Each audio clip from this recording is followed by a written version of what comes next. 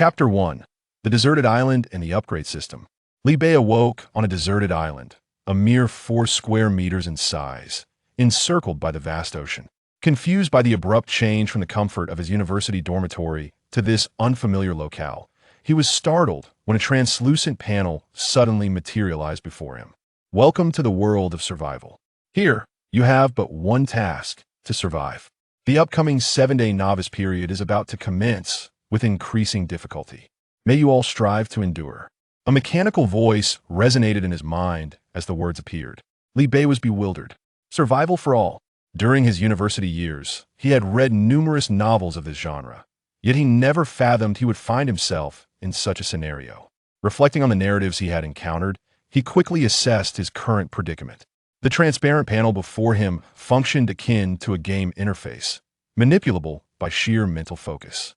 The panel featured sections including area channel, personal attributes, construction, backpack, and weapons, among others. Presently, the area channel displayed 10,00010,000, indicating that 10,000 individuals had entered the world of survival alongside him, just as depicted in the novels. With billions of people worldwide, every group of 10,000 was allocated to a distinct area, with no means of inter-area communication. Li Bei speculated that as the world progressed to a certain point, communication might be enabled, introducing a global channel. However, at this moment, most individuals were likely as bewildered as he was, with silence reigning in the area channel. Li Bei accessed the personal attributes. Name: Li Bei. Gender: male. Age: 23. Constitution: 7 strength, 8 agility, 6 spirit, 9 luck, 3. Each attribute had a maximum limit of 10, and due to his lack of physical activity, his stats were rather modest, teetering on the edge of mediocrity. His backpack contained 10 slots, each capable of holding up to 100 identical items, a fairly substantial capacity. As for the construction options, he hastily skimmed through them, noting the island's complete lack of resources, rendering any construction endeavors unattainable for now. At that moment, the newly arrived individuals began to comprehend their situation. The area channel erupted in a flurry of notifications. What is this place? Is anyone there? I find myself on a deserted island, surrounded by the sea. Is there anyone who can help me call for rescue? I'm also on a deserted island. Deserted Island 1. Are you all on a deserted island in the middle of the ocean? So, am I, but wasn't I just sleeping at home? How did I end up here? To the poster above, have you read any survival novels? We've all been transported to another world. I'm so anxious. The mortality rate in survival novels is notoriously high. What survival novels? What are you talking about? How do we return? Does anyone have a way to contact the outside world? Returning is out of the question. The entire globe has likely been transported here. We must fend for ourselves. Wow, I'm so scared. I almost fell into the sea just now. Does anyone have food? This island is only 4 square meters, and I see no food at all. Are they trying to starve us? Congratulations, you've answered correctly. What is the most scarce resource in survival novels? Food, of course. That I'm so hungry. After pulling an all-nighter without a meal, I've been transported here. Are there coconut trees on this island?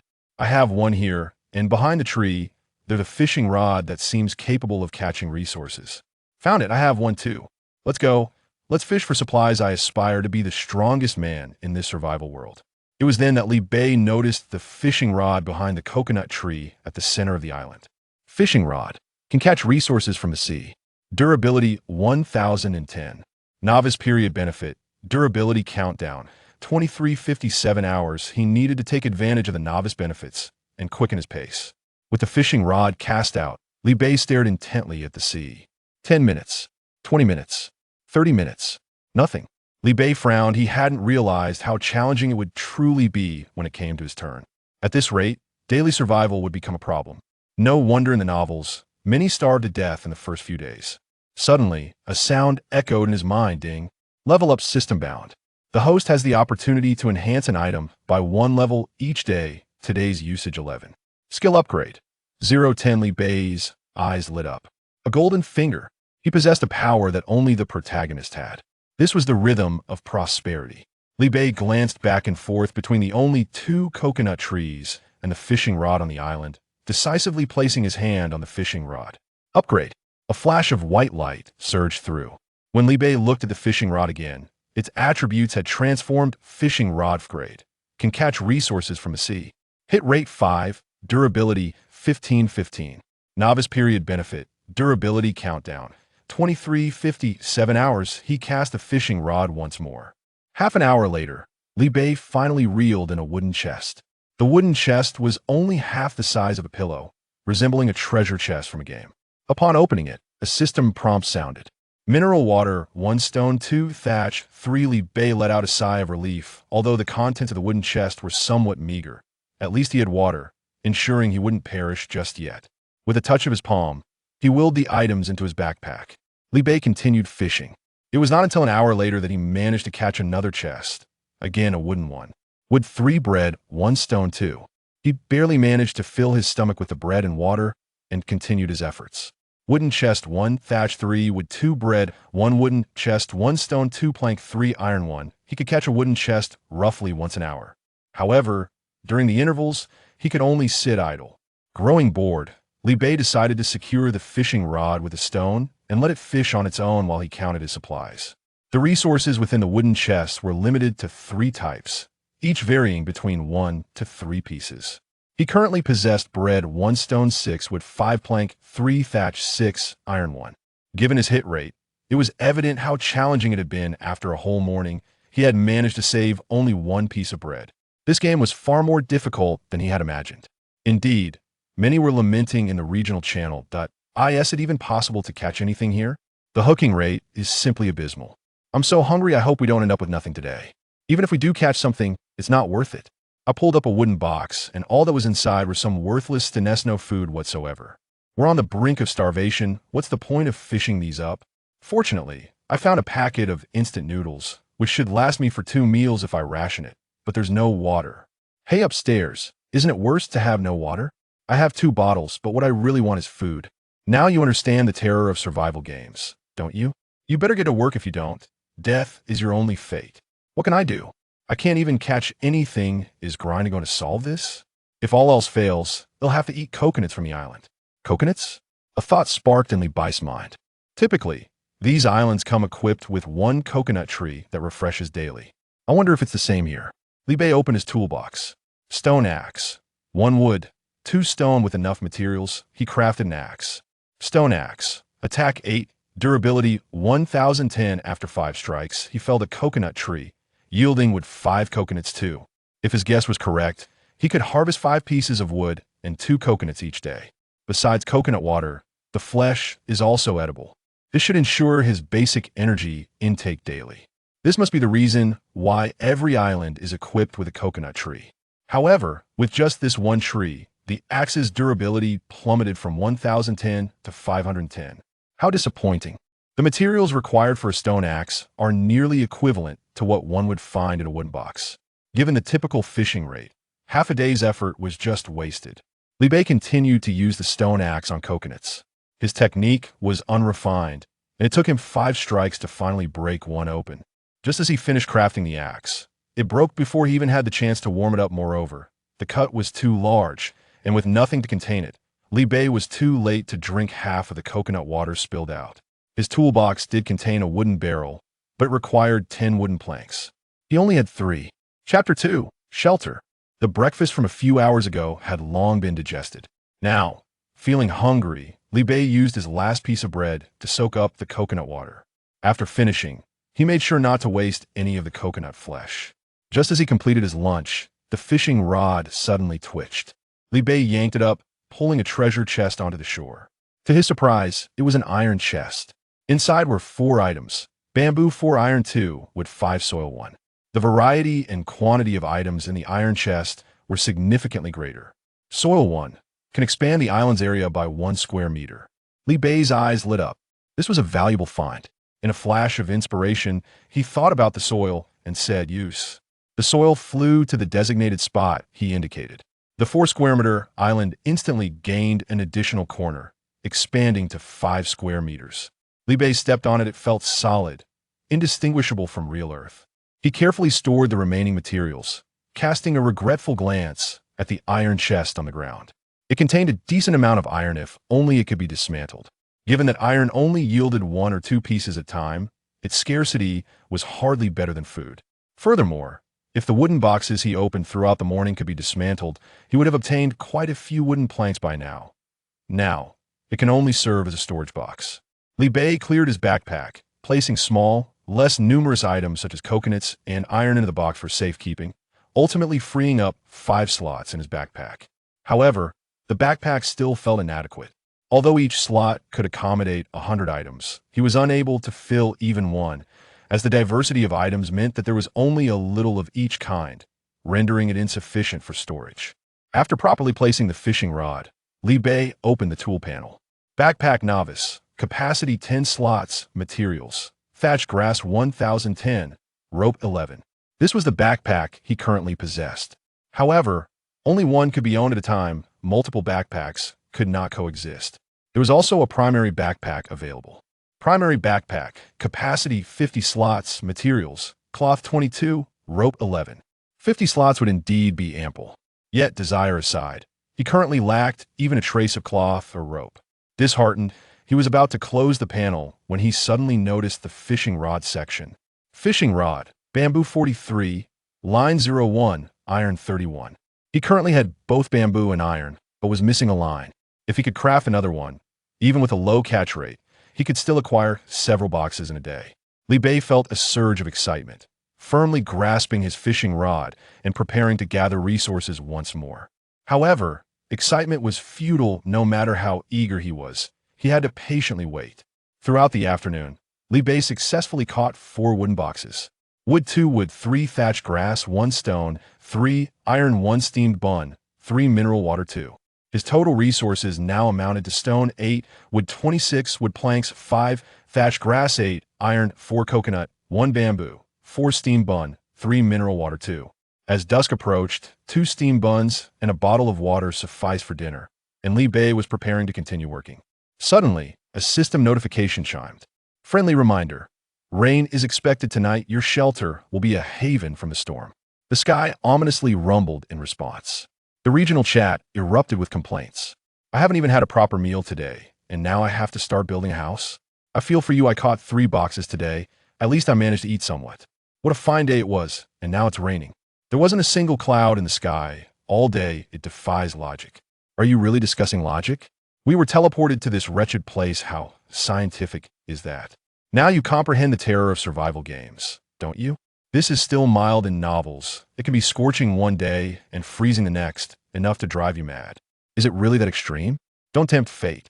I was just joking. It can't possibly be like in the novels, right? Still, you speak of it. Everyone, I've checked the most basic shelter, a thatched hut, requires only 10 wood and 5 thatched grass to build. Let's all strive to construct one. If we get drenched and catch a cold, there will be no place to seek medical attention here. Alas, I have managed to catch but a single box today. Is there a benevolent soul willing to lend me some materials? I shall return the favor once I am fortunate enough to fish tomorrow. The individual above is truly a misfortune. I too am in need of 3 pieces of wood. I seek assistance. I offer 2 pieces of wood in exchange for a bottle of water. Those interested, please enter the trading channel. Li Bei opened the trading channel, where numerous requests for wood and thatch were displayed. 2 stones for 2 pieces of wood. Who among you noble ones can lend a hand? I would be eternally grateful. No exchange for 10 pieces of wood and 5 thatch. I possess a mine. Whoever supplies me with materials shall receive 1 million upon my return. Comment: the individual above is quite foolish. Assessment complete. Reply: looking to increase the price? Very well. 2 million. I possess ample wealth. Comment: I am worth over 100 million, and do not dare act so brazenly. You are but a speck. Comment: everyone, it is truly impossible to return, is it not? I must compile a narrative for your perusal. How can there still be so many lost in daydreams? Comment: why concern yourself with them? Within 3 days, they shall learn their lesson. 2 pieces of wood for 1 bottle of mineral water. First come, first serve. Slow hands shall receive nothing. 5 planks for 5 thatch. I am merely lacking in thatch, having opened 3 boxes. None contain this item.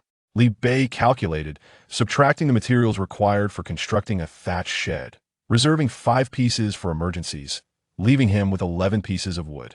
He promptly initiated a trade. 10 pieces of wood for 2 pieces of line. Comment: wow, The wealthy are indeed affluent. I cannot even gather enough to build a house. Yet they possess an excess of 10 pieces. Comment. Noble one, I beseech you to take me in henceforth. I shall be your humble servant, willing to do your bidding. Comment. Can I exchange 2 stones? Comment. If that is not feasible, I can add 1 iron at most. This price is already generous. Do not push your luck. Reply. There are many reasonable individuals in this world, yet fools still exist. Behold, we have captured one. Comment. Noble one, I have only found a single piece of lime. May I trade for it? Have pity on a child. Comment. Ah, someone has indeed caught a line. If I had wood, I would exchange for it. Comment. What is so special about this line? Comment. The individual above is a novice. Do take time to observe the system. Panel line can be used to craft a fishing rod. Possessing an additional rod means more boxes to catch. With a dozen fishing rods, one could soar to great heights. Li Bei privately messaged him. Agreed. 1 piece of line for 5 pieces of wood. But I still require 8 pieces of wood.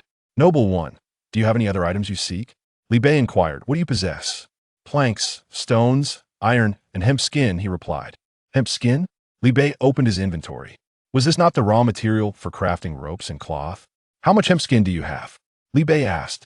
Just 2 pieces, he responded. 2 pieces of hemp skin, 1 iron, and 1 line in exchange for 8 pieces of wood. Agree to the trade. Thank you. Noble one, I adore you dearly. Upon acquiring the line, Li Bei promptly clicked to craft a fishing rod. Fishing rod, for bamboo, 1 line for iron. A flash of white light enveloped him as a fishing rod materialized in his grasp. Fishing rod can be used to fish for resources on the sea. Durability, 1010. Although it could not compare to his upgraded fishing rod, it was certainly better than nothing. Li Bei excavated 2 deeper pits in the ground and inserted 2 fishing rods into them, securing them with stones, allowing them to fish autonomously. He then took out the hemp skin. 2 pieces of hemp skin can be directly combined to create 1 hemp rope. However, to fabricate hemp cloth, a loom is essential. The loom requires 4 iron, 18 wood, and 5 threads. Yet, the threads are a persistent headache.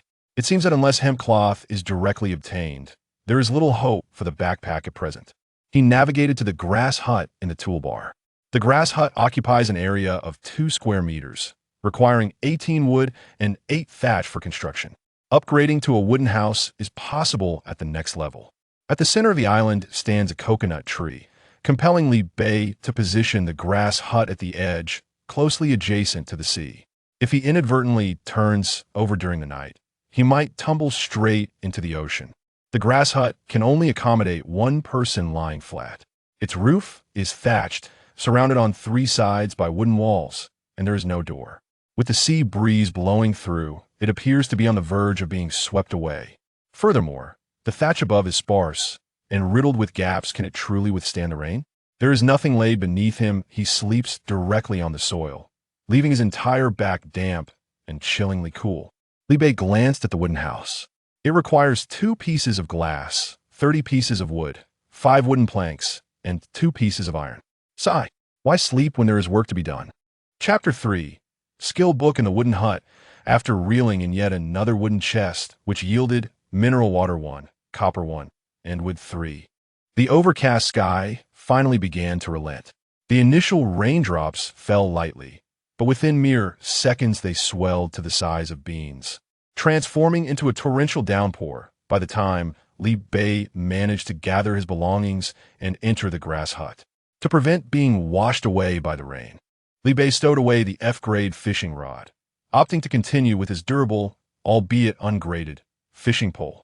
A chilling wind swept through the grass hut, while seawater surged in with the gusts, turning the floor into a puddle that rendered sleep nearly impossible. The thatched roof above, surprisingly sturdy, remained intact. It still dripped sporadically. Li Bei grimaced, expressing his frustration at the system's deceit. What difference did it make to construct the shelter?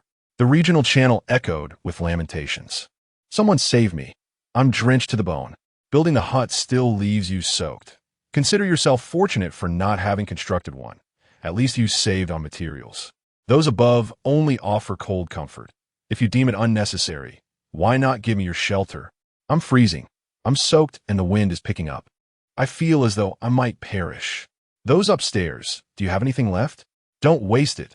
When you die, I'll erect a monument in your honor. I'll pay 5 million. Who will build me a hut? All this money is yours. Upstairs, money is useless. 10 million. No, I'll give you my entire fortune. I'm on the verge of freezing to death. Rest in peace. Very well. In retrospect, the grass hut served a purpose after all. There's a distinction between turning on a shower and opening a floodgate.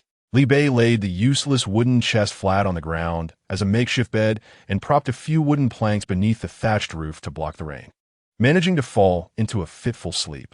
Awakening with 2 dark circles under his eyes, Li Bei's first order of business upon rising was to upgrade his fishing rod. Fishing rod F grade. Accuracy 10, durability 2020.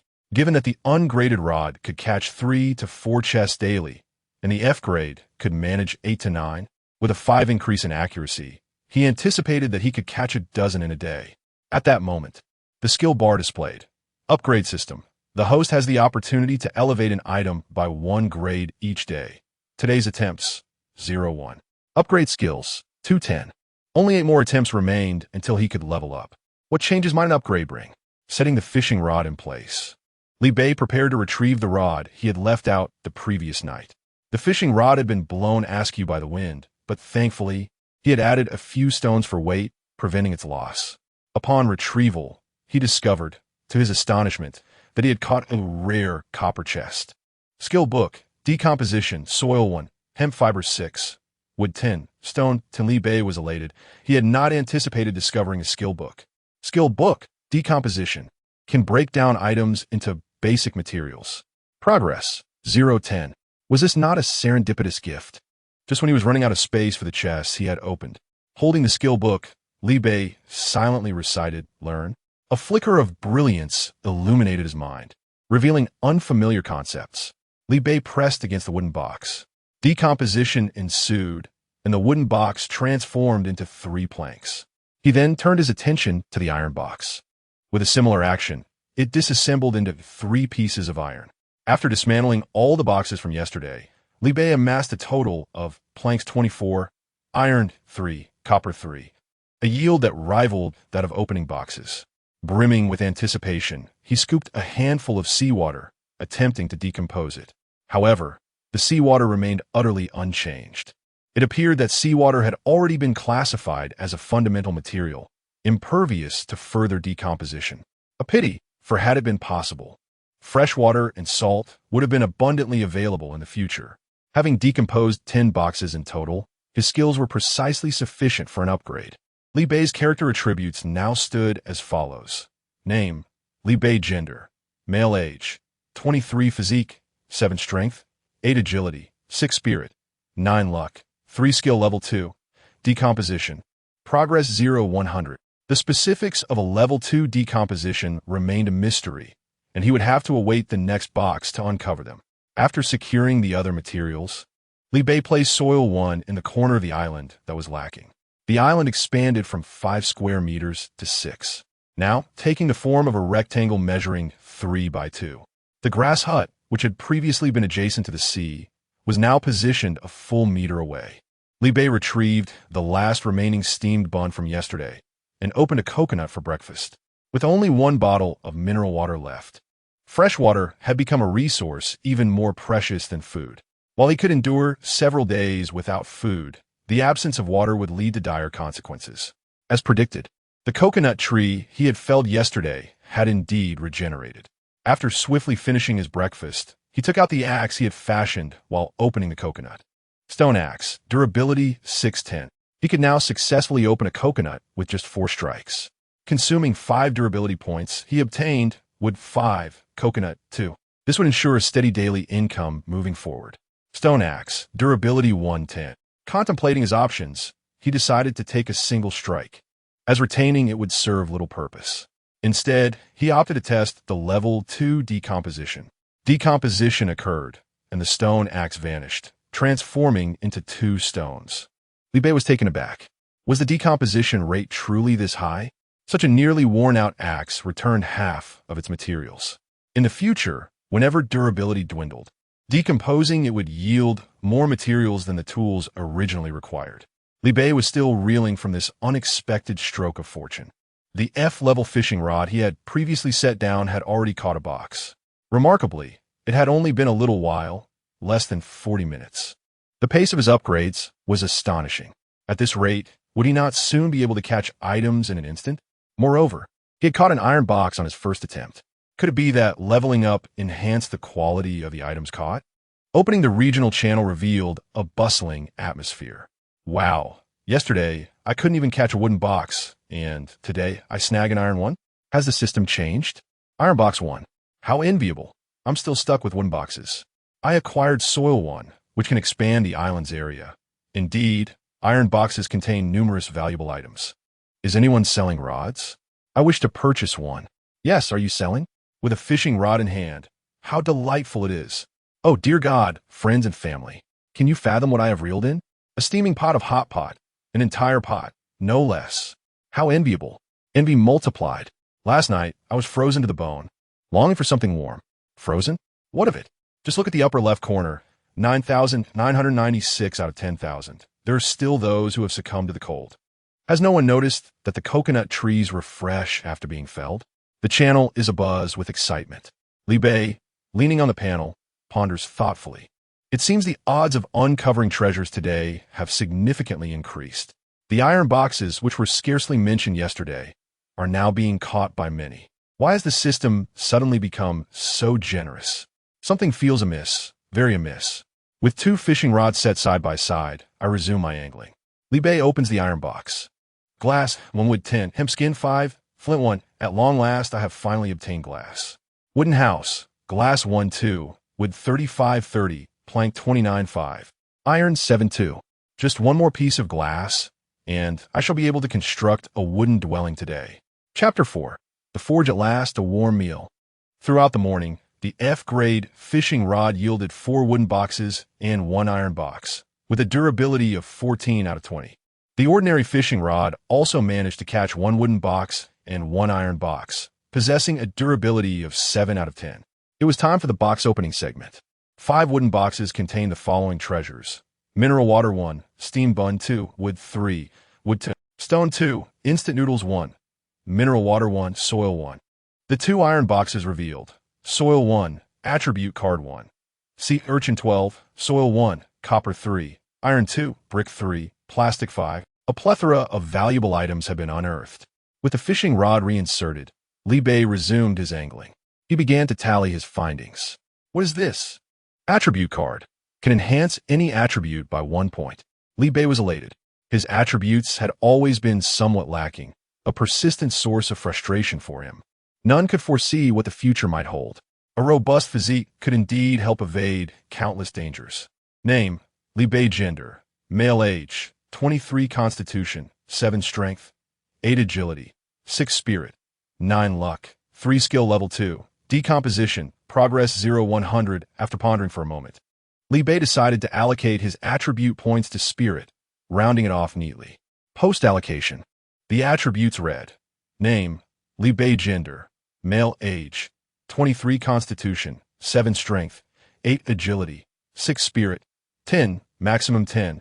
Can be upgraded further after breaking through the first tier. Luck, 3 skill level 2. Decomposition, progress 1-100. Can attributes continue to increase beyond 10? Considering his physical fitness, achieving maximum attributes should equate to that of a versatile athlete. If he were to advance further, would he not become superhuman? Well, with skills already in place, becoming a superhuman is not that extraordinary. Yet, he was uncertain how to break through the first tier. With spirit maxed at 10, the fatigue from last night's sleeplessness vanished entirely. Li Bei felt an overwhelming urge to circle the small island 100 times. With 3 units of soil placed, the island expanded to 9 square meters. 100 laps would roughly equate to a kilometer run. 2 new items had emerged, brick and plastic, the purpose of which remained unknown. Nevertheless, if the plastic could be refined into thinner strands, it resembled fishing line. Wait a moment. Li Bei rummaged through his tool inventory. If such an item existed, the possibility of crafting fishing line was not beyond reach. Furnace can smelt items. Iron 930, stone 2830, copper 710, brick 310. If plastic could be melted and then elongated to take shape, wouldn't it serve as fishing line? Furthermore, Li Bei approached the shore and scooped up a handful of sand. Sand could also be used to produce glass. With just one more piece of glass, he could construct a wooden house. This was certainly worth a try. He decomposed the 2 iron boxes, now possessing 15 iron, still needing 15 more. Stone was relatively easy to catch, but he was still short on copper and bricks. Li Bei opened the trading channel. Excluding the construction of wooden houses, Li Bei submitted all remaining wood, totaling 12 portions. He also contributed 9 portions of thatch, indicating there are still quite a few without straw huts. The exchange rate was 2 portions of thatch for either 1 iron or 1 copper box. Comment. What purpose do the boxes serve? Why are people still collecting them? Comment. Have all the boxes turned to copper? I still have wooden boxes. What's inside a copper box? Comment. They're used for storing items, serving as storage boxes, which are far superior to leaving things on the ground. Comment. I can't stack my excess anymore. If I catch more, I'll have to toss them into the sea. It's worth trading if I can. The 12 portions of wood were exchanged within a minute. 11 iron boxes and surprisingly 1 copper box were acquired. Someone in the private chat messaged him. What do you need those useless boxes for? Did you unlock a skill book? Is the treasure chest regenerating? Li Bei pondered. It seemed there were indeed quite a few who had obtained copper boxes. This person also possessed some skills. Noticing Li Bei's silence, the individual urged, don't rush to use them. I'll trade you 10 pieces of wood and 5 portions of thatch for your skill. With these materials, you can construct a straw hut. It's a fair deal. Li Bei rolled his eyes. You're delusional. The person continued. Once I develop, I'll look after you. Not everyone has the privilege of being my subordinate. Li Bei was speechless. Why would I rely on you to develop my skills? The individual retorted, don't take this lightly. The opportunity is rare. In the future, you'll be begging me to accept you. Shaking his head, Li Bei decided to block such an irrational person. After dismantling the treasure chest, he acquired 33 iron and 3 copper pieces. He now had 48 iron and 10 copper, which was just sufficient. Li Bei then removed the thatch from the market and resubmitted it. Exchange thatch for brick. 3 portions for 1 brick, 9. There were quite a few people with bricks, but many had already opened higher-level boxes and lacked thatch, resulting in few willing to trade. In the end, Li Bei managed to exchange only for 1 brick. Gritting his teeth, he divided his sea urchins in half and took out a bottle of mineral water. Exchange 1 sea urchin for 1 brick, 6. Exchange 1 bottle of mineral water for 3 bricks. Comment. Wow, have the big shots now stockpiled food? Comment. I've only eaten once since yesterday, and that was ready-made coconut. How do you all have sea urchins? Comment. Slurping sounds. Too bad I don't have any bricks. Otherwise, I'd trade for a taste. Sea urchins were once precious in the previous world. Mineral water was in high demand, exchanging almost instantly. Currently, freshwater resources could only be obtained through opening boxes with a low drop rate. Yesterday, it rained, and someone tried drinking rainwater only to find it sour. Not only did it not quench their thirst, but also caused a bout of diarrhea. In the toolbar, water purifier, plastic 510, iron 48.5, copper 10.5, charcoal 0.5, stone 28.5, ceramic 0.2. It was still beyond their reach for the time being. Not long after, the sea urchins were also exchanged completely. Li Bei's current supplies include stone 28, wood 30, plank 29, thatch 6, iron 48, coconut 2, bamboo 5, steamed bun 3, mineral water 2, copper 10, hemp skin 13, glass of flint, a brick 13, plastic 5, instant noodles 1, sea urchin 6. Organizing these. Fishing rod just managed to catch a wooden box. Opening it reveals stone 3, thatch 2, bamboo 1. With the materials gathered, he selects the machine and clicks on the furnace. Furnace, capable of smelting items, iron 4830, stone 3130, copper 1010, brick 1310. The furnace occupies an area of 1 square meter and can utilize wood, charcoal, and other fuels to heat up. The temperature adjusts automatically based on the materials being smelted. Li Bei tentatively tosses in 1 plastic. In less than a minute, a batch of plastic solution emerges. He quickly pours the hot plastic solution into a slender groove he had previously fashioned from planks. Upon cooling, he obtains a white plastic thread, as thick as a steel wire. Thread 1. Although somewhat crude and not particularly fine, the system acknowledges it as a legitimate threat. It seems this survival game boasts a significant degree of freedom. Stone shovel. Stone 1-3, wood 32. After trading for 2 stones in the marketplace, Levi swiftly crafts a shovel.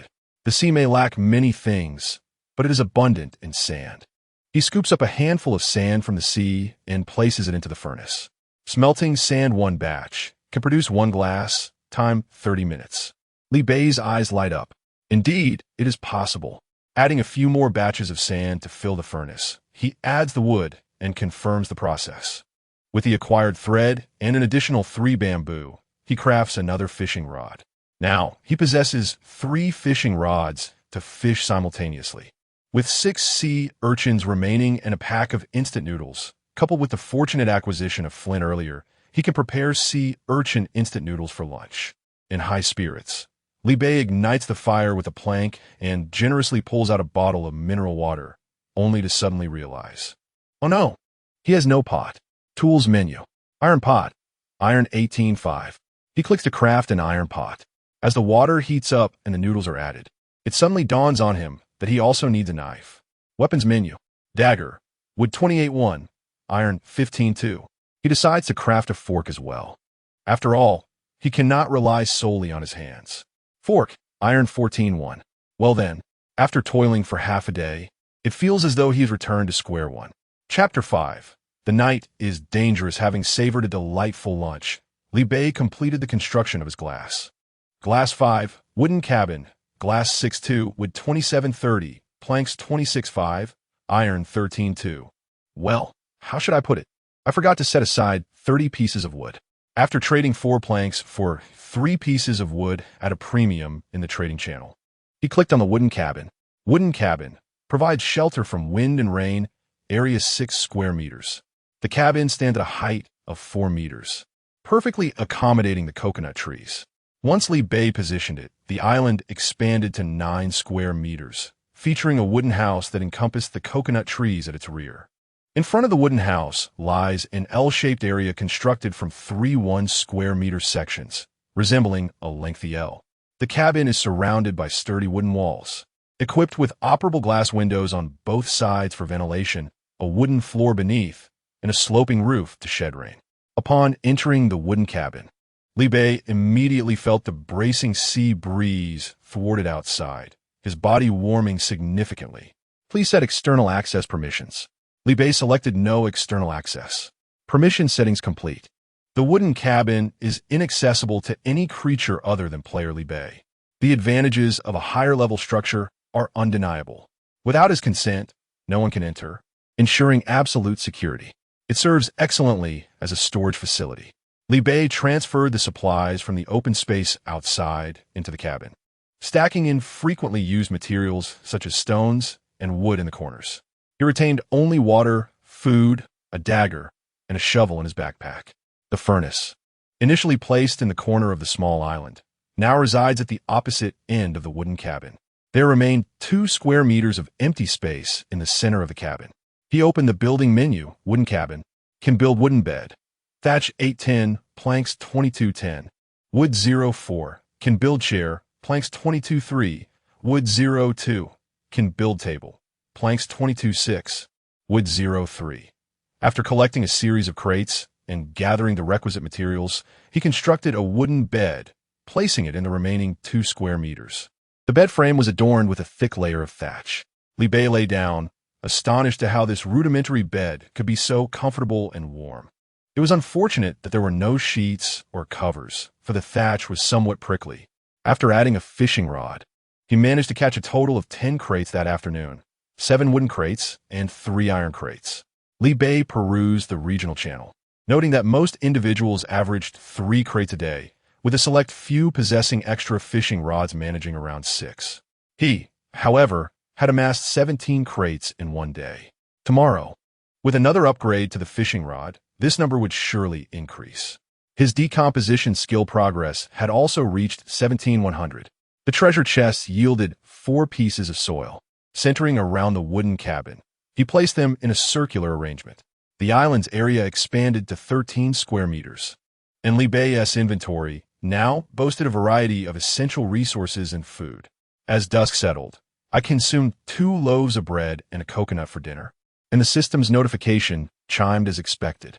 Has everyone constructed their shelters? The nights in this survival world are becoming perilous. Only within the safety of a shelter can you ensure your security. What does this mean? Is there no rain to torment us today? I hope there are no monsters lurking tonight. I still have my superhero figurine. I had intended to stay up all night. My treasure chest, my supplies. Well, I suppose I must refrain from venturing out after dark. Alas, I have yet to build my thatched hut.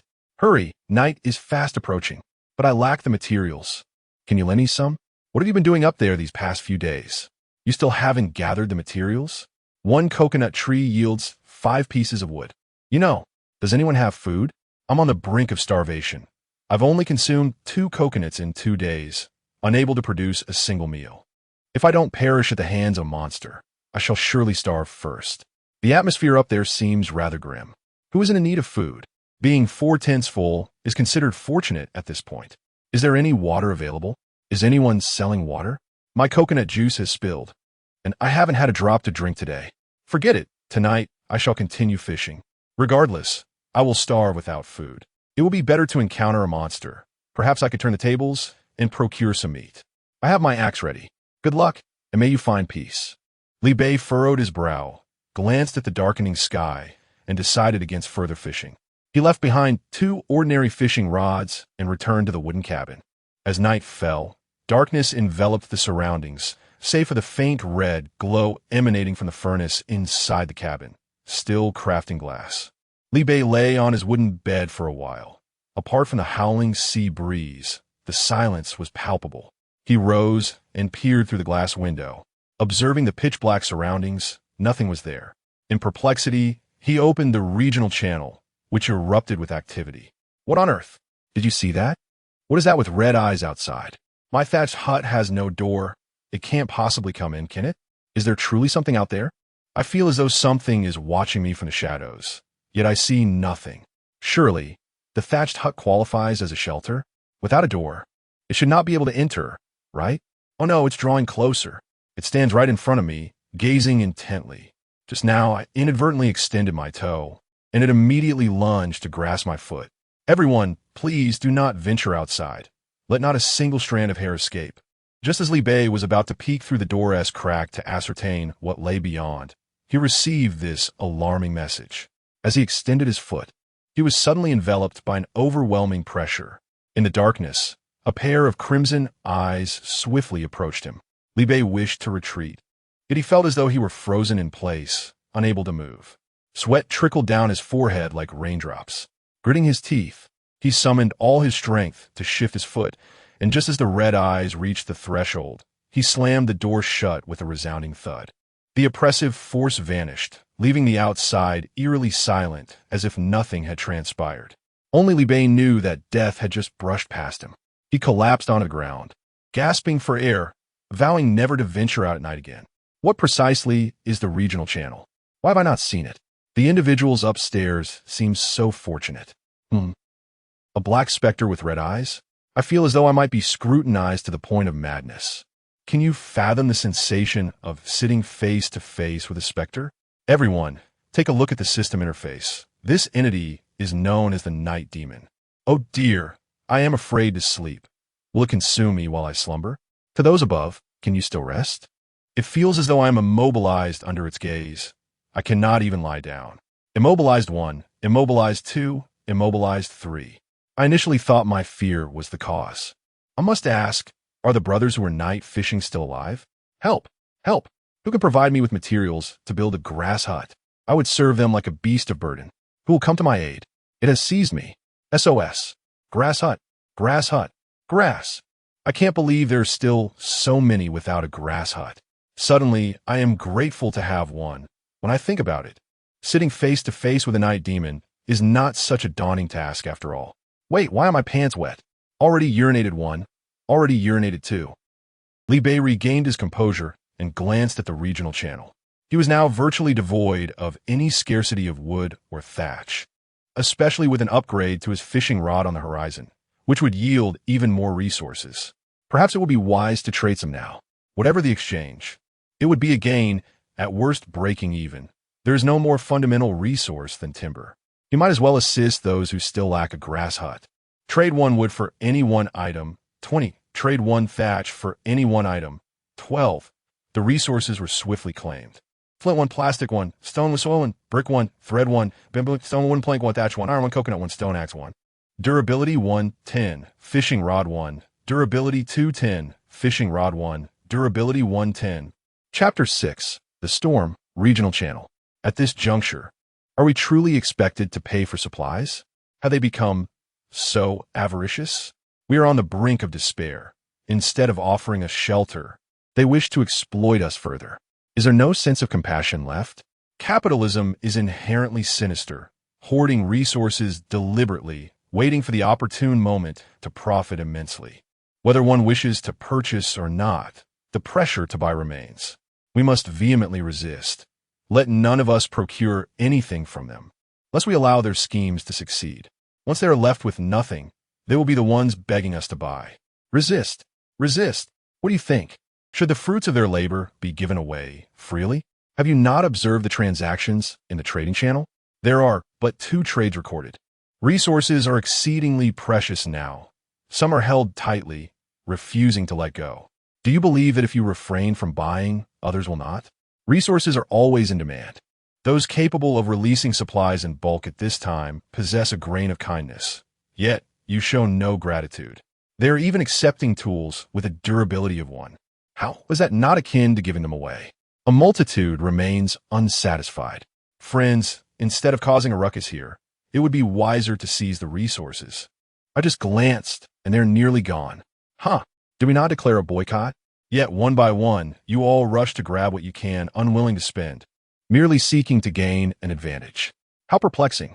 Were we not in agreement to resist? You have deceived me. I was ready to make a purchase. Just 1 piece of wood away from constructing a shelter, and now it is gone. This is disastrous. I see the night demon you spoke of. What has happened to the supplies? Have they been removed from the shelves? Did I offend you with my words? Must you hold a grudge? Esteemed one, I was mistaken. Consider my previous remarks as mere folly. I implore you to release another batch of supplies. Liu chuckled softly, blocking all those who had caused the commotion. Regardless of whether they escaped this predicament, he would no longer engage in trade with them. He did not mind lending a hand when times were easier, but he would not assist the foolish indiscriminately, unlike the others who had endured a sleepless night. Liu slumbered soundly. Upon rising early the next morning, he first tended to his fishing rod. Fishing rod F grade. Accuracy 10, durability 720. After upgrading, it transformed into fishing rod E grade. Accuracy 15, durability 25. Durability fully restored, and accuracy increased by 5. As per routine, he retrieved the 2 fishing rods he had used throughout the night, unexpectedly netting 2 copper chests. Liu pondered. Could it be that the probability of catching high-grade chests is greater at night? Perhaps the dangers of the night warrant a compensatory reward? Liu disassembled the tools collected from the previous night, yielding 2 fishing lines. He then crafted 2 additional fishing rods, aligning all 5 before commencing to open the chests. Attribute points 1, soil and ceramics 2, plastic 5, wood to soil 1, pork and testa noodles 1, copper 3. Attribute points 1, bricks 5 with the addition of the soil collected last night. Totaling 3 pieces, Liu placed them all according to the previously established circular method centered around the coconut tree. The island now spans a total area of 16 square meters. Name, Liu gender, male age, 23 strength, 8 agility, 6 spirit, 10, maximum 10, can be upgraded after breaking through the first level. Luck, 3 skill level 2. Decomposition, progress 2100, with 2 attribute points, he allocated them to strength, raising yet another attribute to 10. Name, Liu gender, male age, 23 constitution, 7 strength, 10, maximum 10, can be upgraded after breaking through the first level. Agility, 6 spirit, 10, maximum 10, can be upgraded after breaking through the first level. Luck, 3 skill level 2, decomposition, progress 2100. He eagerly anticipated the changes that would occur once all attributes reached 10. He saved the bread and steamed buns for later, opting instead for the pork intestine noodles for breakfast. With a delightful slurp of the noodles, their smoothness and elasticity tantalized his palate. The chunks of pork intestine were large and tender. It had been 3 days since Li Bei had seen any oil. A thin layer of red oil floated atop the soup, infused with the distinctive flavor of the pork intestine. A sip revealed it was still warm, providing immense satisfaction. Speaking of pork intestine, he felt a craving for meat. However, on this island, devoid of livestock, the only option was to catch fish. Yet, Li Bei found it peculiar that the sea was eerily calm. He had gone down to shovel sand yesterday, and hadn't spotted a single fish. His fishing rod had yielded nothing but empty boxes in recent days, as if the sea were lifeless. Quite strange indeed. After retrieving 5 pieces of glass from a furnace, Li Bei filled the sand again and continued smelting. He now possessed 10 pieces of glass, a valuable commodity essential for constructing wooden houses. Glancing at the regional channel, he noted that after the events of last night, with over 100 individuals perishing, the population had dwindled to 9,887 out of 10,000. The remaining survivors were all those with grass huts. The wooden house would undoubtedly become a sought-after product, possibly allowing him to exchange for valuable items. Having completed these tasks, Li Bei prepared to cut down a coconut tree. Outside, the E-grade fishing rod twitched. Li Bei was astonished. So soon? Just yesterday. It took about 40 minutes for a catch, and now only 30 minutes? He hurriedly pulled up the box, and, as he repositioned the fishing rod, another ordinary rod began to move. Pulling up the box and securing the fishing rod, Li Bei did not rush to open the box, but swiftly went to cut down the coconut tree. He had a premonition that today would be busy. He also needed to find time to craft a backpack, as his inventory was becoming increasingly cramped with only 10 slots. Each time, transporting supplies to the wooden cabin is no small task, and the cabin itself is quite limited in space. The large volumes of wood and stone cannot accommodate a significant quantity. Furthermore, when it comes time to craft items, it becomes inconvenient. One must first empty the backpack and then refill it with materials before creation can commence. Upon returning to the cabin, Li Bei swiftly opens the tool menu. Basic backpack, capacity 50 slots, materials, burlap 02, rope 01. Rope materials, hempskin 23-2. First, he synthesizes a length of rope and then proceeds to create burlap. The raw material for burlap is also hempskin, but must be woven using a loom. Loom, iron 1620, wood 10-5, thread 05. The materials are nearly complete. He only needs to produce 5 strands of thread. Fortunately, he currently possesses 15 pieces of plastic, which is ample. He scoops out 4 portions of sand still cured in the furnace and melts 5 pieces of plastic. The resultant plastic solution is poured into a rudimentary trough crafted from wooden boards. 5 strands of thread are completed. Selecting the loom, a flash of white light signals its construction, occupying 2 square meters. However, a problem arises. The cabin is now filled to capacity, leaving no room for it. The cabin totals 6 square meters, with a 2 square meter bed, a 1 square meter furnace, and a chaotic pile of assorted materials. There is no option but to manually toss some materials outside. Otherwise, rain would spell disaster. At this moment, his yearning for a larger backpack intensifies. After painstakingly clearing 2 square meters beside the bed, the loom is finally placed successfully. 10 pieces of hempskin yield 1 piece of burlap. Li Bei adds the remaining 20 pieces of hempskin, now left with nothing to do but wait. Just as he finishes, the fishing rods begin to twitch in succession. He retrieves one, only for another to bite. As he prepares several ordinary fishing rods, an E-grade rod appears as well. Li Bei is busily engaged, hardly pausing for breath. At this rate, 5 rods will suffice. He need not craft any additional ones. Moreover, upgrading the E-rod tomorrow will only increase his workload. Li Bei lies down for a brief rest, only to notice a few stalks of thatch have been blown away from the empty space. Oddly enough, it's not yet evening, and the sky seems to be changing. Ding! Everyone performed exceptionally well last night. A storm is approaching tonight. A low-level shelter can ward off the monsters of the night, but it cannot withstand a storm. Chapter 7. once again acquiring skill books, abundant attribute points, and soil in the regional channel. Is this truly the novice phase?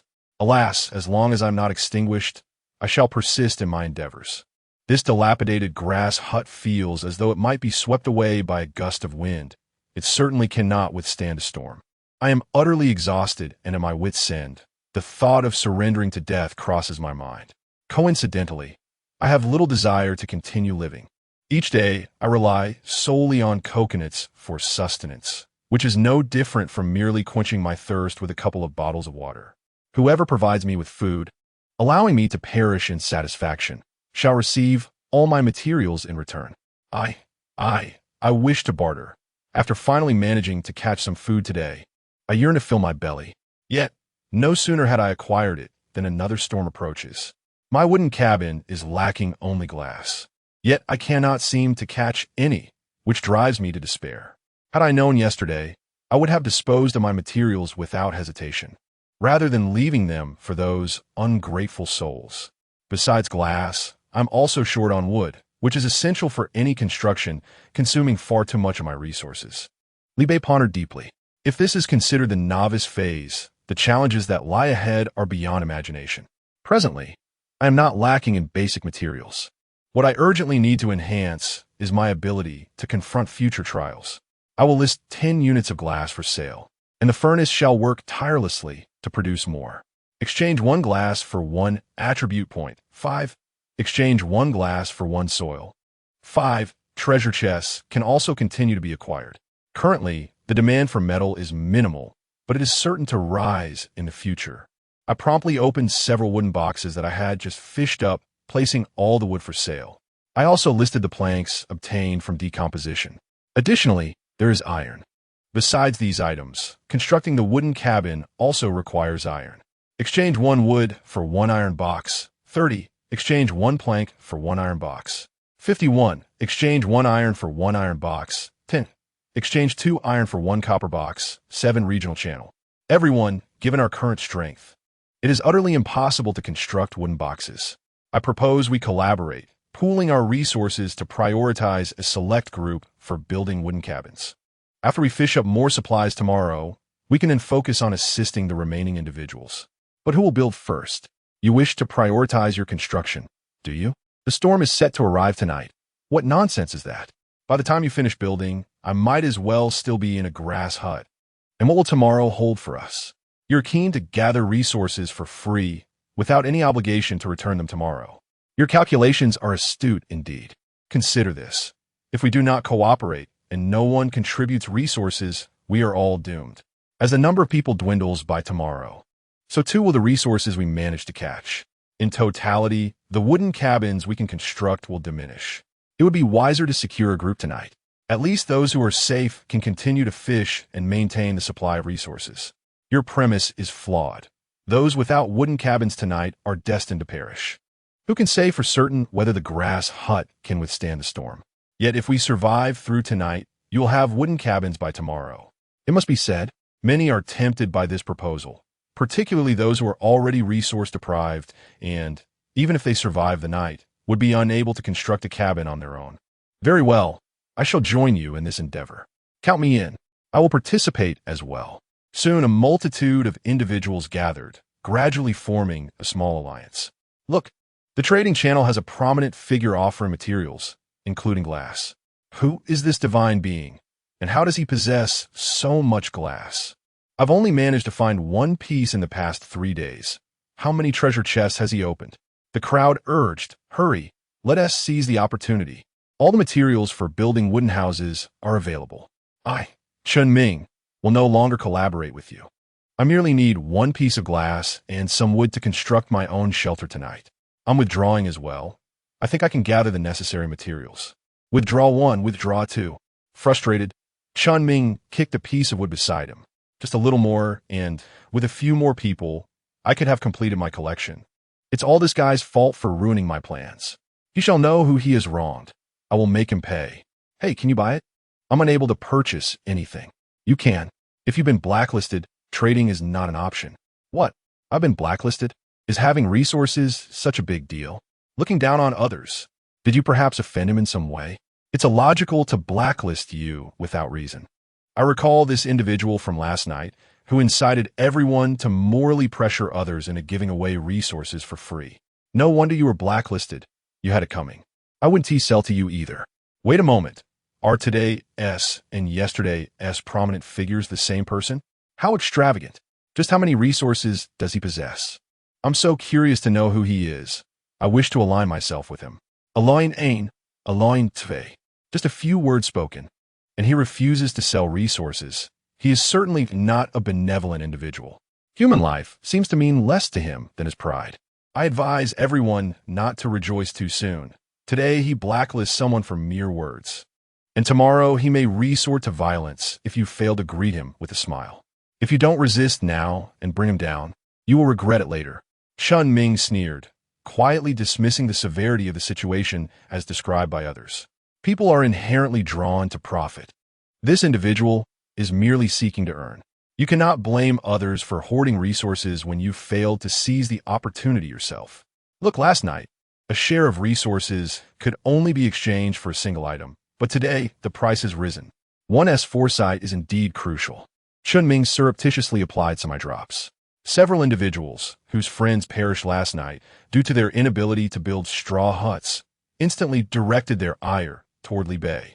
So, he had resources last night, but chose not to help, waiting for today as price hike. To him, human life is worth less than a piece of wood. Chun Ming also took the opportunity to gather several subordinates who shared a common enemy. The regional channel was filled with disdainful remarks. Chun Ming, do not defend them. These two are simply foolish and unreasonable. There are even some who dare to mock them. Let us mourn for them. Blacklist them. Let be done. Those blacklisted should brace themselves for tears. Keep scrolling down the trading channel. Resources can still be exchanged for boxes. What a fair price. I have boxes piled up like mountains. Finally, I can put them to good use. A bunch of fools. The trading channel continued to buzz with activity. The glass was quickly snapped up, and the comment section was flooded with requests for delivery. Li Bei did not anticipate the abundance of attribute points and soil. He promptly listed the freshly produced 5 pieces of glass, offering them in exchange for attribute points and soil. Everyone, please be patient. There will be more waves this afternoon and evening, he replied. One comment read, Boss, I lack these 2 items. Can I exchange other things?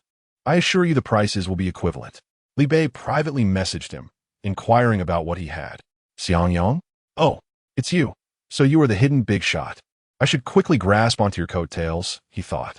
I possess a skill book, but I require 2 pieces of glass, 1 iron, and 3 pieces of wood. Those are the materials I am missing. A skill book? Li Bei pondered, perplexed. Such a rare item, and you are willing to trade it for so little? Let me see it. Xiangyang fell silent for a moment. Well, if you deem it appropriate, then we can trade. I do not intend to take advantage of you. This item is valuable. It will surely be of use to you in the future. His words piqued Li Bei's curiosity further. What precisely was this skill? Skill book. Harden. Li Bei was taken aback. What the heck? It will be of use when I grow old? Xiangyang chuckled. Doesn't it sound good? At first glance, it is indeed a great skill. However, Li Bei surveyed his surroundings and noticed that there was nothing that required hardening. Adhering to the principle that one can never have too many skills, he accepted the trade. All right, Xiangyang, few thank you. I also have a silver chest. Would you like it? Li Bei was astonished. You have a silver chest already? Hee. I am merely fortunate. I started with 10 luck points. Good heavens. Starting off with full luck. His luck is only 3 points now. Clearly, he is set up as the protagonist. Perhaps he should allocate some points into luck next time. What do you wish to exchange? Xiangyang, a half bottle of water. Food and water are too hard to come by. All right, I will give you a bottle directly.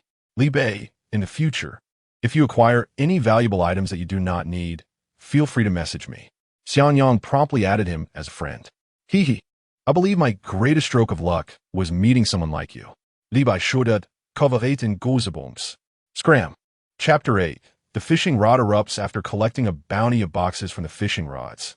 Li Bei commenced his experimentation with skills. Skill level 1. Hardening. Progress. 0-10. He directed his skill towards a wooden wall, yet it showed no signs of alteration. Its thickness and sturdiness remained unchanged. It appeared that this skill had no effect on solid objects. Contemplating for a moment, Li Bei opened a coconut and aimed at the coconut water within. Harden. The coconut water transformed into a hard, white solid resembling coconut flesh. A lick revealed the familiar flavor, yet a bite proved as hard as stone, nearly risking a tooth. Li Bei then grasped a handful of soil. Harden. The soil morphed into a cement-like substance. He picked up some sand, which then transformed into gravel. This skill proved effective not only on liquids, but also on semi-solid substances, without altering their intrinsic properties. With this realization, Li Bei turned his gaze towards the sea. He had long been curious about what lay at the ocean's end. Did continents exist in this world? If he utilized the hardening skill to solidify the seawater, could he forge a path to other realms? Without hesitation, he placed his hand upon the ocean's surface. Harden. A thin, glass-like square, measuring 10 by 10 centimeters, emerged on the water surface. Li Bei's eyes sparkled with excitement. This could work. He swiftly moved his hand to an adjacent area. Harden. Harden. Hard. Piece by piece, he assembled the square glass tiles together. However, after hardening approximately 10 pieces, a sudden, sharp pain pierced his mind. His mental energy was utterly depleted, overwhelming him with the fatigue of sleepless nights. At that moment, a wave crashed upon the newly formed glass path, scattering it into the depths of the sea in mere moments. This won't do. It is still too weak. The hardened glass tiles were too small in area. Moreover, unless he solidified the entire body of water, the glass tiles could not endure long on the surface. If he were to harden one piece at a time, his stamina would not allow him to traverse far. Li Bei Zeit. The potential of this skill was promising, but he needed to enhance his own strength and skill level for it to be truly beneficial. At that moment, skill level 2, hardening. Progress, 14,100. Li Bei discovered that the area he could harden had increased from 10 by 10 centimeters to 20 by 20 centimeters. It seemed that he needed to practice more regularly. The decomposition skill also required honing. At level 2, he could already reclaim half of the materials, and who knows what surprises lay ahead. As for his inherent upgrade skill, its progress stood at 310, a slow journey ahead. With the hemp cloth completed, Li Bei focused his thoughts, opened his toolbar, and clicked on his backpack. Basic backpack, capacity 50 slots, materials. Hemp cloth 2-2, hemp rope 1-1.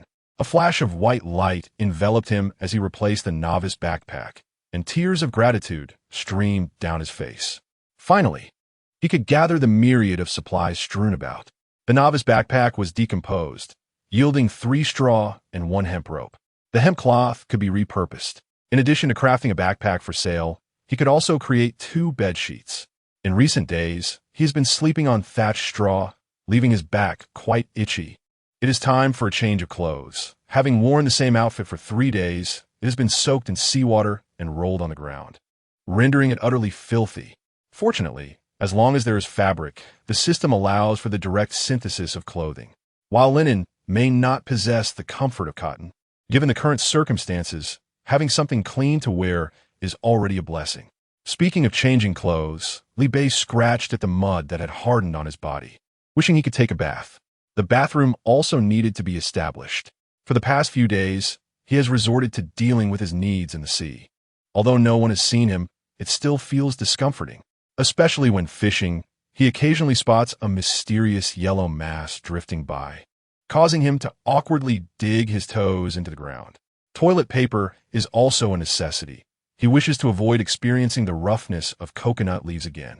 The wind has been growing stronger and the sky increasingly overcast.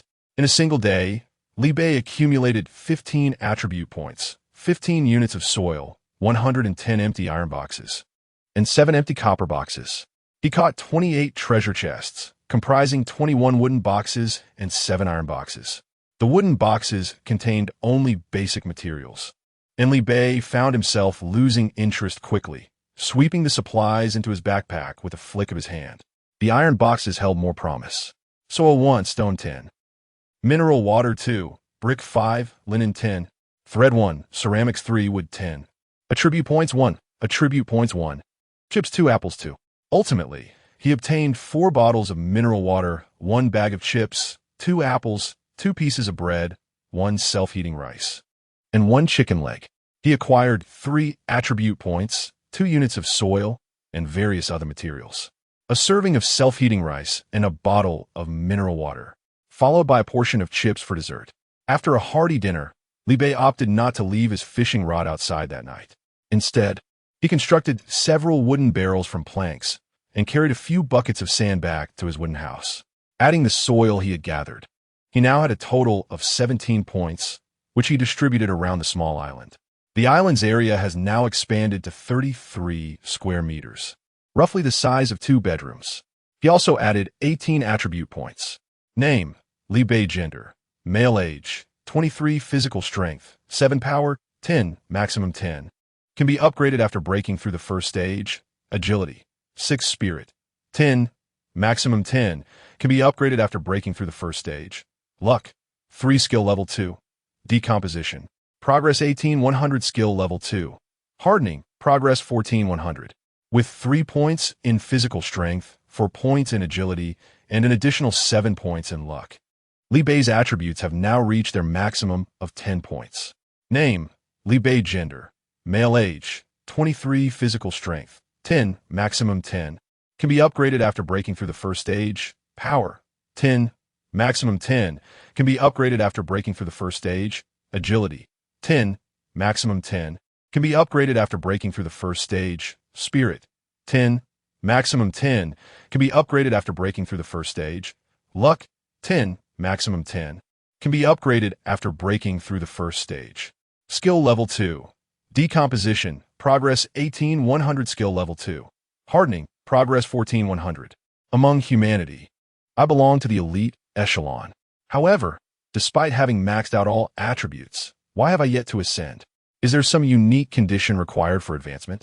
Li Bei attempted to allocate points to the already maxed attributes. The system prompted, attributes are full, point allocation failed, attribute card returned. To continue allocating points, please ascend first. It is perplexing, as it is not necessary to surpass 10 points. Left with 4 attribute points and unable to proceed, Li Bei could only set them aside. Outside, the rain began to fall in a gentle patter, heralding the approach of a storm. The voices in the regional channel grew increasingly urgent. Emergency! Emergency! Do you still have glass, esteemed one? If not, it will be too late. Esteemed one, I was wrong. I am but a heartless villain. I implore you, do not hold my misdeeds against me. Sell me just 1 unit of glass. Ha ha! The storm has finally arrived. I may not be able to gorge myself, but at least I shall not perish of thirst. Tonight, I shall drink to my heart's content. The commotion upstairs intensified. Wasn't it enough last time? Do you think if I die, I could return to my original world? Are you pondering the peach? Li Bei finally put up a fresh batch of glass for sale, added 5 units of sand, and began to take inventory of his supplies. Stones 38, wood 40, plank 78, thatch 22, iron 0, bamboo 11, copper 7, hemp 11, glass 0, flint 2, bricks 18, plastic 19, ceramics 5, threads 2, attribute points 4, coconuts 5, steamed buns 3, bottled water 6, bread 4, chips and apples 2, chicken legs 1, iron chest 1, tin, copper chest 7. Hemp is depleted, but wooden planks can be exchanged for some. Exchange 1 wood for 1 hemp. 30. Exchange 1 plank for 1 hemp. 70. Opening 10 iron chests yields 33 iron. Exchange 1 iron for 1 hemp. 33. Let us see what can be crafted from the remaining supplies. Chapter 9. A drastic decline in numbers. Sea monsters. The materials for the water purifier are sufficient. Plastic 1910. Iron 05. Copper 75. Charcoal 05. Stone 38.5. Ceramic 5.2. Both copper and iron can be decomposed using boxes, leaving only a deficit of 5 units of charcoal, which can be produced by burning wood. As for the paper machine, iron 0.80, copper 7.30, wood 10.20, plank 8.30, stone 38.20, freshwater 0.50. The other materials for the paper machine are manageable. Indeed, a few boxes open tomorrow would suffice. However, the freshwater must await the completion of the water purifier. Facilities such as toilets and bathrooms can only be constructed after upgrading to a higher level shelter. Regarding the stone house, stone 38.100, glass 0.10, copper 7.10, iron 0.20, plastic 19.10, thatch 22.30, bamboo 1120, plank 810. The stone house lacks nearly all required materials and is not a consideration for now. Having exchanged the burlap in the trade channel, Li Bei placed it into the loom and ignited a campfire using flint in the corner beside the furnace. Although the shelter is wooden, the campfire does not pose a threat to its integrity. Rather, it is quite convenient. The wood partially burns, producing charcoal. While burning, Li Bei also decomposed boxes, awaiting the moment when iron and copper are gathered and the charcoal is completed. A flash of white light illuminated the remaining corner of the wooden house, now occupied by a white water purifier. Li Bei reclined on the bed, with the loom to his left and the furnace and water purifier to his right, making optimal use of the available space. He clicked on the water purifier. Purifies 1 L of water into 100 milliliters of pure water per hour. Please add a water source. Behind the purifier is a tank capable of holding 10 L of water, implying that adding seawater allows for 10 hours of operation, yielding 1,000 milliliters of pure water. In a day, the maximum output would be merely 2,400 milliliters, equivalent to 5 bottles of mineral water. Li Bei felt dismayed. He had hoped to wash clothes and bathe. Yet this amount barely sufficed for drinking. The paper machine's requirement of 50 L of fresh water seems an insurmountable challenge. Outside, the tempest raged, with the night demon's crimson eyes occasionally flickering past the window. Li Bei resolved to fetch seawater the following day. In the regional channel, he called out, "Is anyone there? The wind is fierce. Ugh, rain is pouring into my mouth. Does anyone have a solution? I can hardly endure this. I thought the rain from the night before was terrible, but this is far worse. I wish for more of that previous rain instead. I've been gripping the thatched shelter, my hands are numbed, feeling as though I might take flight at any moment. Oh, how I long for my mother. With the materials provided by the big boss, I constructed a wooden house, and now, sitting inside, I feel no breeze at all. What a relief. Damn it, this is infuriating." After laboriously gathering the materials for the wooden house, I suddenly realized the small island is not even 6 square meters and cannot accommodate it. Here, as a little tip, use stones to weigh down the thatched shelter on all sides and on top. It will be less likely to be blown away. Thanks, Big Boss. Thank you, Big Boss. I shall also contribute a thought. One could dig a pit beneath the grass hut, bury oneself within, and then bind the hut to one's body. The wind would undoubtedly fail to carry it away. How ingenious. The wisdom of those who labor for their lives. Haha, who possesses my cunning? With a standard coconut, I shall undoubtedly endure. I could simply tie myself to the roots of a coconut tree. Even if the hut were to fly away, I would remain. Is the upstairs truly devoid of intelligence? If the hut were to fly away, there would still be a purpose for the person left behind. Do you think the night demon merely bides its time? Help! Li Bei observed the wails echoing through the channel, feeling utterly powerless. He scrolled through the regional chat, finding himself at leisure, and decided to begin dismantling boxes. Extracting 2 apples, he replenished his vitamins while continuing to deconstruct the boxes. Exhausted from depleting his mental energy, he took a brief respite before resuming his task. By midnight, just before sleep, he had successfully dismantled 50 boxes, elevating his dismantling skill to 78,100. Spreading out the newly crafted burlap, Li Bei enjoyed a restful night. Upon rising the next day, he glanced at the regional channel. 8,657, 10,000. The numbers had dwindled by over 1,000. By heaven, I have survived. Those who cannot kill me shall only make me stronger. How cold it is. Has the temperature dropped? Upstairs, light the fire pit quickly. You are at risk of hypothermia. My boyfriend bestowed all his supplies upon me yesterday, yet he shall never return. Alas, the supplies were blown away last night, and I find myself back at square one. After painstakingly gathering a few provisions, they were lost due to my backpack's limitations. I once read a survival novel where only one person remained alive in the end. No one speaks in the channel anymore. Will we meet the same fate? I am filled with dread. Silence enveloped the crowd, and a somber atmosphere permeated the regional channel. Before everyone could wallow in sorrow, an early system prompt resonated. I never expected you all to be so exceptional. You performed admirably last night. A new challenge has arrived. Which is more fearsome, the night demon or the monsters of the sea? Regional channel, WGNLM. Should I discover who manipulates this system from behind the scenes, I shall ensure they are dismantled piece by piece. Count me in. I have tolerated this long enough. Did not new entities only appear at night? Why is there an announcement so early? I had yet to recover, intending to take a nap during the day. It is only the fourth day, and I suddenly harbor a very ominous premonition about the future. You think it's dire? This wretched system transported us here merely for amusement, with no intention of allowing anyone to survive. Look, there are fish in the sea. We can fish for sustenance in the future. Ah, good heavens, what is this? Something has crawled onto my island. Weapons, weapons. Who will lend me a weapon? Help my leg. Is this a fish? It possesses more strength than I do. An octopus has also crawled up to the wooden cabin of Xiangyang. He raised his spear and struck fiercely at it. The stone spear snapped in two with a resounding crack. Yet that octopus, which appeared to be no different from an ordinary one, had not a single scratch upon its skin. Xiangyang's eyes widened in terror. The octopus, typically known for its sluggish movements, now exhibited an unnerving speed. Its 8 limbs thrashed about, propelling it towards Xiangyang with astonishing swiftness. With a startled cry, Xiangyang summoned all his strength and dashed back into the house, slamming the door shut behind him, gasping for breath. The octopus collided with the door with a resounding thud, again and again, as if oblivious to pain, intent on demolishing the wooden structure. Wooden house durability 4950, repair wood 32. Regional channel. What? The wooden house actually has durability? ISNT it said that other creatures cannot enter? The system is indeed correct. It cannot be entered. If it were to be smashed, there would be no house left. Thus it would be accessible. No mistake there.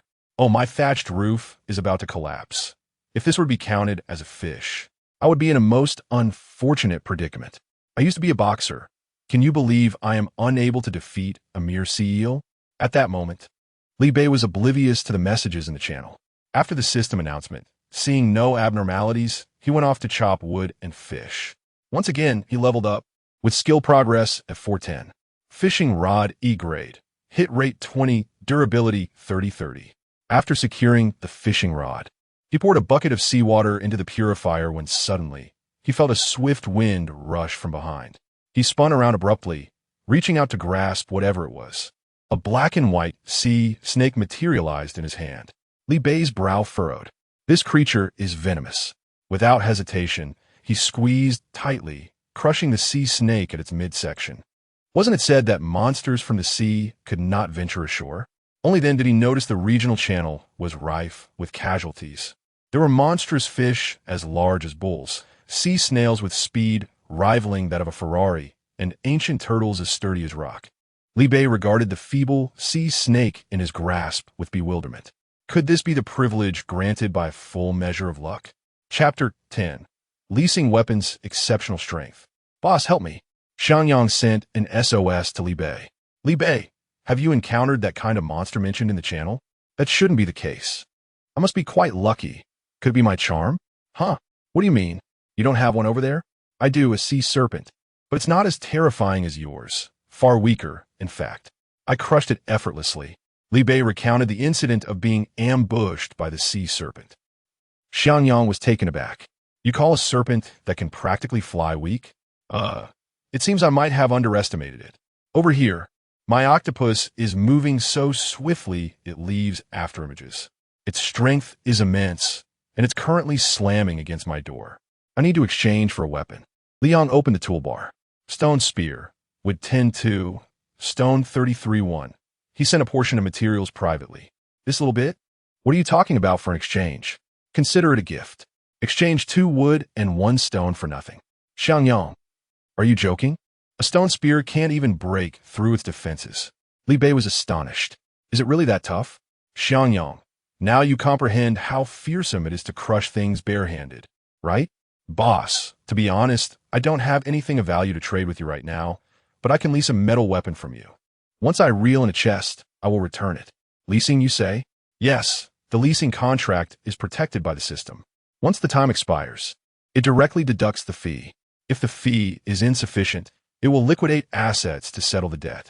If the assets are inadequate, self-awareness will be erased, and one will become a servant of a lessor. Li Bei opened the system to check, and indeed it was true. The corner of the interface held details he could retrieve. Luck is indeed on my side. Iron Spear. Iron 153. Wood 10-2. Lease an iron spear. Cost 3 copper. Duration 1 day. In the regional channel, Chun Ming remarked, "This sea beast is indeed quite strange. It took me 3 strikes to defeat it." Boss, you've already dealt with it?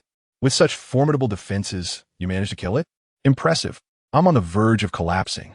Boss, you truly are remarkable. If it were me, I would only consider evading. How could I do it so easily? Chun Ming, it's not as difficult as everyone imagines. With a metal weapon, it can be dispatched quickly. Wah, I don't even possess a stone spear, let alone iron tools. I'm envious of those affluent ones with abundant resources. I haven't even constructed my wooden hut yet, and you're talking about iron tools? I can't compete. Why are you so outstanding? Chun Ming was surprised. Isn't iron somewhat common? Is it really so scarce? In our future alliance, weapons are provided free of charge. Wow, the benefits are that good? Boss, are there any more spots available? I seek refuge. I, too, wish to join. Is it too late to come now? I had intended to collaborate with Boss Chun Ming before. My brother's judgment has never been wrong. Boss, are there any conditions for joining the alliance? Following a boss like you means there's food to eat. Chun Ming proposed a membership fee for a single attribute point or a patch of soil, requiring a daily contribution of 10 units of wood, 10 units of thatch, 10 units of iron, and 10 units of copper, among other resources, from which one could choose any 3. The quantities could be adjusted according to the future difficulty in acquiring resources. A hush fell over the crowd. Is it really so expensive? Does this imply an inevitable increase? As fishing rods became more prevalent, the hardship of the present would inevitably diminish. With these resources, I could forge a weapon myself, someone remarked. At first, it may seem costly, Chun Ming explained, but you will receive the protection of the Alliance. You will have priority access to the Alliance's resources and benefits. Wait, weren't we just told it was free to use? A voice interjected. In the future, borrowing will incur a minor fee. So what is the difference? Durability and other aspects have not been factored into your costs, Chun Ming replied. Is that not sufficient? In this world, one cannot survive alone. Not now, and certainly not in the future when you will join other alliances. Alliances require financial support. It is unrealistic to expect unconditional contributions from a single individual. Moreover, the collected resources will ultimately benefit you. The alliance is benevolent. Chun Ming's generosity offers you numerous perks. When negotiations occurred, I was against it. Yet here you are, debating. If it were another alliance, they would not be so accommodating. Who else would consider the needs of their members and not exploit them? Once this opportunity passes, it will not return. I find Chun Ming's reasoning quite sound. Since this alliance will eventually join others, why not choose one with better benefits? I shall join. Joining one. I don't care how much I need to contribute. Whoever supplies me with a weapon is akin to a father to me. Chun Ming observed the flurry of requests to join in the regional channel, a satisfied smile gracing his face. Xiang Yang, having just defeated an octopus, opened the regional channel. What is all the commotion about? Hey, you're unaware? Chun Ming has already vanquished a sea monster. You should flatter him. If he chooses to lend you a weapon, your life will be spared. That's unnecessary. I've already dealt with the sea beast on my end. What? Another prominent figure appears. Indeed, there are many illustrious individuals around. Xiang Yang, do you recall that remarkable figure from a couple of days ago who effortlessly crushed a sea beast with bare hands? The crowd gasped collectively. Terrifying.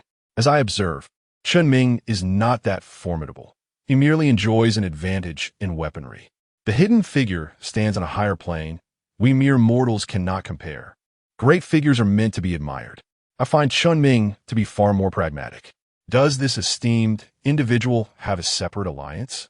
I have made my decision. I shall switch allegiances. Sticking with Chun Ming may lead me to a limit, but aligning with the hidden figure could one day elevate me to a position of reverence. Thus, the formidable reputation that Chun Ming had just established began to wane. His eyelids quivered slightly, a pent-up frustration difficult to express. Chun Ming directed the members of the alliance within the channel. It seems some individuals cannot bear to see others thrive and are growing restless. This method of poaching is truly innovative. The boastfulness is unparalleled. And to claim one can crush with bare hands, why not assert that this entire system was your creation? If you possess such capability, why not step forward and command your subordinates openly, as if it adds an air of mystery? Chun Ming chuckled coldly. You wish to contend with me? I will ensure your downfall.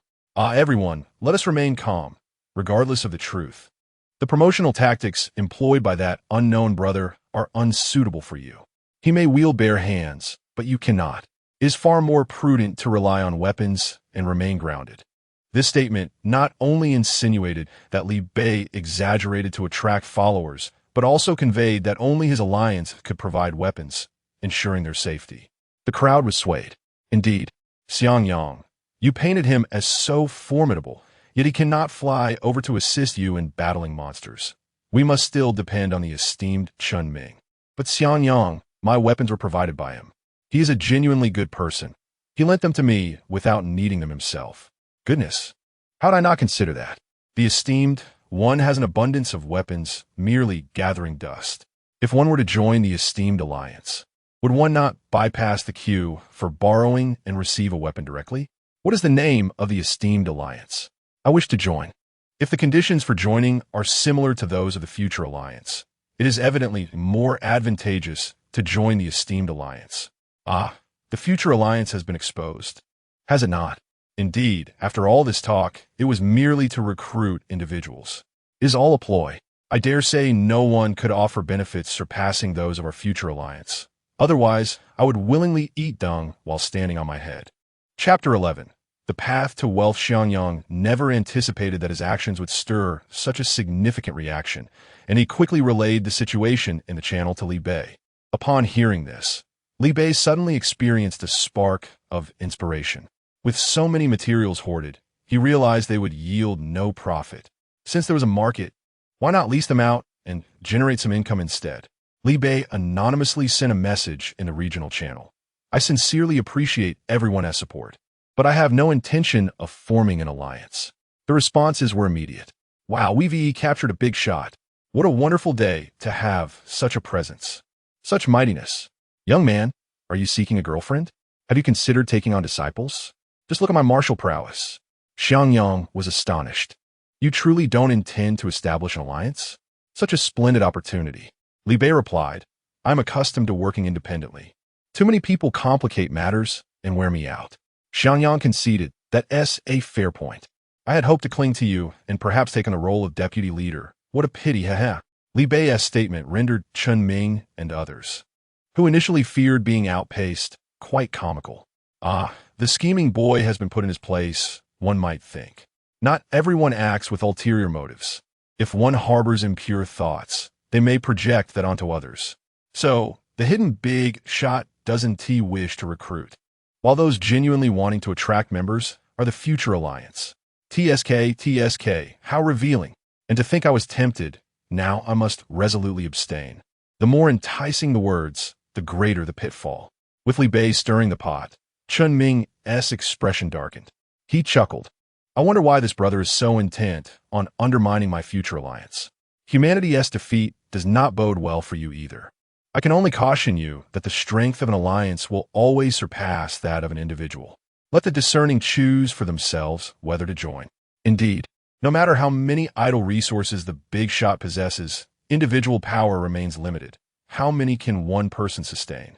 The alliance is vast and prosperous, ultimately relying on the prowess of Chun Ming.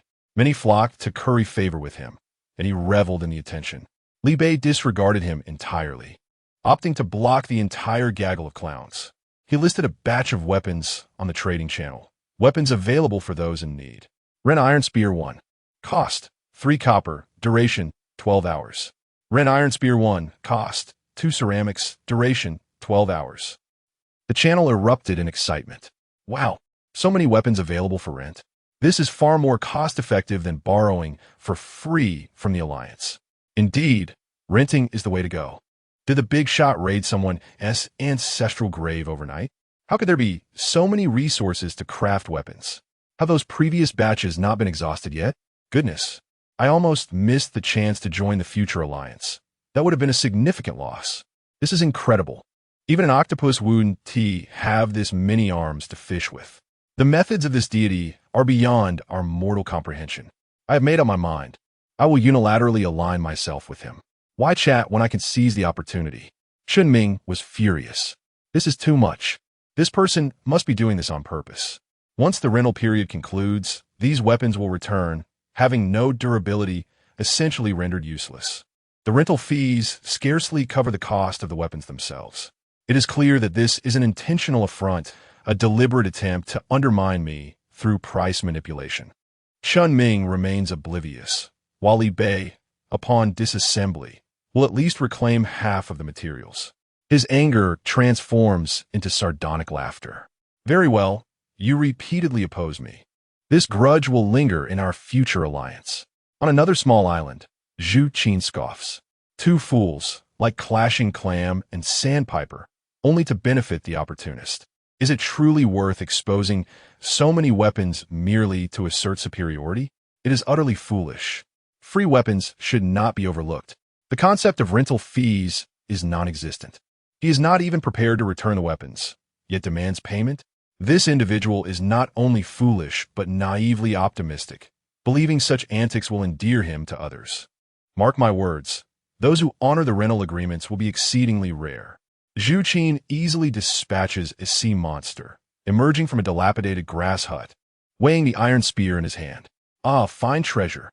After 2 days of hunger, even his fishing rod had been blown away. At last, he can indulge in a hearty meal. Many share this sentiment. With the system in place, Li Bei never worried about breaching any contracts. He subdued a sea serpent and began disassembling it. Snake meat 10, venom 1, snake skin 1, snake gallbladder 1. To his surprise, there was indeed snake meat. Tears of joy streamed down Li Bei's cheeks. After days of cravings, he could finally enjoy some meat. The venom is also a valuable asset. Ideal for coating weapons to ensure a lethal strike. The gallbladder and skin are rare commodities, surely destined for significant use. Li Bei had yet to consume breakfast when he roasted 10 skewers of snake meat, devouring them all in one sitting. Last night, the loom produced 13 pieces of hemp cloth. He utilized 4 to craft a set of clothing, also replacing his underwear and socks with new ones. Regrettably, he could not create shoes. His footwear had soaked for so long that it was completely drenched. With the remaining hemp cloth, he fashioned another set of garments for backup, saving the rest. From morning until he changed into his new attire, Li Bei had already collected 2 waves of boxes. The fishing rod's retrieval time was reduced to 20 minutes. With an additional 4 rods, he could gather 7 boxes within an hour, averaging less than 10 minutes per trip. The absence of resources posed a challenge, yet even when available, they remained difficult to manage. Aside from fishing, he accomplished little else throughout the day, seizing fleeting opportunities as they arose. The constant interruption of his tasks was disheartening. Once he levels up tomorrow, he will no longer need to struggle. Reflecting on this, the idea of establishing an alliance solely to recruit followers for fishing seems appealing. Most boxes emerging from the sea are still wooden or iron. Occasionally, he manages to catch fish, albeit the enhanced varieties. Diving into the sea for sand has become perilous, as he is invariably attacked. Even the hardened seawater surrounding Li Bei has yet to be washed away before being shattered by sea beast. While others express their frustrations and lament, Li Bei finds joy in the bounty. These are all potential meals. Once fully equipped, these sea beasts will be mere trifles. Armed, he will be invincible. Throughout the morning, the small island of Li Bei became inundated with marine beast meat.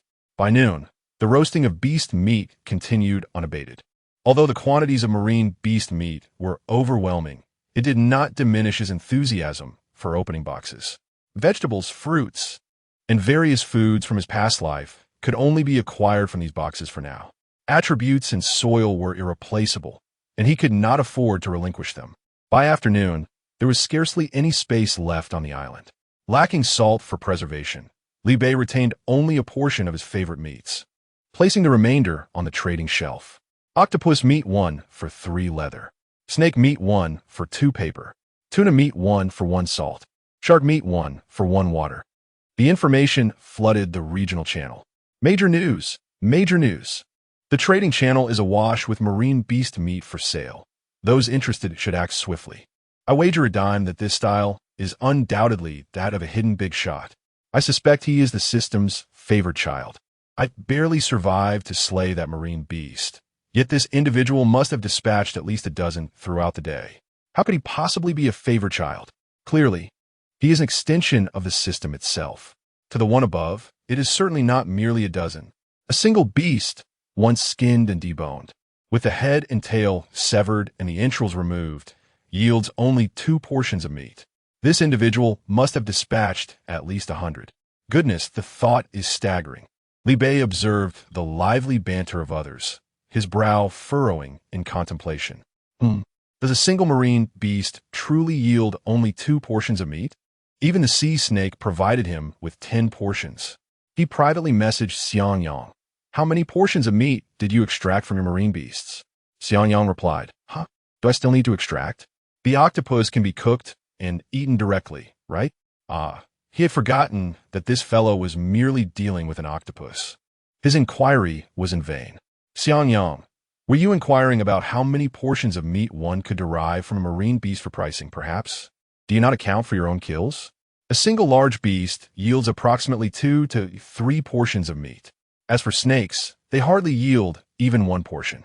Octopuses, however, provide a bit more, roughly 4 portions, barring those of particularly massive size. How can it be so little? Do you not skin and debone them? A slight tremor of the hand might yield less than 2 portions. I see you are aware that your pricing is set low, right? Xiangyang, what you find effortlessly attainable would be a significant loss for others. I must admit, the tuna meat you procured is exceptionally delicious. Li Bei suddenly realized. His disassembly skill captures the net weight, leaving no waste. He seems to have uncovered yet another avenue for profit. Moreover, with his disassembly, the overall food supply in the region would increase, thereby enhancing the survival rate. Chapter 12. The Stone House, the Harvest. Once again, the trading channel displayed a transaction. Exchange 3 beast meats for 1 sea beast. This trade is valid indefinitely. Is there truly someone willing to engage in a losing venture? Apart from that elusive magnate, I cannot fathom who possesses such wealth and whimsy. Collecting sea beasts allows for the extraction of bones and hides, thus ensuring a profit. What? Are they to be used for dental floss? The rugged hides, riddled with pits, are more of an eyesore than anything useful. To add to the previous remarks, even if they were of use, a single sea beast cannot yield 3 portions of meat. Some may not even provide 1. Not only is there no profit, but one also incurs losses. I traded a single crab for 3 portions of octopus meat. Quite delightful. If the individual upstairs believes others profited from their money, they should refrain from purchasing, leaving me the opportunity to acquire more. Alas, it is regrettable that he does not establish an alliance. Otherwise, I would genuinely wish to follow him. Individuals of such noble intent are scarce. Do not mention it. I joined the future alliance and now increasingly regret my decision. It took until the afternoon yesterday to borrow a weapon, and I still had to pay a rental fee. Had I known, I might as well have rented from the hidden magnate directly. What a pity for my single attribute points spent on the alliance fee.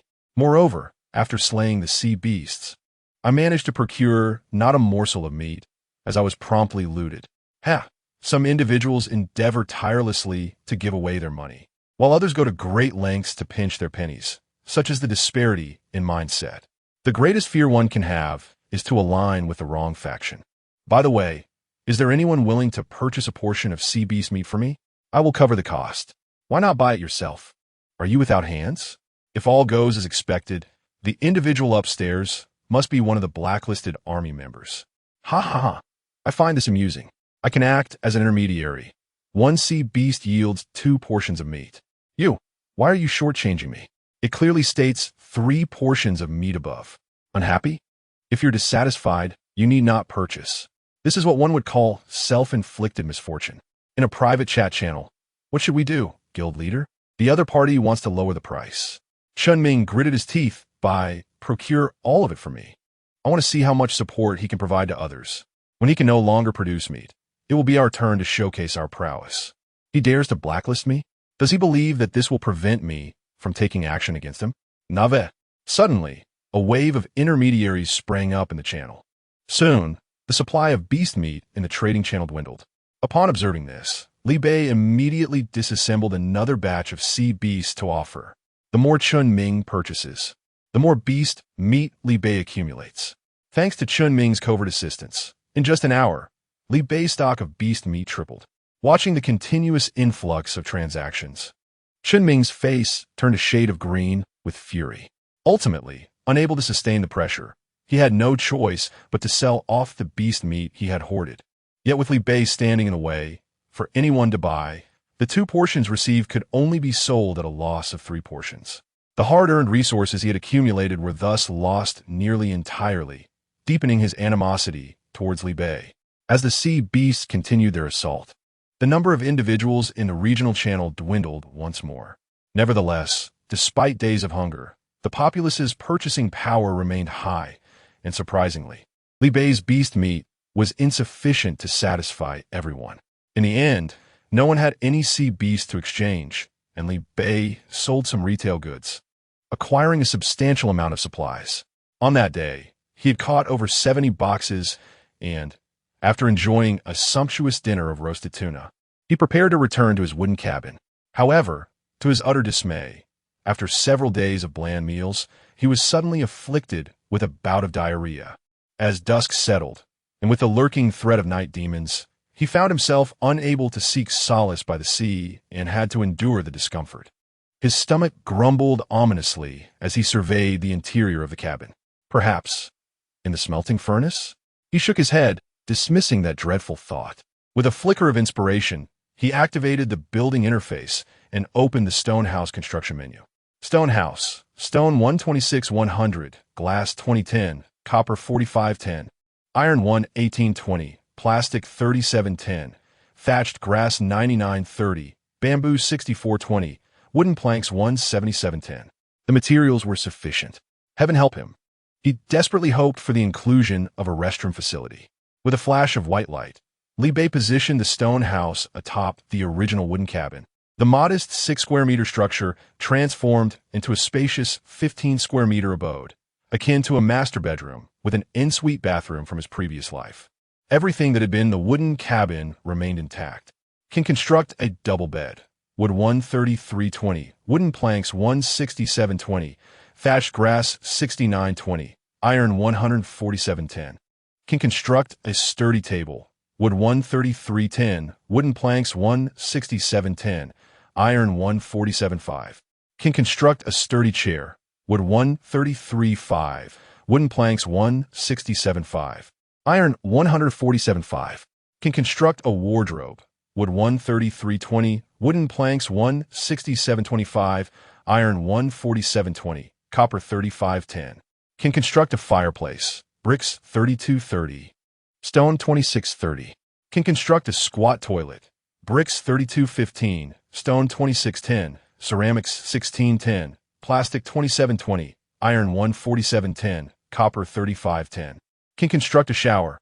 Iron 147.30, copper 35.20, plastic 19.10, ceramics 16.5. Tears of gratitude welled in Li Bei's eyes as he hurriedly selected the squat toilet option, constructing and placing it in the corner of the room. After a resounding series of notifications, Li Bei let out a contented sigh. Time for the restroom. He casually opened the regional chat channel. Did you go yet? Same here. I hereby declare the latest greeting. Have you relieved yourself today? I am in the grass hut. The matter has been resolved, so worry not, everyone. Wow, that S bold. How are you sleeping tonight? Why complain about one S own? Of course, I'm lying down to sleep. You have that S disgusting upstairs. I'm different. I couldn't hold it when I got up, and I went right on the bed. Enough of that. I'm off to lie on the floor. Wooden barrel. You deserve this.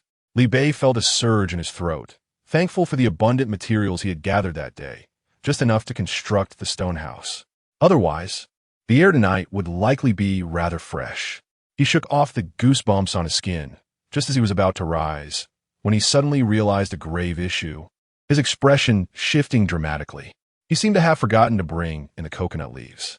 The details of the ensuing events are best left unmentioned.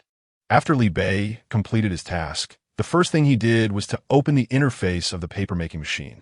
Paper machine, iron 137.80, copper 25.30. wood 133.20, plank 167.30, stone 16.20, freshwater 3.50. He could do without anything, but the paper-making machine had to be operational. However, he currently possessed only 3 liters of fresh water. He initially considered trading some meat for bottled water, but none were willing to part with their precious supply. Water was even scarcer than food. If he were to construct a shower, wouldn't he that provide an endless supply of fresh water? While it couldn't be consumed, it would suffice for papermaking. Without hesitation, he set to work. Li Bei opened all the 70 or so boxes he had caught that day. Attribute points 10, soil 11, bottled water 15, copper 19, plastic 17, ceramics 11, various food supplies. A plethora of basic materials. Can build shower. Iron 147.30, copper 44.20, plastic 34.10, ceramics 21.5. All set, he clicked. A shower system, identical to that of his previous life, but featuring a large water tank at the back, appeared next to the squat toilet. Enthusiastically, Li Bei turned on the faucet. Please add a water source to use. Li Bei. Wonderful. Truly commendable. With a dark expression, he added 10 liters of seawater to the purifier. Impressive, right? At worst, he could gradually purify the water. Eventually, he would amass enough fresh water. Purifier. Charcoal ineffective. Please replace charcoal. Li Bei. Life always presents 1 or 2 obstacles. Remain calm. Chapter 13. Ascension and the artful use of skills. Fortunately, the stone dwelling was spacious enough to accommodate his activities. Excluding the 2 square meters designated for the latrine and shower and the 4 square meters occupied by the furnace, water purifier, and weaving machine, there remained a generous 9 square meters of open space. Li Bei kindled a bonfire within, effortlessly yielding a substantial amount of charcoal. There was no need for tables, chairs, or wardrobes. However, the bed could certainly benefit from an upgrade. Construct a double bed. Wood 133.20, planks 167.20, thatch 69.20, iron 117.10. The double bed measured 2m by 2m, occupying 4 square meters, a considerable size even by his previous life standards. More importantly, the thatch mattress was to be replaced with a palm mat, significantly enhancing comfort. With an additional piece of burlap fashioned into a grand bedsheet, Li Bei reclined comfortably, finally feeling a semblance of his former life. The freshly acquired soil, combined with that obtained through the trade channel, was placed around the small island, enlarging its area to 50 square meters. Today, he had also accumulated 14 attribute points, yet Ascension remained out of reach, rendering them unusable. The key to Ascension likely lay within the advanced chests. The circumstances of the previous night had not permitted it, but perhaps tonight would be suitable for a night fishing venture. The other 4 ordinary fishing rods remained positioned for night fishing outside. Li Bei crafted a chair and moved it to the glass window of the stone house, extending the fishing rod through the window to cast his line. The stone dwelling was built adjacent to the island's edge, with the sea just beneath the window, making it exceedingly convenient. After a 20-minute wait, the rod twitched. To his dismay, what he pulled up was not the coveted copper chest, but rather a jellyfish. He swiftly dispatched it with an iron spear and continued fishing. Before long, another sea creature clambered ashore, colliding against the stone house with a series of loud thuds. The creature struck at the corner of the wall, making it impossible for Li Bei to reach it with the spear from the window. After some contemplation, he decided to craft a bow and arrows. Bow and arrow, beast tendon 1-1, iron 1075, arrow, feather 1-1, iron 1071. He had dismantled a large fish earlier that day, yielding a beast tendon. Though he lacked feathers, he surmised that arrows were not strictly necessary. Iron spikes without fletching would suffice as long as they could be launched with sharp precision. Drawing back the longbow, Li Bei released a specially crafted slender blade. The blade landed 3 meters away from a sea creature. Li Bei thought to himself, let's try again. After 5 attempts, the blades encircled the creature without ever striking it. The sea beast appeared perplexed. Li Bei retracted the bow and decisively abandoned the endeavor. It was not a matter of weakness, but rather the inherent difficulty of archery. In such instances, the use of magic will be far more appropriate. Considering the events of the day, It seemed that only one sea creature would approach the shore every 12 hours. He allowed it to continue its assault. The stone house was remarkably durable, merely requiring some repair costs. Just as he thought he could finally fish in peace, a pair of crimson eyes suddenly darted towards him from the darkness. The moment Li Bei caught sight of it, he instinctively sought to evade. Unfortunately, the night demon was on an entirely different level than the sea beast. Even at a distance of 100 meters, the mere sight of it rendered Li Bei immobile. As he prepared to spend the night standing watch, Li Bei had a sudden thought. He swiftly retrieved the single wooden bed he had just stowed away, placing it to effectively block the window. With a sigh of relief, he took a few steps back, drenched in cold sweat. It was exceedingly difficult, far more challenging than he had anticipated. Why was fishing proving to be such a daunting task? Indeed, high opportunities were invariably accompanied by high risks. The decision to release the copper boxes only at night was not without reason. Eventually, Li Bei found himself lying on the stone floor, deliberately avoiding the view outside as he extended his fishing rod in a peculiar manner, deeming it a success. Suddenly, a message blared across the regional channel.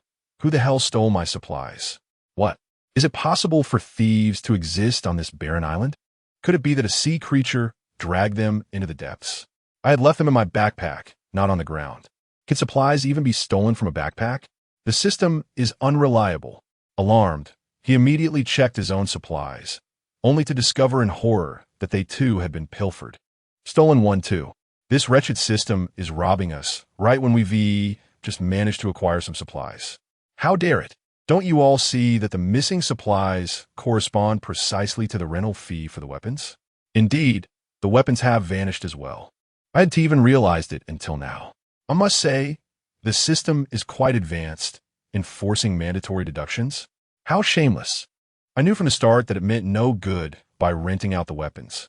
Isn't it only reasonable to reclaim the rental fee with a clear price tag? You can't possibly be attempting to default from the very beginning, can you? Not at all. I simply forgot about it. With all those items available, why can't he spare a few for us to use? If everyone perishes, where'll he scavenge next? You're all foolish. He wouldn't dare let us die. Even if you present more demands, he can only tread carefully to appease us. Mark my words, tomorrow I won't rent his weapons, and he'll be begging to offer them to me for free. Such unwarranted confidence. Warning, blacklist activated. Xiangyang noted. I'll inform the boss tomorrow. At that moment, Zhu Qin stared at the messages in the channel, utterly bewildered. He had intended to take advantage, never anticipating the existence of mandatory deductions. What would happen if the rented weapons broke, and he had no supplies left to face such deductions? Xiangyang, I suggest you examine the detailed rental explanation on the third-level page. When Zhu Qin encountered the term servant within the explanation, he immediately felt deflated. He had been so self-satisfied, thinking others were foolish, only to realize he was the greatest fool of all. Regret came too late. Oblivious to the commotion in the channel, Li Bei focussed solely on fishing. In 20 minutes, he managed to catch a copper box. By midnight, he had acquired a dozen, but none yielded the advancement methods he sought. The best reward was merely a skill investigation, along with a considerable amount of attribute points and some soil, which proved to be of little use. Well, it seemed of no significance at all. Without a means of advancement, even an abundance of attribute points was futile. The box he received, while not the most abundant, was undoubtedly among the elite tier. This should not have been the case. Was there a need for even more advanced boxes? Suddenly, Li Bei had a bold idea. Given that the upgrade system could enhance all things, could it possibly elevate a copper box to a silver one? Just past midnight, the daily limit had reset. Li Bei ultimately managed to fish out a copper box and proceeded to initiate the upgrade. A flash of white light enveloped the box, and, astonishingly, the copper box transformed into a silver box. Li Bei's eyes widened with excitement as he stepped into a new realm of skill utilization. Perhaps even the water purifier could be upgraded, making the dream of producing a ton per day a reality. And what of his house? If it could be upgraded directly to the next level of courtyard, how many materials would be saved? Upon opening the silver box, he discovered that, unlike its wooden, iron, and copper counterparts, the silver box contained a different array of items, yet fewer in number. There were merely 2 items within. Skill book, fireball, and class change card. Class change card allows the freedom to choose to transition into either a warrior or a mage. And upon successful class change, one may advance to the next tier. At last, he had found the means to elevate himself to the 2nd tier. Without hesitation, Li Bei utilized the card and chose to become a mage. Since the system had graciously bestowed upon him the fireball spell, he could not disappoint its intentions. At this moment, Li Bei's attributes transformed into name, Li Bei gender, male age, 23 occupation, 2nd tier mage constitution, 10, maximum 50. Can be upgraded after breaking through the 2nd tier. Strength, 10, maximum 50. Can be upgraded after breaking through the 2nd tier. Agility, 10, maximum 50. Can be upgraded after breaking through the 2nd tier. Spirit, 10, maximum 50. Can be upgraded after breaking through the 2nd tier. Luck, 10, maximum 50. Can be upgraded after breaking through the 2nd tier. Mana, 100. Spirit x10. Health, 100. Constitution x10. Skill level 3. Decomposition, progress 43 1000. Skill level 2. Hardening, progress 14 100. Skill level 1. Exploration, progress 0 10. Skill level 1. Fireball, progress 0 10. Chapter 14. The servant. The skill of decomposition has reached level 3, now providing nearly 100% return on items. Li Bei was perplexed as to why the decomposition skill could still level up. What further enhancement could there possibly be? A 200% return, perhaps? Nevertheless, this did not dampen Li Bei's excitement at that moment. He directed a fireball at the sea beast struggling in the corner. A fist-sized orb of flame floated gracefully towards the creature.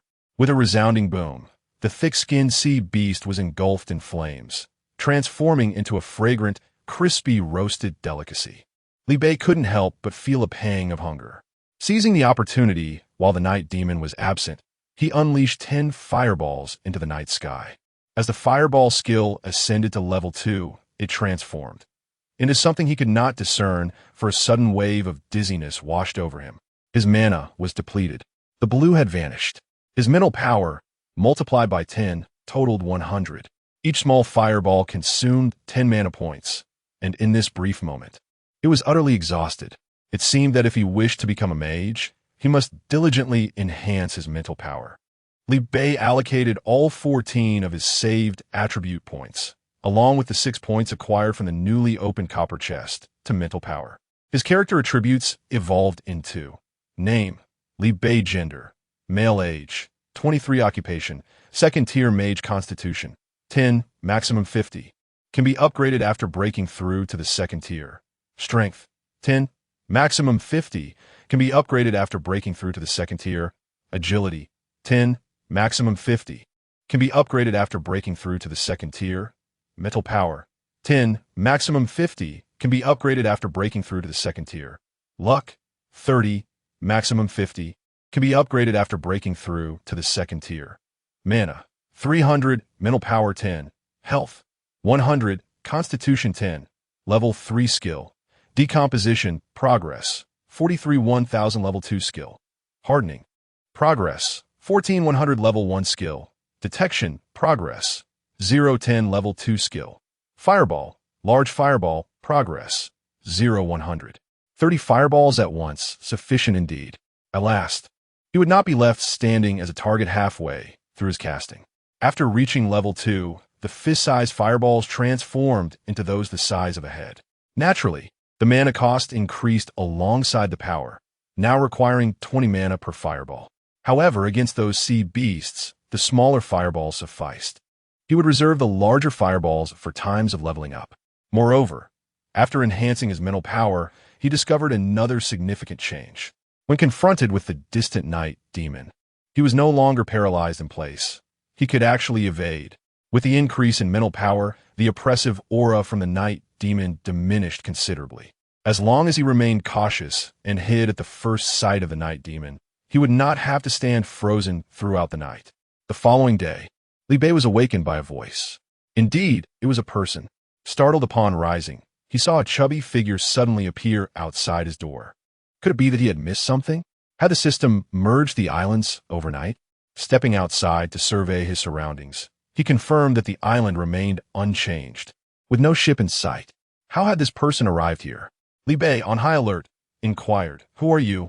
"Zhu Qin, good morning, my master. I am Zhu Qin, your newly acquired servant." "Huh?" Li Bei luokit otali bewildert. The system notification chimed in. Player Zhu Qin, unable to repay his rent, has now had his self-awareness erased and has become the servant of player Li Bei. Please acknowledge. Goodness. The system is remarkably powerful. It can truly erase one's self-awareness. He patted the chubby boy's shoulder, remarking that since he brought this upon himself, he had no one to blame. Li Bei clicked to acknowledge and accepted it with delight. Just in time, he was in need of someone to assist him with fishing. Recalling the exploration skill he had acquired last night, Li Bei employed it on Zhu Qin. Lines of data materialized before him. Name, Zhu Qin. Gender, male. Age, 29. Physique, 5 strength, 5 agility, 4 spirit, 6 luck, 1 loyalty, 100 favorability, 100. It even reveals loyalty and favorability. Quite practical. It seems that a servant is utterly loyal to their master, so there's no need to worry about betrayal. However, is the chubby boy's data not a tad too low? Li Bei found it hard to bear. Should a wave of sea beasts come, not only would he be of no assistance, but he would also need a spare time to protect him. Initially, he thought the attributes he obtained were sufficient for his needs, but now he found himself buried in work again. Li Bei granted Zhu Qin access to the stone house. In the remaining 5 square meters of empty space, he placed the abandoned single bed from last night for Zhu Qin to rest upon. Although Li Bei had been quite satisfied with the stone house last night, it now appeared to be rather cramped, lacking even a hint of personal space. He retrieved the 4 ordinary fishing rods he had used for night fishing, having caught 4 copper boxes. He handed both the fishing rod and the others to Zhu Qin. From now on, fishing will be your responsibility. Simply open the wooden and iron boxes as you see fit. Only bring me copper boxes or higher. Li Bei also crafted a 50-slot beginner-s backpack for him to store supplies. Zhu Qin bowed to receive it, saying, "Yes, my master." Fortunately, Li Bei had more than enough food, so he need not worry about an additional mouth to feed. The two of them enjoyed a simple meal of roasted meat with pure water, as Li Bei had grown weary of coconuts over the past few days, preferring water to coconut juice. He still had a few coconuts left in his backpack. It seemed a waste to discard them, yet they served no purpose. Adhering to the principle of not wasting, he decided to give them all to Zhu Qin and entrusted him with the task of chopping down coconut trees. Li Bei now focused solely on honing his skills. Hardening, fireball, exploration, decomposition each required an immense investment of time and energy. Moreover, as his level increased, advancing to the next level became increasingly challenging. Just as Li Bei settled in, another system notification echoed. A world solely inhabited by marine creatures is incomplete. How could the vast sky and earth lack a master? Regional channel. Sigh. I'm utterly drained. What new nonsense is about to unfold? Calling upon the esteemed Xiangyang. I implore you to inquire whether the hidden master still rents out weapons. I have a foreboding sense of dread. Last night I caught 2 bronze chests, which yielded a skill book. I believe that today I might not even need weapons. How could you dare to venture out at night? Don't you know you can fish indoors? Foolishness. Surely, you have not only just discovered this method of operation, my attribute points are also fully allocated. This morning, I managed to crush a sea cucumber barehanded. Realizing I could achieve this myself, I suddenly found that the so-called hidden expert was not all that mysterious after all. It merely involved fully allocating attribute points. You have only just come to understand that this is merely an enticing gimmick designed to deceive those who lack knowledge. Yet, you fell for it and elevated him to a pedestal. Even the esteemed Chan Ming possesses skills and has maximized his attribute points, yet he has said nothing. He merely jumps around, fearing others may not be aware of him. With the collective strength of our alliance, I finally managed to max out my attribute points to 10 this morning, and I also obtained a freezing skill, causing the corners of Chun Ming's mouth to rise in smug satisfaction. Alas, I digress. Seeing him so self-satisfied, I only intended to spare him embarrassment, but inadvertently led to misunderstandings. I suffered the consequences of being low-key. To all, regardless of past biases, as long as you are willing, our future alliance sincerely invites you to join. Chun is a noble leader. Humanity needs individuals like him who possess such lofty ideals. Chun excels in both attribute and skill management. Previously, I thought that the one who claimed to be a hidden expert was incredibly formidable, only to discover he was merely someone with fully allocated attributes, lacking even a single skill. And yet, he has been acting as if he is invincible. Just look, he has yet to make an appearance, likely out of fear. Speaking of which, he has always refrained from revealing his name, perhaps afraid of being unmasked one day. However, Chun is impressive, and that does not concern us. Should we ally ourselves with the hidden expert for weaponry or rent from Chun? The hidden expert is slightly cheaper. After all, the alliance harnesses the collective strength of its members, encompassing a wealth of information. We have records of every monster slain by each member, which will aid future endeavors. With such a plethora of monster information at our disposal, has he truly slain that many? Does he even possess such knowledge? Only someone like Chun, standing at the pinnacle, can provide you with the experience to enhance your strength and avoid unnecessary detours. He, being of a lesser caliber, cannot possibly grasp this. Even if he did, have you ever heard him share with you? He would never divulge such crucially hidden information. This way, you will forever lag behind him, perpetually toiling for his benefit. Conversely, within our alliance, all information is shared. Do not merely focus on immediate gains. It is true that you get what you pay for. The hidden expert offers a one-time transaction, whereas joining the alliance grants enduring benefits through information sharing. Chapter 15. A deluge of ice arrows. However, according to the system's description, the monsters that have arrived are avian in nature, are they not? It seems that only bows and arrows will suffice. Yet, arrows are consumables and rather costly. I hesitate to part with them. Every little bit counts, after all. Chun Ming. Haha. I, unfortunately, possess the skill of ice magic. I can directly freeze seawater into ice arrows. Today, anyone who joins the alliance can purchase ice arrows in unlimited quantities at a discounted price for a single material. This is the power of the alliance. Wow. The skill can be utilized in such a manner. Even the rent of the hidden big shots is merely 3 materials. This is practically a gift. For the sake of this arrow, I am in. Chun, the great leader, is truly formidable. Everyone eagerly purchased bows and arrows from the future alliance, and soon enough, the monsters arrived. Li Bei, unaware of the messages in the channel, wondered why no one was renting his weapons today. However, he had no time to ponder further. The clear sky revealed numerous small black dots rapidly approaching the island. Judging by their appearance, they were far more than the mere 3 or 2 sea beasts from the previous day. Li Bei urged Zhu Qin to retreat to the house. Zhu Qin grabbed 5 fishing rods and dashed toward the stone house. Li Bei also returned indoors, securing the doors and windows, leaving only a small opening to cast his spells. Fireballs floated gracefully into the air, and the first sea bird, engulfed in black smoke, plummeted downwards. Following the same method, Li Bei managed to take down an avian foe with each cast. Despite the strength of his attacks, he was but one man, and soon, the relentless onslaught of birds encircled the stone house. Unable to reach Li Bei, the birds began to assault the structure, determined to peck it apart and unearth the culprit within. Fortunately, Li Bei had upgraded the house the previous night. The stone abode boasted significantly better defenses than the wooden one. For the time being, these birds would not breach the fortress. Li Bei continuously unleashed spells from the window. After casting 30 fireballs, he shut the window to regain his mana. Once replenished, he resumed the fight. The avian adversaries of today were of an entirely different caliber compared to the sea beasts of yesterday, both in number and agility. Their ability to fly rendered them unpredictable, emerging from all directions, making defense nearly impossible.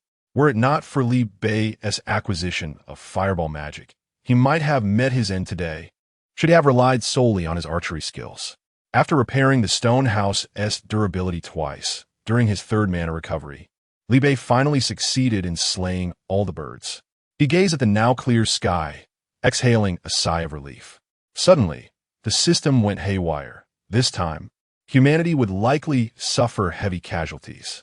Anxiously, he opened the system interface, preparing to acquire more arrows. To his astonishment, he discovered that none of his arrows had been rented out, Not a single one. Could it be? Was the system so merciless as to eliminate everyone without a chance for struggle? He hurriedly checked the regional channel. Where are you, Ming? Get out here. Where are the ice arrows? You promised ice arrows. My house is about to be pecked to pieces. For heaven's sake, bring them forth. We placed our trust in you, and you've abandoned us. Has he absconded with the funds? I just joined the alliance and have yet to enjoy any benefits. Do not speak nonsense. Brother Chun is currently at work. If he has completed it, then why not present it? Is he saving it for future use?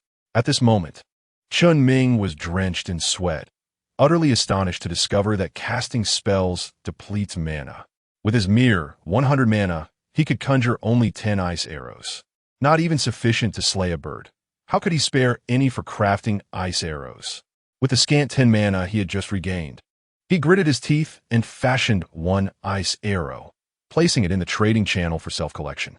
A throng surged into the trading channel, only to behold a solitary ice arrow. Is this a joke? You're kidding me, right? Who can make use of just one? It's insufficient for even a single person. We're not unwilling to pay. What are you hiding it for? Are you going to impose additional conditions?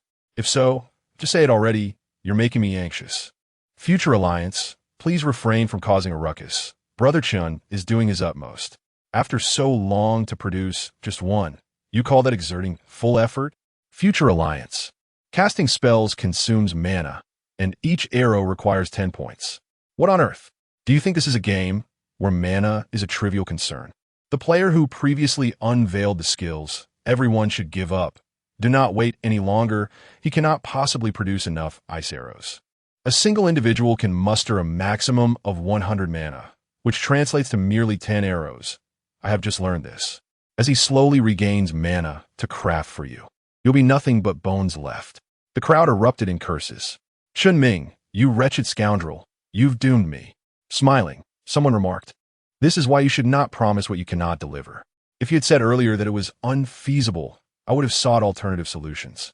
To say this now, are you attempting to swindle the alliance fees? Pathetic. What a so-called top player, boasting grandly, yet this is all he can manage. If you lack the expertise, do not take on such tasks. Chun Ming refused to concede. The system has its limitations. Who could have anticipated this? I acknowledge there were miscalculations, but the blame does not lie with me. Today, anyone in my position would struggle to supply such a multitude of ice arrows. Li Bei anonymously sent a message. Rent bows and arrows and receive an initial arrow for free. Additionally, purchase arrows, 1 material per arrow. Goodness. A hidden expert has emerged to save the day. Does the master possess skills as well? I just checked the trading channel, and it seems to showcase freezing skills too. Why are we still chatting here? Shouldn't we be seizing the opportunity? Fear not. There are plenty more to come. And if that's not enough, the master is also offering iron arrows. Despite sharing the same freezing skills, how can individuals differ so vastly? This is rather awkward. Wasn't it said that the hidden expert possessed full attributes? How is it that he has skills as well? Truly modest individuals would never reveal all their cards. A mere glimpse of their talents leaves others in awe. Suddenly, I feel embarrassed for Brother Chun Ming. After flaunting his prowess for so long, it turns out he is merely a finger compared to someone else. Boasting has only backfired. The comparison between one and many is devastating. Chun Ming has become a laughingstock. You remain the unrivaled master, an insurmountable figure. Each time one believes to have caught up to you, it becomes evident that you have already distanced yourself yet again. Chun Ming could never have anticipated that Li Bei possessed not only remarkable skills, but could also conjure such an abundance of ice arrows in one go. He felt a mix of frustration and indignation, utterly humiliated by the crowd's taunts. Consumed by resentment towards Li Bei, he found himself unable to retaliate and eventually retreated from the chat channel in disgrace. Li Bei's prowess was far from mere frost-related abilities. In that moment, he scooped seawater into a 20 by 20 wooden trough, shaping the end of the trough into a pointed arrowhead. He meticulously crafted partitions every 2 centimeters. With a mere gesture, the seawater solidified, transforming into a multitude of glass arrows. Activating a level 2 hardening consumed 20 mana, yielding 10 glass arrows. After replenishing his mental energy, He could produce as many as 150 arrows. In the regional channel, he expressed his exasperation. Darn it, after all that effort. Chunming's ice arrows have melted away before I could even use them. What a stroke of bad luck. Oh no, I almost forgot about that. I must utilize them quickly. But wait, why haven't the hidden master's ice arrows melted? Goodness, they truly haven't melted. These don't appear to be ice at all, but rather resemble glass. Why even mention it? Everyone is already aware, making them unattainable. Thankfully, Chun Ming is inept. Otherwise, I would have suffered a significant loss. I must seize the opportunity to stockpile as much as I can, for accumulation equates to profit. Chapter 16. F-Class Beasts with the aid of numerous arrows. Even though most archers were not particularly skilled, the birds were dealt with sufficiently. The group was reveling in their success when a grave realization struck them. Had they overlooked something? What is it? Arthur inquired. The system spoke of both land and sky, implying the possibility that, relax, on this small island of just a few square meters, we can see to the horizon. There is not a single beast hair in sight. Then when the world is this monkey suddenly doing on my island? As Li Bei read this message, a chill ran down his spine. A foul, blood-scented breath gusted against his neck. Instinctively, Li Bei tensed his muscles and rolled to the side. A half-human-sized tiger was roaring at him with its maw wide open, accompanied by a hyena barking furiously behind it. Goodness, the system even considered Zhu Qin, sending him 2 beasts at once. Without some strength, one wouldn't even qualify for servants. Li Bei was not overly concerned about the 2 enhanced beasts. He could easily handle sea creatures when at full capacity, not to mention he now possessed magical abilities. Following the previous battle, his fireball spell had reached level 3, allowing him to instantaneously cast 2 large fireballs at once. However, upon glancing at the screen earlier, he suddenly recognized a troubling fact. The birds on the other islands appear to be scarce. Some had only a few, while Chun Ming had merely a dozen. Yet, he had amassed over 100. Even accounting for Zhu Qin's share, that was still an excessive number. Furthermore, the sea creatures he encountered yesterday were unusually abundant. Initially, he thought it was due to his numerous fishing rods and frequent sand dredging, but now it seemed the system was targeting him. Li Bei employed his reconnaissance skill on the tiger and hyena. Tiger, F-Class. Hyena, F-Class. Indeed, while all were enhanced beasts, he could not possibly be merely enhanced. He had not anticipated that the monsters in this world were classified by level. Aside from his fishing rods, this was the first time he encountered something with a ranking. He tossed Zhu Qin back into the stone house and launched 2 small fireballs. The F-Class beasts were significantly faster than ordinary creatures and easily evaded his floating fireballs. The tiger landed and immediately lunged at him. Li Bei calculated the distance between them and, confident the tiger could not escape this time, calmly unleashed a more powerful and swifter large fireball. The tiger exhibited a flicker of panic, its roar faltering for a half-second. Realizing it could not dodge, it charged directly at the fireball, bracing itself for the impact. Without delay, its claws, gleaming with a cold light, swiped towards Li Bei. If that claw connected, it would surely tear away half of Li Bei's head. In a moment of desperation, Li Bei leaned back, firmly planting his feet against the tiger's belly while grasping its 2 claws. He activated hardening. The tiger froze momentarily. Seizing the opportunity, Li Bei flipped up and distanced himself.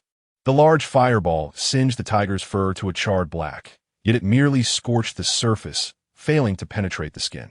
The hardening skill only fortified the surface of its claws and did not affect the underlying muscle or bone. Should he choose to, he could rupture the surface, allowing the tiger's claws to function normally. This was indeed a troublesome predicament. The tiger, with a furious snarl, advanced step by step towards Li Bei. Nearby, a pack of hyenas lurked, their eyes glinting hungrily as they followed the tiger's movements, waiting for the opportune moment to strike. Li Bei found himself cornered against the shoreline, with no avenue of escape. As if misfortune were not enough, a sea creature stealthily crawled ashore behind him, seemingly ready to seize its chance. The tiger's eyes glimmered with a hint of human-like derision. In the instant the sea creature launched its attack, it pounced alongside the hyenas. Li Bei realized that he could not defend against both threats simultaneously. In that critical moment, He planted one foot firmly on the sea creature while wielding his fishing rod to fend off the approaching tiger, hoping to first deal with the weaker hyenas. To his astonishment, the slender fishing rod, which appeared on the verge of breaking, pierced through the tiger's back with a sudden pop. Li Bai. Tiger. Hyenas.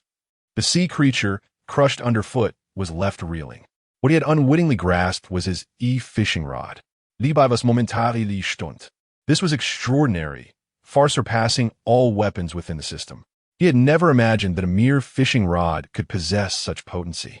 Truly, it was no ordinary item adorned with the insignia. With a swift motion, he withdrew the rod and thrust it into the body of a hyena, impaling it cleanly as if it were a quail egg. The tiger, trembling in fear, turned tail and fled without hesitation. Li Bei smiled. Run if you dare. The sea surrounds you. The tiger halted at the island's edge, seemingly grappling with a momentous decision before plunging into the water. Li Bei. It truly could run.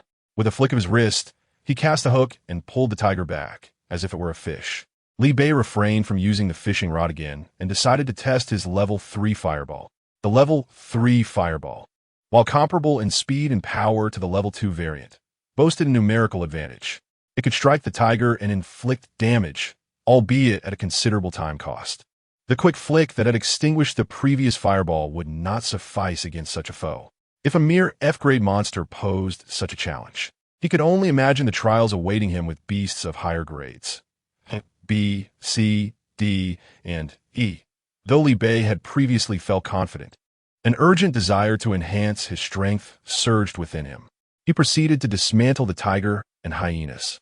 F-grade tiger skin 1, F-grade tiger tendon 1, F-grade tiger meat 20, F-grade tiger bone 1, F-grade tiger essence 1, F-grade hyena skin 1, F-grade hyena essence 1, F-grade hyena bone 1, F-grade hyena tendon 1, F-grade hyena meat 18, a lengthy list, all imbued with levels. Li Bei employed his appraisal skill to inspect each item. F-grade tiger skin, F-grade armor material, F-grade hyena skin, F-grade armor material. Goodness gracious. They could be fashioned into armor. What a treasure. Currently, he was unarmored, vulnerable to even the slightest bite from a monster, rendering him unable to unleash his full potential in battle. Armor would undoubtedly change the tide. His strength could ascend another level. Coincidentally, his shoes were on the verge of disintegration, uncomfortable to wear. He had long desired to replace them. Now was the perfect opportunity to acquire an entire set. Li Bei navigated through the system, yet found no establishment dedicated to crafting armor. Clutching a piece of leather in his hand, he chanted synthesis in his mind, reminiscent of tailoring garments, but to no avail. After much futile effort, the system finally intervened. Crafting armor requires blueprints. Please acquire the necessary schematics first. Li Bei sighed in exasperation. Must it be so complicated? F-grade tiger tendon, F-grade weapon material, F-grade tiger bone, F-grade weapon material, F-grade hyena tendon, F-grade weapon material, F-grade hyena bone, F-grade weapon material undoubtedly. Blueprints were also required for these. The only remnants available to him were F-grade hyena essence, randomly increases 1 attribute. F-grade tiger essence, randomly increases 1 attribute. After consuming the 2 beast essences, Li Bei experienced a slight increase in both strength and agility. Well then, it was merely a matter of 2 attribute points. Better than nothing, indeed. Chapter 17. Spirit Stones and Tiered Beast Meat. To Li Bei's astonishment, he discovered that beast meat possessed levels as well. F-grade tiger meat. Long-term consumption can enhance physical constitution. F-grade hyena meat. Long-term consumption can enhance physical constitution. After roasting a small portion, Li Bei tasted the beast meat. As it entered his stomach, the fatigue from his recent battle dissipated, leaving him invigorated. He felt an unmistakable surge of energy coursing through him, as if his strength was subtly increasing. If consumed daily, it could potentially augment his attributes further. Remarkably, even without any seasoning, the F-grade beast meat was exceptionally succulent and flavorful, far surpassing ordinary beast meat. Thus, Li Bei resolved that from this day forth, he would partake of this delicacy daily. From the 2 monsters he had slain, he had procured a total of 38 portions of meat, which would suffice for his sustenance. However, the weather was not particularly cool, and he feared that the meat would spoil within a day, rendering preservation impossible. Additionally, there was a substantial quantity of birds he had just killed. It seemed that everyone would have sufficient food today, making it unlikely that he could sell any surplus. If only he had a refrigerator or the means to cure the meat with salt. As he began to dissect the birds, he noted the yields. Feathers 108. Bird meat 340. After crafting arrows from the feathers, he accessed the system interface. Unfortunately, the refrigerator icon remained locked. Following the system's peculiar logic, it seemed he would need to upgrade the shelter before he could construct one. The next level of the stone house required a courtyard. The structure was made of stone and wood, and expanding the stone house would necessitate enclosing an additional courtyard. Courtyard: stone 16,200, glass 1520, copper 2030, iron 10730, plastic 2460, straw 4990, bamboo 4490, wooden planks 147,100, wood 113,100, spirit stones 05, soil 39, freshwater 5100. He was far from gathering the necessary materials, and he would need to continue collecting basic resources. He also needed to keep producing glass. He had an abundance of wood and iron, but his primary focus would be on acquiring copper and silver. Additionally, soil was crucial. Not only did the courtyard's construction require it, but he also needed it to expand the island's area for a larger shelter. Freshwater, as always, was a persistent headache. He had yet to accumulate the amount required for the paper-making machine. Tonight, he must prioritize upgrading the water purifier. As for spirit stones, he was utterly perplexed. To date, he had not encountered such a material. Li Bei nudged the ever-optimistic Xiang Yang. "Do you have any spirit stones?" "Yes," Xiang Yang replied. "How many do you need? What are you lacking?" He inquired. "Do you have a stone house? New clothes? A large backpack? Tiered food? Sufficient bows and arrows?" Li Bei exclaimed. "Xiang Yang, my goodness. How do you possess so many fine items?" "Wait, let me ponder this for a moment. What exactly is tiered food? How does one acquire it? What is its purpose?" "By slaying monsters that are a level higher than the enhanced variants, you can obtain it. The minimum is F grade. Long-term consumption grants attribute points," Xiang Yang explained. "Are you serious?" Xiang Yang gasped. "We are still struggling against enhanced monsters, and you have already begun to slay ones of a higher tier? That is truly terrifying." "Stay calm," Li Bei reassured him. "At this rate, it won't be long before you encounter them as well." "Xiang Yang, is it possible that there are still grades A, B, C, D above F?" "You guess." Li Bei. "Xiang Yang, oh dear, I suddenly feel that I lack everything. This little wooden cabin, the small bow and arrows, they amount to nothing. Xiang Yang, I need 100 arrows, 2 sets of clothing, I already have a backpack, 50 slots should suffice, and an additional 10 portions of leveled food, along with a set of materials for a stone house. That should be about it. However, I only possess a single spirit stone. Do you think that is sufficient?" Li Bei, get lost. "Xiangang, sab, em reluctant. What should I do if I want everything?" After much struggle, Xiang Yang finally exchanged for 3 portions of leveled food to satisfy his curiosity. Li Bei clutched the spirit stone. Spirit stone, universal currency of the Wanda continent, absorbs to gain experience, enhances levels, can be used as charging material. So, the survival world is called the Wanda continent. But what does leveling entail? System prompt. Upon the first absorption of a spirit stone, the leveling system can be activated. Each level increase grants 1 free attribute point. Li Bei's lips twitched. He barely had enough to build a house, let alone absorb.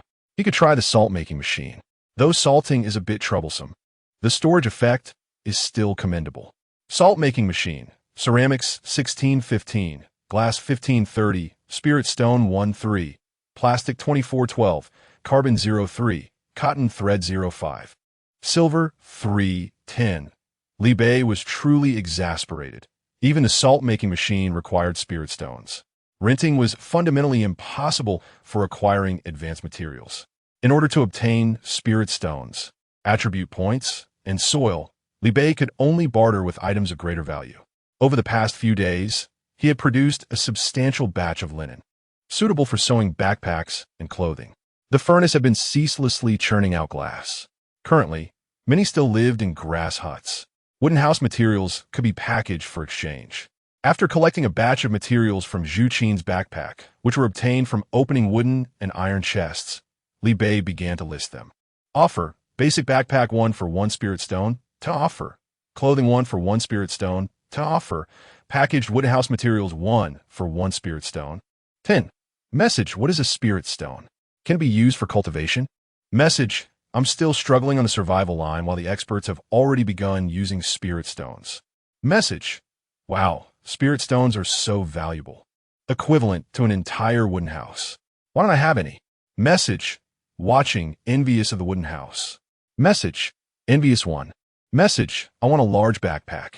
Message: expert, can clothing be customized? I want a full set of women's attire. Message: above.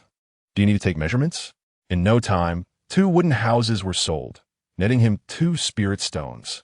After waiting a while, the discussion below became lively, but few actually made purchases. It seems spirit stones are still scarce.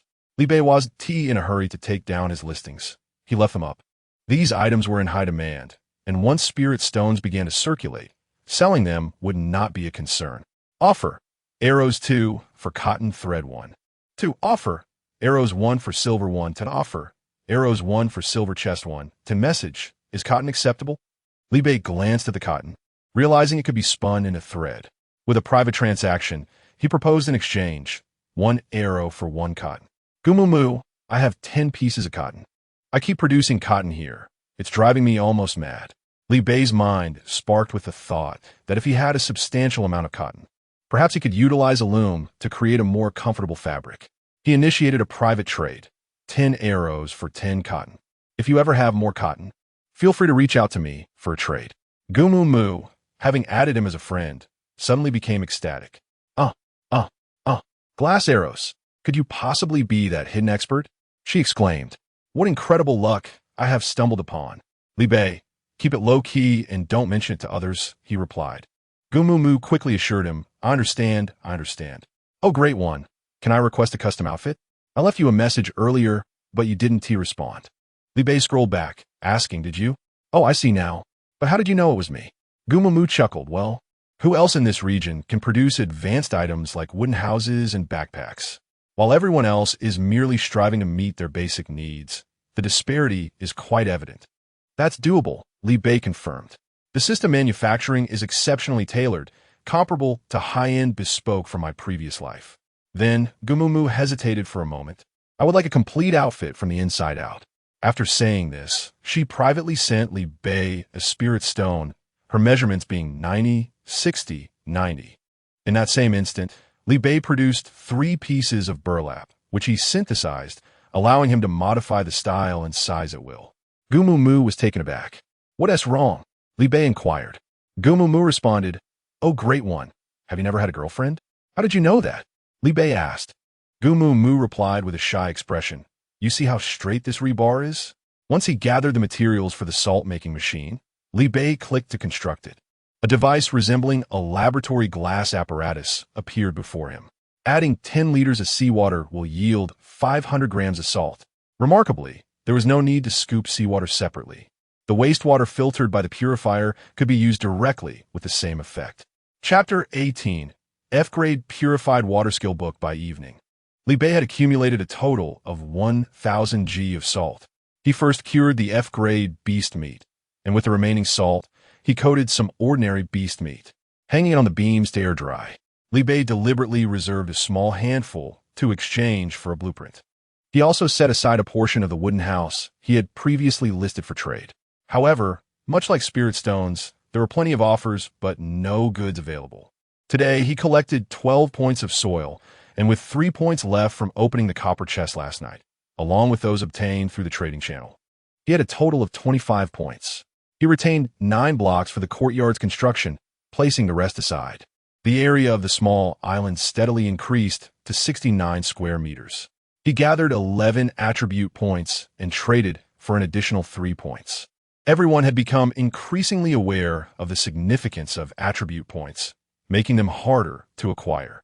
As the saying goes, sharpening one's axe does not hinder the work of chopping wood. He gifted 9 points to Zhu Qin, ensuring he maximized his luck. With the remaining 4 points, Li Bei chose to enhance his own mental attributes. Name, Li Bei. Gender, male. Age, 23 years. Occupation, second tier mage. Constitution, 10, maximum 50. Can be upgraded upon breaking through the second tier. Strength, 11, maximum 50. Can be upgraded upon breaking through the second tier. Agility, 11, maximum 50. Can be upgraded upon breaking through the second tier. Mentality, 34, maximum 50. Can be upgraded upon breaking through the second tier. Luck, 10, maximum 50. Can be upgraded upon breaking through the second tier. Mana, 340, mentality 10. Health, 100, constitution 10, skill level 3. Decomposition, progress 143, 1000, skill level 2. Hardening, progress 59, 100, skill level 1. Exploration, progress 510, skill level 3. Fireball, great fireball, dual ball, progress 10, 1000. Boxes continued to be collected sporadically. During his leisure time at night, Li Bei engaged in decomposition. Once the boxes were decomposed, he crafted arrows and practiced his hardening skills. In any case, he ensured that his mental faculties remained active. Meanwhile, Zhu Qin diligently fished by the window. As midnight approached, marking the reset of upgrade opportunities, Li Bei promptly upgraded the water purifier. F-grade water purifier produces 300 milliliters of F-grade purified water per hour. The output of the purifier doubled instantaneously. And not only did the machine gain a level, but even the produced water attain a grade. Li Bei suddenly recalled the F-grade beast meat from earlier. He took a cup of water and employed his exploration skill. F-grade purified water. Long-term consumption can enhance constitution. Indeed, the water possessed a level and exhibited special effects. Li Bei took a sip, feeling invigorated and refreshed. He suddenly hesitated to utilize such precious water for machine production. The two of them roasted the F-grade beast meat, savoring the freshly produced F-grade purified water as a midnight snack. Unexpectedly, after finishing their meal, Zhu Qin actually leveled up on the spot, gaining a point in both strength and mentality. Li Bei speculated that this substance had a more pronounced effect on those with lower constitutions. He contemplated listing 10 servings of 50 milliliters F-grade purified water, exchanging 50 milliliters of F-grade purified water for 500 milliliters of mineral water. This trade is valid long-term. Note, long-term consumption of this purified water can enhance constitution. Message, is the host out of their mind? Water for water? The volume of 50 milliliters has been exchanged for 500 milliliters. Even the most ruthless of merchants would not act so harshly. Comments, take a closer look upstairs. Is 50 milliliters of grade F purified water? What does it mean for purified water to have a grade? Is this some celestial essence from Tianshan? Oh dear, just try exchanging a little and you will understand. Only a fool would exchange. I can barely quench my own thirst, let alone give it away for free. It seems the original poster is desperate for water, pretending to add a grade, thinking they could deceive others. Have con artists truly become this foolish? Have you all forgotten? This is system certified. One cannot simply write whatever they please. Goodness, it's real. My curiosity has been piqued. Now, everyone has never encountered a graded item and has no concept of such things. Li Bei himself hesitated to consume it, believing it would sell like hotcakes. But to his surprise, it remained unsold. Just as he was about to give up, the newly listed 2 portions of purified water were suddenly snatched away. Xiang Yang hurriedly messaged him, "Big shot. With such a good item, how could you not message me? That's not fair." Fortunately, those individuals were oblivious to its value, thus benefiting me instead. Haha. Li Bei awkwardly scratched his nose. At that moment, the trading channel was in uproar. Comments, wow. Someone actually bought it and cleared the stock. Could there be some trickery involved? Didn't you notice? It seems more than one person is buying. As soon as the original poster listed one, another was claimed. Wasn't he their fellow who said to buy one and test the water? Where are they now? Already used. I wouldn't recommend acquiring it. It's just ordinary water. Dare you speak anonymously first? We can see your names in the transactions. How do you explain claiming it while simultaneously saying it's useless? You all are quite the sly ones. Can you not be swifter with your fingers? I just exchanged my stock for one. Can you believe I gained a single attribute point? Same here. I'm envious. Once I'm not in need of water, I will definitely exchange for 10 or more tons. A grand display of genuine enthusiasm. Is no one curious about the origin of this water? It's my first encounter with a graded item. Xiang Yang commented. You know you won't acquire it. Have you ever faced an F-grade monster? Can you defeat it? Fight it first, then inquire. It sounds complicated. I think I will stick to struggling with ordinary monsters. The appearance of the great Xiang Yang surely indicates the original poster is undoubtedly a hidden big shot. Is there any suspense here? Who else could produce such a fine item? Big shots have plenty of good goods. I'll cling tightly to their coattails. In total, there were just 300 milliliters of water, which was quickly snatched away. Li Bei smiled slightly.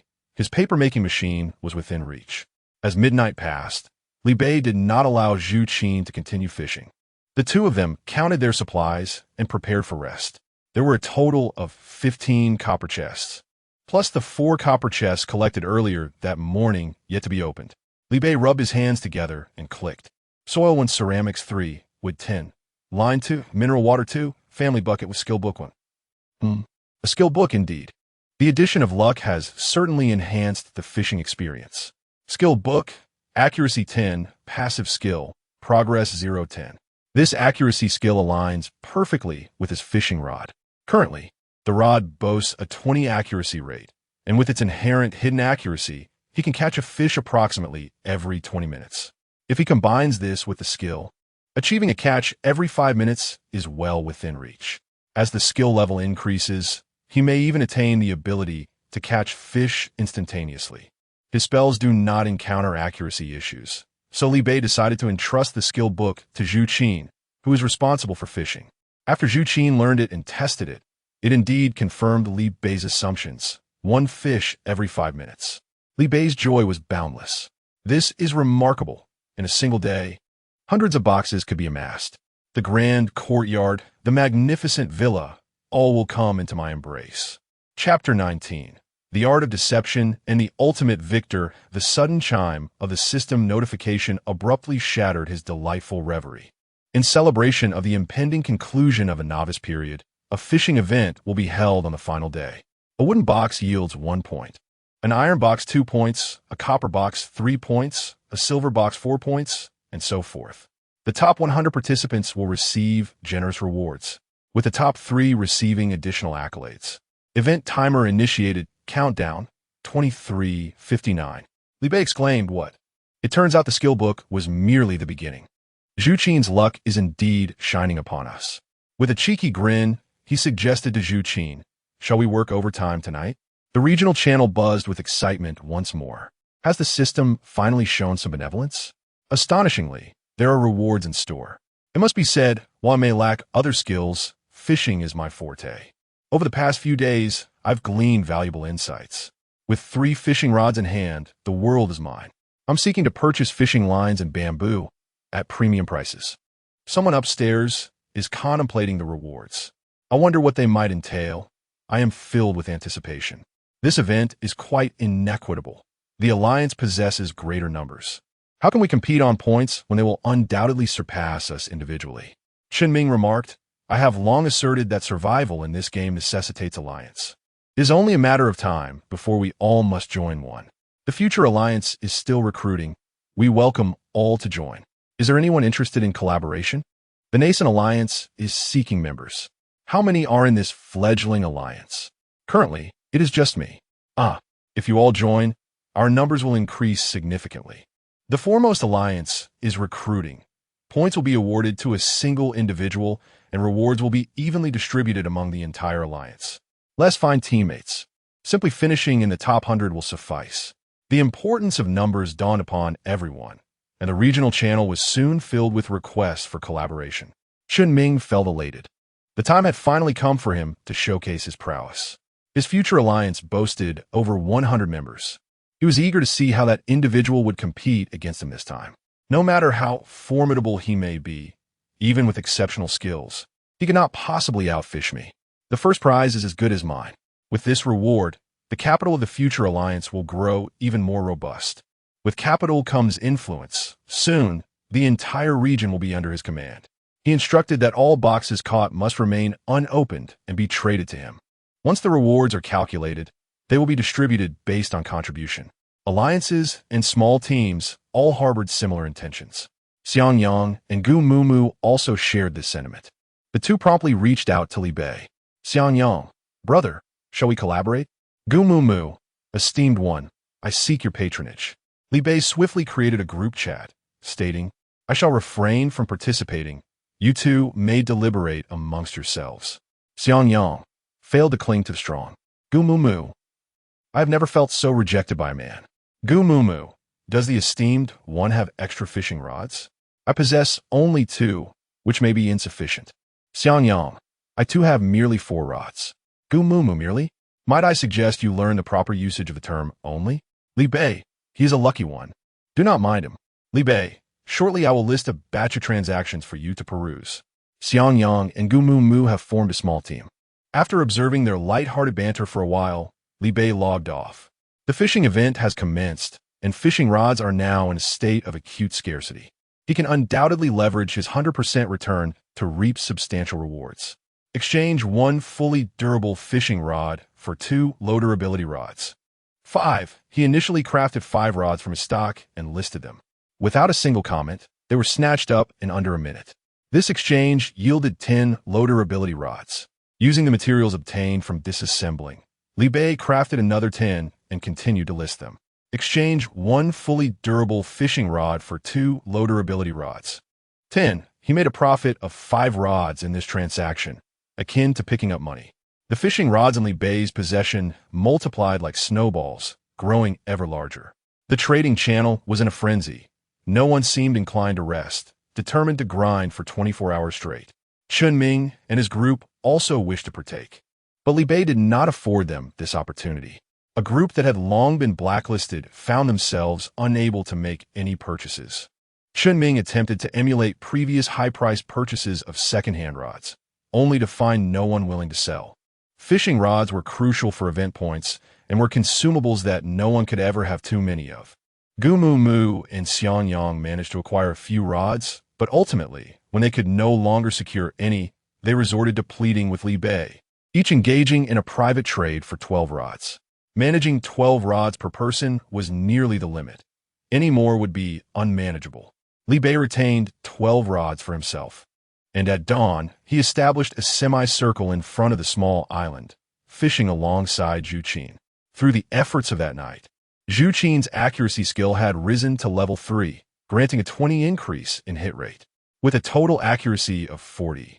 Not to mention an unknown amount of hidden base accuracy, he had perfectly achieved the dream of instant fishing.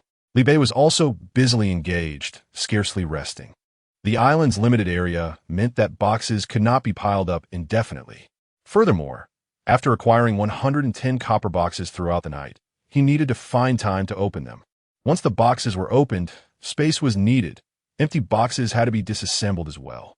He also needed to periodically replenish the furnace with sand, add flax to the loom, and supply the water purifier and salt machine with seawater.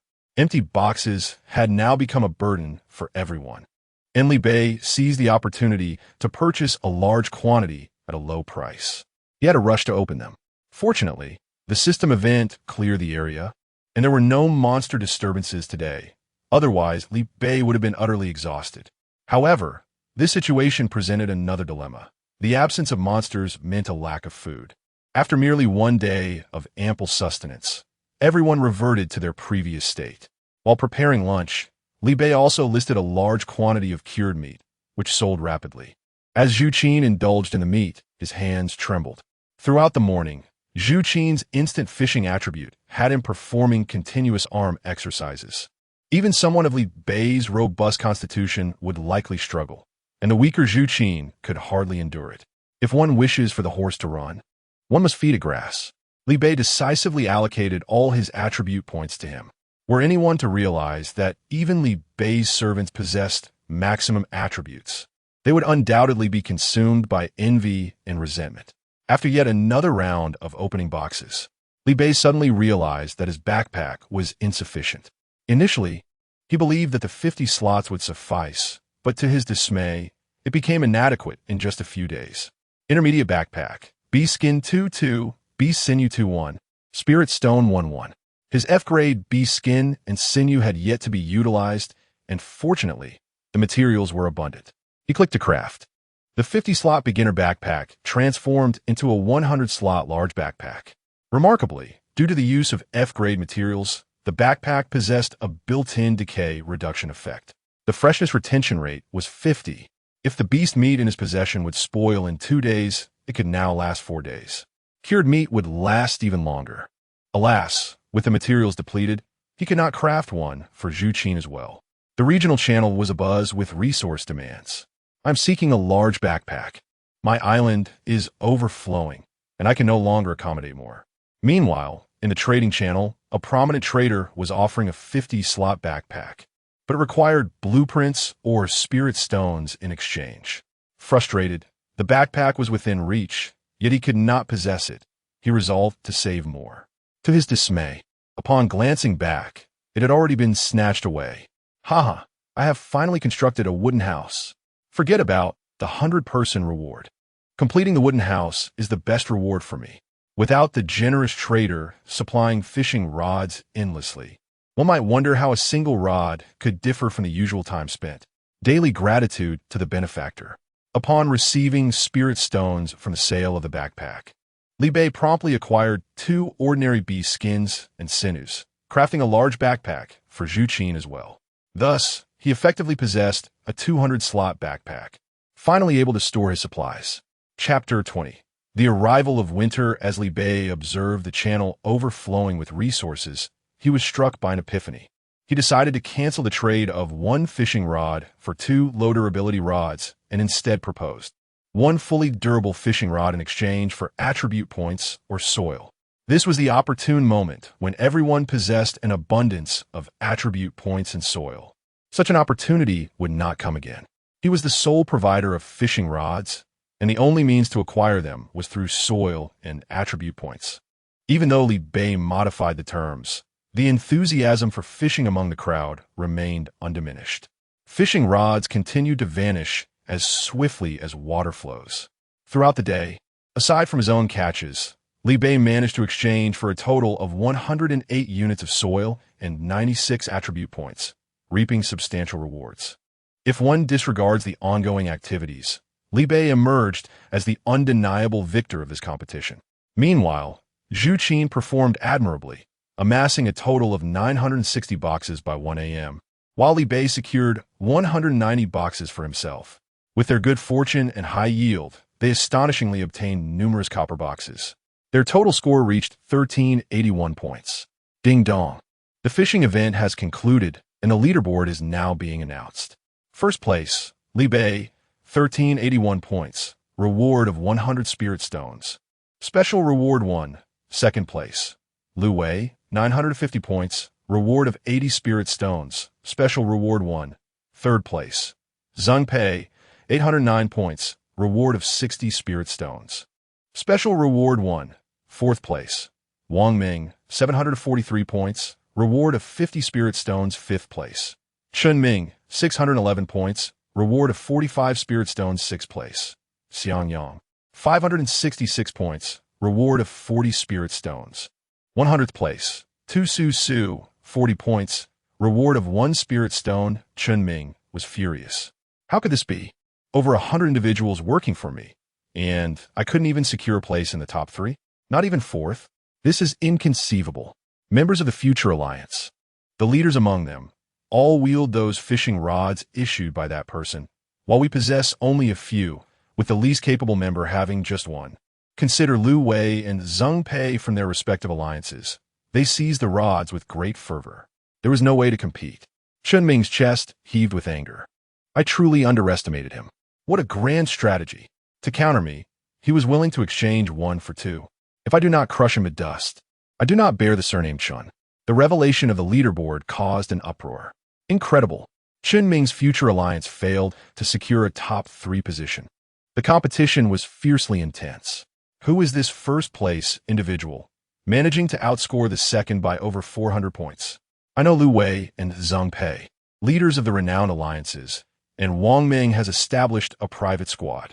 Which alliance does Li Bei belong to? I have never heard of this name before. Oh, look, Xiang Yang is in 6th place. Which alliance is he from? I want to join. Wake up, he is no alliance. He scored 566 points alone? No, that can't be true. The information is confirmed. I even inquired, and he does not team up. How else could he be such a prominent figure, single-handedly challenging an entire alliance? Thus, the crowd's gaze shifted upward. Where was the hidden powerhouse, even more formidable than Xiang Yang? Could it be that individual named Li Bei? Urgently, has any alliance come forward to claim this person? Xiang Yang has made the list. How could a hidden magnate not be included? If no one claims him, it must indeed be him. Goodness, it's confirmed. The hidden magnate is actually him. Such prowess. With over 1,300 for each person. Does he possess the traits of an octopus? I thought Xiang Yang was already impressive, but he truly is a remarkable figure. Incredible. Astounding. It's no wonder he can produce so many fishing rods. His family must be in the business of crafting them. Surely, one cannot achieve such results without at least 100 or 80 rods in use simultaneously. Chun Ming, observing the admiration for Li Bei in the channel, felt his teeth grind in frustration. So, your name is Li Bei. Your survival journey ends here. He instructed his subordinates. Is there a little internet celebrity named Lu in the alliance? Inform her that there's work to be done. When Li Bei noticed a multitude of people adding him as a friend, he suddenly realized he had been exposed. He coughed up blood. System, compensate me for my disguise. Ignoring the flood of private messages exceeding 99, Li Bei opened the special rewards. Teleportation Stone allows manual setting of 2 teleportation points. If not set, teleportation will be random. Teleportation attempts, 2-2. Goodness, it's actually a teleportation stone. I can finally leave this wretched island. The outside situation is uncertain, so the first point must be set on the small island. After configuring it, Li Bei stored the teleportation stone away. As for the second point, he was in a rush. He had a bold idea. What would happen if he applied his skill upgrade to the teleportation stone? His skill upgrade is now at 810. It had just refreshed at dawn, and he used it on the water purifier. The next upgrade would have to wait until tomorrow. The water purifier now produces 600 milliliters of water per hour, achieving an F level. That amounts to 17 liters daily. Today, it produced 7 liters, plus the bottled water he obtained and exchanged. Li Bei finally amassed 50 liters of fresh water. Paper machine. Iron 1888.80. Copper 790.30. Wood 2434.20. Planks 3007.30. Stone 2111.20. Fresh water 50.50. The various materials were all in the hundreds. A pleasing sight indeed. He clicked to manufacture. The paper machine was positioned within the stone house, filling every inch with no space to spare. What he lacked most was wood, so he added planks to create pulp, ultimately pressing it into paper. Soft, pristine sheets of paper emerged from the machine. Li Bei seized one immediately. Aside from Zhu Qin feeling slightly awkward in the room, he felt utterly rejuvenated, as if he had received a spa treatment. He promptly listed several sheets of paper for sale, generating demand rivaling that of the fishing rods during the day. Who would have thought a simple piece of tissue would become a high-end item capable of exchanging for attribute points here? It was time for his favorite segment of soil placement and attribute allocation. He had a total of 209 points in soil. Placement complete. The island's area increased to 278 square meters, truly akin to a spacious flat from his previous life. On one end of the island stood Li Bei, while on the opposite end was Zhu Qin, their communication reliant on shouts. With a total of 143 attribute points, Li Bei allocated all to spirit, distributing the remainder evenly among other attributes. Name, Li Bei. Gender, male. Age, 23. Occupation, second-tier mage. Constitution, 42, maximum 50. Can be upgraded upon breaking through to the second tier. Strength, 43. Maximum 50, can be upgraded upon breaking through to the second tier. Agility, 43. Maximum 50, can be upgraded upon breaking through to the second tier. Spirit, 50. Maximum 50, can be upgraded upon breaking through to the second tier. Luck, 41. Maximum 50, can be upgraded upon breaking through to the second tier. Mana, 500. Spirit 10. Health, 100. Constitution 10. Skill level 3. Decomposition, progress, 365, 1000. Skill Level 2. Hardening. Progress. 59,100. Skill Level 1. Exploration. Progress. 710. Skill Level 3. Fireball. Great Fireball. Dual Balls. Progress. 10,000. It is astonishing that luck can still increase beyond 10 points. Could it be that stepping in dog waste might turn into stepping on gold in the future? Li Bei carved a die from wood and compared it with Zhu Qin. The outcome was 5 wins and 5 losses. It seemed luck of 10 was not as fortunate as he had hoped. He found it perplexing, feeling that his attribute points had been squandered.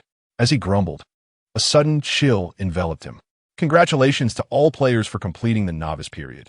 Your journey of survival officially begins now. Urgent notification. A 4-day cold winter is imminent.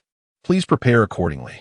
Notice, the World Channel is now active, and the 011316 district within the 01131 area is visible. In the regional channel, the upper left corner displayed a count of 7,999 10,000, along with an additional number, 011316. The World Channel, on the other hand, indicated 01131. This meant their 10,000 person area was designated as 011316, while the districts from 011310 to 011319 merged into the 01131 area, representing a fragment of the World Channel, specifically for the 01131 region. Hello, fellow adventurers in the mountains. What a predicament. Mere moments ago, the temperature was in the 20s, and now it has plummeted to the teens without any warning. It is freezing. I arrived wearing short sleeves, and while I could endure the earlier warmth, this sudden drop is unbearable. Fortunately, I had just gathered a plethora of supplies. Otherwise, I would be in dire straits. I wondered why so much cotton appeared in the chests. It was for this very situation. Have you not noticed? The temperature continues to decline. Focus on this. The cold winter is upon us. Thank you. Surely it won't drop to 0 degrees? Is your 0 degrees truly a cold winter? If it doesn't snow, it hardly justifies the term cold. Enough of this. I'm already feeling the chill. Let us gather around the bonfire, cozy up in the wooden cabin, and relish the warmth. Chapter 21. One person ascends, stockpiling supplies. Attention, members of Area 011319. The esteemed leader, Jia Bing, will take full responsibility for supplying winter provisions to all regional members. So there is no need for alarm. Truly, one individual has taken it upon themselves to support the entire area. What a magnate. How wealthy must they be? Such grandeur.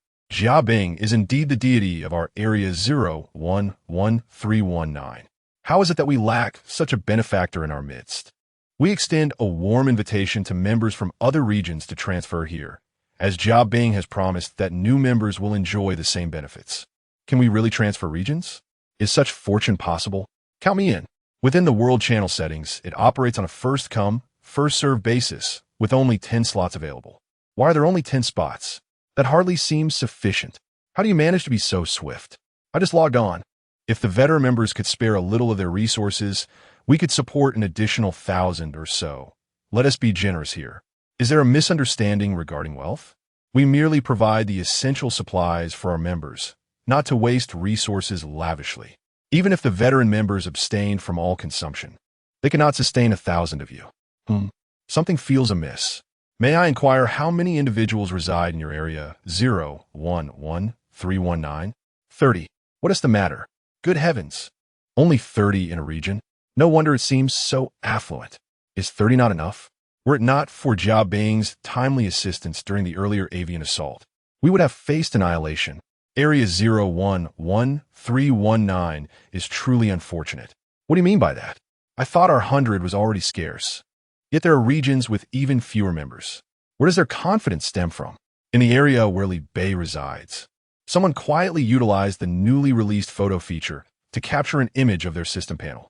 7999 members. Thank you. Astonished, they exclaimed, how does your area still have so many people? Goodness, our numbers barely scrape the surface compared to theirs. How can such a disparity exist among individuals? The residents of Area 011319 expressed disbelief, asking, have you not encountered any storms? Indeed, we have. Then, no night demons? I wish that were the case. What about sea beasts? Avian threats? Terrestrial beasts? Surely, each region faces similar challenges. This cannot be. How then do you still have so many remaining? One individual pondered for a moment. All right, how do we survive? They recalled the early days when the remarkable Li Bei began distributing supplies, followed by the glass arrows. Then the wholesale fishing rods. They even managed to procure entire wooden houses.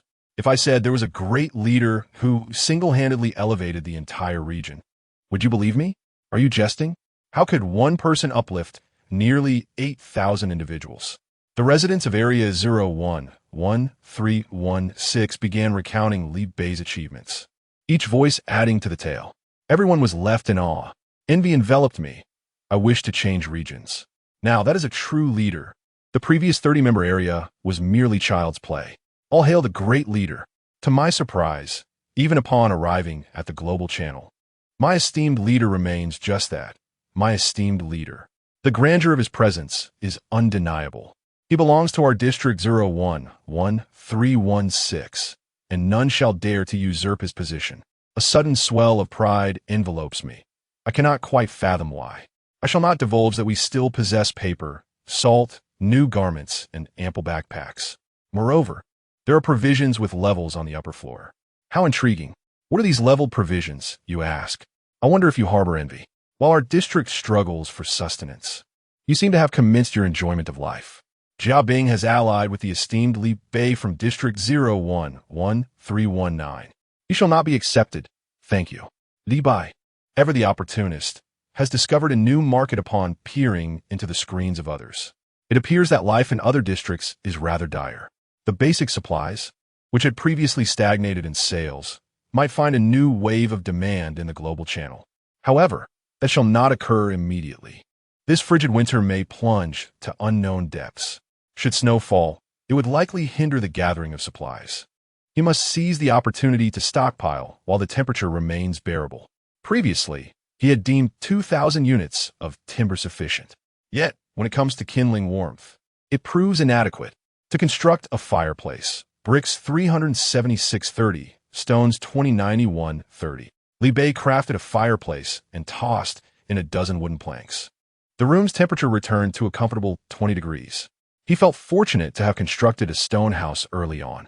It is imperative to commence the making of warm clothing. One cannot venture out to gather supplies while dragging a fireplace along. Blankets must also be secured. Should the temperature plummet further, relying solely on the fireplace may not suffice. After a cozy night, Li Bei rose early the following day. The temperature had dipped several degrees overnight, now likely below 10. The biting sea breeze greeted him as he opened the door, causing him to shiver. At this rate of decline, 1 degree per hour, time is of the essence. The denizens of the global channel have also recognized the gravity of the situation, falling silent as they fervently stockpile supplies. Li Bei continued to exchange fishing rods in the trade channel, offering a fully durable fishing rod one in exchange for 2 low durability fishing rods. Note, limited to today. Whether one perceives his actions as benevolent or self-serving, his intentions remain ambiguous. Regardless of motivation, Li Bei does not wish for excessive loss of life. Helping within his means serves as a means of honing his disassembly skills. Someone captured a photo of Li Bei's trade and shared it in the global channel. The esteemed Li Bei is once again offering fishing rods. How thoughtful of him. The best decision I have ever made in my life was to become a member of District 011316. How fortunate, indeed. Why do such blessings not grace our district? Envy and resentment abound. I humbly beseech the esteemed Li Bei to sell us a little. Our pantry is nearly bare. If we endure another winter, it may lead to dire consequences. The plea resonates. Li Bei chose to disregard the messages in the global channel. With his limited resources, even the 011316 district could not be fully supplied. He truly could not profit from the world channel. On the small island, the sea creatures, soaring birds, and terrestrial beasts emerged as usual. Li Bei had never felt such relief at the system's focus on him. The abundance of monsters not only signified danger, but also promised a great deal of sustenance. When he had mana, he slowly ground away foes with fireballs to hone his skills. When his mana depleted, he resorted to using his fishing rod to poke at them. The monsters were of the lowest rank, merely the two F-grade beasts on land, easily subdued by his fishing rod. Once the system's monsters were dealt with, he would plunge into the sea. No amount of beast meat would ever be deemed excessive. Zhu Qin, too, was relentless in his fishing endeavors. Now at full capacity, he could deftly manage a fishing rod with one hand, yielding double the resources. By evening, Li Bei's preservation backpack brimmed with food, while Zhu Qin's was filled with supplies. On the island, unopened treasure chests towered to a height of 3 meters. After a day, the temperature plummeted below zero, rendering his single layer of clothing insufficient for the outdoors. Just as the chests could no longer be accommodated, Li Bei decided to cease his efforts. The sea breeze howled, threatening to whisk away the chests left on the island, prompting him to begin constructing a courtyard. Moreover, he needed a means to store his food, as carrying it all was untenable. Courtyard: stone 2061-200, glass 10320, copper 760-30, iron 1808-30, plastic 154-60, thatch 1902-90, bamboo 1912-90, plank 2961-100, wood 2414-100, spirit stone 1015, soil 99, freshwater 17-100. Only freshwater was lacking. Li Bei placed F-grade purified water on the World Trading Channel. Thanks to his companion's promotion, the purified water was swiftly sold out. Indeed, the strength of many proved formidable, and within an hour, he amassed 100 liters of fresh water. He clicked to construct. Li Bei positioned the courtyard where the stone house once stood. The house, a brickwood structure, comprised 3 spacious rooms, accompanied by a courtyard of 20 square meters, enclosed by a wooden fence. Chapter 22. The cellar above the courtyard lies a canopy of transparent plastic film, shielding from the wind and rain while allowing sunlight to filter through. The soil within the yard is unlike the brownish hue of the island. It is rich black earth, loamy and fertile. The land is meticulously divided into 1-meter square plots, facilitating cultivation. In the center of the yard, there exists a circular water pit, 1 meter in diameter and 1 meter deep. Li Bei sampled the water and discovered it to be fresh. Elated, he realized that the 100 liters of fresh water was an unexpected boon, unlocking a newfound freedom of hydration. Upon testing, he found that the pit automatically replenished itself after drawing water. Although the process was somewhat slow, a continuous source of fresh water was now at his disposal. He could finally arrange for bathing and laundry. The furniture from the stone house remained intact, and he planned to indulge in a thorough cleansing tonight. Moreover, while the courtyard is outdoors, it still falls within the shelter's perimeter. Any monsters wishing to enter must first breach the fence, which boasts durability comparable to that of the wooden cabin and remains reparable. Within the confines of the yard, he could work during the night, unhindered by nocturnal terrors, effectively granting him ample additional time. The structure comprises 3 large rooms, a bedroom, a living room, and a kitchen. The living room is partitioned by brick walls, with one half serving as Zhu Qin's bedroom and the other half as a bathroom. The kitchen features a designated area for the system-equipped cabinets and stove, while the remainder serves as a storeroom. Beneath the storeroom lies the potential to unlock a cellar. Although the cellar does not preserve items as effectively as a refrigerator, it is certainly preferable to having things sprawled haphazardly on the ground. In Li Bei's bedroom, there is now ample space. In addition to the bed, he whimsically decided to construct a wardrobe. Upon completion, he was astonished to discover that the wardrobe possessed storage capabilities. Much like a backpack, it is composed of individual compartments, each capable of holding identical items, with a limit of 100 per compartment. The expansive double-door wardrobe boasts a total of 100 compartments, leading Li Bei to feel as though he had missed a golden opportunity. If the wardrobe offered such utility, what the newly unlocked writing desk and storage box? With an abundance of wood at his disposal, Li Bei resolved to craft them all. Indeed, both also featured storage functions, with a desk accommodating 10 compartments and a box boasting 100. Thus, in addition to the cellar designated for food storage, he now possessed an additional repository for materials. Comfortable double bed, with 23-14-30, plank 28-61-30, thatch 18-12-30, iron 17-78-40, fabric 43-10, cotton 860. Writing desk, wood 23-14-10, plank 28-61-20, iron 17-78-10, copper 7-30-10, glass 83-2.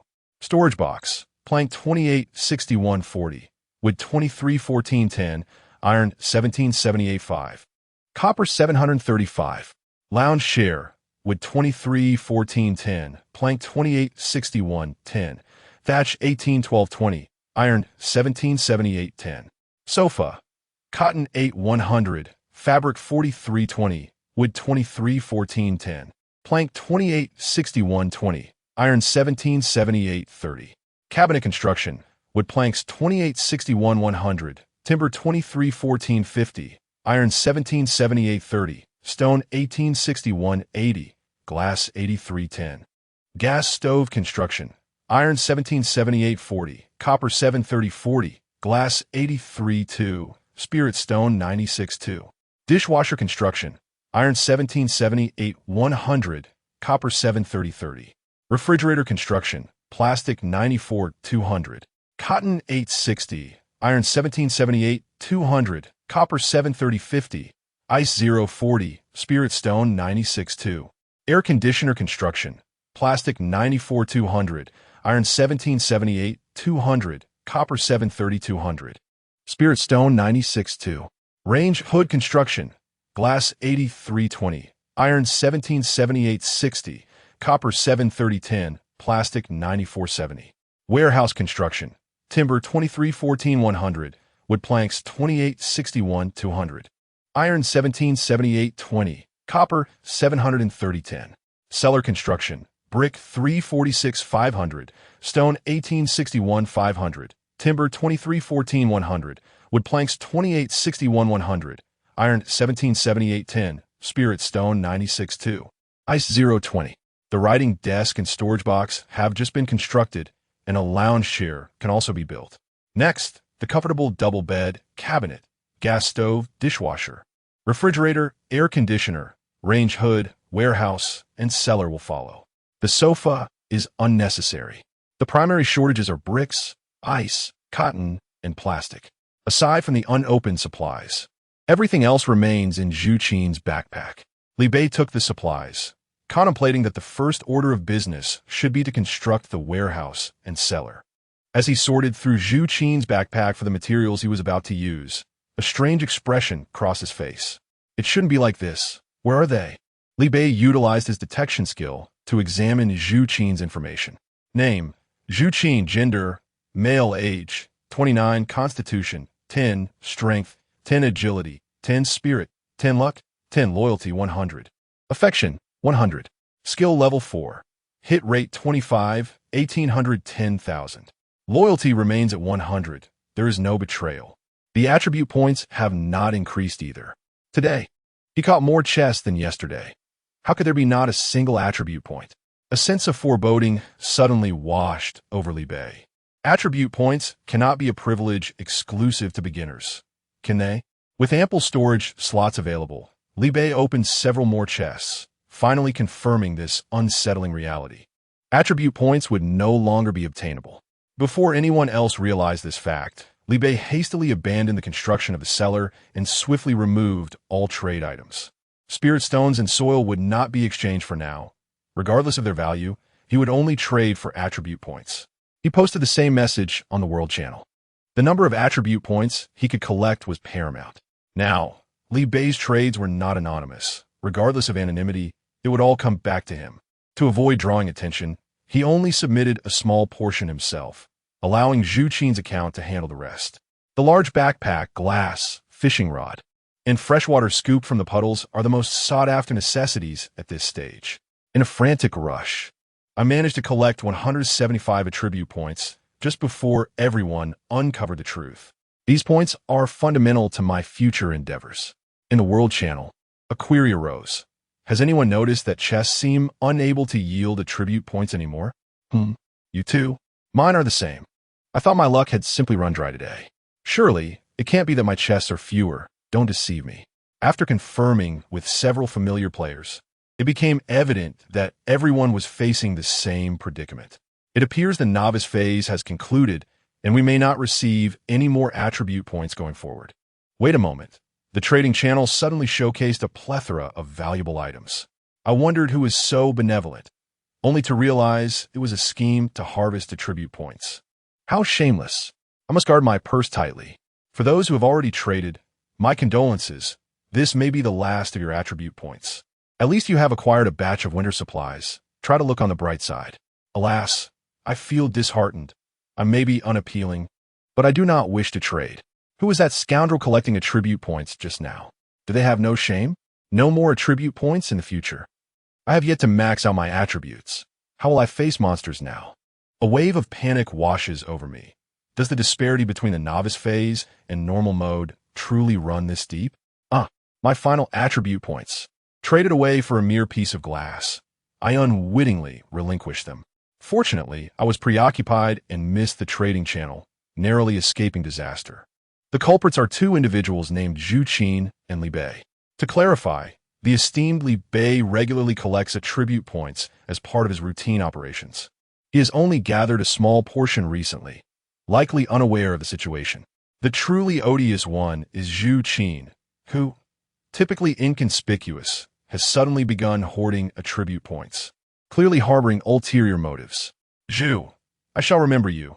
Dare to deceive me of my attribute points, and I vow to make you unrecognizable. Return my attribute points. Return my attribute points. Li Bei rubbed his nose, closing the system interface with a guilty conscience. May the downfall of my companions not bring ruin to myself. My apologies, everyone. Chapter 23. The delivery is impossible as the night deepened. The temperature continued to plummet. The small puddles in the yard had frozen over. Li Bei chiseled out 20 blocks of ice and, gathering over 100 bricks from Zhu Qin's backpack, he opened the construction barrier. Warehouse construction. Wood 2314-100. Planks 2861-200. Iron 1778-20. Copper 730-10. Cellar construction. Bricks 500-500. Stones 1861-500. Wood 2314-100. Planks 2861-100. Iron 1778-10. Spirit stones 96-2. Ice 2020. He clicked to build, revealing a 10 square meter warehouse. Continuing further down, he discovered a spacious cellar, measuring an impressive 60 square meters. The ground-level warehouse was stocked with instant noodles, bottled water, and other non-perishable food items, while the cellar, equipped with preservation capabilities, housed vegetables, fruits, and meats. The remaining materials were stored in Li Bei's bedroom compartments. Once the puddles refroze, the refrigerator would also need to be arranged, as nearly 100 portions of F-grade beast meat were more precious than food itself. Refrigerator construction. Plastic 94-200, cotton 860, iron 1778-200, copper 730-50. Ice 040, spirit stones 96-2. After approximately 2 hours, the puddle had completely frozen over once more. Li Bei smashed the entire puddle, yielding 40 blocks of ice, and retrieved plastic and cotton from his storage to complete the materials. Finally, the refrigerator he had long yearned for was constructed. He filled it with beast meat and exhaled in relief. World Channel. Oh, it's so cold. It must be around 0 degrees, right? Based on my years of living in the South, it's definitely below 0. Can you all please refrain from typing nonsense? What on earth has happened to you? Is lighting a bonfire really necessary? Surely, there aren't still people living in thatched huts? What's wrong with thatched huts? Did you use wood from your home? Which district are you from, brother? Truly pitiful. Other supplies are available, but primarily lacking glass. Has no one discovered that the furnace can produce glass? Do the big shots sell it? Although, I cannot afford a furnace. Then what's the point of your words? If I had attribute points, I would certainly exchange them for glass. What use is strength if one cannot survive? I feel like I can hardly endure this any longer. My name is Sun Feifei.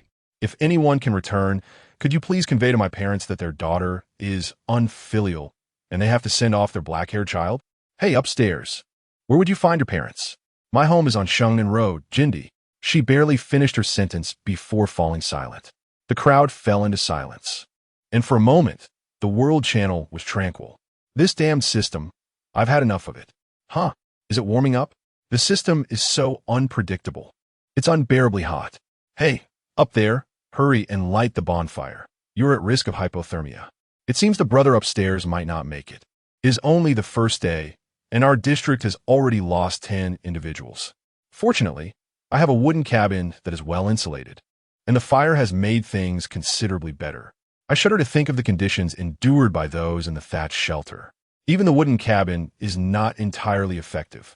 I am trembling even beside the fire. If only I had a winter coat at this moment. Had I known we would be transported in such a manner, I would have wrapped myself in warm clothing. The bonfire consumes wood rapidly, and it appears my supplies are insufficient. The outside has frozen over, making it impossible to fish for resources tomorrow. With only 4 days left, how are we to survive? What? Is it not only 3 days remaining? Please pay attention. The system has indicated that the harsh winter is imminent, but it has not yet arrived. Good heavens, if this isn't winter yet, what will it be like? Not only do I lack firewood, but I also have no food or water.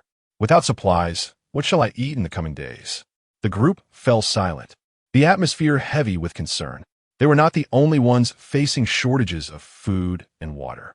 Everyone had been struggling these past few days, eating only when they could. No one had any reserves. The impending winter had severed their food sources entirely.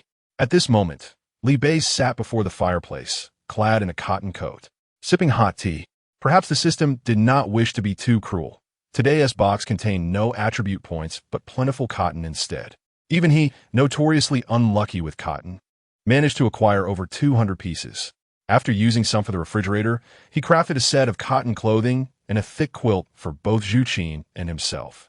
Li Bei had intended to make a comfortable double bed as well, but regrettably, the cotton had run out. As the temperature in the fireplace began to drop, he boldly tossed in a dozen wooden planks and comfortably closed his eyes.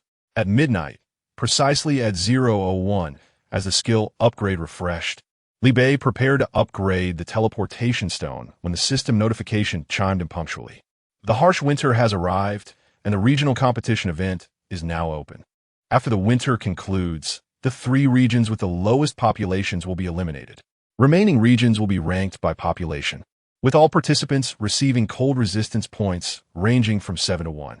Furthermore, the top 10 contributors within each region will receive additional rewards. Li Bei was taken aback. It seemed the system was compelling him to lead others. He glanced at the upper left corner of the regional channel. 7,656, 10,000. In such a short time, dozens had perished. He withdrew his hand from the teleportation stone, silently contemplating the unpredictability of what might occur post-transport. He had no desire to be caught in a moment of revelry, only to be abruptly forced into a dire situation. Aside from today's resources, he still had over 2,000 wooden planks and logs. He decided to put everything on the market. Rent wooden plank 1 to return wooden plank 2, 2,000. Duration, for days. Rent wooden plank 2 to return wooden box 1, 561. Duration, 1 day. Rent log 1 to return log 2, 2114. Duration, 4 days. Rent thatch 1 to return thatch 2, 1812. Duration, 4 days. He would not give away his supplies for free. It was either a matter of borrowing with the intention of repayment or settling debts in kind. As for the supplies he has stored in the locker, it is impossible to move them. With no source of income for the past 4 days, both he and Zhu Qin have incurred significant expenses. Amidst the chatter, one comment stood out. Finally, the esteemed Li Bei has appeared. Do you know how long I've been watching the trading channel? Another remarked. I knew that with a big shot around, we wouldn't easily meet our demise. Someone else commented, what a close call. The fire almost extinguished. Truly a timely blessing. A warning was issued. Let me be clear, the benefits provided by the esteemed Li Bei are for our district's residents only. Reselling for profit is strictly prohibited, and we must collectively supervise this. Violators will be blacklisted. Questions arose regarding the abundance of resources in the hands of the esteemed individual. How does he possess so many supplies? I can't even afford a fraction of it. Previously, you claimed he was the system's true master. I was skeptical, but now I am convinced. Another lamented, I was so cold earlier that I burned the wooden crate. Had I known, I could have exchanged it for 2 wooden planks. Skepticism surfaced. What are you all so excited about? Does no one find his actions dubious? Renting 1 portion of materials and collecting 2 in return feels like robbery. To which a reply came, you don't have to rent. No one is forcing you. Another interjected, "Please, I don't want to buy. I just need to rent a little." A critical voice emerged. "Are you all unwell? I'm standing up for you." A bunch of fools being sold out while counting someone else's money. With all his resources, does he truly lack this or that? If he genuinely wanted help, shouldn't he just give it directly? He knows everyone can't afford the rental fee. This is deliberately setting conditions. It's not sincere help, merely for show. A defender retorted, "Are you blind? Can't you see the 4-day grace period? Once the harsh winter ends, we'll be able to repay." Another chimed in, "Don't berate the poster." I find their argument quite reasonable. Why not? Out of your kindness, share your resources with us. The response was swift. "Why should I? I barely have enough for myself." A sigh echoed through the comments. How disheartening. Even the poster doesn't want to put on a show of goodwill. One voice insisted, "This can't be the same." Li Bei has plenty of supplies, while I only have this little. The discourse continued. "So, those with wealth deserve to be taken advantage of. Is that it?" From now on, I won't dare to help others casually. Being generous only invites envy. It would be far better to enjoy in solitude. Another added, "If you want something for nothing, just say it." In a previous life, so many beggars couldn't afford a meal. You're not sure of a bite or two. When dining at a restaurant, uneaten dishes are often discarded, yet I never saw you rushing to offer warmth to anyone. Finally, a plea arose. "Esteemed Li Bei, is it possible to forego the rental? I wish to purchase with attribute points." Amidst the cacophony of voices, a comment from someone named Lu stood out prominently. Li Bei immediately reached out to her privately. Chapter 24. Cotton Planning. Li Bei, how many attribute points do you possess? Asked Lulu. 3 attribute points, replied Li Bei. Well, I can directly offer you 50 pieces of wood, which should suffice for your winter needs. Brother Li Bei, I already have enough wood. I wish to exchange for something else, Lulu stated. Li Bei frowned. "What do you need? Do you have any clothing?" "I would like to trade for a set of fitted garments," Lulu requested. Li Bei sighed in relief. "All right, but just one set?" A full set only requires 2 pieces of burlap. For fitted clothing, a single piece will suffice. It hardly merits the value of 3 attribute points, he added. That's enough. I've long desired to change my clothes, but I couldn't find anyone until now. You're truly impressive, Brother Li Bei. I'll acquire more attribute points later to trade with you again. Li Bei responded. Silly girl. You won't have any attribute points left to fish for in the future. However, returning the points is out of the question. Li Bei clicked on the attribute points Lulu had sent, accepting them without a second thought. Meanwhile, Lulu was eagerly anticipating Li Bei's subsequent refusal, only to see the trading window suddenly gray out. Her expression turned to one of disbelief. He actually accepted it? He actually accepted it.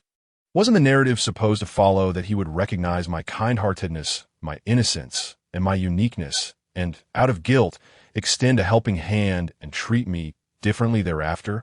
How could this man be so unscrupulous? He possesses not an ounce of gentlemanly grace, deceiving a young girl for her attribute points. Lulu nearly smashed her system in frustration. Taking a deep breath, she reassured herself that no man was beyond her capabilities. Thank you so much. Since arriving in this survival world, I've yet to encounter anyone as kind as you. To be precise, I've never met someone so unscrupulous. Brother Li Bei, may we become friends? I can trade you any good items I find in the future to avoid being deceived by others. Of course. Li Bei readily accepted the friendship request. He had a fondness for good items. Lulu smirked on her end of the system. First step, bait. Second step, having accepted Lulu's attribute points, Li Bei prepared to send a piece of cloth, just as he had done in his previous transaction with Gumumu. However, just as he clicked to send, a revealing photograph arrived from Lulu. Li Bei was momentarily taken aback. Is this girl a bit foolish? Isn't it freezing in the dead of winter? He zoomed in for a closer inspection. The very thought sent shivers down his spine. Lulu, why are you asking me to send you a piece of cloth? Isn't it for making clothes? Wait a moment, I've forgotten the dimensions.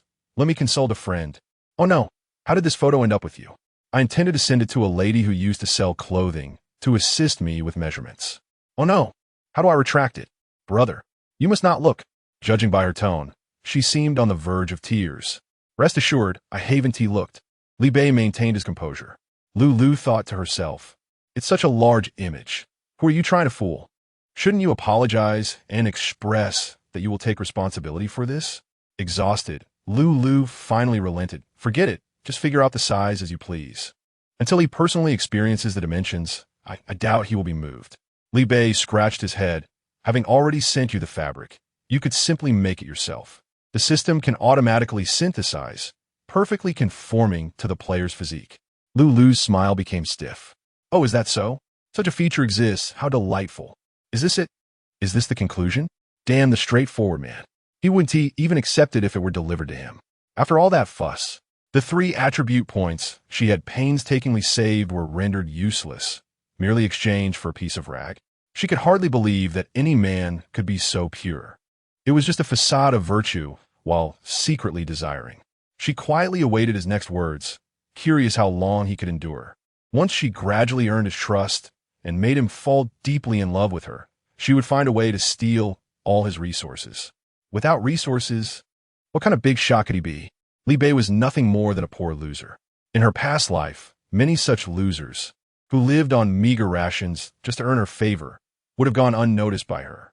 After waiting for what felt like an eternity, the other side remained silent. Lulu could not help but probe. Well, thank you then. We'll talk later. Li Bei responded, Ah, you're still there? Lulu. Li Bei replied, damn it. Li Bei shook his head, finding this girl too talkative and quite bothersome. He was eager to forge glass and make cotton clothing. Indeed, women could impede the swiftness of his actions. The death toll in the channel continued to rise sharply. Mere campfires could not resolve the pressing issues. Li Bei pondered and retrieved a bag of cotton seeds obtained from a chest. With the land lying fallow, he might as well give it a try. As he opened the door, the cold wind rushed in, sending shivers down his spine. The ground was frozen solid, making it impossible to dig. Moreover, the temperature was likely too low for anything to survive. He fetched some wooden planks and enclosed the yard with a makeshift windproof greenhouse.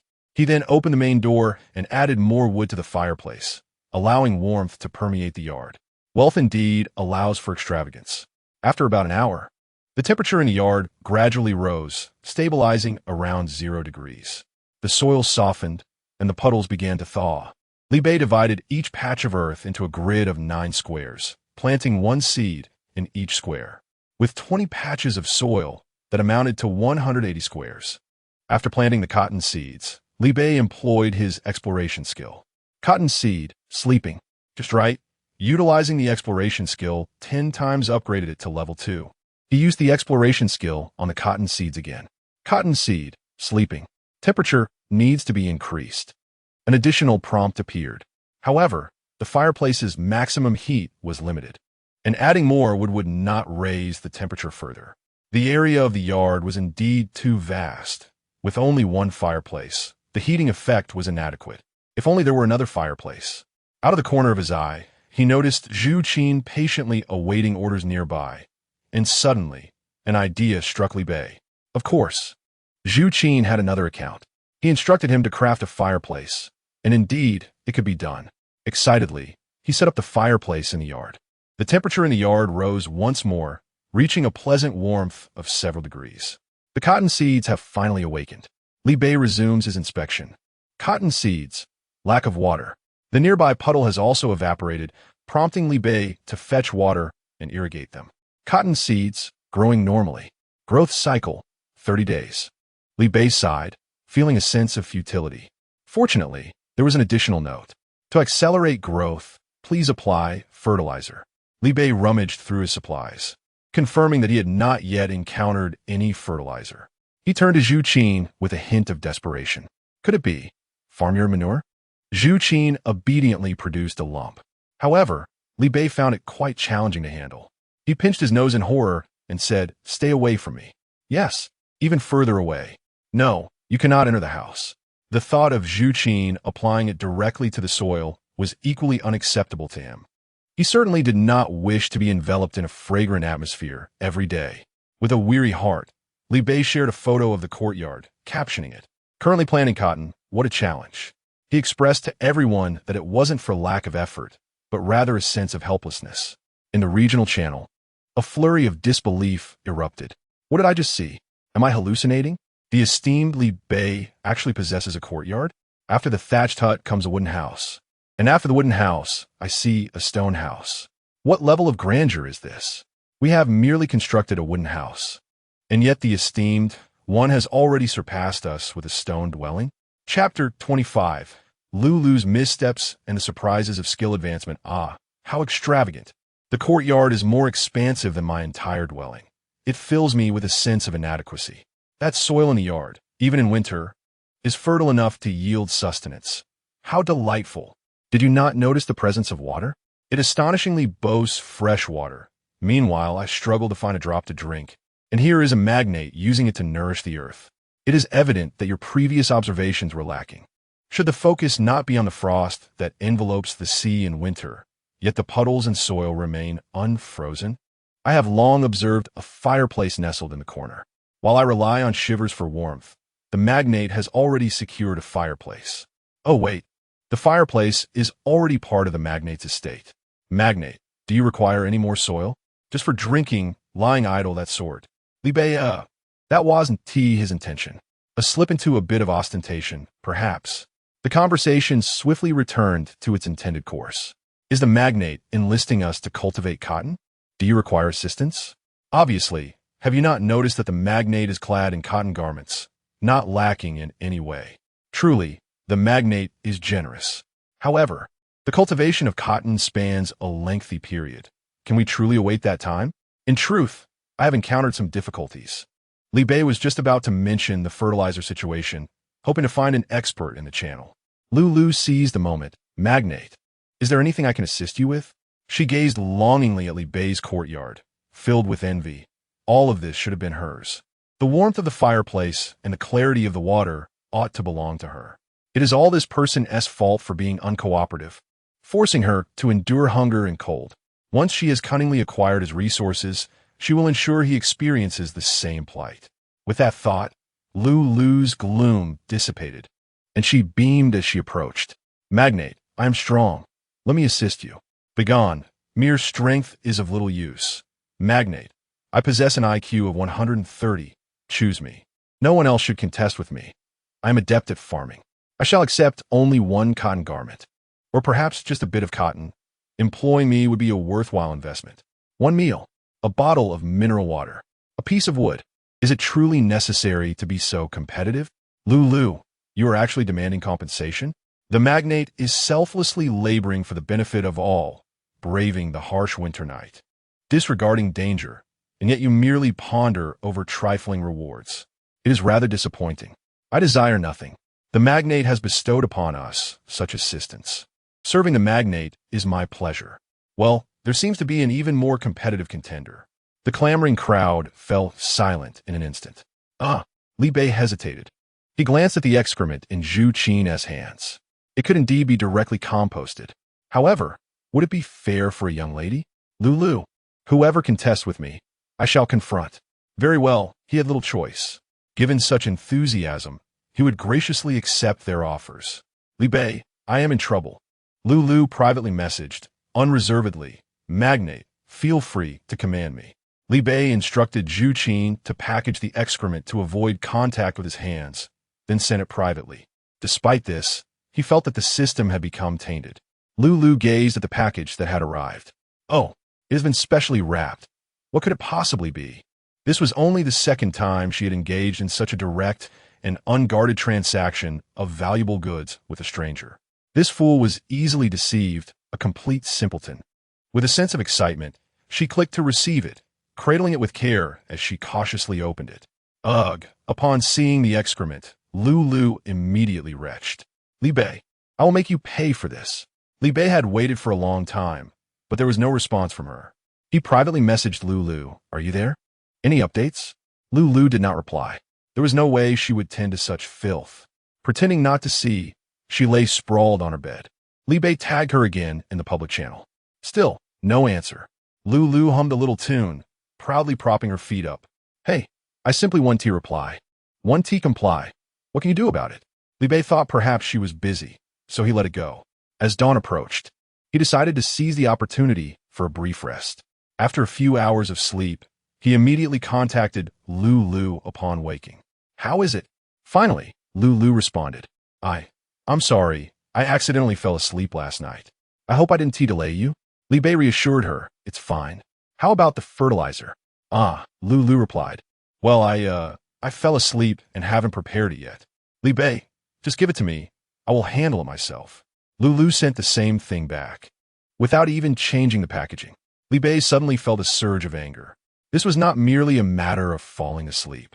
It was as if she had received it and gone straight to bed without any effort. Over the course of the night, more than 100 people had perished. If she couldn't do it, she shouldn't have taken the job. Had he known he would need to work through the night, perhaps so many wouldn't have died. This girl was not only troublesome, but also lazy. Fuming, Li Bei stepped into the courtyard and unexpectedly saw Zhu Qin pouring water from a cup onto the ground. What are you doing? Isn't that F-grade purified water? You're using it to water the soil? Zhu Qin stammered. Master, when I woke up this morning, I found the fireplace in the courtyard extinguished, and the soil and water had refrozen. I filled a bit of water from the purifier, heated it, and poured it on. Master, did I do something wrong? Li Bei inhaled sharply. Goodness, she was using hot water to water the plants. He hurriedly employed the inspection skill on the cotton seeds. Cotton seeds, moisture abundant, soil fertile. Growth cycle, 20 days. Li Bei was stunned. The F-grade purified water was not only effective for humans, but also for plants, astonishingly reducing the growth cycle by 10 days. Zhu Qin had inadvertently unlocked a new method of farming. With this water, who needed fertilizer? Li Bei turned, excitement radiating from him. Well done. His gaze fell upon the cup of hot water that had yet to be fully poured out. But next time, please refrain from doing this again. He then took a cup of cold, purified water, cautiously pouring it over the seeds. Inspecting again, he noted cotton seeds, moisture abundant, soil fertile, growth cycle, 10 days. Remarkably, the buff had a stacking effect. Li Bei poured himself another cup. Sufficient moisture. Please do not water multiple times within a day. Well, it seems that watering can only be done twice a day, for a growth cycle of 30 days. Achieving rapid results in just 2 days is quite impressive. However, it is rather water-intensive. This water is produced by the F water purifier, which can be exchanged for numerous valuable items, and its yield is limited. Using it to irrigate cotton feels like a waste. Li Bei's gaze fell upon a small puddle in the courtyard, and a thought struck him. What if he upgraded the puddle? Coincidentally, he had not yet found a place to utilize his upgrade attempts today. Li Bei applied his skills to the puddle. Upgrade. A flash of white light ensued. F-grade puddle. Long-term consumption may improve physical constitution. Is this possible? Li Bei rejoiced.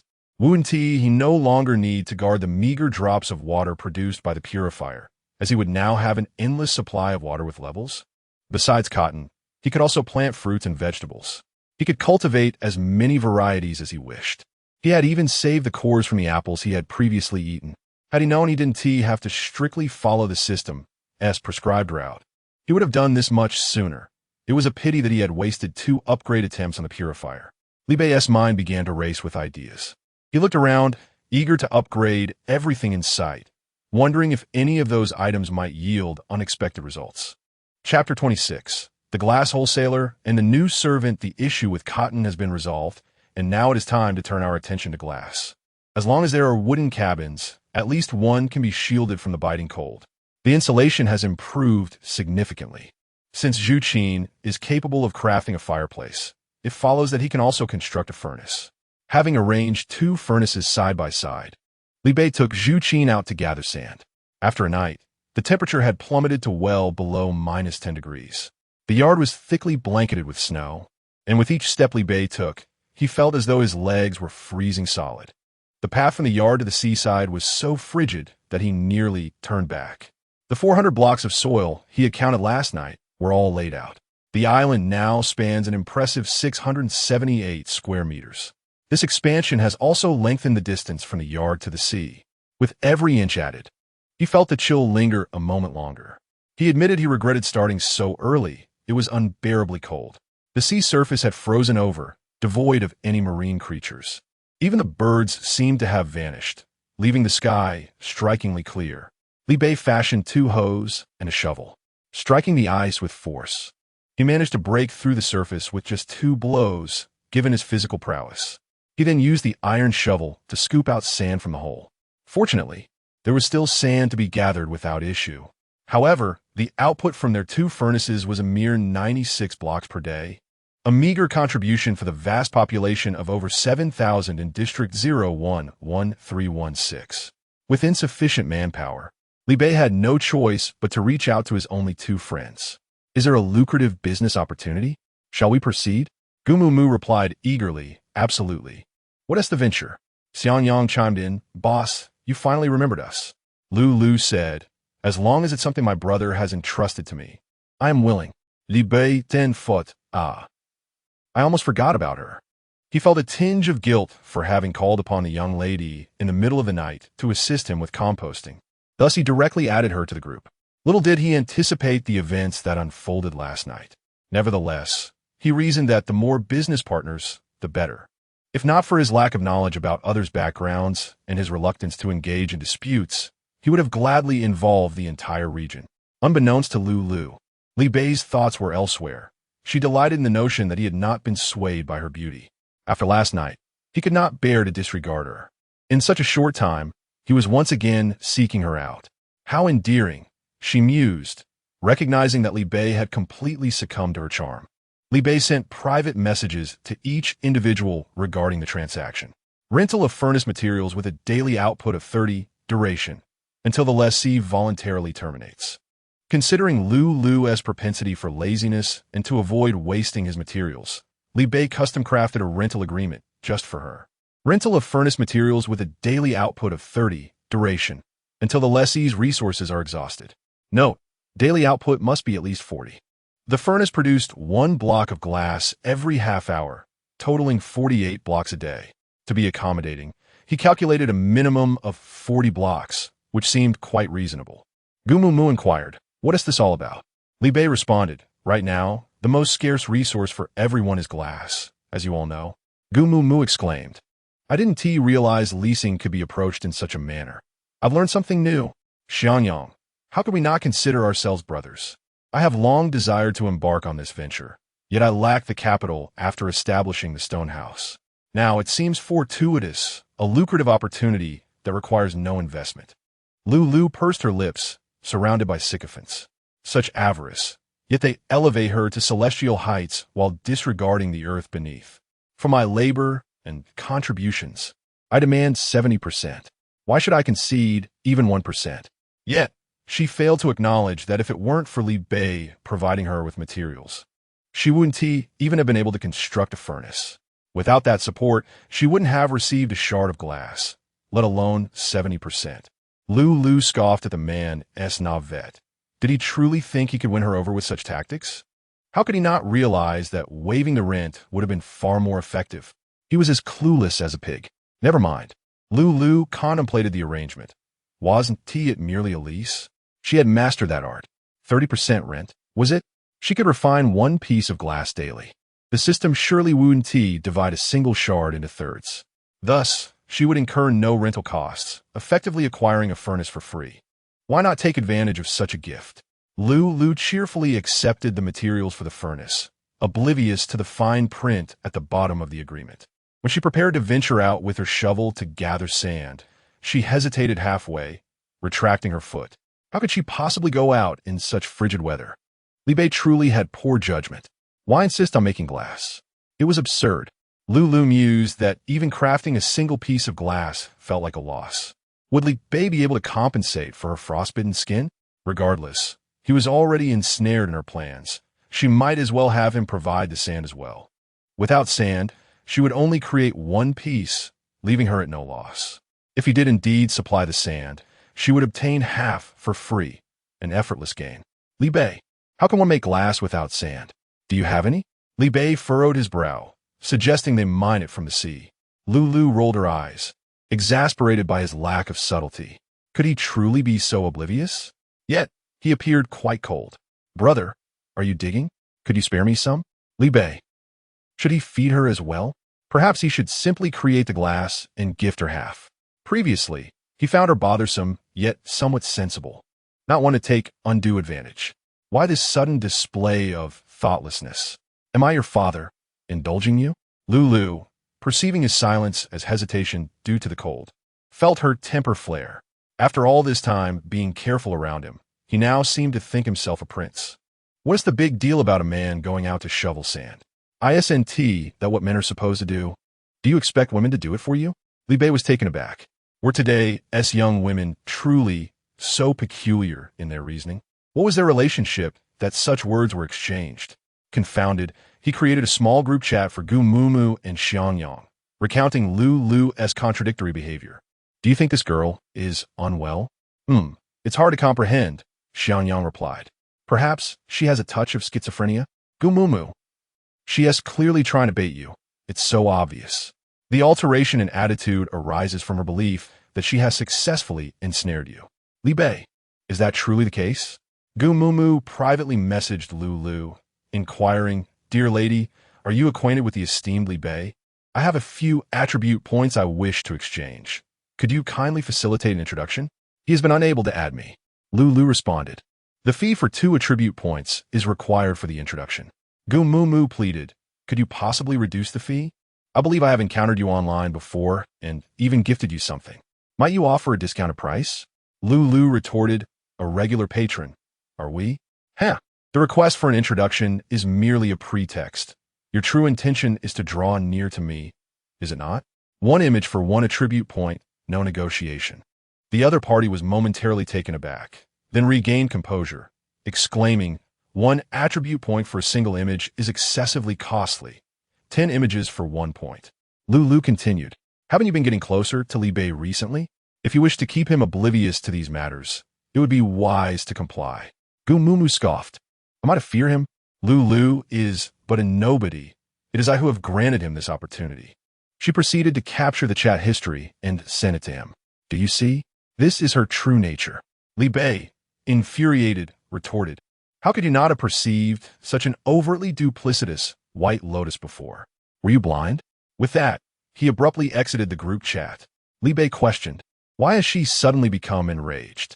Xiangyang commented, Such is my reason for abstaining from romantic pursuits. Women are far too capricious. Li Bei interjected, Are you certain it is not due to your inability to find one? At that moment, Li Bei felt an intense aversion towards Lu. Initially, he could merely disregard her, but now he believed that terminating their arrangement would merely serve to benefit her. She had squandered so much of his time, treating him like a fool, presuming him to be tolerant, as if he were easily manipulated. Chapter 27. Concealed activities. Let me dig right now. Please do not be angry. However, the ice is too thick, so I estimate I can only deliver the sand to you by nightfall. Li Bei agreed amiably on the surface, but inwardly, he calculated the deadline for the other's breach of contract. As long as he could delay until evening, even if she realized the situation, it would be too late for her to gather the sand. A sense of satisfaction washed over Li Bei as he exhaled. Mission accomplished. He had acquired a new servant, which was precisely what he needed. It was rather fortuitous that she had come to him. At that moment, Lu reveled in the adoration of the formidable Li Bei, feeling immensely proud and entirely oblivious to the fact that in the not-so-distant future, she would become a servant to the very man she looked down upon.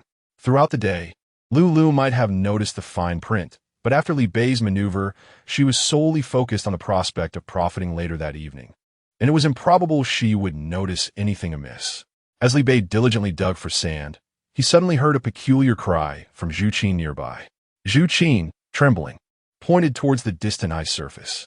Following his gesture, Li Bei saw a human-shaped shadow standing on the ice, silently observing them. Li Bei was taken aback. What on earth? He cast a fireball towards the shadow, which screamed and fled.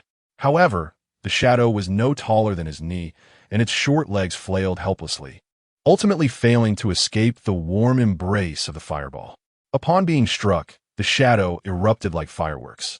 A piece of debris flew and struck Li Bei in the face. He took it down, and, with a twitch of his mouth, his expression shifted oddly.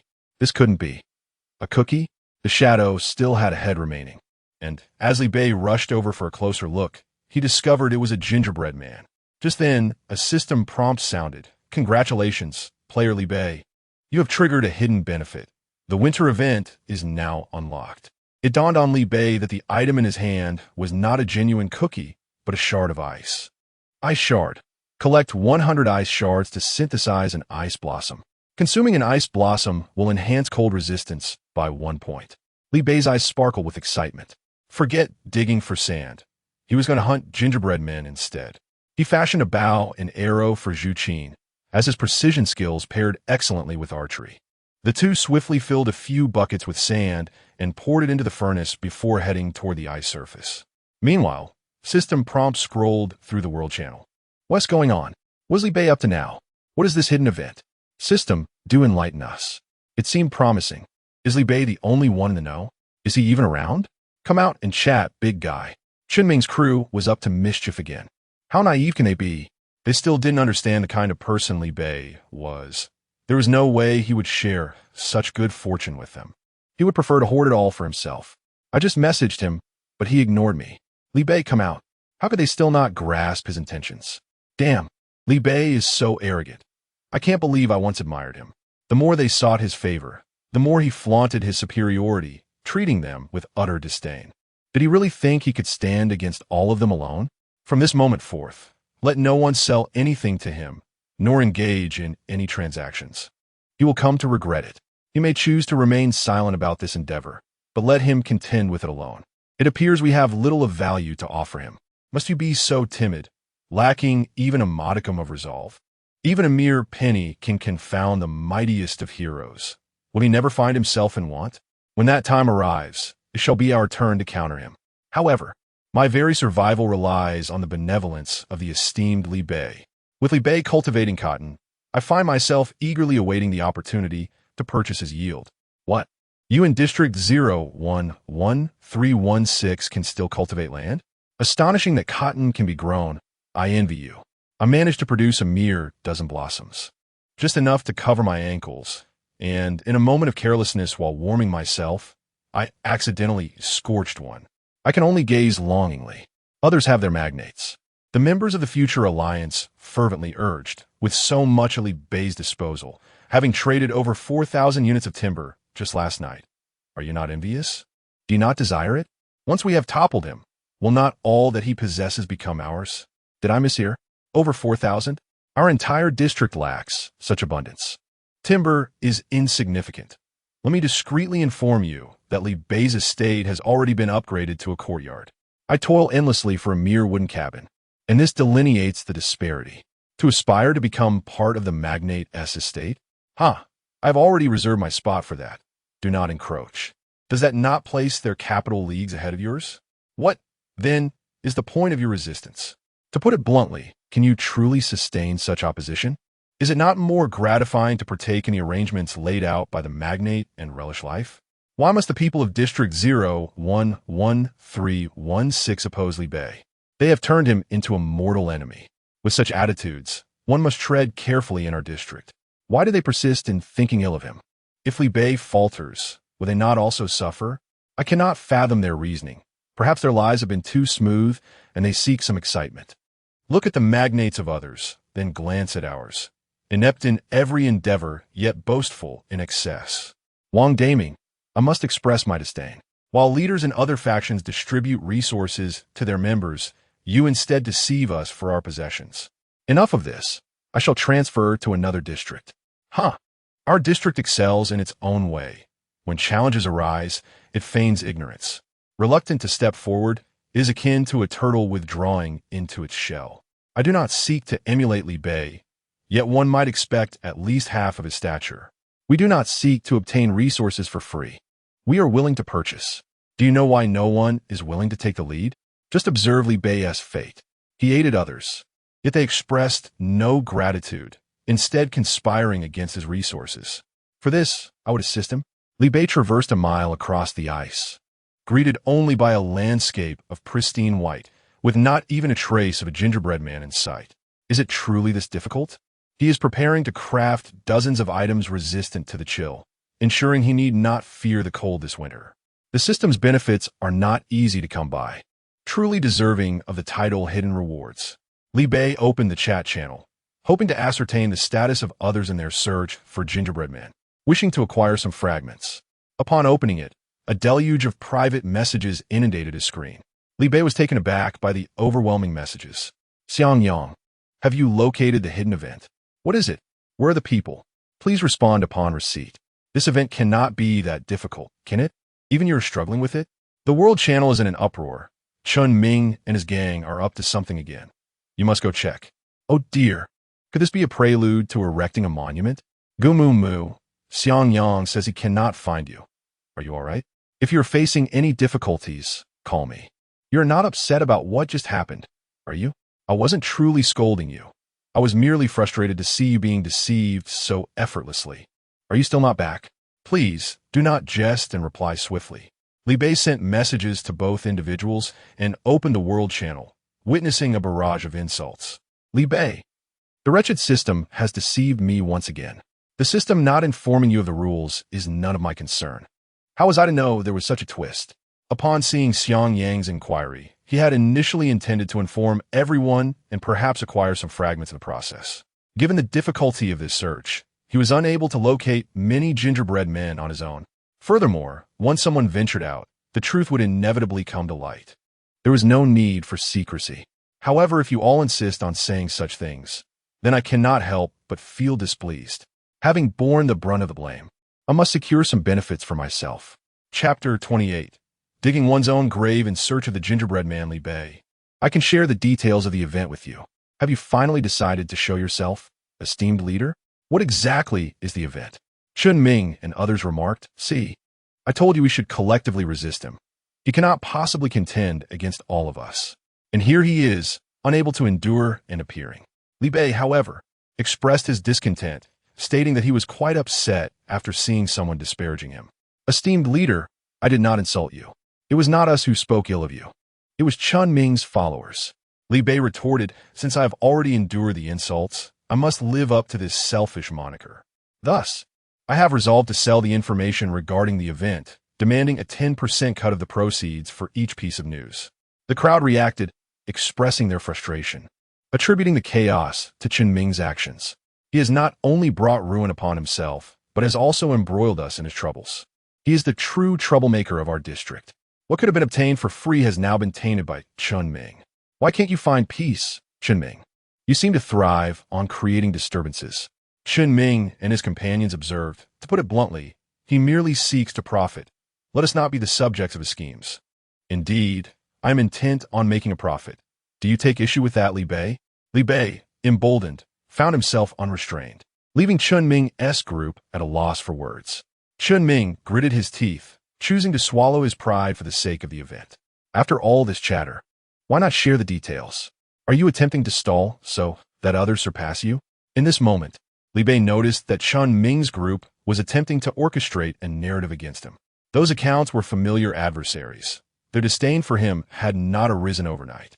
Why are you in such a rush? I never claimed I would sell it to you. Chun Ming insisted the event organized by the system is open to all. On what grounds do you deny me this information? Li Bei rolled his eyes, dismissing him with a retort that it was simply due to Chun Ming's foolishness.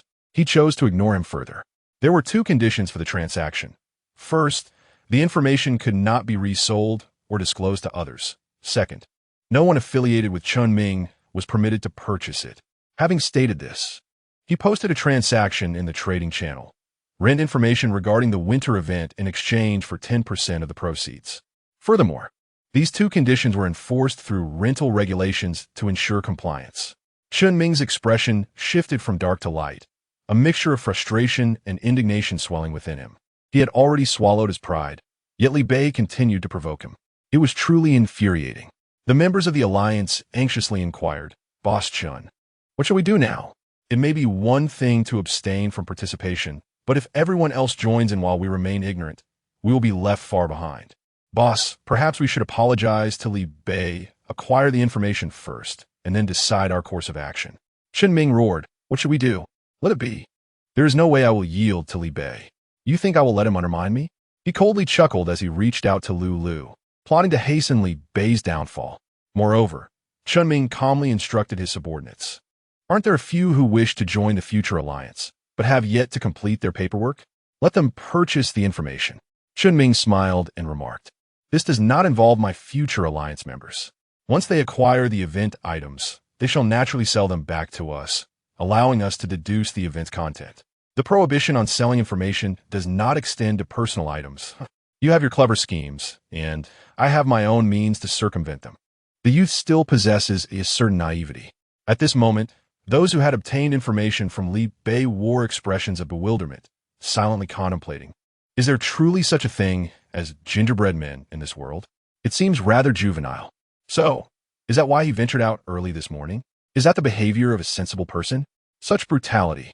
While others languish in their beds, this mogul strolls through the snow. What an unusual pastime. This, aside from Li Bei, I doubt anyone else would wander aimlessly through the snow. With such wealth, how can he be so diligent? It seems I have lost. Knowing the event's content, why do I still lack the desire to venture out? Is this the chasm that separates me from the mogul? Li Bei and Zhu Qin continued their exploration. The icy expanse stretched endlessly before them. He regretted not having employed his hardening skill to forge a path. Fortunate that his lack of skill prevented its execution. At this distance, he had yet to catch sight of any other islands, let alone land. Had he attempted to utilize that half-baked skill, he would have realized too late the vastness of the terrain, finding himself trapped, exhausted, and submerged in the sea. After walking another 500 meters, their body heat dissipated with the passing time. They were freezing and had no choice but to turn back for warmth.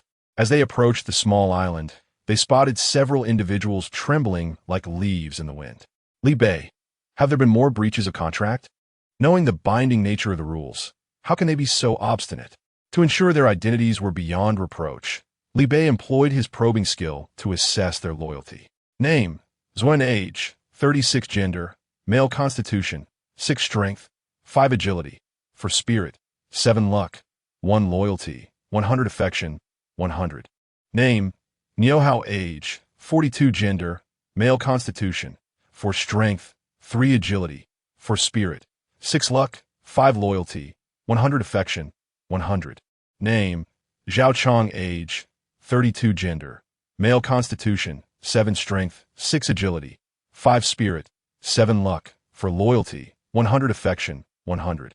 Confirming their identities as his servants. Li Bei inquired with curiosity, "What brings you here?" Zuen replied, "Master, Chun Ming instructed us to procure information and wait to sell him the event items." Niuhao added, "I too, having just acquired the information, was sent by the system to meet with you." Zhao Chong chimed in, "Master, I am in the same situation as them." Li Bei. Li Bei was taken aback. Had it not been stated that Chen Ming's associates were prohibited from purchasing? Is there truly such a reckless disregard for their own well-being? On the left bank, Chen Ming remarked that they merely had an intention and had not yet joined the future alliance, thus not being considered part of it. Li Bei found himself at a loss for words. If one were to sever parental ties, would they cease to be one's parents? He was merely deceiving himself. What a revelation. It appeared that Chun Ming had ensnared him. It seemed he was in dire need of manpower. Li Bei felt a genuine gratitude for the assistance he had been provided. He expressed his appreciation for Chen's selfless contributions on his behalf. Given that the system had organized a winter event, it was improbable that players would return empty-handed. That would be devoid of significance. Yet, he had traversed 1,500 meters without encountering a single gingerbread man. Based on these odds, it was unlikely he would be able to gather the shards of ice. This was considering his own constitution, complemented by a full set of winter attire. An ordinary person could hardly manage to walk 1,500 meters. Thus, the range in which the gingerbread men might appear could not be too distant.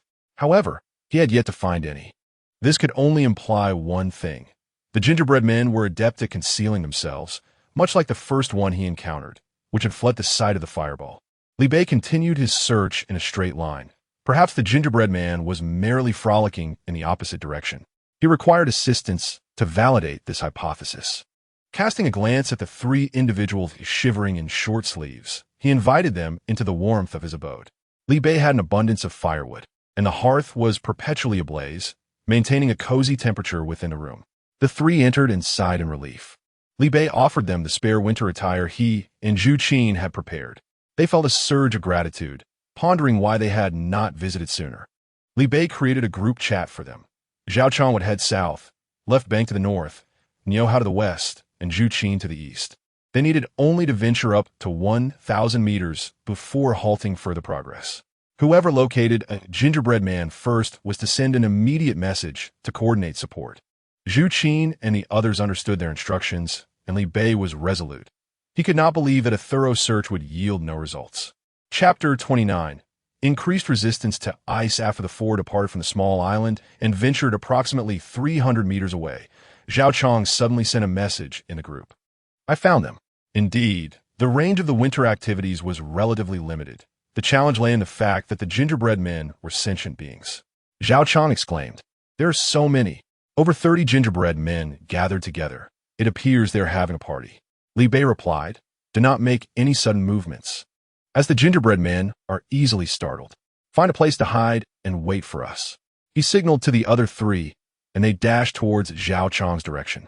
From a distance, they spotted Zhao Chong crouching stealthily in a depression on the ice, while a group of gingerbread men joyfully leaped about, scattering colorful icing with each bound, creating a festive atmosphere.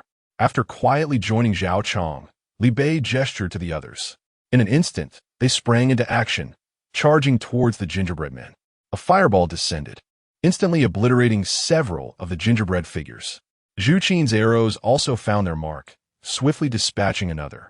Upon sensing the approach of unfamiliar beings, the gingerbread men, feeling threatened, abandoned their festivities and scattered in a frantic escape.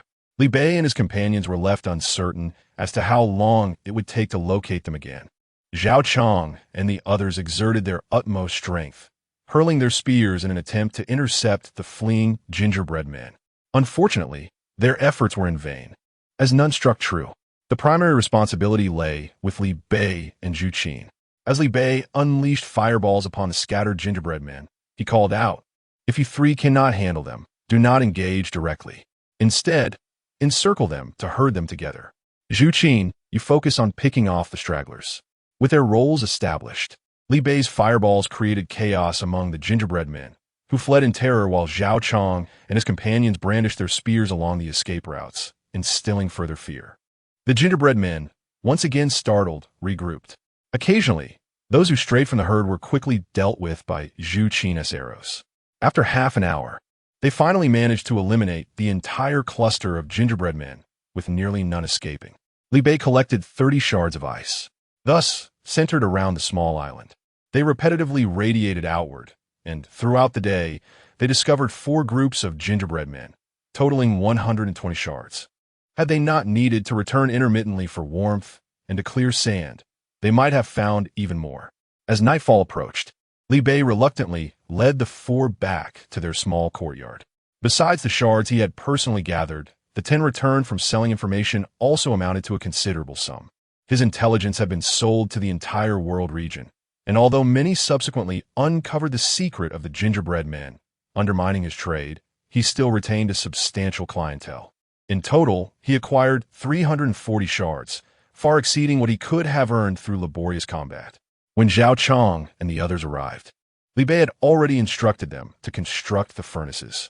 5 furnaces yielded 110 pieces of glass during the day, and along with the 15 returned from Xiangyang's side, they had a total of 125 pieces. Li Bei placed them all on the market in exchange for ice shards.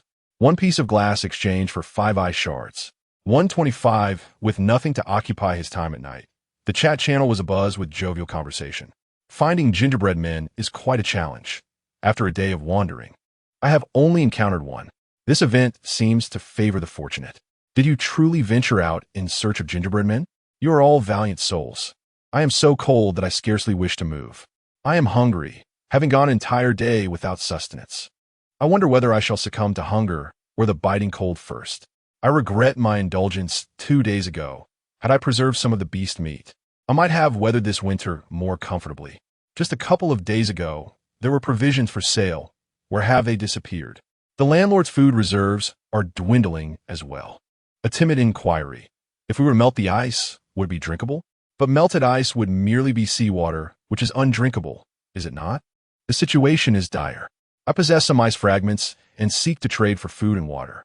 Coincidentally, I, too, wish to barter my fragments for sustenance. Do you suppose anyone would be willing to exchange food for shards at this moment? It is distressing. I feel like crying. At this juncture, the temperature has plummeted to -20 degrees, and continues to decline. Everyone is enduring hunger and the relentless cold. We are nearing our limits. Li Bei retrieved some beast meat from the cellar, slicing it into portions of approximately 100 grams, accompanied by 50 milliliters of the previously caught spring water. While it may not satiate completely, it is sufficient to stave off starvation. A portion of food and water is offered in exchange for 3 ice shards. Those in need may find the trading channel. Upon sending the message, excitement surged through the regional channel.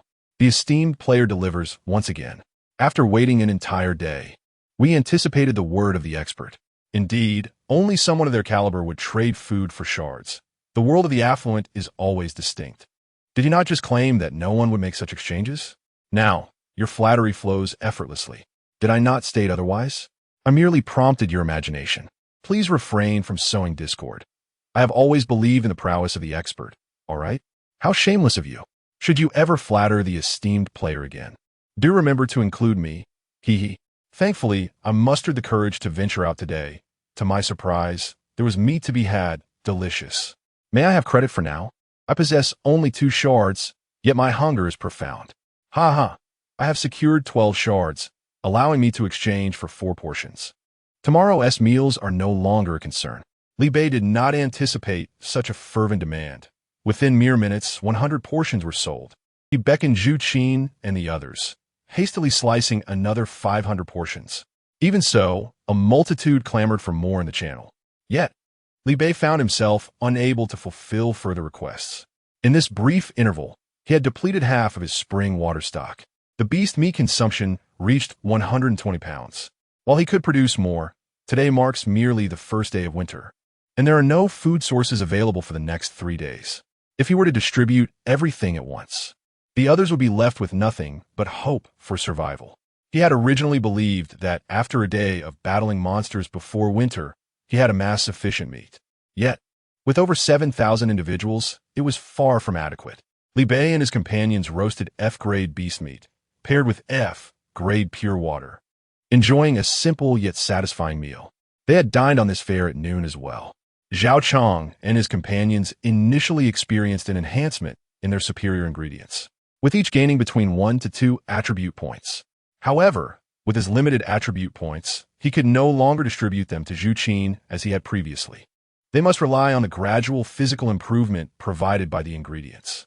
Fortunately, he had an inexhaustible water source from a puddle, ensuring he would not lack in that regard. Li Bei had acquired a total of 885 fragments and consolidated 28 ice flowers.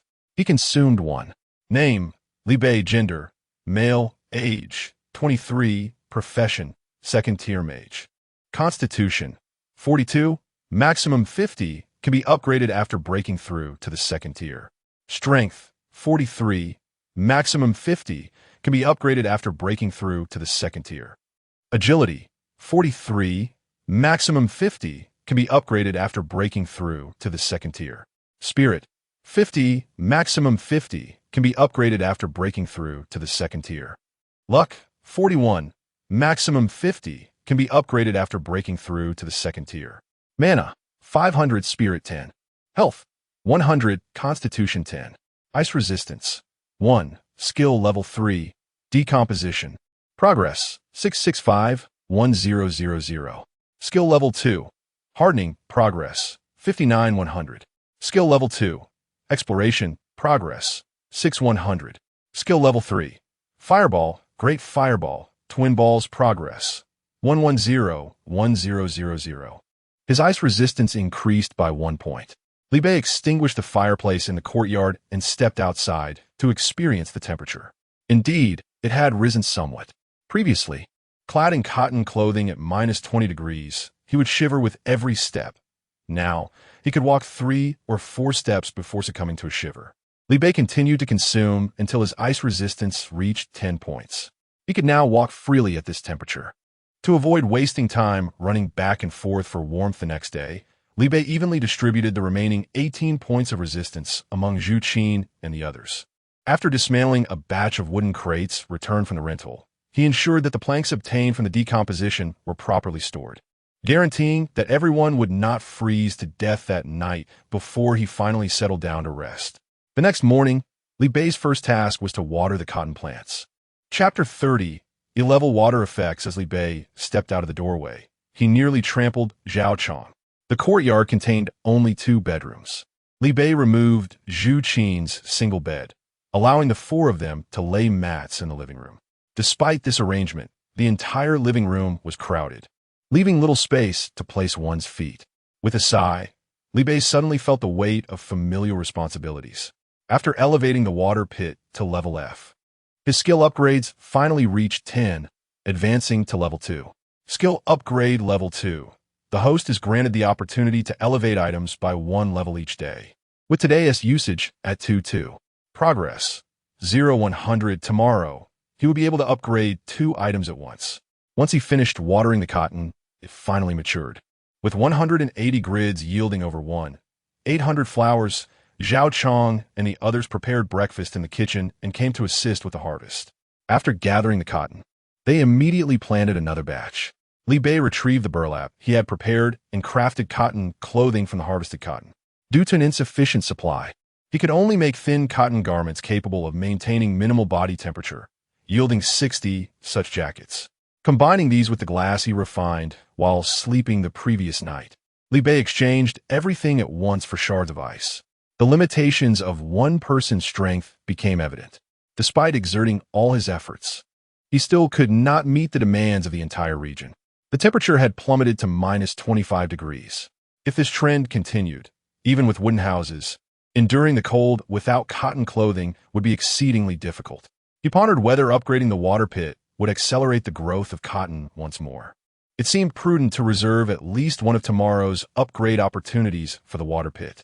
As the 5 of them enjoyed Zhao Chong's hodgepodge stew, an unexpected figure appeared outside the courtyard. Lulu stood there, shy and timid, addressing him as master. Li Bei, I almost forgot about the new member joining today. Lulu had been enraged last night for not receiving a command from Li Bei, cursing him with wishes of ill fate. However, upon awakening this morning, she received a message from the system erasing her self-awareness. Before she could comprehend the situation, she found herself transported to Li Bei's location.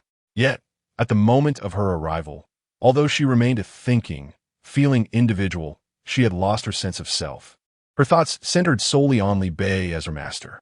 Li Bei cast a casual glance her way, responding with a nonchalant HM, before turning back to his meal. Tears welled in Lulu's eyes as she questioned, Master, do you not like Lulu? Li Bei shot her a sidelong glance. Not only do I not like you, but I also wish to dismiss you. Eventually, seeing Lulu shivering outside in the cold, he felt compelled to let her in, lest her condition worsen. However, the food they regularly consumed, meat and water with levels, would not include her. If she desired sustenance, she would have to find it herself in the cellar. The 5 continued to capture gingerbread men as they had done the day before. Cooking, planting cotton, operating the water purifier, and managing the loom were tasks delegated to Lulu, freeing up considerable time for the others. Additionally, as their resistance to the cold increased, they no longer needed to frequently return home for warmth. Several individuals spent the entire day outdoors, discovering a total of 8 waves of gingerbread men, amounting to 240 pieces, which is double that of yesterday. Today's harvest of news remains over 300 pieces. The leader continues to exchange resources. Additionally, a new member, Lulu, contributed 158 pieces of glass, yielding 790 fragments. Cotton clothing required 600 fragments, while small portions of food and water totaled 1,000 units, equating to 3,000 fragments. Li Bei astonishingly acquired 390 pieces, leaving him feeling somewhat despondent. Why did he toil all day only to gather a mere fraction of the fragments he needed? Engaging in trade still proves appealing. However, he has completely exhausted his supply of bottled water and hesitates to bring out the higher-grade water. The ordinary beast meat is also nearing depletion. He must devise a plan to procure more supplies. Now, everything on the island is gradually falling into place. Lulu manages matters in the courtyard, while Zhu Qin and 3 others handle the gingerbread man, with the opportunity to upgrade skills providing an additional chance each day. It is time for him to utilize the teleportation stone and venture out. He synthesized 50 ice flowers, enhancing the cold resistance of Zhao Chong and his 4 companions to 10 points each. With 24 points remaining, Li Bei allocated them all to himself, raising his own cold resistance to a remarkable 34 points. Even clad in light clothing amidst the snow, he feels no discomfort. On the 11th day, since arriving on the Wanda continent, Li Bei upgraded a water pit to level E. This marks his first E-level food. Unlike the long-term consumption of F-level food that improves physical condition, Zhao Chong and his companions, who have already developed a tolerance for F-level food, experienced an attribute boost after just 1 sip of E-level water. Unfortunately, Zhu Qin has reached maximum attributes and lacks a promotion card, preventing any further advancement. The fertilizing effect of E-level water has also intensified. Previously, cotton requiring a 30-day growth cycle needed to be watered 3 times before harvest. Now, it only requires 1.5 times, effectively reducing the waiting period by 20 days. Since cotton can be watered twice daily, Li Bei can now plant and harvest immediately, without delay. Li Bei diligently sows and reaps, quickly ensuring a surplus of cotton. The true scarcity lies in the linen needed for crafting garments. He instructed Zhu Qin and the others to each construct a loom in the courtyard, weaving cotton into fabric as a substitute. The issue of cold for regional members has been, albeit barely, resolved. Li Bei then applied the upgrade skill to the teleportation stone. Teleportation stone allows manual setting of 2 teleportation bases. If not set, teleportation occurs randomly. Teleportation attempts 3. It appears that with each level increase, an additional attempt is granted. This sole means of communication with the outside world no longer needs to be used in a single instance. Li Bei promptly activated the teleportation stone. In a flash of white light, he vanished from the courtyard. Upon reopening his eyes, he found himself surrounded by a forest blanketed in heavy snow. After raising his cold resistance to 34 points, he had begun wearing light clothing. But the chill compelled him to retrieve his cotton clothing. 1 piece was insufficient. He wrapped himself in 2 to regain warmth. It was freezing beyond belief. Following 2 days of winter, the temperature on the island had plummeted to -48 degrees, surpassing human limits. To his astonishment, the forest was even colder, descending to -100 degrees, a place utterly inhospitable to human life. Fortunately, a regional competition had previously transpired, preventing him from utilizing the teleportation stone immediately upon acquisition. Had he not gained those 34 points of frost resistance, he would have succumbed to the cold, even while clad in cotton garments, had he teleported at that moment. Trembling, Li Bei advanced cautiously, and as he passed by a tree, the system prompted him with a notification: Cypress, available for harvesting. Accustomed to gathering resources, he nearly overlooked the most fundamental method of obtaining timber. After all, there was naught but trees surrounding him. Li Bei fashioned an axe and began to chop. After a few strokes, he amassed 20 units of wood. His eyes sparkled with delight. Such a modest effort yielded 20 pieces of timber. Scanning the vast expanse of forest, he pondered the sheer volume of wood available. Had he begun his journey in this very location, the region would have never faced a shortage of timber. This entire forest was akin to a renewable lumber repository. Coincidentally, after 2 days of lighting bonfires in the area, the stock of wood had dwindled significantly, with even the wooden crates having been emptied. Li Bei, fueled by excitement, crafted dozens of axes in one breath and set about chopping with fervor. Wood 20, wood 19, wood 20, wood 21. His inventory soon reached capacity, prompting him to send wave after wave of timber to the trading channel. Chapter 31. The renewable materials warehouse in the snow-covered den. Li Bei marveled at the abundance of timber, pondering how it was possible that there was still more than the previously assumed limit of 4,000. Maintaining his composure, he set to work, nourishing the entire server with his efforts. Utilizing the wood provided by his benefactor and dwelling in the wooden household by them, he felt at ease. As he diligently chopped down trees, his foot unexpectedly struck a solid object beneath the snow. Clearing away the frost, he discovered a substantial ore, towering to his waist and glimmering with a hint of silver. Crafting a hoe, he toiled for a minute, yielding 10 stones and a considerable amount of silver. Continuing to excavate within the snowdrifts, a variety of ores revealed themselves to him: iron, copper, silver, and even gold. Gazing at the towering trees and then at the ores, Li Bei wished fervently for 8 hands to exploit this bountiful find. Ultimately, he cast a reluctant glance at his overflowing backpack filled with timber, and with a heavy heart, he redirected his efforts toward the ore deposits. As he dug, he mused about how advantageous it would be to have Zhu Qin and the others join him.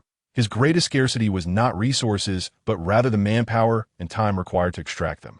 Laboring relentlessly until the sky darkened, Li Bei found his backpack overflowing. He decided to trade some of the wood to clear space for more resources. Presently, the demand for stone was not particularly high, and selling now would result in a loss. Thus, he resolved to retain it for the time being. However, even with a 100-slot intermediate backpack, he struggled to accommodate his haul. Even if he discarded all the wood, it would barely suffice to hold the fruits of a few hours of mining. He perused his 500-slot advanced backpack, iron 25 48 30, copper 9 70 30, silver 2 81 30, gold 90 30, space fragments 03, F-grade beast hides 2 6, F-grade beast tendons 2 4, spirit stones 156 10. The metals were readily available to him, yet he pondered the nature of the space fragments. The beast hides and tendons were lacking, with only 2 remnants saved from the day before winter's onset. As the animals hibernated, hunting them had become an impossibility. In a moment of ingenuity, Li Bei devised a plan. He would sell the stones at a nominal price to Zhu Qin and the others, allowing them to store them in the bedroom warehouse. As a result, their sleeping quarters became cluttered, and even the open spaces on the island were overwhelmed with disarray. Reluctantly, he was forced to cease his activities. Who could comprehend the melancholy of having a golden opportunity for overnight wealth slip through one's fingers simply due to a lack of storage? He opened the building menu. In the next tier of his courtyard was the villa. Villa, stones 33 60 1 1000, glass 0 150, copper 9 70 200, iron 25 48 200, silver 2 81 200, gold 90 100, plastic 64 240, bamboo 18 22 360, wooden planks 0 1000, wood 0 1000, spirit stones 156 50, soil 0 40, freshwater 34 400. He had amassed ample foundational materials for the bedroom, and he did not lack in these essentials. His primary deficiencies lay in soil and fresh water. His water pit was tasked with both hydration and agriculture, while also providing for 6 individuals' daily ablutions, resulting in a tremendous consumption that was far from adequate.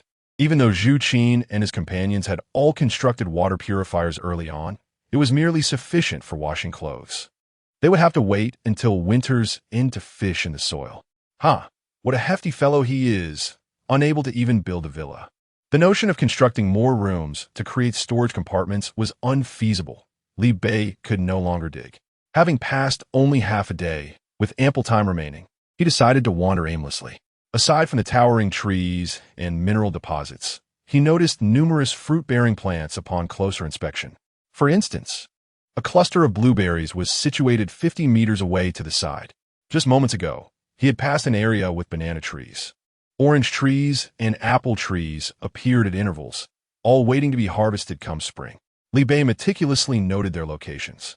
Subsequently, he designated a spot where minerals, trees, and fruit bushes converged as a second teleportation point for future visits.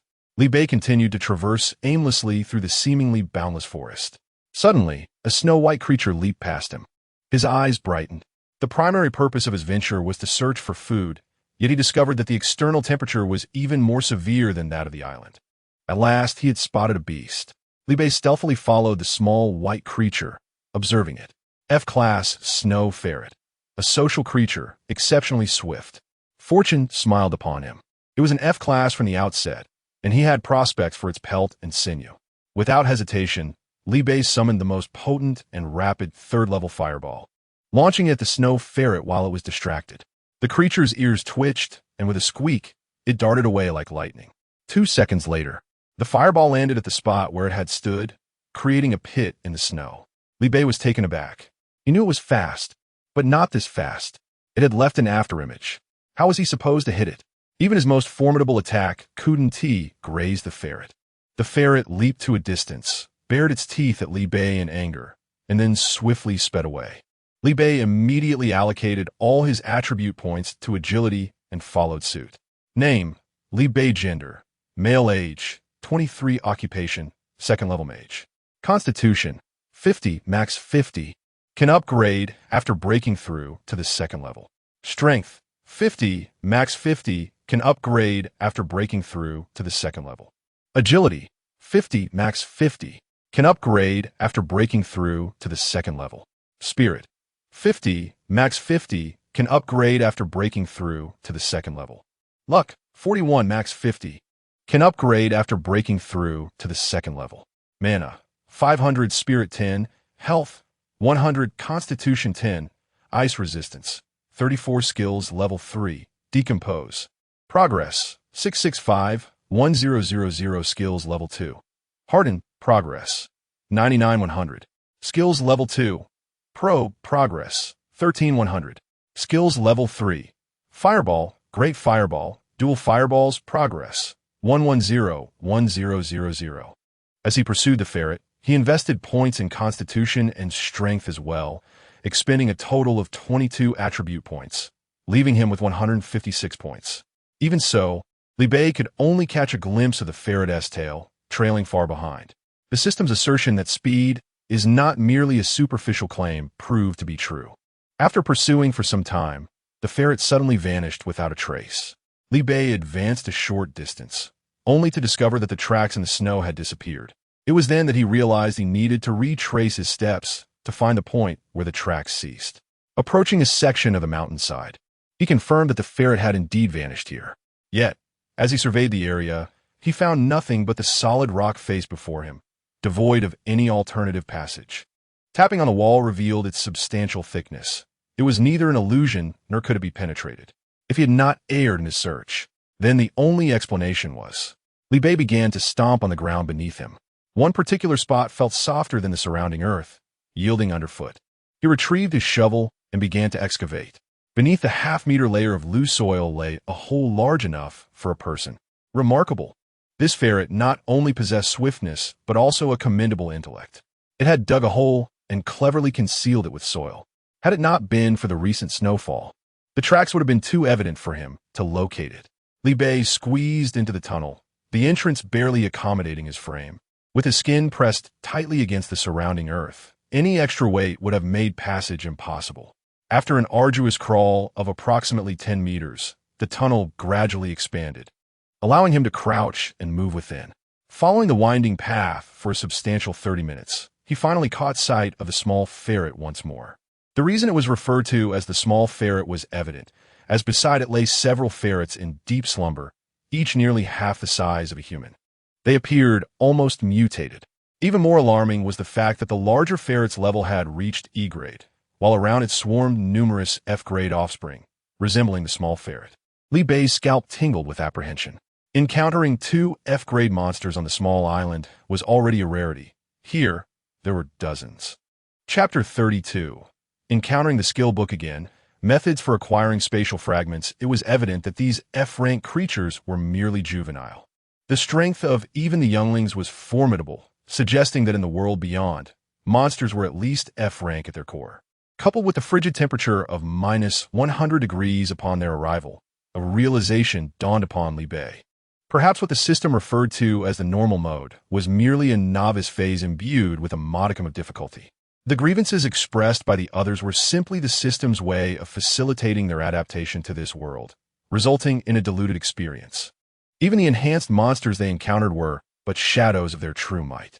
This forest represented the authentic essence of this realm. The genuine terror of this world had yet to manifest. Suddenly, Li Bei recalled the benefits of attribute points that had vanished following the conclusion of the novice phase.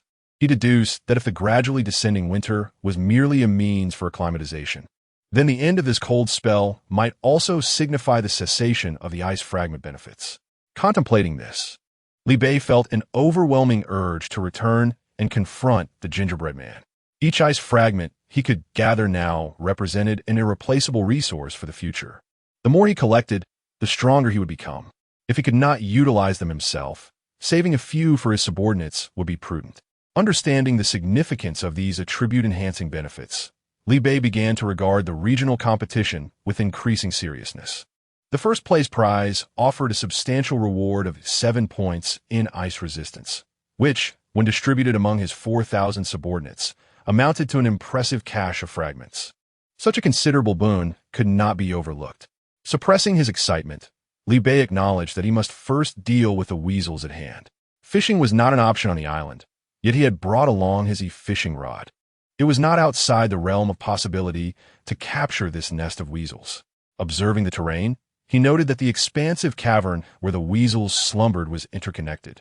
In addition to the tunnel through which he had arrived, there were 3 other passages leading elsewhere. The speed of the weasels was no trifling matter.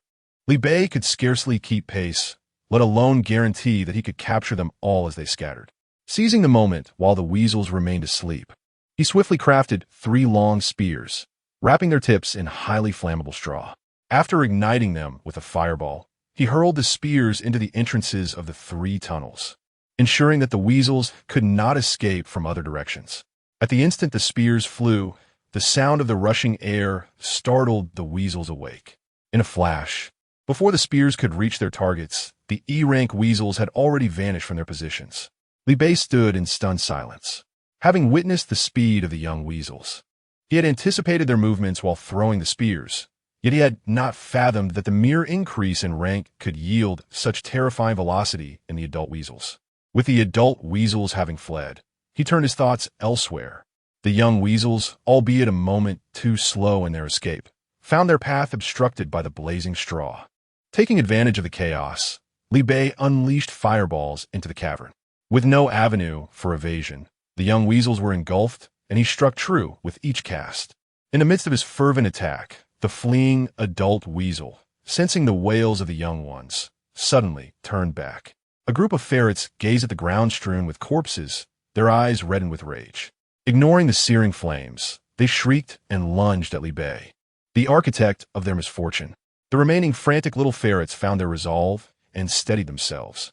Over 20 F-rank monsters surged towards him relentlessly. The passage behind Liu Bei only allowed for a crouched escape, and his speed paled in comparison to that of the ferrets, further hampering his retreat. While he severed the ferret's escape route, he also found himself ensnared in a perilous situation surrounded by formidable beasts. In the blink of an eye, the ferrets were upon him. A small ferret latched onto him, biting fiercely. Under the terrifying bite force of the F-rank monster, blood quickly seeped through his padded clothing. This was under the condition that Liu Bei had already ascended to his 2nd tier with full attributes. Had it been earlier, during his confrontation with F-rank monsters on the island, he would have been torn to shreds. The larger ferret reared up, its paw slicing through the air with a menacing whoosh. In one swift motion, it tore a chunk of flesh from his shoulder. As several large ferrets roared and raised their claws simultaneously, Liu Bei understood that the next moment could spell his doom. His gaze sharpened. This was the moment. Harden. Previously, while crafting arrows, he had elevated his hardening skill to 99 out of 100, just shy of upgrading. Just moments ago, as he resolved to eliminate the entire nest, he casually hardened an object, raising his skill to level 3. At level 3, hardening transcended mere surface application and penetrated deeply. As the large ferret's paw struck him, the hardening skill activated simultaneously. The claws of the large ferrets that landed upon him immediately froze, rendered immobile.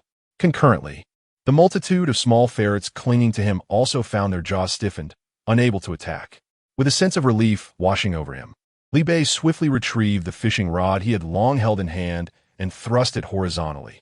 The E-rank fishing rod proved effortlessly effective against the E-rank monsters. Like threading beads, he impaled several large ferrets in one motion. Now, the ferrets were not only hindered in their clawing, but also had their speed significantly curtailed.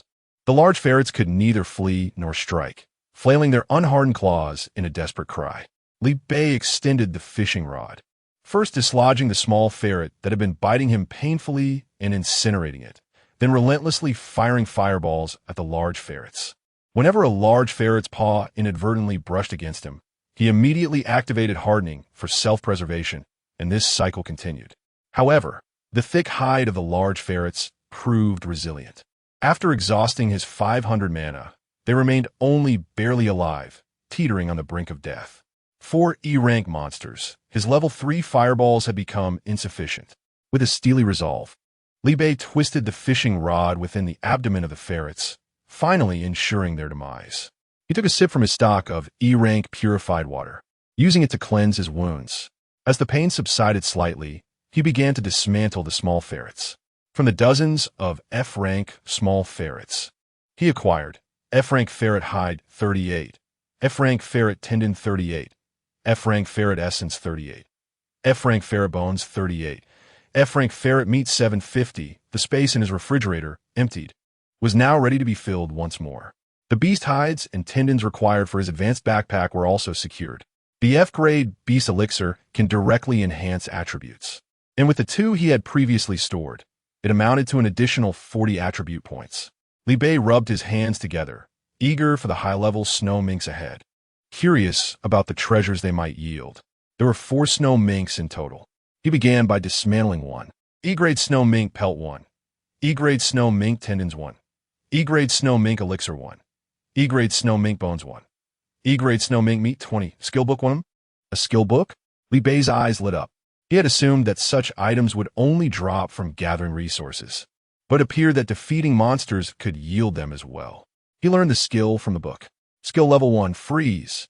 Progress 0-10. He directed the freeze skill at the ashes of the burnt straw in the distance. The ashes solidified into a fist-sized block of ice. Excellent. Placing ice blocks in the cellar would further extend the preservation time of food. He continued to dismantle the snow minks. The second one yielded nothing remarkable, save for slightly higher quality materials, not much different from the little snow minks. However, the third one surprised Li Bei. It dropped a piece of spatial fragment. So this was how spatial fragments were obtained. If he killed a few more E-grade beasts, he would quickly amass enough materials for a high-grade backpack. His gaze fell upon the last snow mink, his eyes ablaze with anticipation.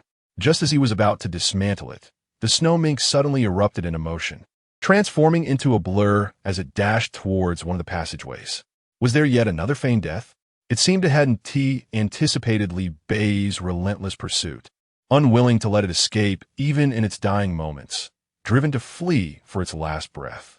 Li Bei, now fully aware of the advantages of E-grade monsters, could not allow it to escape.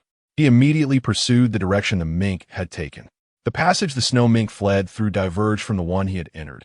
This passage widened as he progressed, eventually reaching a height sufficient for 3 men and a width comparable to a bus. As Li Bei pondered the reason for such a vast excavation, he suddenly heard the sound of the snow mink colliding with something ahead, producing a cacophony of clinks. He quickened his pace, and, as he neared the passage's exit, a blinding white light streamed in. Instinctively, Li Bei squinted.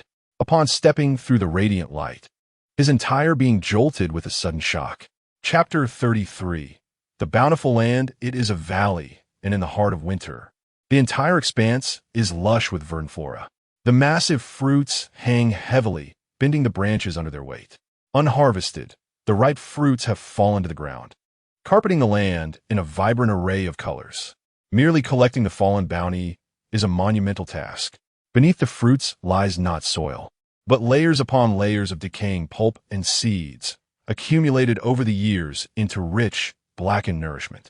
Li Beichong recently employed a probing skill on a striking blue plant. E-grade stone orchid fruit. Long-term consumption can enhance physical constitution. Each specimen boasts the ranking, all of which are of the elevated E-grade. As Li Beichong gazes deeper, he discovers even D-grade and C-grade specimens. Amidst the various plants, heaps of white beast bones are strewn about, ranging from F-grade to higher tiers, making for exquisite materials for weaponry. The abundance of bones suggests that they have been amassed following countless beast waves, all the remains converging here. If he could transport these back, it would suffice to supply weapons for the entire region. In addition to the bones, the beast cores, brimming with potent energy, have also been preserved. Can you imagine the sensation of being surrounded by a sea of pills? Even the most mundane of them could enhance a single attribute point. This ground is strewn with thousands of attribute points. With sufficient job transfer cards, Li Beichong could ascend to divinity. There are even numerous monster drops resembling books scattered throughout the soil. Skill books and job transfer cards abound. Just as Li Beichong is dazzled by this immense wealth, a nearby snow weasel suddenly ceases its flight. It halts, turns towards Li Beichong, and a flash of almost human malice crosses its eyes before it emits a piercing shriek. The sound penetrates his ears, reverberating through his mind like a distant thunder. Li Beichong instinctively covers his ears, yet the relief is minimal, merely alleviating the pain slightly. Even the cave behind him seems to tremble under the weight of that shrill cry, vibrating ominously. At that moment, in the center of the open land, there is a crack, and something stirs from the depths of the earth. To describe it, a colossal octopus, towering over 30 stories, with tentacles stretching hundreds of meters long, emerges from the ground, a creature that should rightfully inhabit the ocean. Li Beichong stands in stunned silence at this spectacle. The octopus bellows a mighty roar, causing rocks to tumble down from the cliffs surrounding the valley. With a casual sweep of its tentacle, a vast swath of vegetation is uprooted, Effortlessly clearing a patch of land, the octopus appears to have awakened from a long slumber, its gaze settling upon the intruders, Li Beichong and the snow weasel. It lazily raises a portion of its tentacle, as if to crush ants, and prods towards them. The moment the tip of its tentacle makes contact with the snow weasel, the previously formidable E-grade beast is pierced through as effortlessly as water. In its final moments, the snow weasel gazes towards Li Beichong, a wild smirk etched upon its face. Li Beichong feels a chilling dread creep over him, his hair standing on end as he quickly turns to flee back to the cave. He finally understood how that suddenly enlarged, 3-meter-tall, bus-width pit had come to be. The conical shape, narrow at the top and broad at the base, resembled the tentacles of an octopus. With a casual stretch and poke, one could easily create a cavern. Terrifying indeed. The moment the octopus emerged, Li Bei utilized a probing skill on it. Unsurprisingly, it was of an exceptionally high caliber, so advanced that Li Bei could not even discern its level. Level deep-sea octopus. A screen filled with question marks. Aside from its name, nothing else was visible. The disparity was so vast that Li Bei felt no inclination to resist. Escape was his only thought. However, as he turned around, 1,000 curses ran through his mind. The cavern had collapsed. The earlier cries of the snow weasel had loosened the mountainside, and combined with the roar of the octopus, the unstable terrain had given way.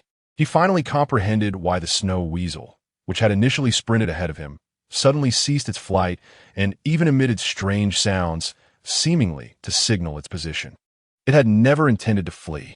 The snow weasel had prepared itself for a sacrificial act, intending to lead him to the octopus, cutting off his escape route to ensure his demise and avenge its kin. Now, Li Bei found himself with no retreat and a monstrous foe at his back. Everything unfolded as per the snow weasel's plan. Li Bei was undoubtedly doomed. As the tentacles reached out, Li Bei hastily threw a heap of stones, timber, and various other items he had recently gathered, casting everything he could into the fray. He also drenched himself in the fresh water he had brought. Simultaneously, he employed a skill, freezing the assorted debris mixed with water. Lacking sufficient freezing level, he resorted to hardening to compensate. A makeshift concrete wall materialized in place. The tentacle crashed down with a thunderous impact against the wall, shattering it to pieces. Momentarily hindered by the barrier, the tentacle paused for a second. Furthermore, the wall obstructed the octopus's line of sight, providing Li Bei a fleeting chance to breathe. He swiftly surveyed the valley. Aside from the blocked cavern behind him, the only escape route lay behind the octopus. While instructing Zhu Qin and others to pass seawater and sand over, he tirelessly constructed walls while darting swiftly towards the octopus's rear, using the walls for cover. The octopus, taken aback that this insignificant fish had evaded it, retaliated in anger, launching a crushing blow from above. Without the wall to offer some resistance, Li Bei's speed could not match that of the tentacle. His position was struck with such force that a massive crater formed, and the wall was obliterated. Inevitably, Li Bei would be crushed into a pulp. Just as the octopus believed it had triumphed, retracting its tentacle to rest, Li Bei emerged from behind another wall. Surrounded by the walls he had constructed, he relentlessly built as Zhu Qin delivered materials. Aware this strategy would only delay the octopus for a brief moment, he had prepared an additional tactic. The seemingly haphazard walls, aside from providing defense, also created a labyrinthine effect. In the next moment, Li Bei found himself uncertain of which wall he would emerge from. To his astonishment, he had made 2 consecutive blunders against a mere small fry. Enraged, the octopus unleashed its fury, all 8 tentacles thrashing with abandon. No matter the extent of Li Bei's defenses or his attempts to evade, there was no escaping the impending strike. With the exit tantalizingly close and the tentacles roaring through the air behind him, Li Bei's blue energy had been entirely depleted, leaving him with no means to respond. In this dire moment, a spark of ingenuity ignited within him as he produced a spirit stone to absorb. Experience 1,000, experience 1,000, experience 1,000. Level up. 1 attribute point available for allocation. As his level increased, a flash of white light enveloped him, swiftly replenishing his blue energy. With a sudden motion, he hurled several walls behind him for protection and darted toward the exit. The force of the tentacles was diminished by the crumbling walls. Yet 1 tentacle grazed his back in a final sweep. Enduring the excruciating pain, he rolled away, finally escaping the octopus's reach. Breathless, Li Bei lay on the ground, gasping for air. Despite the reduction in force, the light brush of the tentacle had left him grievously injured, his back a gruesome mess. With great difficulty, he crawled toward the opening, assuring himself that the octopus's tentacles could no longer extend, and only then did he exhale in relief. Opening his backpack, he smiled, though the movement tugged at his wounds, causing him to grimace. This venture had ultimately proven fruitful. As he had raced along, he had picked up everything his body came into contact with, gathering it all into his pack. Li Bei surveyed the bounty within, a collection of beast bones and beast cores, fruits and seeds, along with several tomes, leaving him grinning from ear to ear. Skill book, planting. Skill book, flameblade. Job change card. Chapter 34. Harvest and recovery. Li Bei's expression brightened with joy. It seemed that his thoughts had manifested into reality, as he had unexpectedly obtained a class change card. Ignoring the pain that coursed through his body, he hastily activated it. His attribute points had stagnated at 50 for far too long, rendering both attribute points and beast essence useless. Even the pure water meant to enhance his physique proved ineffective. Finally, he had the opportunity to ascend. Class change. Please choose to become a warrior or a mage. Having initially trained as a mage, Li Bei naturally chose the latter without hesitation. Class change in progress. Task: defeat 100 F-rank monsters, 10 E-rank monsters, and 1 D-rank monster. Li Bei was taken aback. To change classes, he was required to complete tasks first. Though he was willing to undertake them, he mused, how am I supposed to slay monsters when there are none to be found? Given the few minor creatures on the island, it would take an eternity to complete the task. As he lamented, an overwhelming pressure suddenly bore down upon him. His body stiffened, immobilized by a dreadful force. This was dire. A night demon. Only then did he realize that night had fallen. In his anxiety of evading the octopus, he had forgotten this critical detail. His eyes darted around, and he caught a glimpse of a night demon approaching, its eyes glowing ominously. The closer it came, the heavier Li Bei felt, until he could barely move his eyes. In the path of the night demon, a small white rabbit had just emerged from its burrow, only to be frozen in place. The night demon reached out and touched the rabbit, which withered as if its very life force had been siphoned away. A cold sweat broke out on Li Bei's forehead. He had never felt such terror, even when confronted by the octopus. At least with the octopus, there was a chance to resist. With the night demon, it was a matter of awaiting his fate. As the night demon extended its hand towards him, Li Bei's mind screamed, "Teleport!" in a flash of white light. The teleportation stone activated, and he vanished in an instant, reappearing in the familiar surroundings of his small courtyard on the island. As he surveyed the comforting scenery around him, a wave of relief washed over him, and he collapsed onto the ground like a limp rag doll. No matter how splendid the outside world appeared, it was merely an auxiliary. His foundation lay firmly on this island. Not to mention, the ability to evade the night demon at night alone made it impossible for him to abandon this sanctuary. Only by developing and strengthening the island could he secure his foothold in this world. Fortunately, he had acquired the teleportation stone during previous activities. As long as he continued to upgrade it and increase its usage, he could return at night regardless of how far he ventured from the island. In times of crisis, it could even serve as a life-saving trump card. Master, what happened to you? Lu and the others, hearing the commotion, rushed into the bedroom, their faces etched with concern as they beheld Li Bei, bloodied and battered. Li Bei instructed them to lift him onto the bed and to fetch the pure water to cleanse his wounds. The upgraded pure water not only improved his constitution, but also possessed disinfectant properties, though regrettably, it did little to heal his injuries. After a good night's sleep, I shall be fine. I won't perish. It's nothing, he reassured them, though speaking strained him, causing him to inhale sharply.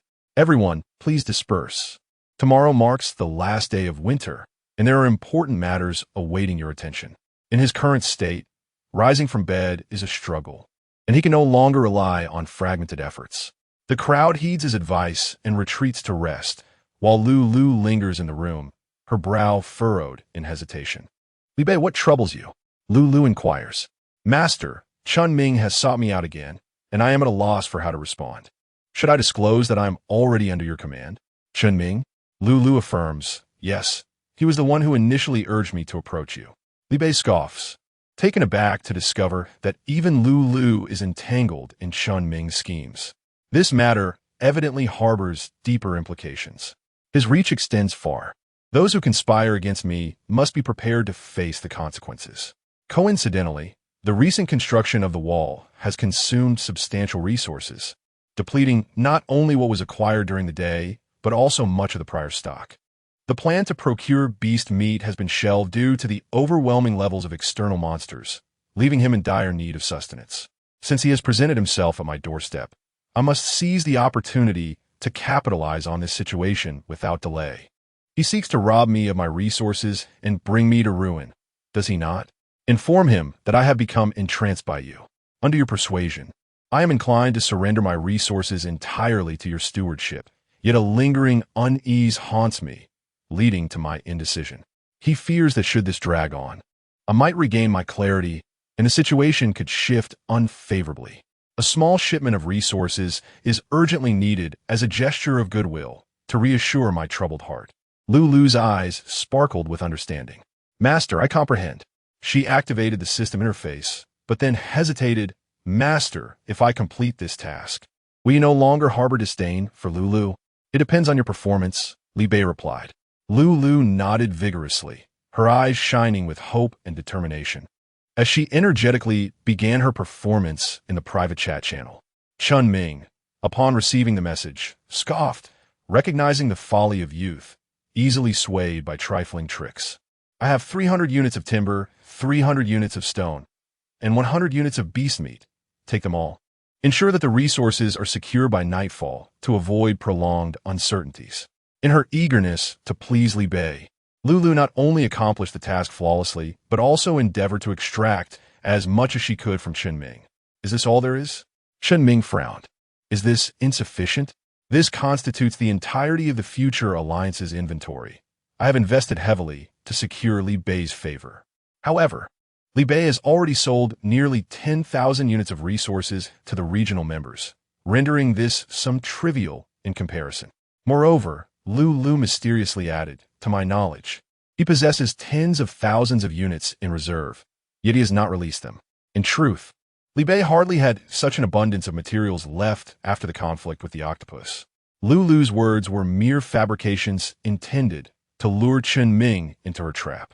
Upon hearing this, Chun Ming's excitement was palpable. Tens of thousands?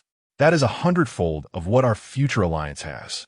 The revelation that Li Bei supposedly holds such wealth ignited both his jealousy and fervor. He was aware of Li Bei's dealings in the trading channel, and if he could afford to offer so much to outsiders, it was inconceivable that he would not retain even more for himself. Thus, he harbored no doubts about it. Chun Ming gritted his teeth and borrowed materials from several familiar lords, promising to return them in full the next day, along with additional interest.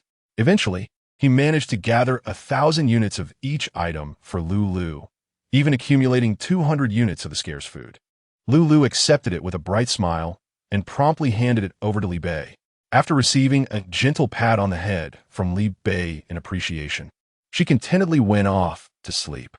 On the other end, Chunming repeatedly urged the system to ensure that Li Bei received the supplies before he exchanged his own, fearful of any potential issues.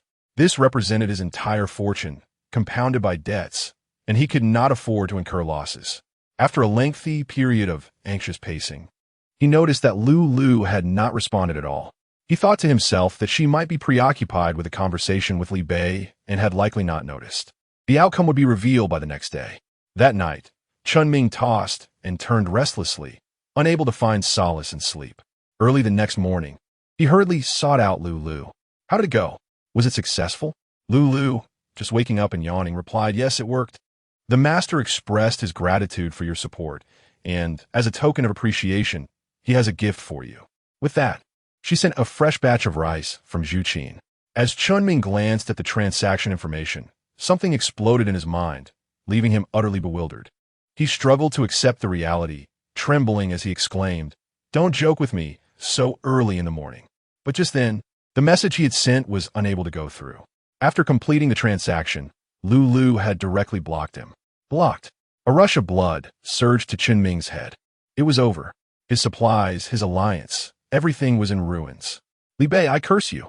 Coincidentally, the lords from whom he had borrowed materials were also anxious, coming to demand repayment early that morning. Old debts combined with new ones. Chunming's eyes rolled back, and he fainted. Chapter 35. Earning shards and career arrangements, Li Bei lay on his bed, directing Zhuqin and the others. Exchanging ice shards through the world channel was the most significant task at hand. After several days of support, the disparity in numbers across various regions had become markedly pronounced. Their region, 011316, firmly held the top position with a staggering 801 individuals. With only 1 day remaining, even if he disregarded 011316, they would not fall to the bottom. Thus, rather than venturing out to battle gingerbread men, his priority was to amass more essential supplies for the harsh winter, wood, food, and cotton clothing in exchange for shards. The more, the better. With only one use left for the teleportation stone, he decided to employ it this morning after refreshing his skills. Teleportation stone. Uses 2. It was still insufficient for a return trip, thus rendering it temporarily unusable. With no opportunity to venture outside, Li Bei's sole source of resources remained the 20 square meters of land in his courtyard. He reserved his final upgrade opportunity for the most crucial water pit, elevating it to E status. Although the effect remained unchanged, watering once reduced the waiting period by 20 days, the pit's water retention speed had increased. He handed this skill book, planting, to Lu, who was responsible for tending to these matters. Upon receiving it, Lu attempted to plant cotton. Previously, a single cotton plant yielded about 10 bowls. Now, those cultivated by Lu produced between 11 and 13 bowls. The yield had indeed improved. This was still at level 1. Lu quickly planted 10 seedlings, elevating her skill to level 2, increasing the yield to approximately 15 bowls. Li Bei instructed Lu to sow the cotton seeds, while Zhuqin and Zhaochong swiftly watered the plants. Once watered, the cotton could be harvested almost immediately. On the sidelines, Zhuo and Yo Hao followed closely behind, collecting the harvest without wasting a moment. During his absence yesterday, Lu had sown the seeds for an entire day, managing to outfit nearly half the region's members in specially designed, thin cotton jackets. The basic needs for warmth and survival had been addressed. Aside from continuing to send small batches of thin jackets to the world channel, most of the cotton was transformed into thicker garments. When Li Bei sold the cotton clothing, the moment he appeared in the channel, a flurry of requests emerged for glass and food. Boss, where were you yesterday? I missed you so much. Do you have anything to eat? Boss, I finally obtained some shards. Why aren't you selling them? I still Haven Tea purchased a cotton jacket. Today, the temperature had plummeted to nearly minus 100 degrees. It was a tough situation for everyone. This should not make it harder for him. I only need a sip of water to survive today. Once I get through today, I'll be fine. Curse this wretched weather. He had anticipated the cold, but he never expected it to be this severe. With the same quantity of wood, today's bonfire was significantly smaller than yesterday's. He longed for the warmth of the larger bonfire from a few days prior. Have you noticed that the boss hasn't sold any wood today? Use it sparingly. A multitude of shards eagerly awaited his exchange, and Li Bei wished he had 3 heads and 6 arms. He had reached the limit of his cotton cloth supply and halted further planting of cotton. Until he had enough fabric to craft cotton jackets, he decided to cultivate some fruits and vegetables instead. While there was a scarcity of meat, vegetables and fruits were still sufficient. Furthermore, fruits and vegetables not only satiate hunger but also quench thirst, indirectly addressing the issue of freshwater scarcity. Once his tasks were organized, Li Bei proceeded to showcase the glass produced that evening for trade. Glass, which is not as swiftly produced as agricultural yields, has always been a rare commodity. He can supply half the required cotton clothing in a single day. However, with the harsh winter having arrived for several days, he has managed to provide only a third of the glass needed for wooden houses. Moreover, not only for the wooden structures, but the subsequent construction of stone houses will also necessitate even more glass. He must seize the opportunity to enhance the machinery, aspiring to elevate production levels. The yield of vegetables is astonishing. A small patch can yield an abundant cluster. Additionally, the growth cycle of these vegetables is remarkably brief, often allowing for a harvest after a single watering. With continuous practice in planting skills, Lulu has rapidly elevated her expertise to level 4, becoming the first among them to achieve this milestone.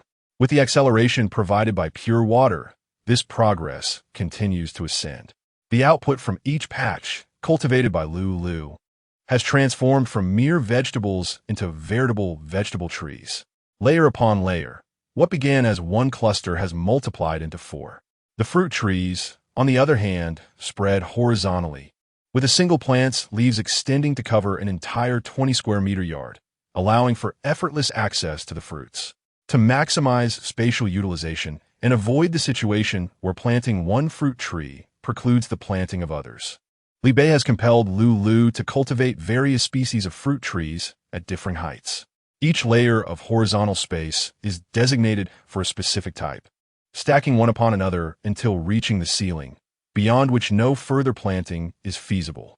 The vegetable trees, being the shortest, merely require the utilization of the gaps between the lower halves of the fruit tree trunks to thrive, while others cultivate fruits and vegetables in a scattered manner. Li Bei's approach is densely packed and meticulously arranged. Once Zhu Qin and the others have completed the harvest, Li Bei promptly dispatches the produce to the World Channel. A casual glance reveals that a prominent figure is also sharing fruits and vegetables in the World Channel. "Oh, great one, have you forsaken us? I shouldn't be concerned for the esteemed one. This is merely a matter of resource scarcity, quite a predicament indeed. It seems that we, the common folk, are the ones truly suffering. The abundance of produce is astonishing. Such generosity, first elevating an entire region and now encompassing the global channel. It has been ages since I last tasted vegetables. I feel on the brink of scurvy. I have never appreciated the scent of chlorophyll so much. It is truly moving. Look, there are still dewdrops on them, as if freshly picked," I exclaim. "Goodness, I'm actually consuming freshly harvested green vegetables. A rarity indeed in this world of scarcity where such items are more precious than gold." I smile, reflecting on how I never experienced such freshness in my past life. A bittersweet feeling. Just one question remains. Why is our esteemed benefactor so generous? I suspect he has unearthed the secret to wealth. The fruit is crisp and juicy. An absolute delight. A thick cotton coat would complete this experience perfectly. Do not rush upstairs. The benefactor is already making arrangements, I assure them. The benefactor has stated that those who provide fabric will be prioritized in production, with a discount of 20%. This puts me in an awkward position.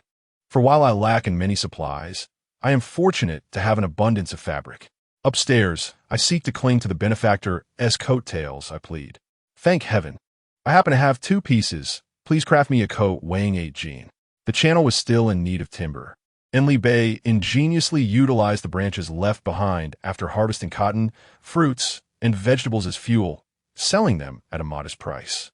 It was a remarkable demonstration of resourcefulness.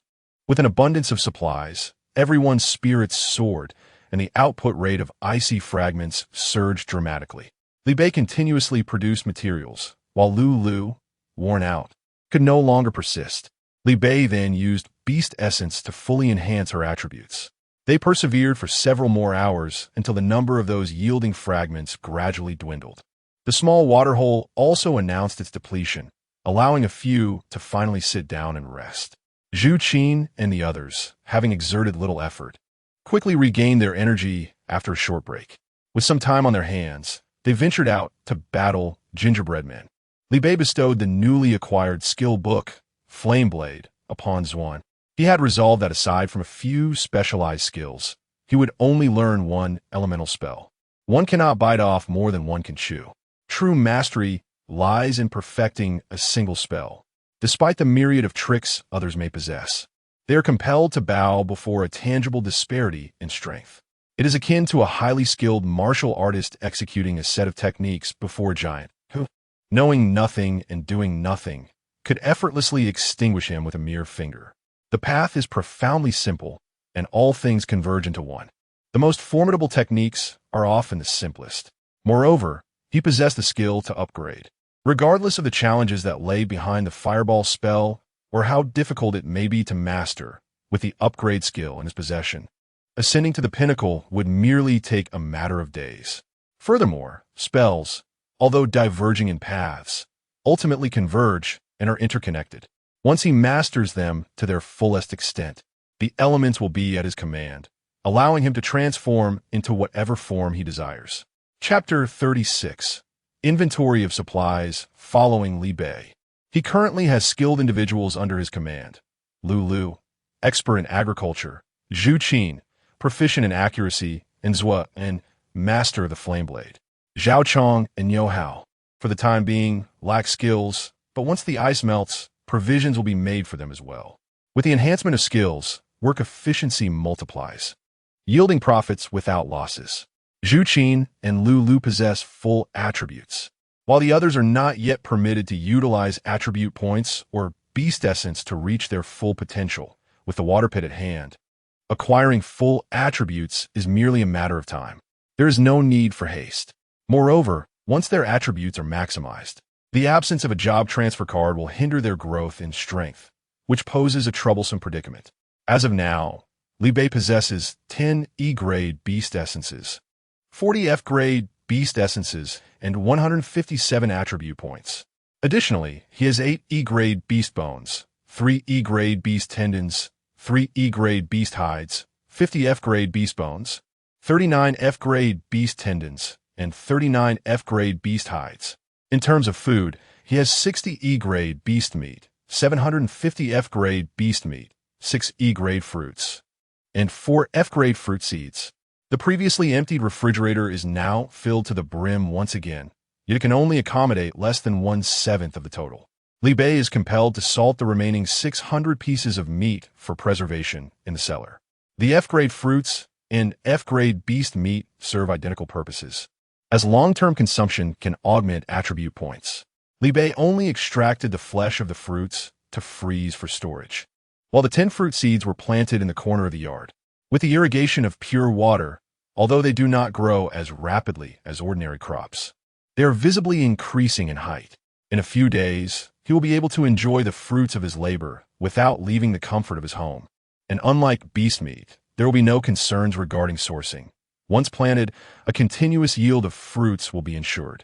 The issue of insufficient attribute points is thus perfectly resolved.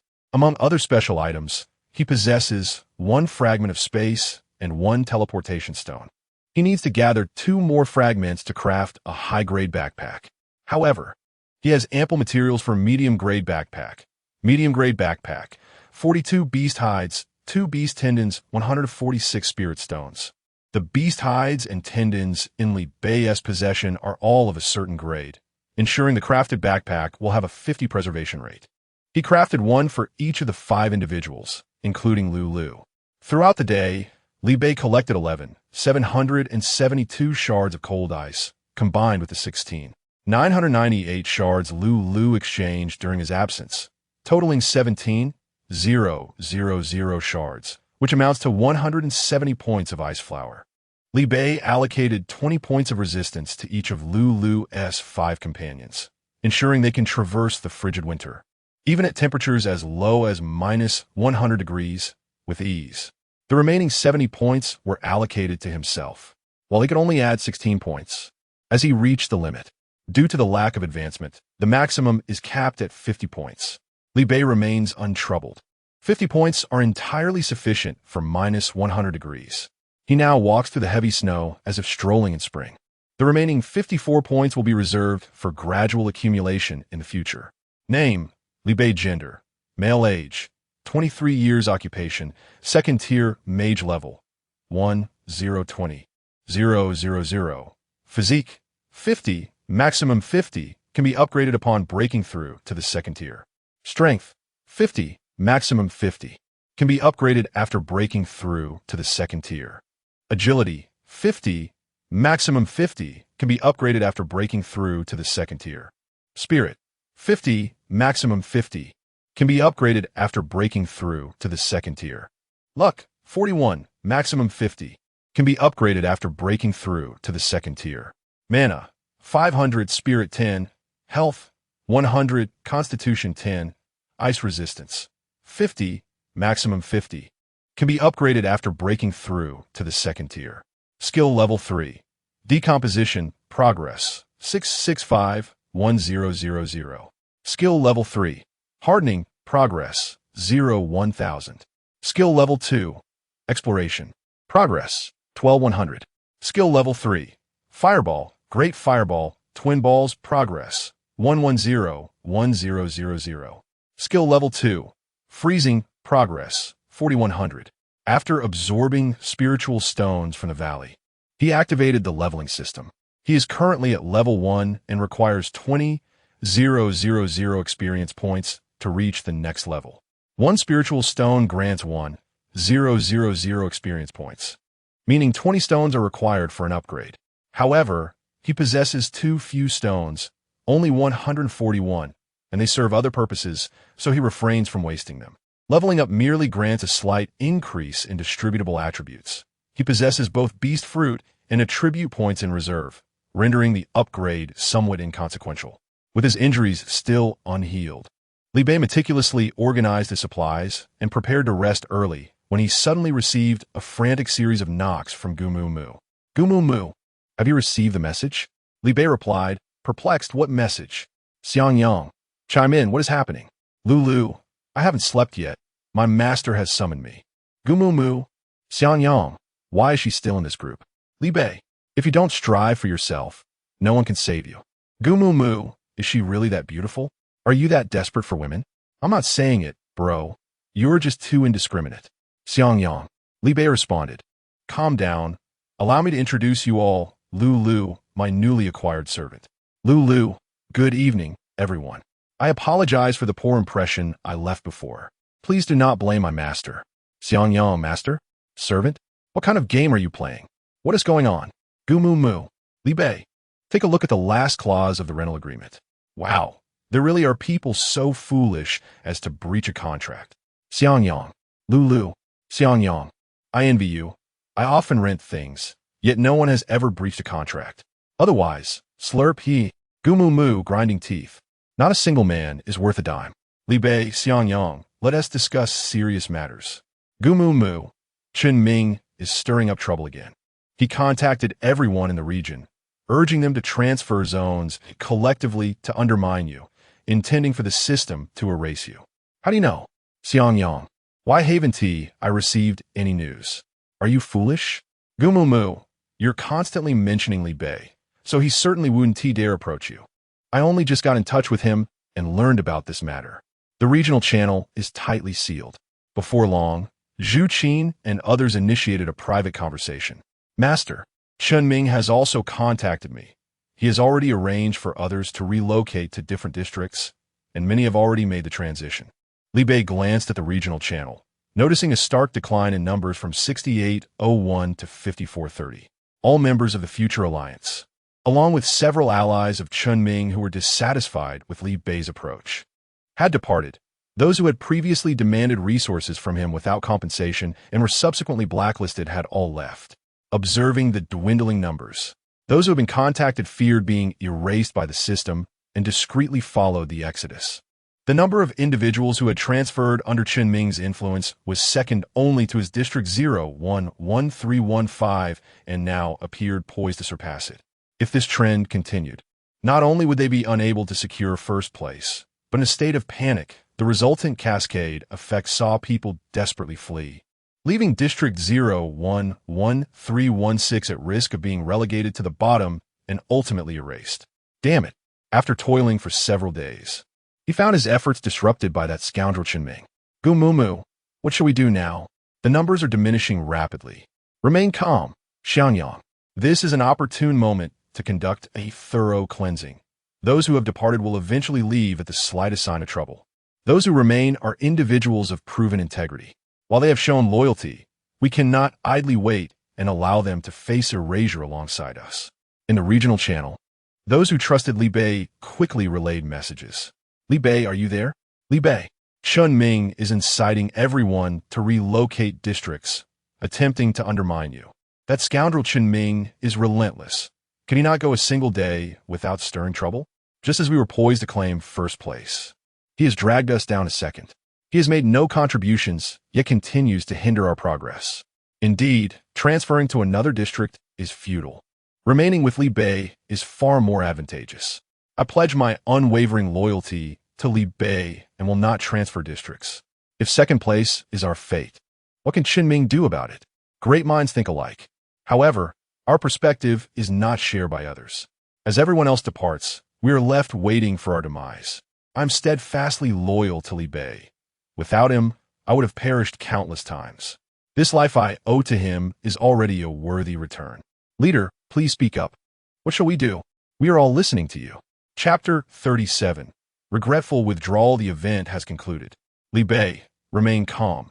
Let the bullets fly for a while longer. Xiangyang was right. It is time to cleanse the area of its inhabitants. He harbors no lofty ideals of repaying grievances with kindness, nor will he expend precious resources that could save lives to support those who speak ill of him behind his back. As for the notion that no one remains in the area, Li Bei cast a glance at the vast quantities of beast meat and beast essence in the warehouse. That is simply inconceivable. With wealth at his disposal, attracting individuals is hardly a challenge. Li Bei observed that those who wished to leave had nearly all departed, leaving merely 3,000 souls within the confines of the area. He announced in the regional channel, to those who remain, I, Li Bei, shall protect you henceforth. Any valuable resources in my possession will be sold to you first. After you have made your selections, the remainder will be available to others. Furthermore, Li Bei continued, everyone must register with Lulu. In the future, all your purchases will be at a 10% discount. Lulu, please have everyone private message me for registration. Such a formidable leader. Boss, we believe in you. I have no ulterior motives for staying. Regardless of the circumstances, I will support you. A group of Na'vi individuals, thinking it merely a matter of frost resistance.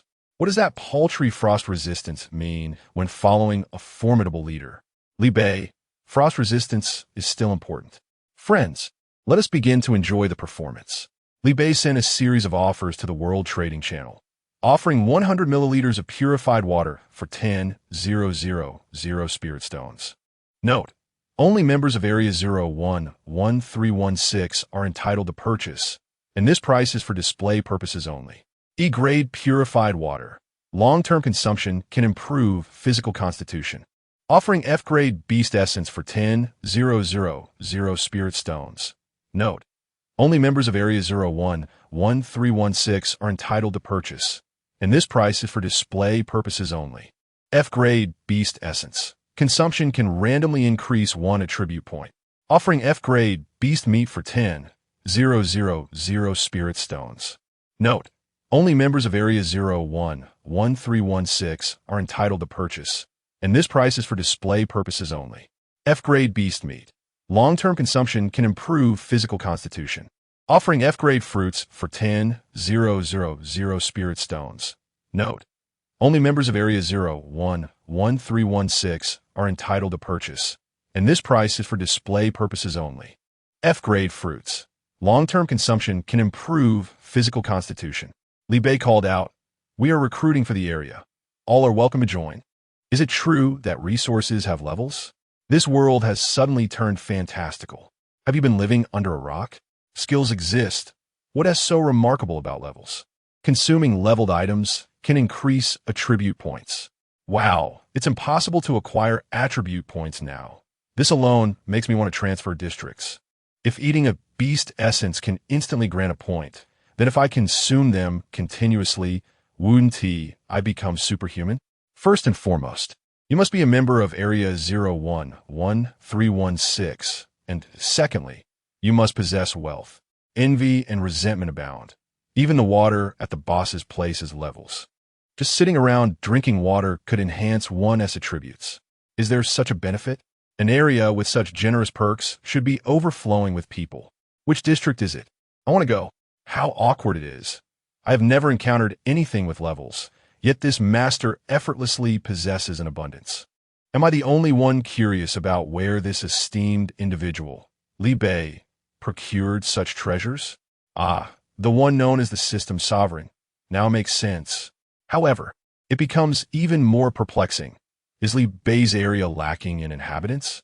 Previously, countless individuals clamored to gain entry, yet were unable to do so. I heard there was some commotion. A friend from my area, 011316, shared a screenshot revealing that only 3,000 individuals remain, with the rest having fled.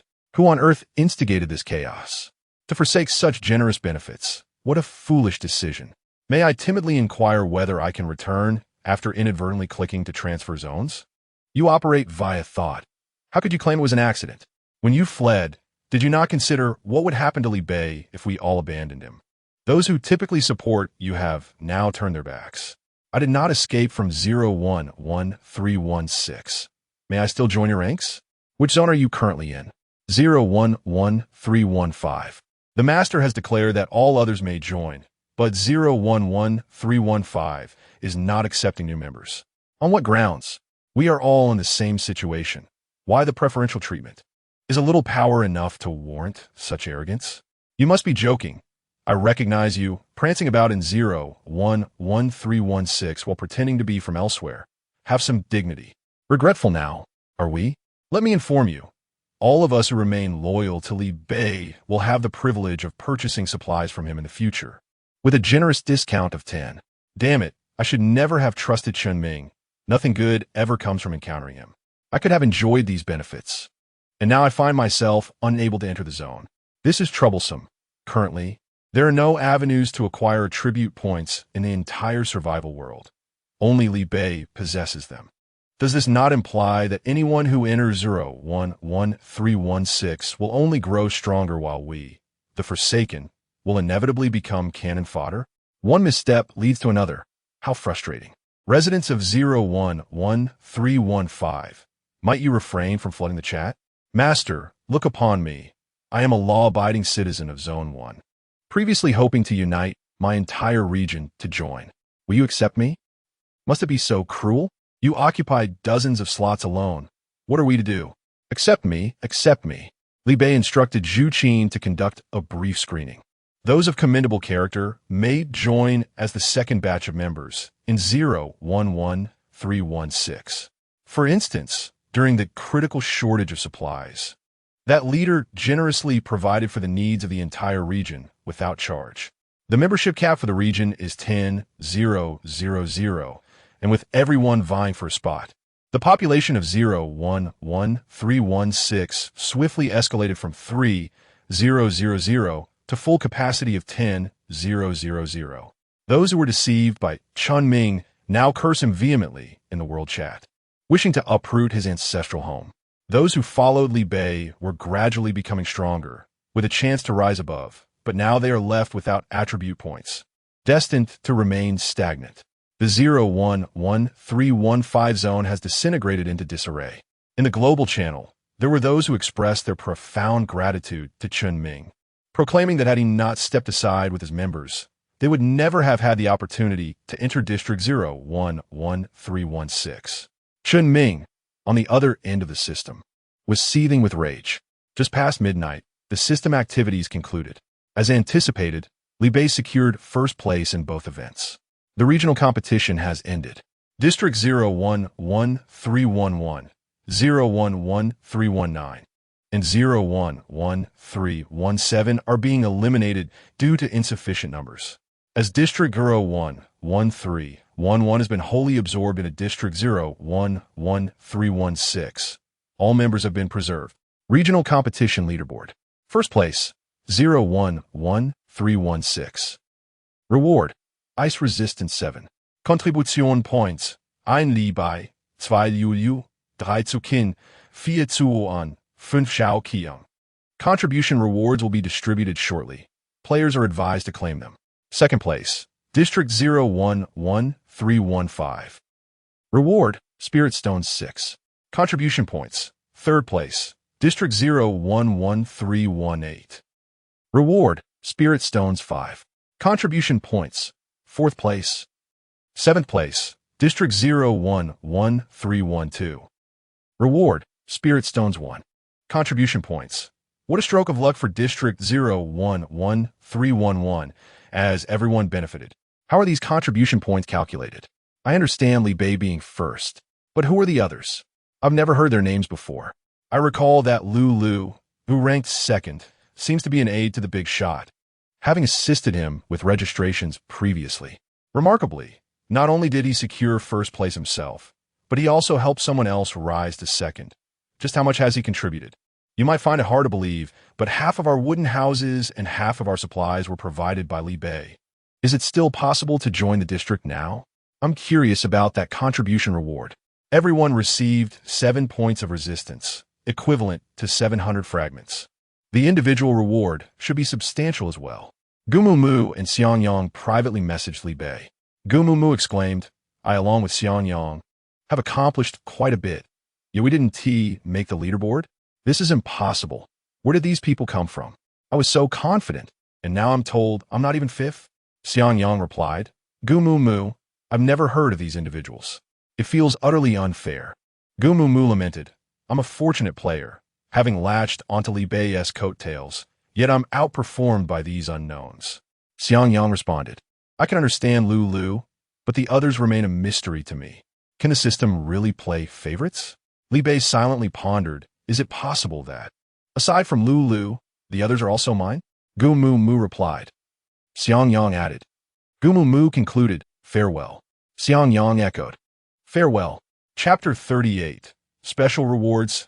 A collective effort for materials in addition to the fragments collected during the winter event. There are also rewards based on rankings. This time, the leaderboard is not confined to the 011316 area, but encompasses the entire global channel, intensifying the competition significantly. Nevertheless, Li Bei remains firmly in the first position. Winter Event Leaderboard. First place, Li Bei, Ice Fragments, 25, 400, Reward, 100 Spirit Stones. Second place, Qingui, Ice Fragments, 500, Reward, 90 Spirit Stones. 100th place, Zhouzheng, Ice Fragments, 1000, Reward, 1 Spirit Stone. To be frank, is this disparity for real? Can someone confirm that I haven't mistakenly added an extra 0? How on earth did he accumulate over 20,000 fragments? Is it even possible for him to utilize them all? I was somewhat pleased to secure second place, but upon glancing at the towering figure above me, a wave of melancholy washed over me. The comparison between individuals can be truly disheartening. What am I? Here I am, proudly claiming the third position. Yet I have fewer fragments than his leftovers. It's utterly demoralizing. This event feels insurmountable. I recently calculated that the number of fragments he amassed is nearly equivalent to the total collected by the remaining 99 participants combined. He single-handedly supports a significant portion of the competition. Initially, I felt envy. Then it morphed into a tinge of jealousy, followed by a silent observation. Wait, where did the esteemed Li Bei go? That strand of hair in the distance must belong to him. The winter event rewards have been distributed. Suddenly, Li Bei heard a knock at the door. He instructed Zhu Qin and the others to open it. Lo and behold, the courtyard was densely packed with people, a sea of dark figures standing together. Upon spotting Li Bei, they all turned their gazes toward him simultaneously. The sheer magnitude of this gathering startled Li Bei, giving him the sensation of facing an uninvited challenge. A stark contrast of 6 against dozens, a crushing pressure.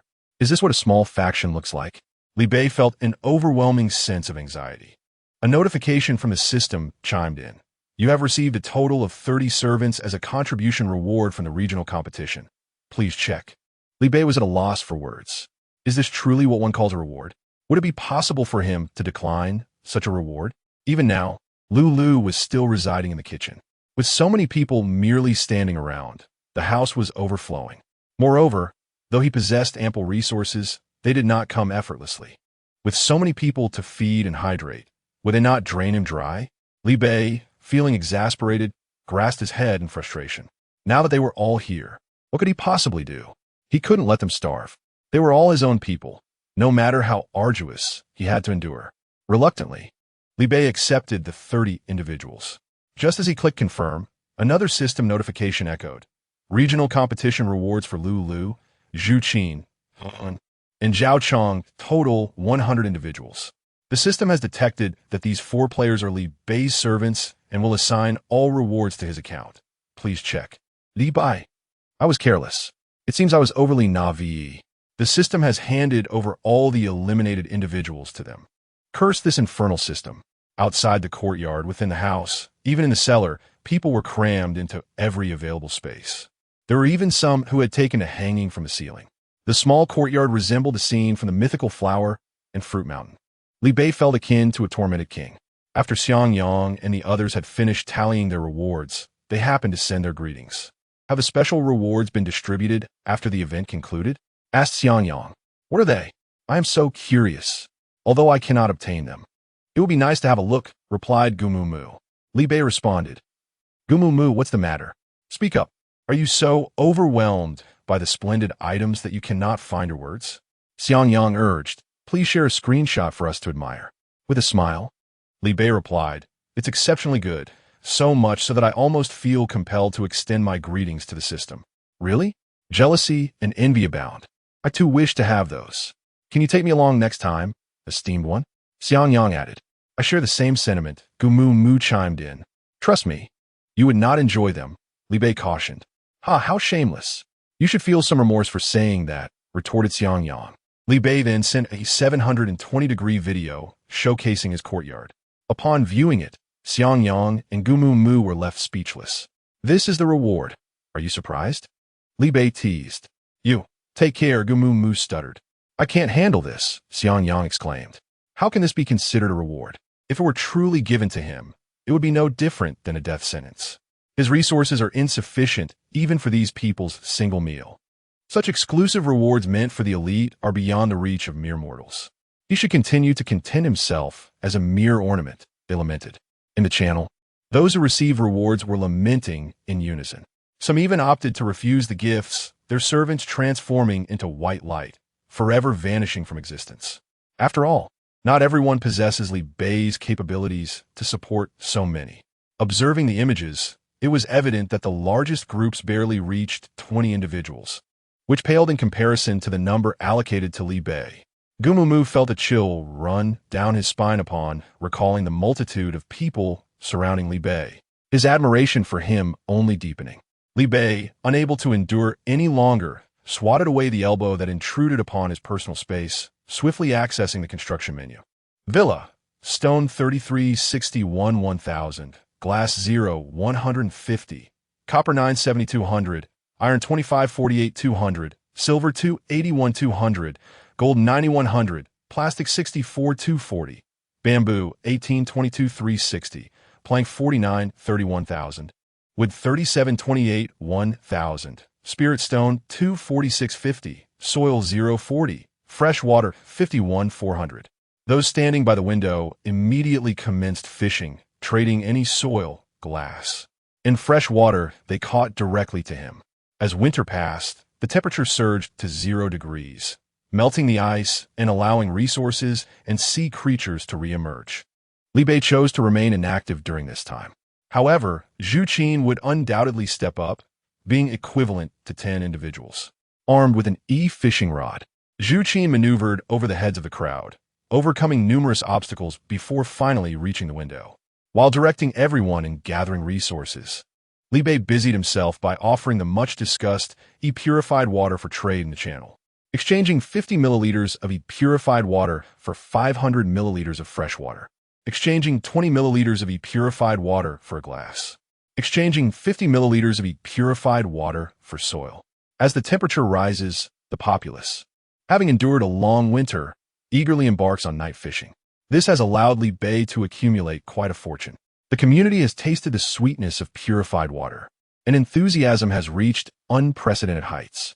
Have you purchased the purified water offered by the esteemed Li Bei? Upstairs, I'm truly captivated. Greetings, fellow enthusiasts. What are you discussing? What is the fuss about the purified water? Please, cease your chatter. There are only a limited number of shares, so procure them quietly. The upper floor is unkind. I must speak up. I just consumed 50 milliliters of purified water, and guess what? I actually increased 2 attribute points. Finally. Someone has voiced it. I too cannot keep it to myself any longer. I was bursting to share, unsure of whom to confide in. I genuinely did not anticipate that. Despite the promise of long-term consumption being necessary for attribute enhancement, I experienced a 2-point increase after just one drink. The efficacy of this substance is astonishing. I envy you all. I only gained 1 point. Ha ha ha. Even those not from the 0-1-1316 district can partake.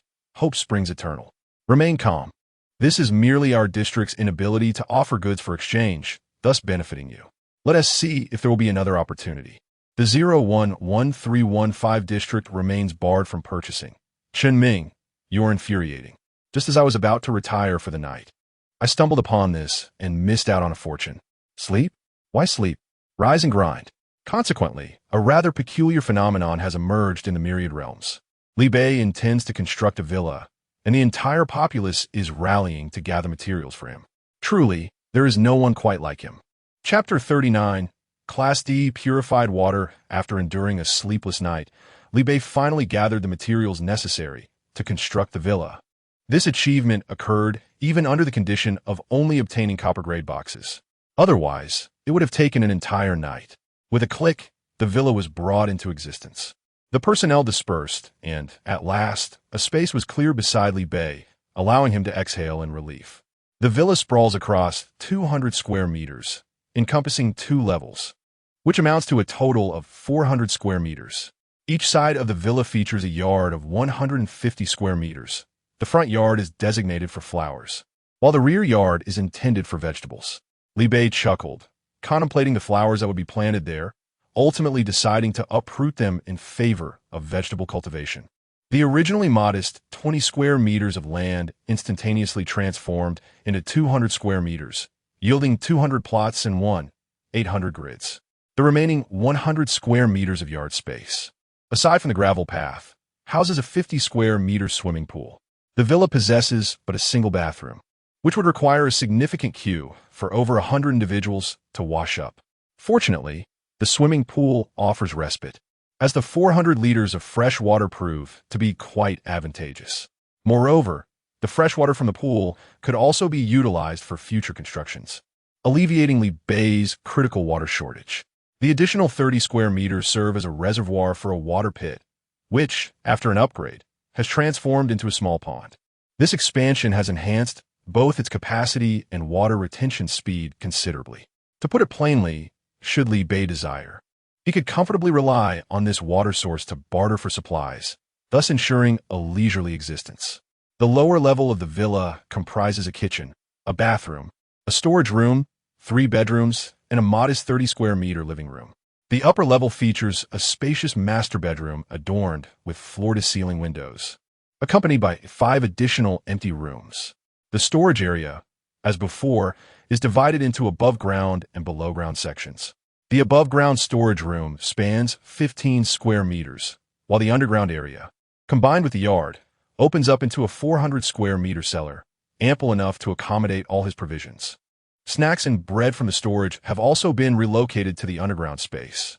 Li Bei connected several rooms adjacent to the above-ground storage to create a large 60 square meter storage area, constructing all conceivable grid-equipped furniture within to augment his storage capacity. Thus, the dilemma of insufficient storage for supplies was finally resolved. The living room, kitchen, and bathroom remained untouched, as these are essential living spaces. In the living room, he specifically placed an oversized dining table, considering the necessity of accommodating over 100 people, where merely placing dishes would require an entire table. The kitchen was also enhanced with additional stoves to ensure swift meal preparation, thus preserving precious time for fishing each day. The refrigerator was upgraded to a larger model, barely capable of storing 1/3 of the grated beast meat.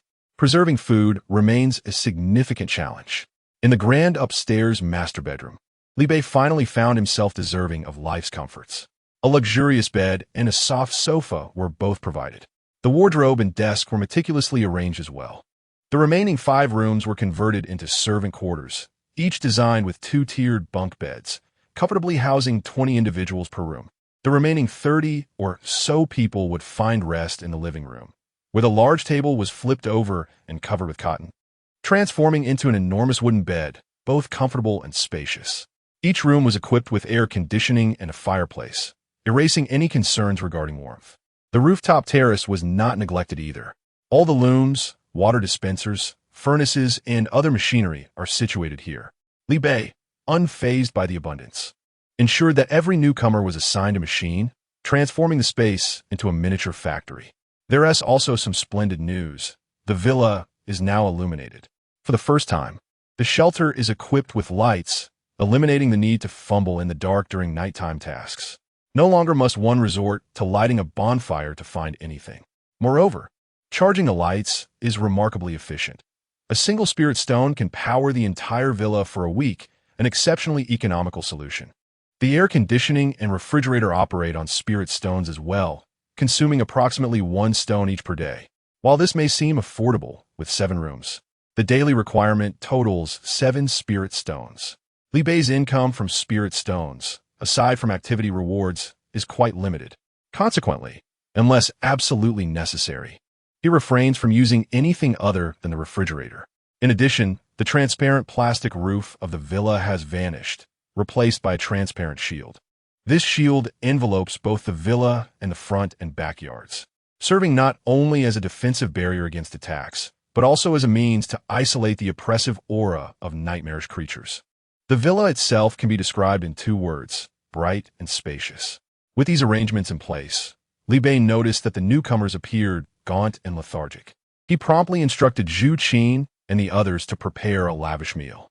There was an abundance of beast meat and a generous supply of vegetables and fruits. Special attention was given to providing purified water to alleviate fatigue. With full bellies and refreshed spirits, everyone felt rejuvenated.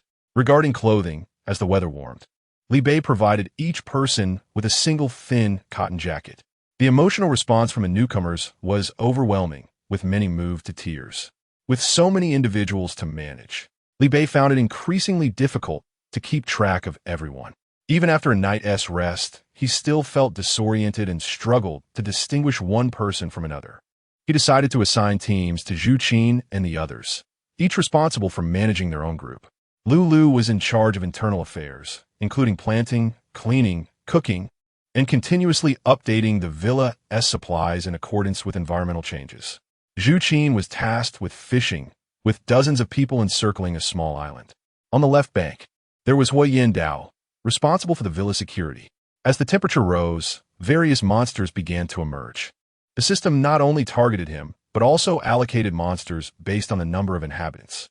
With over 100 people, the assigned number of monsters was staggering. Just to provide a meal, they would need to venture out twice. Niu Hao, being older, was responsible for the manufacturing of all machines on the rooftop. Zhao Chong led a team of people who, with no immediate tasks assigned, assisted Li Bei in unpacking and categorizing supplies. Once these tasks were completed, Li Bei finally had a moment to rest. With a refresh of upgrade opportunities, he leveled up the small pond and the teleportation stone by 1 level. Teleportation stone, 3-3. The small pond transformed into a D-grade item, marking Li Bei's first D-grade possession. Curiosity piqued, he took a sip. No reaction. Left bank, come here, he called. Try this water. Left bank drank eagerly and was suddenly filled with delight. Li Bei quickly inquired, "How is it?" "Master, my attributes." Li Bei hastily employed his detection skill. Name, Zuen age, 36 gender, male constitution, 6 strength, 6 agility, 8 spirit, 7 luck, 1 ice resistance, 30 skill level 2, fireblade, fireball, progress 30, 100 loyalty, 100 favorability, 100. Agility increased from 5 to 8, a remarkable rise of 3 points. Li Bei poured another cup for him, encouraging him to try again. Zhuan drank once more, and his attributes ascended again. Constitution transformed from 6 to 9. Another sip, another surge. The cycle continued several times. Zhuan only paused when all his attributes reached their peak. Li Bei's eyes sparkled with excitement. They had stumbled upon a treasure. Previously, while at E rank, the ability to rapidly enhance attributes in individuals with low constitution was available, yet this boon was limited to a single occurrence. Once physical prowess reached a certain threshold, any further improvements became a gradual process. To his astonishment, D-rank purified water could be consumed repeatedly. It appeared that as long as one remained below the first tier, enhancements could be perpetually achieved. Could this mean the potential for mass production of superhumans? Coincidentally, a fishing servant had encountered a sea beast upon reaching the shore and, due to the delay of the guard team, had sustained considerable injuries. Li Bei promptly summoned everyone back, distributing generous bowls of purified water to each individual. Their attributes surged upward. Now, within Li Bei's villa, every individual was akin to a superhuman, freely and confidently roaming the island. Zhuan pointed at the individual recently attacked by the sea beast. Master, look, his wounds have healed. Chapter 40. The evolution of the villa. Li Bei stood in astonishment. The man's arm had just been gruesomely torn apart by a sea beast, exposing bone beneath. In the brief span of time that followed, the flesh had already begun to heal. A delicate layer of pale pink skin was now visible, indicating the emergence of tender new flesh.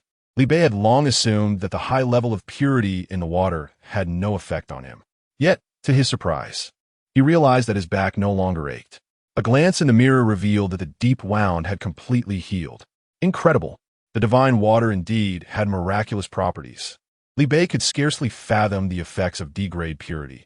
He wondered how astonishing the results would be for the even higher A and B grades. Furthermore, through experimentation, he discovered that using D-grade pure water for agriculture could shorten the growth cycle by 30 days, significantly conserving water usage while accelerating planting speed. At that moment, Li Bei felt an overwhelming sense of surrealism, akin to an overnight fortune. The enhancement of skills proved to be immensely beneficial. As a result of this experience, the combat prowess of everyone on the island surged, and productivity escalated dramatically. Li Bei found himself with little to do. Time had already been squandered, and using the teleportation stone now seemed impractical. Thus, he reclined on the sofa, gazing out at the vast floor-to-ceiling windows, lost in thought as the sun rose over the ocean. What lay beyond the horizon of the sea? How expansive was this world? Where were the islands of others? Were his roommates still alive? What was the true purpose of his system in transporting them here? Was Earth now desolate? Questions swirled in Li Bei's mind, lulling him into a drowsy state. Upon awakening, he found that the servants had already arranged the soil. The island now spanned an area of 803 square meters. Numerous boxes awaited Li Bei's attention, ready to be dismantled. Zhao Chang stood by, holding several books. Master, these are all the skill books and job transfer cards obtained since last night. Please take a look. Li Bei accepted the items, 2 job transfer cards, 5 skill books, and surprisingly, a blueprint. Merciful heavens, the system had finally displayed generosity by presenting a blueprint. What kind of box yielded this blueprint? Li Bei inquired. Silver box. Zhao Chang replied. Li Bei furrowed his brow. Are silver boxes now appearing even during the day? This is troubling. Previously, the only silver box he had acquired was through leveling up. The only other silver box he knew of had been obtained by the fortunate Yang. It was clear that the system, which seldom offered rewards without a catch, was up to something. Zhao Chang, we opened several silver boxes today, and those 2 job transfer cards also came from them, Li Bei remarked, growing increasingly suspicious. He opened the world channel, and, indeed, it was not just him. Many others had also unlocked silver boxes. Skill books, blueprints, spirit stones, job transfer cards, treasures abounded. Li Bei felt a surge of urgency. He opened the blueprint. revealing the design for a pair of boots. With a thought, he chose to learn it. The blueprint transformed into a shimmering white light and vanished from his grasp, leaving him with newfound knowledge of how to craft the boots. White boots, Agility 5, Level F Beast Leather 29-3, Level F Beast Tendon 34-1, Iron 2348-100. White boots. Will there be green, blue, yellow, and purple gear in the future? This feels reminiscent of playing a game. The system appears rather lazy, merely replicating Earth's model. An additional 5 points in agility is commendable, equivalent to an extra 5 attribute points, bypassing the 50-point cap. However, Li Bei was taken aback to discover that crafting the boots required a staggering 100 units of iron, far more than he needed for constructing houses. Previously, he had utilized metal primarily for crafting various machines, thus his metal supply had always been abundant. It seems that the true purpose of metal lies here. Equipment is the real focal point. White gear necessitates iron, while more advanced equipment may require gold, silver, or copper. He must stockpile resources in advance. Li Bei exchanged his nearly worn-out sneakers for the white boots. Clean, neat, soft, and lightweight. 2 words encapsulated: comfort. Turning his head, he noticed Zhao Chong still gazing expectantly beside him. He retrieved a class change card and paused momentarily. Relying solely on him to distribute resources was not a sustainable approach. With many individuals and limited supplies, and considering his own finite energy, it was inevitable that he would forget some details. After contemplation, he called everyone together to establish a set of rules. From now on, spiritual stones, skills, class changes, and equipment would be allocated based on contributions. For instance, those who fish would earn 1 point for each treasure chest caught. Producers would accumulate points based on the amount of glass produced. Monster hunters would be credited for kills, while farmers would be rewarded for planting. Each aspect would be quantified by points, which individuals could then exchange for desired items. Li Bei entrusted Lu with the specifics of these rules, instructing her to create a display of all exchangeable items in the living room, updated daily. This approach not only addressed the issue of having too many people and Li Bei's uncertainty about distribution, but also mitigated potential conflicts among the servants, ensuring harmony. Li Bei had observed that these individuals were loyal only to him, yet they retained their own emotions and thoughts, leading to inevitable interpersonal friction. This system would ensure fairness. Nevertheless, to foster cohesion, Li Bei granted initial privileges to Zhu Qin and the 5 team leaders who had arrived first. He crafted a pair of white boots for each of them as a symbol of their status. After all, leaders should possess a certain distinction. He also provided them with initial skills and a first-tier class change card, but future advancements would depend on their own efforts. Currently, he had 2 class change cards, which he allocated to Zhu Qin, who handled fishing, and Zhua An, who was responsible for security. When he acquired more cards, he would distribute them to Zhao Chong, Lulu, and Yo Hao. The skill books included Skill Book, Ice Spike, Skill Book, Rain Summoning, Skill Book, Ice Shield, Skill Book, Liver Emperor, Skill Book, Fire Dragon Magic. He did not possess the Rain Summoning skill, so he decided to learn it. Li Bei clicked to learn, raised his hand, and summoned rain over an area of approximately 1 square meter for about 10 seconds. Not bad. The rain was fresh water, suitable for drinking, serving as a hydration source. He already had fire and ice spells, so he opted not to learn anymore. Nevertheless, Li Bei couldn't shake the feeling that something was amiss, as a thought flickered through his mind, only to vanish moments later. As for the skill known as Liver Emperor, Li Bei hesitated, his lips quivering. He wished to continue living, so he decided against learning it. Moreover, even if he were to grind at night, the presence of night demons would render him unable to venture outside, leaving him to merely wander within the confines of the villa, which seemed of little utility. However, it would be quite suitable for Niu Hao, who needed to rise several times at night to replenish materials for the machines. Over time, he would undoubtedly suffer from fatigue. With the Liver Emperor skill, he could ensure his vitality remained robust, allowing him to function on just a few hours of sleep without weariness. Li Bei bestowed the Liver Emperor upon Niu Hao and allowed Zhao Chong to select another skill for himself. Zhao Chong opted for Ice Spike. Thus, the team was complete. Lu with planting, Zuohan with Flame Blade, Zhu Qin with Precision, Zhao Chong with Ice Spike, and Niu Hao with Liver Emperor. Each member possessed a skill. As the clock struck midnight, they proceeded to level up the small water pond and the teleportation stone. Li Bei was contemplating an early rise the next day to explore the outside world using the teleportation stone when he suddenly received a system notification. In anticipation of the arrival of extreme heat, the second round of the regional domination tournament commences. Following the conclusion of the extreme heat, the 3 regions with the lowest populations will be eliminated. The remaining regions will be ranked by population, with all receiving fire resistance points ranging from 4 to 1. Additionally, the top 5 contributors in each region will receive extra rewards. Li Bei. Very well. It appears that venturing outside is no longer an option. If his suspicions were correct, the external temperature would mirror that of the island, meaning it was currently a scorching hell of 100 degrees outside. He had no desire to step out only to be scorched. It was far wiser to earn fire resistance. However, while ice shards could be obtained from Gingerbread Man, how would one acquire fire shards? Chapter 41. The 100-degree oven skill upgrade life is arduous. It has only been a day of tranquility. Since my arrival in this survival world, my insomnia has been cured, anxiety has faded, and I find joy in my meals. Can you guess why? It is all due to exhaustion. I anticipated the system would stir things up. I spent the entire day yesterday working tirelessly without a morsel to eat. Enough said. I shall continue my endeavors tonight. Have any of you noticed that the temperature has indeed risen slightly? It is no longer as frigid as during the day.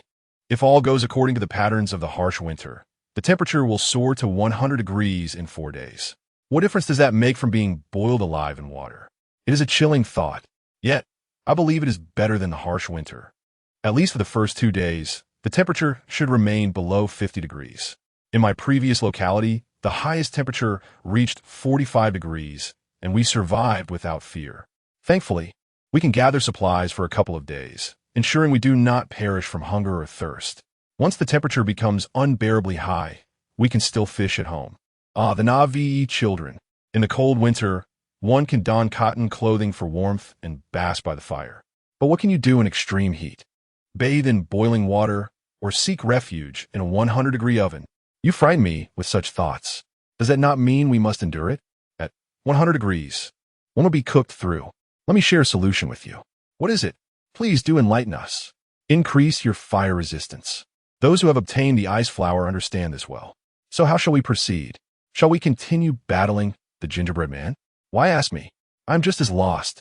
I await the esteemed Li Bei to trigger a hidden event. This time, I do not intend to sell the fragments. I can endure hunger for a few more days. But without resistance, it is akin to facing death. Please refrain from speaking of this before finding the fragments. Sleep, oh sleep. Tomorrow, we shall gather our spirits and venture forth to seek the fragments. I fear you may not rest easily. Alas, why are monsters spawning in the dead of night? Typically, they appear one by one, yet suddenly 2 emerge.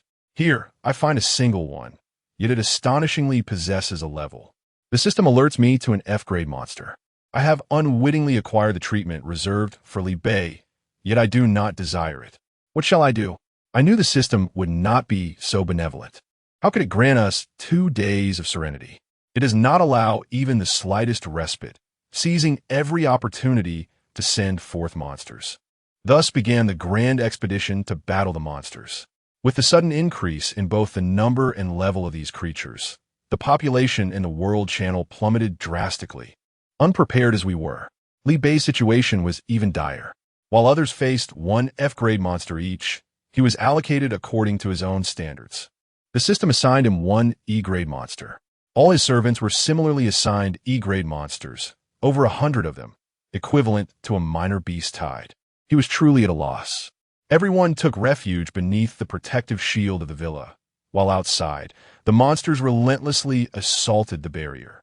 A first-tier, fully equipped character against enhanced monsters is a complete mismatch.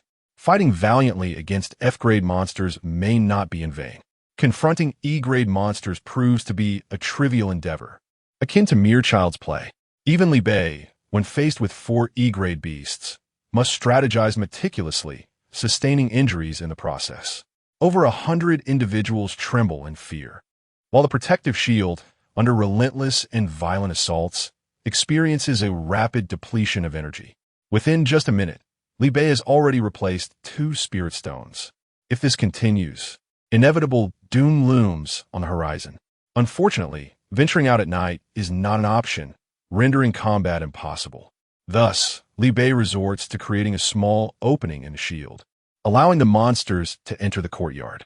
The creatures, upon discovering the breach, surge forward with reckless abandon, one after another squeezing through the gap. Li Bei is taken aback. Such orderliness? Is it truly this simple? With Zhu Qin, left bank, and Zhao Chong positioned at the breach, they form an unyielding barrier against the onslaught. Armed with E-grade fishing rods, they strike relentlessly. All are of equal caliber, none more resilient than the other, and a few thrusts suffice to slay an E-grade monster. Left bank employs the flame blade, while Zhao Chong utilizes the ice spike technique, stealthily accumulating experience points by attacking the beast from side. Li Bei's fireball technique is in dire need of an upgrade, yet an opportune moment has eluded him. When the monster's charge is not particularly fierce, Li Bei instructs Zhu Qin to hold them back with the fishing rod, effectively immobilizing the beasts while simultaneously blocking the breach in the shield. Li Bei, alongside left bank and Zhao Chong, then surges forth, unleashing spells upon the creatures without restraint. When their skills have been sufficiently honed, and the shield begins to tremble once more, Zhu Qin delivers the final blow to the nearly defeated monster, permitting it to enter. A multitude of monsters, under relentless assault, become living targets for skill practice, devoid of hope. In the end, Li Bei reaps an impressive bounty. F-grade beast skin 136, F-grade beast tendon 136, F-grade beast bone 136, F-grade beast core 136, F-grade beast flesh 1360. With the leveling system activated, in addition to absorbing spirit stones, slaying monsters also grants corresponding experience. He accumulates 136,000 experience points, ascending from level 1 to level 3, 76,000,80,000, and earning 2 attribute points. Li Bei's job progression task reads: kill F-grade monsters 0-100. Kill E-grade monsters 10-10. Kill D-grade monsters 0-1. The second task of slaying 10 E-grade monsters is also successfully completed, resulting in a bountiful harvest. The attributes of left bank and Zhao Chong have transformed into name, left bank, age, 36, gender, male, constitution, 10, strength, 10, agility, 10, spirit, 10, luck, 1, ice resistance, 37, loyalty, 100, favorability, 100, skills level 3, flame blade, fireball, fire arrow, progress 51,000. Name, Zhao Chong, age, 32, gender, male, constitution, 10, strength, 10, agility, 10, spirit, 10, luck, 4, ice resistance, 10, 27 points remaining to be allocated, loyalty, 100, favorability, 100, skills level 3, ice spike, ice blade, ice thorn, progress 10, 1000. Disregarding the blue attributes and other qualities, their maximum attack power has already matched that of Li Bei. During a single night, Li Bei summoned 2 formidable champions, intentionally slowing the pace to allow for the repeated recovery of blue energy. Li Bei's progress in the level 3 fireball skill has risen to 920 out of 1000.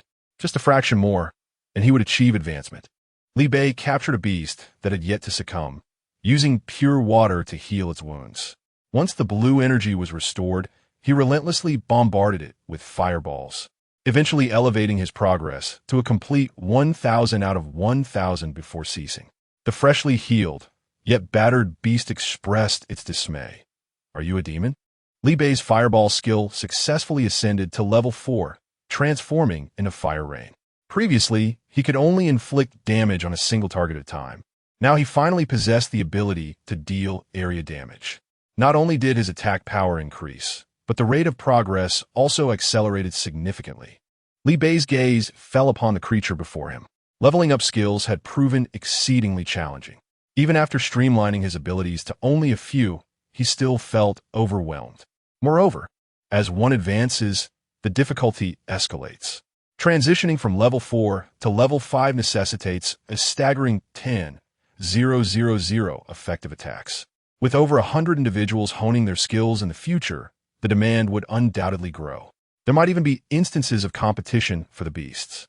If only he could establish a training ground to confine this creature, allowing for continuous skill practice. The beast trembled in fear.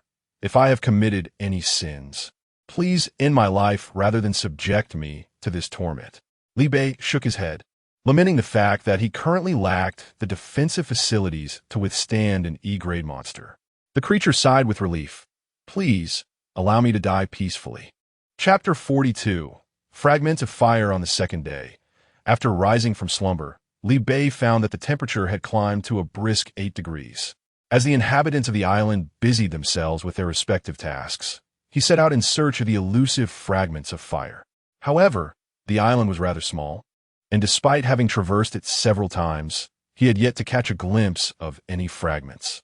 He privately messaged Gu Mu Mu and Xiang Yang, inquiring if they had discovered any fragments. Not yet, replied Gu Mu Mu. I was just about to ask you the same. My island spans only a few dozen square meters. I can see the entirety of it at a glance, and despite straining my eyes, I have found nothing.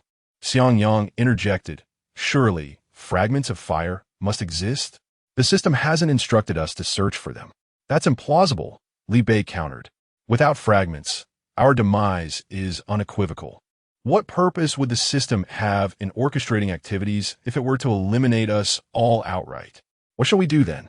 Gil Mumu asked. I have yet to find anything. I checked the World Channel, and many others have ventured out to search in the cool weather. With so many people searching, not a single one has found anything, Li Bei noted.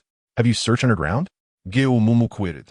Well, by that logic, could there not also be possibilities at sea? Siang Yang pondered aloot. It appears the gingerbread man spawns at sea, though the surface is frozen over. Then we must construct a boat, Li Bei declared. He opened his tool menu and indeed found the boat section. He had all the necessary materials, wood, planks, and metal. Li Bei crafted a rudimentary wooden boat. Who will dig while I venture out to sea? I shall, Gu Mu Mu responded, though my island is merely a few square meters. No need, Li Bei replied. I just recruited a newcomer with only 7 square meters. He has already begun to dig. More than 10 days and only 7 square meters. To be precise, it is merely 1 square meter, since the wooden cabin occupies 6 square meters, Xiang Yang corrected. Then let him continue digging, Gu Mu Mu conceded. Soon, Xiang Yang relayed an update. Everyone, it's confirmed. There is nothing at sea. We have dug 10 meters deep and found naught. At that moment, Li Bei had boarded the small wooden boat and was already sailing across the water. Just a few meters from the island, he was assailed by a sea beast. Nowadays, even the sea creatures had evolved into formidable foes, with F and E level monsters frequently appearing. The further Li Bei drifted from the island, the more high-level monsters emerged. The system-crafted wooden boat was merely a basic vessel, devoid of any enhancements. It withstood the onslaught of enhanced creatures for only a brief period. As the F and E level beasts proved to be devastatingly powerful, Li Bei spent as much time repairing the boat as he did navigating it. His system interface was inundated with repair notifications, overwhelming him. As he sailed further away, the island shrank to a mere dip behind him, and the damage to his boat outpaced his repairs. Just as he contemplated turning back, he suddenly spotted a vast shadow gliding beneath the water. All the creatures that had attacked him moments prior scattered in terror. A chill ran down Li Bei's spine as he activated his detection skill on the shadow. D-level jellyfish, toxic. Hadn't the highest level encountered thus far been he? How could a D-level creature exist here? A terrifying possibility dawned on him. The ocean likely harbored more creatures than they had seen. The monsters they encountered were merely those the system intended for them to face. The mysteries of the ocean depths conceal countless terrors, the extent of which remains unknown to anyone. Beyond mere classifications, in such expansive waters, the presence of formidable creatures like deep-sea octopuses is hardly surprising. As this thought crossed his mind, cold sweat trickled down Li Bei's forehead. He longed to return to the safety of the island. The jellyfish had long set its sights on him. As the small boat stirred, The jellyfish surged forward like a projectile, its head forcefully making contact. The boat's underside, as fragile as paper, was punctured instantly. The system offered no repair notifications. The vessel was rendered inoperative. Li Bei had yet to comprehend the situation when the jellyfish pierced through, its smooth, rounded head shaking slightly. The little wooden boat, slightly larger than a hut, capsized, floating momentarily before gradually sinking. With no chance for a soft landing, Li Bei plunged into the water, left with no foothold. Should the jellyfish make contact, he could only anticipate a grim fate, knowing he would succumb to its venom. He recalled how a mere E-class weasel had once overwhelmed him with its speed. Li Bei had no desire to test the potency of a jellyfish's sting. As the threat of the jellyfish loomed closer, he instinctively employed a long-dormant hardening skill. Harden. This level 3 skill allowed him to create a solid block measuring 30 by 30 centimeters. Utilizing the hard block for leverage, Li Bei managed to rise from the water just as the jellyfish approached. The anticipated prey slipped away, infuriating the jellyfish, which charged at the hardened water block. The block shattered upon impact, prompting Li Bei to leap aside and forge ahead. With each step, he hardened the seawater beneath him, ensuring he remained afloat. The jellyfish followed closely behind, shattering the blocks one after another, the distance between them visibly diminishing. However, Li Bei had ventured too far. He was still several hundred meters from the island. Hardened, the final water block materialized. Just as Li Bei's foot landed on the block, the jellyfish attacked. He was pursued relentlessly, unable to use his hardening skill to escape on the surface. By the time he completed his next hardening, he would be struck before he could even land, falling directly onto the jellyfish, inevitably fatal. With no recourse, Li Bei gestured towards the sky. Rain summoning technique. A cloud, 1 square meter in size, hung suspended in the air. As he invoked the rain summoning technique, he simultaneously cast the freezing technique. The cloud solidified, pausing momentarily in midair. Seizing this fleeting opportunity, Li Bei leapt to evade the jellyfish and clambered atop the cloud. As the cloud descended, he leapt again, following up with the freezing technique and rain summoning technique in quick succession. Thus, he ascended step by step upon the suspended icy cloud, ultimately reaching a height of 10 meters just out of the jellyfish's reach, which thrashed angrily at the water surface below. Yet, this was not a moment for Li Bei to relax. Once the cloud solidified, it lost the ability to remain aloft for an extended period. Should he cease his incantation, lacking any support, he would inevitably plummet. The dilemma lies in the fact that, despite possessing 500 mana, he is still far too distant from the island to sustain his efforts for long. Meanwhile, the jellyfish, unable to capture Li Bei, relentlessly trails him beneath the surface. The moment Li Bei falters, he is certain to be ensnared. At this juncture, the rain summoning spell fortuitously ascends to level 2, transforming into a greater rain summoning spell. The cloud's area expands from 1 square meter to 4 square meters, and it can be manipulated at Li Bei's discretion, elongated or rounded, as long as it maintains the requisite area. Without hesitation, Li Bei opts for elongation, morphing the cloud into a long strip measuring 8 meters in length and half a meter in width. He then casts the freezing spell. The 8-meter solid cloud is adequately distanced, albeit only for a fleeting second. Clad in his newly crafted white boots, Li Bei accelerates to the utmost, sprinting desperately atop the cloud before it descends. He runs as far as he can. This cycle continues, and just as his last vestiges of mana are exhausted, Li Bei has managed to cover 160 meters, leaving him with less than 80 meters to the island. However, he has exhausted all avenues. Just as he begins to descend, something solid unexpectedly catches him beneath. Master Run, Zhao Chong urges, gripping Li Bei tightly. Li Bei is momentarily stunned. Is he dead, or is this merely an illusion? He is situated 80 meters away from the island.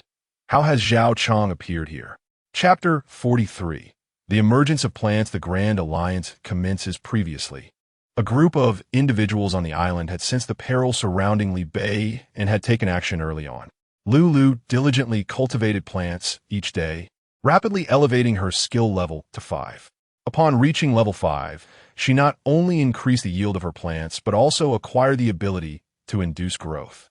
She planted a fruit tree, nurturing it with pure water, and utilized her skills to stimulate its growth, allowing the tree to stretch towards the sea. As the blue energy was depleted, the tree extended a total of 60 meters. During Lu's endeavors, Zhao Chong was equally industrious, tirelessly conjuring ice blades in rapid succession, leaving no gaps between them, ultimately forming a colossal block of ice. Once Lu had successfully induced the growth of the tree, and while Zhao Chong rested to regain his energy, Zhu Qin and the others transported the massive ice blade to the surface of the sea, just beyond the reach of the fruit tree. Moreover, to save time, they took the initiative to allow one of the more contributive servants to utilize the remaining ice shield technique. Two mages, both adept in ice magic, cast their spells simultaneously, creating a 20-meter-long ice path just wide enough for a person to traverse, which would catch Li Bei as he returned. At that moment, Zhao Chong had partially recovered his energy, and he climbed over the fruit tree, racing across the ice towards Li Bei. Upon reaching him, they began their retreat while simultaneously repairing the ice surface, which appeared on the verge of breaking under the weight. Li Bei quickly grasped the situation and, without hesitation, utilized his agility of 55 points to pull Zhao Chong along the ice, soaring back to the island. Thus, they precariously returned to the safety of the small island. The jellyfish, for reasons unknown, could not approach the shore like the E-rank sea beasts, and after a moment of reluctance, it departed. Li Bei sat on the ground, overwhelmed with relief, narrowly escaping a dire fate at sea. Despite his commendable standing in the world channel, it was woefully inadequate in the treacherous realm of Wando continent. He resolved not to underestimate the dangers again. His strength was still too feeble. Nevertheless, his venture was not entirely fruitless. Although he did not locate the fragments of the fire element, he at least confirmed one crucial point. The fragments could not possibly be at sea. If even he could not escape the ocean unscathed, then anyone attempting to retrieve the fragments would surely be doomed. However, this raised the pressing question, where could the fragments be? After a prolonged period of mental strain, Li Bei felt utterly exhausted. He hastily sent a message to Xiang Yang and the others, warning them not to venture out to sea due to the imminent danger, before succumbing to sleep. Upon awakening, he casually opened the channel to check for messages, only to discover that the number of high-level monsters had dwindled from 9,000 to 7,000. What had transpired? He had merely taken a short nap. What events had unfolded? Li Bei privately messaged Xiang Yang and Gumu Mu. Gumu Mu, you have finally awakened. What has occurred? Li Bei, I noticed many people have ventured out to sea. Did you not inform them about the dangers? Gumu Mu replied, visibly exasperated. I did mention it, but I didn't specify the nature of the danger. However, your apprehension about the situation was evident. Furthermore, when we attempted to contact you later, you did not respond, which led us to believe you were facing a significant issue. Without wasting a moment, I immediately conveyed this in the World Channel. As I contemplate this matter, I cannot help but feel a desire to confront Chun Ming, that insufferable wretch. Gumu Mu. Chun Ming audaciously claims that the sea surely harbors treasures, and that his intention was to mislead everyone so that they would not venture forth. Had I remained silent, it might have been a different story. However, his deliberate assertions reek of deception. If there truly existed a perilous threat at sea, how then did I return unscathed? Yet, the masses believed him, clamoring to embark on a treasure hunt. Moreover, to substantiate our truthfulness, I shared screenshots of your messages in the global channel. In response, Chun Ming retorted that as long as the incentives are substantial enough, it is not impossible for us to conspire to deceive. He further questioned why we did not specify the nature of the danger, insinuating that our vague statements were intended to foster misunderstanding. Ultimately, when the truth emerges, he will dismiss it by claiming he only mentioned danger without clarifying whether it pertained to severed fingers or decapitation, suggesting that it was merely the audience's overactive imaginations at fault. The ones who suffer are those gullible enough to place their trust in us. He even went so far as to tag you in the global channel, urging you to clarify matters. Gumu Mu, when you failed to respond, he accused you of being apprehensive. Many attempted to contact you privately, and when they could not reach you, they fell for his deception. Li Bei, suppressing his mounting fury, gritted his teeth and asked, "Is that scoundrel Chen Ming dead or alive?" "Huh. Gumu Mu." He did not set sail. Li Bei laughed bitterly. He knows of the danger, yet dares not embark himself, instead inciting others to blaze the trail. Xiangyang. Not only did he abstain, but the entire Zone 5 refrained from sailing. They must have privately warned their members in the regional channel to stay ashore. Presently, Zone 5 boasts the largest population, comfortably securing the top position. Therefore, it is not disbelief in him, nor a quest for fragments. It is a sheer desire to see everyone perish. To secure a ranking in the regional competition, is it his aim to sacrifice all? Should the other zones be wiped out, the top rank would naturally be theirs. Over 1,000 lives, and for the sake of a handful of individuals' selfish desires for fire resistance, they would condemn them all to death? Li Bei raised an eyebrow. "Chen Ming, you are truly despicable. Gumu Mu, it is fortunate that most in our district trust you, albeit they are still inclined to heed your advice. Only a minority has been swayed. The situation in other districts is dire. One particular district, originally housing over 3,000, is now reduced to barely 500 souls. These remaining few survived solely due to their inability to afford shipbuilding." Li Bei's indignation only intensified. Previously, Chen Ming's persistent antagonism could be overlooked. After all, it was merely a matter of competitive interests. Yet now, to use lives as stepping stones is a grave transgression. They are under no obligation to safeguard everyone. Yet they hold no right to determine the fate of others. Li Bei's eyes narrowed slightly. "Gentlemen, I cannot tolerate this any longer. I require your assistance. As long as such malicious and repugnant individuals remain unpunished, the global channel will never find peace. Several districts, once secure, now face a drastic decline in numbers and are compelled to confront the threat of obliteration. The district where Li Bei resides, Zone 6, has also fallen to second place. In the World Channel, a cacophony of denunciations erupted, all directed at Chen Ming, the one deemed a harbinger of misfortune. Critics lamented that faith in him had been misplaced from the outset. Yet, Chen Ming remained unfazed. Having embarked on his course of action, he harbored no fear. After all, those who threatened him were already condemned to perish. Their sentiments held no sway over him.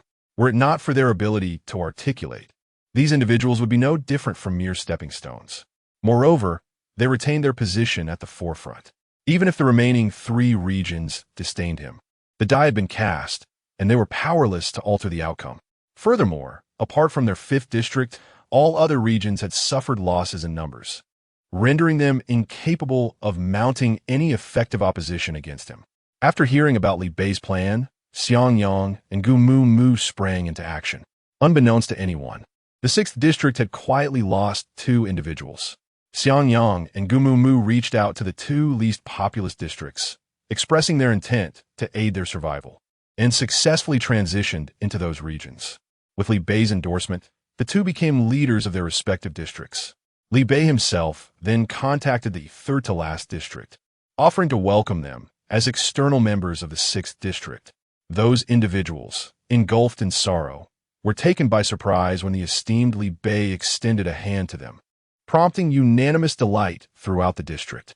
Thus, the 6th district fell under the stewardship of Li Bei, the 2nd district under Xiangyang, the 9th district under Gumu Mu, while the external governance remained intact.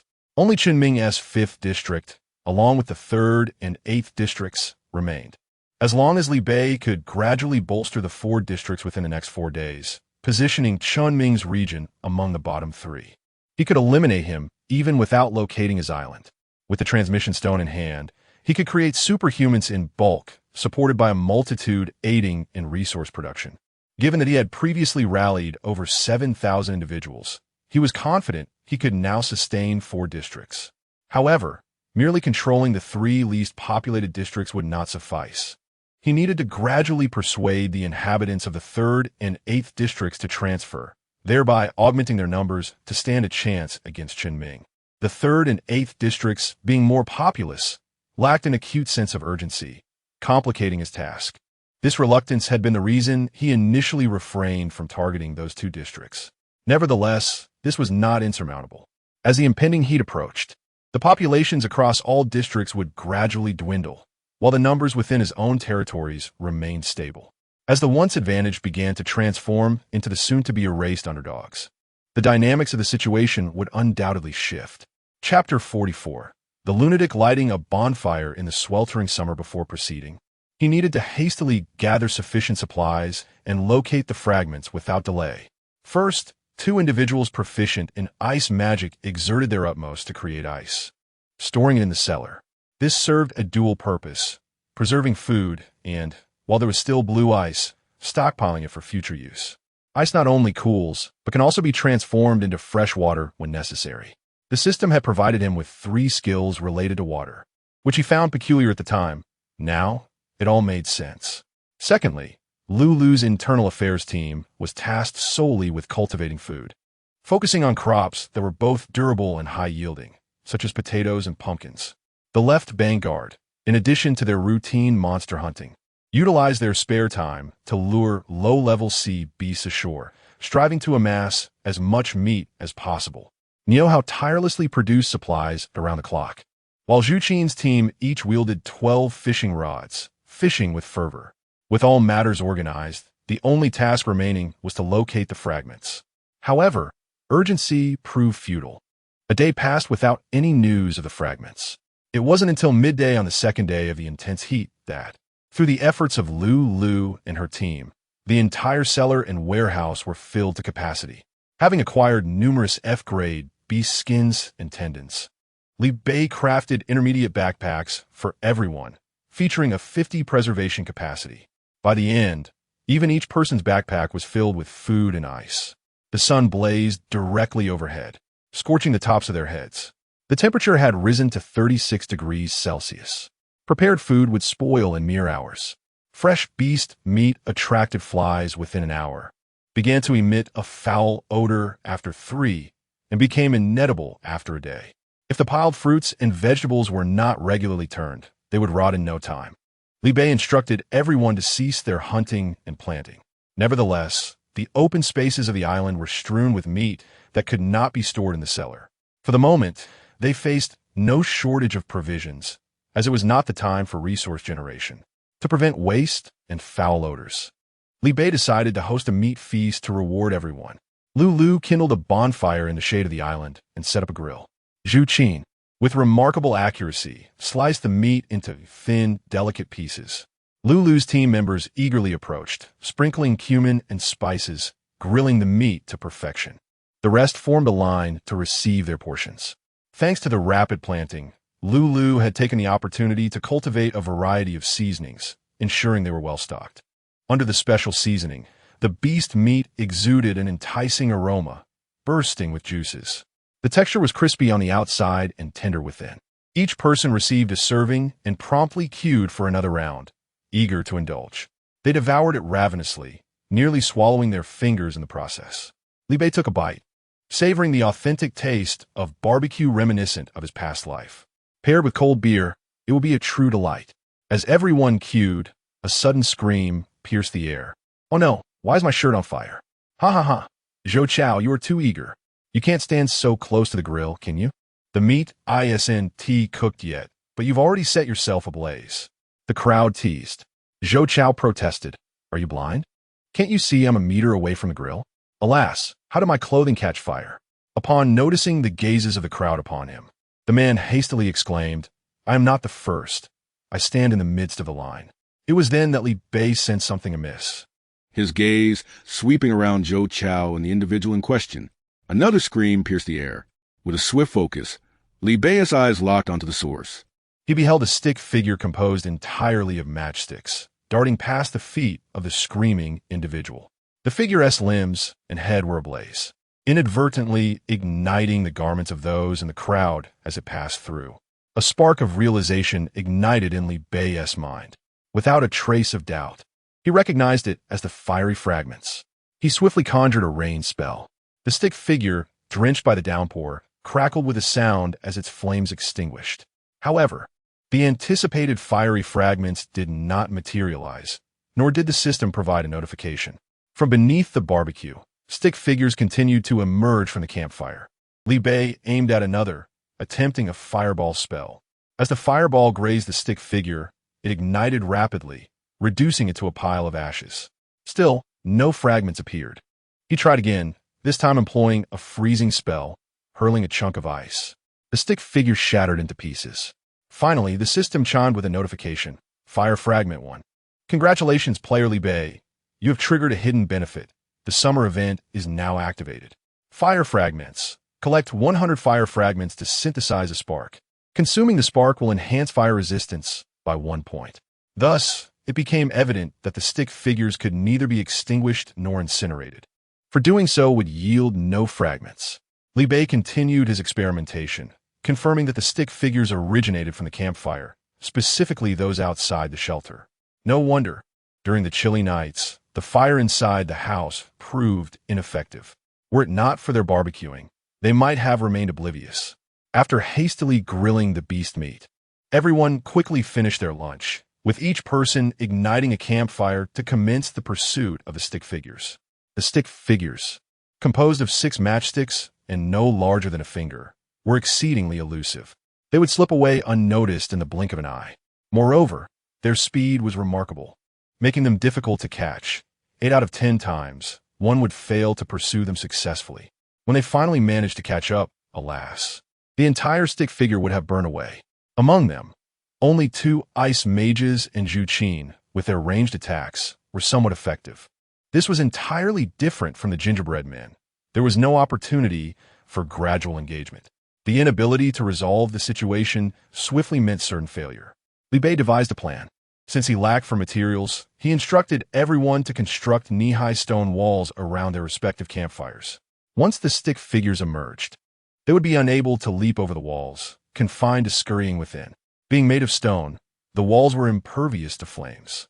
The group merely needed to stand guard outside the walls and strike. With this strategy in place, everyone eagerly began their monumental task of wall construction. The open area of the island was soon dotted with numerous small stone houses devoid of roofs. Following the system's announcements broadcasted across the World Channel, individuals began to privately message Li Bei, beseeching him for methods to acquire fire fragments. Li Bei, not wishing to withhold information, shared the methods and precautions for obtaining the fragments with Xiang Yang and Gumu Mu, encouraging them to relay the information to their respective members, albeit not directly, but in the form of a rental arrangement. His intentions this time were different. He had no desire for monetary gain. But he did leave one stipulation. The information must not be disclosed to the individuals from Districts 5, 3, and 8. The inhabitants of District 0, 2, 6, and 9 eagerly rented a piece of information regarding the fire shard. However, upon discovering the method to acquire the fire shard, they were left in stunned silence. Esteemed one must wonder, in this sweltering summer heat, why would you choose to ignite a bonfire? Silence. Perhaps the physiological makeup of the esteemed one differs from ours. With temperatures nearing 40 degrees, one would be on the verge of melting. I am curious about the mental processes that led to such an unprecedented decision. What kind of eccentric mind would conceive such an idea? In this bizarre world we do not comprehend, not only must one light a bonfire, but must also be done outdoors. I have scrimped and saved to avoid lighting a fire indoors. How could I possibly waste resources by bringing it outside? Only an extraordinary individual, unburdened by financial constraints, could make such a discovery. Note, the term extraordinary is used here as a compliment. The desire for survival displayed above is indeed commendable. Indeed, who would dare offend someone of Li Bei's stature? In any future endeavors, without the presence of Li Bei, could one conceive of such audacious maneuvers? I could never, in this lifetime, achieve such audacity. Note, the term audacious is used here as a compliment. The term eccentric is also used here as a compliment. The term bizarre is employed here as a compliment. Chapter 45. The plan's conclusion and the waning of spirits. There is a predicament I face. As summer approached, I thought the bonfire would be unnecessary, and therefore I did not stockpile firewood. Alas, I now find myself short of timber, which is quite vexing. Moreover, the heat is oppressive, soaring to 38 degrees. Sitting beside the fire pit feels like a recipe for heat stroke. Enough of that. I must quench my thirst. Should I seize the opportunity to fish or pursue the stick figures? I desire both, yet am torn. What a trivial consideration it is. I shall resolutely choose to chase the stick figures. I can endure hunger for a few days, but the agony of enduring 100-degree heat for a single day is unimaginable. Yet, my water supply is run dry. Without fishing and lacking mineral water, I fear I may perish of thirst by tomorrow. But one should not underestimate Li Beidao. He would undoubtedly trade food for fragments. When that time comes, not only will water be available, but with enough fragments, one could even exchange them for bottled water of higher quality. How could I have overlooked this? It seems prudent to align myself with Li Beidao. Although I had originally prepared ample supplies, I did not anticipate such a significant consumption due to the rising temperatures. However, venturing out to pursue stick figures at night is not feasible. Thus, I plan to fish instead. Oh dear, have you seen in the World Channel? Chen Ming is desperately hiring individuals at exorbitant prices to seek fire fragments. He is nearly in tears. It is a pitiable sight. This is the consequence of offending Li Beidao. I lament for Chen Ming. Despite his misfortune, I cannot help but feel a sense of satisfaction. What a peculiar sensation. The quest for fragments is proceeding with fervor. Everyone has learned from Chen Ming's missteps and bound by the rules of our contracts. Each individual tacitly refrains from mentioning the matter in the World Channel. Consequently, the atmosphere in the World Channel has turned chaotic. As the temperature continues to rise, anxiety mounts among the populace. There are countless individuals pleading for fragments. The heat is unbearable. It feels as though we might not survive this summer. Many have resigned themselves to fate, finding the search futile and exhausting, preferring instead to embrace a comfortable demise. Internal strife continues. But what does victory matter if we are all destined to perish? Perhaps this extreme heat will not escalate to 100 degrees? The system has not indicated as much. I find myself contemplating the need to convert all my possessions into water before my demise. After all, it is far more torturous to die of thirst. In this sweltering climate, meat cannot be preserved. Surely someone will sell it at a bargain? I would rather embrace a gluttonous end, for in this cursed place, I have never experienced a full meal. My frame has grown gaunt. My mother would surely be heartbroken to witness my plight. As the temperatures rise, Chen Ming grows increasingly agitated by the sight of others idly chatting in the channel. What a useless bunch, he laments. If Li Beidao can find them, why can't you? Here you are, squandering my resources. What do you mean you can't find anything? It's merely a lack of effort on your part. Chen Ming's demeanor darkens as he continues. Have you found something and chosen to remain silent? For heaven's sake, Chen Ming, must you be so insufferably irritating? You speak as if it's easy. Why don't you go find them yourself? Why can't you locate them? Are you intentionally avoiding the search? Or are you simply less capable than Li Beidao? Why do you flaunt your authority over us? If we cannot find you, what can we do? We are on the verge of heat exhaustion, barely able to stand. How could we possibly search? Now, it seems we are being blamed. Had you not offended Li Bei, we would not be in this predicament. Alas, following Chen Ming has brought nothing but misfortune. Had I known, I would have sought refuge with Li Bei instead. The morale among the group is dwindling, and Chen Ming suddenly awakens to the gravity of the situation. I apologize, everyone. My haste led to indiscretion. My concern for the collective drove me to lose my composure. If we do not find solution by tomorrow, we are all doomed. Chen Ming's loyal supporters understand. Emotions are high, and words may have been spoken in haste. Nevertheless, Chen, our leader, genuinely cares for us, unlike Li Bei, who, out of personal grievances, refuses to share the method to shatter the fragments. His actions threaten to bury us all in his pettiness. What Li Bei? Has he not yet made an appearance? Li Bei, our grievances are between us. I sincerely apologize. You may strike or scold me as you wish, but please do not involve the innocent. You need not disclose your method to me, but could you at least show some compassion for my subordinates? The onlookers from District 6, is that so? Anything goes. Would you accept death? Chen Ming, did Li Bei prompt you to speak?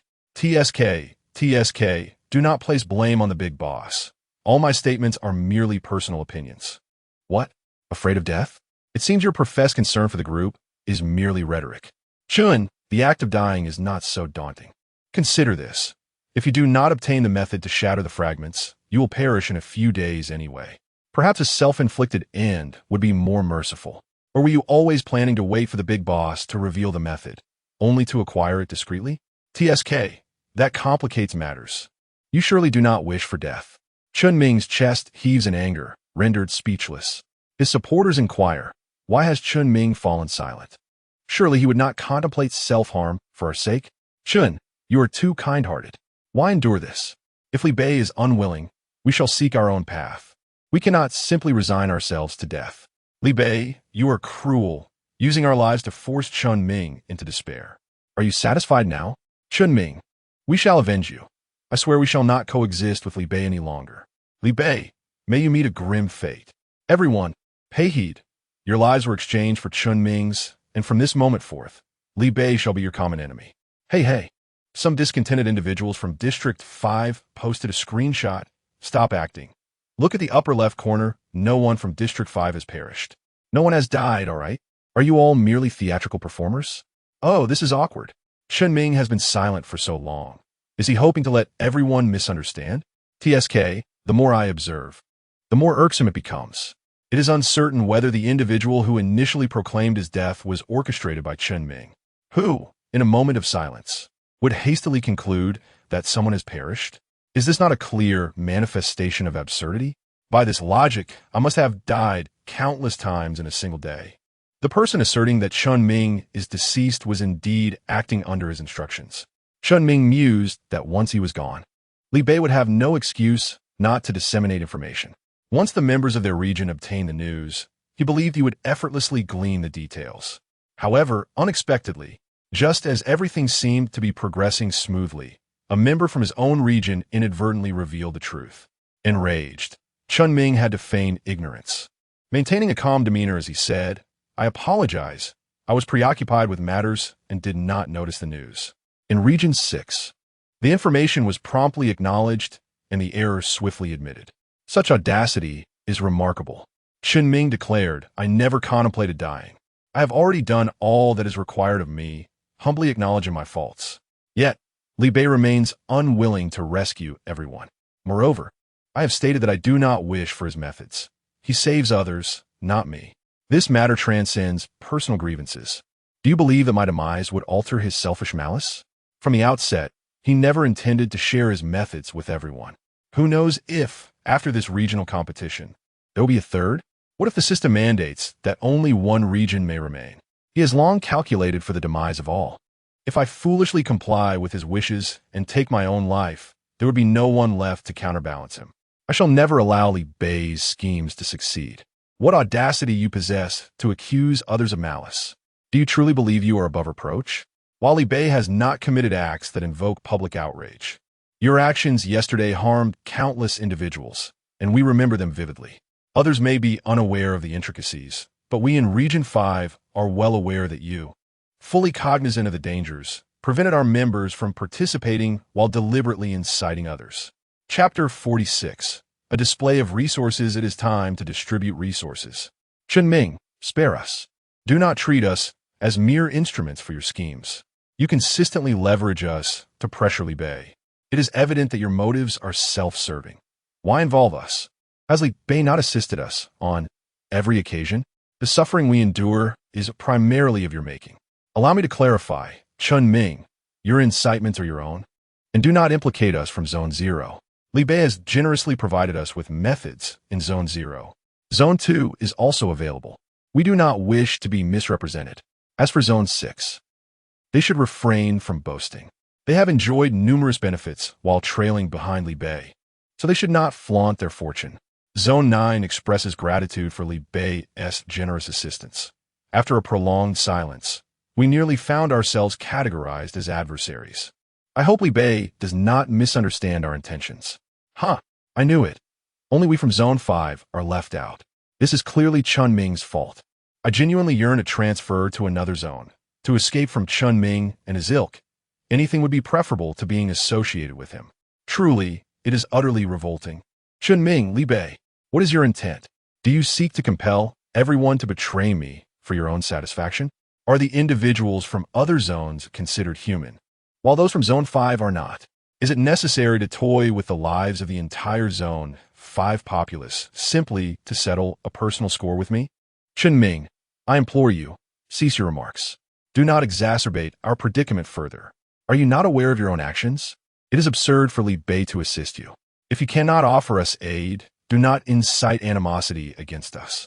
Do you believe it is Li Bei who drives us away? We have long desired to leave. It is your notorious reputation that binds us. Li Bei stands watch over the fire pit, idly scrolling through messages. To those confronting Chun Ming upstairs, you are welcome to join Zone 6. Am I dreaming? Are they referring to me? I was originally from Zone 5. Can I really join? Li Bei, it is indeed you. An unexpected surprise. Is there truly a benefit to confronting others? I maintain that this is Chun Ming's fault. The accusations are directed at him, not at Zone 5. Once freed from Chun Ming's influence, look, fortune has indeed smiled upon us. Good heavens, I have become a member of Zone 6. I never imagined such a splendid turn of events could occur in my lifetime. Had I known that reprimanding Chun Ming would lead to this, I would have done so sooner. Is it too late to voice my grievances now? I have held back for far too long. I am from Zone 3. We have no ties to Chun Ming. Is it possible to procure information? Zone 8 feels similarly. We were deceived by Chun Ming just yesterday, and our resentment is palpable.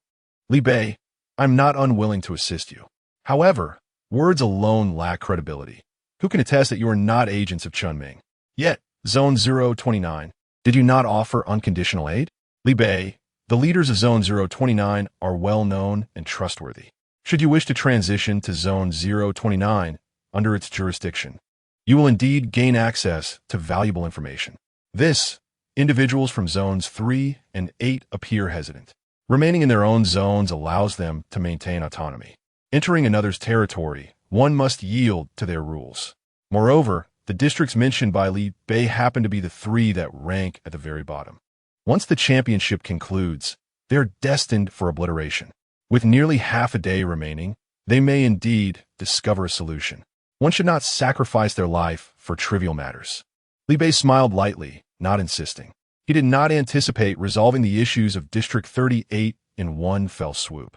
Without a life-threatening situation, compromise is exceedingly difficult. On the 3rd day of extreme heat, the temperature soared to 58 degrees Celsius early in the morning. Many succumbed to heat stroke and perished. Chun Ming and his companions finally uncovered a method to obtain the fragments. This was not due to the presence of a madman like Li Bei among them, but rather because the straw piled outside spontaneously ignited under the prolonged exposure to high temperatures and intense light, leading to the accidental discovery of how to create a matchstick figure. Chun Ming savored the opportunity to mock Li Bei on the global channel. What did it matter if Li Bei did not assist?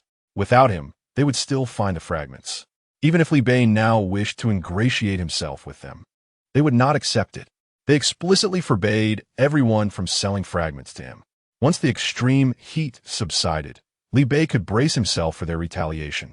Chun Ming not only firmly grasped the lifeline of the 5th District, which could not transition, but also conveyed the news to District 38, seeking to win them over.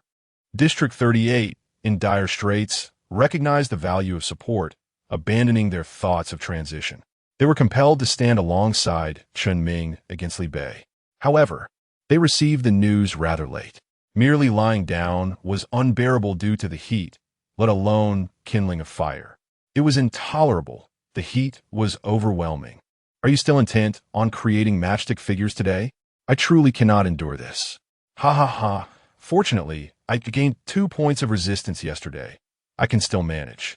I envy you all. At least you started fighting yesterday and gained a point or 2. We are in a dire situation, enduring 58 degrees without any protective resistance. It is excruciating. Let us mourn for those above who chose not to transition yesterday. If only they had agreed, it would have been much better. Now, it is too late for regrets. I thought I could withstand it, but who knew it would be this unbearable? It is simply beyond human capability. Do not interrupt. That individual above, did you really only earn 2 points yesterday? Hee hee. Let me share a secret with you. Build a small shelter at the entrance of the refuge at night. People can huddle inside while the bonfire burns in the small shelter. This perfectly resolves the issue of not being able to light a fire indoors, and it remains unaffected by the night demons. Besides the 2 points of resistance, I still have some left. What? There is such a method?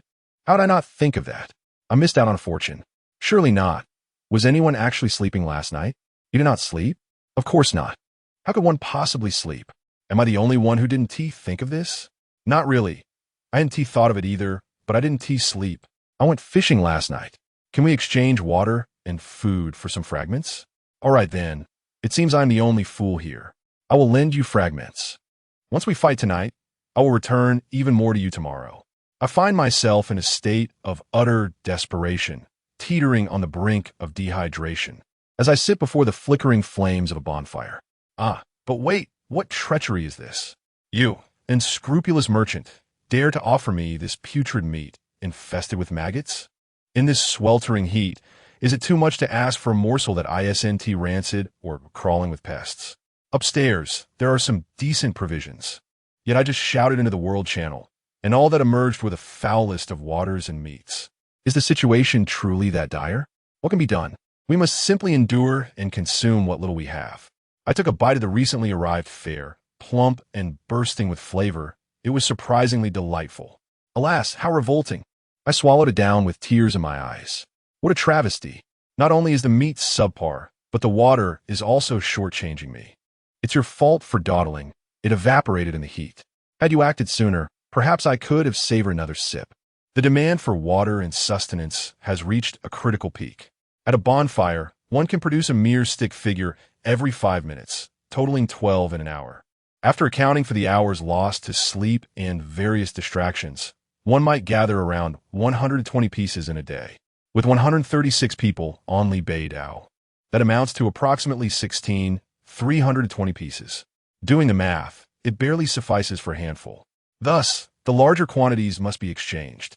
Seizing this opportunity, Li Bei Dao decided to put his stockpiled supplies on display, shamelessly advertising them on the World Channel for all to behold.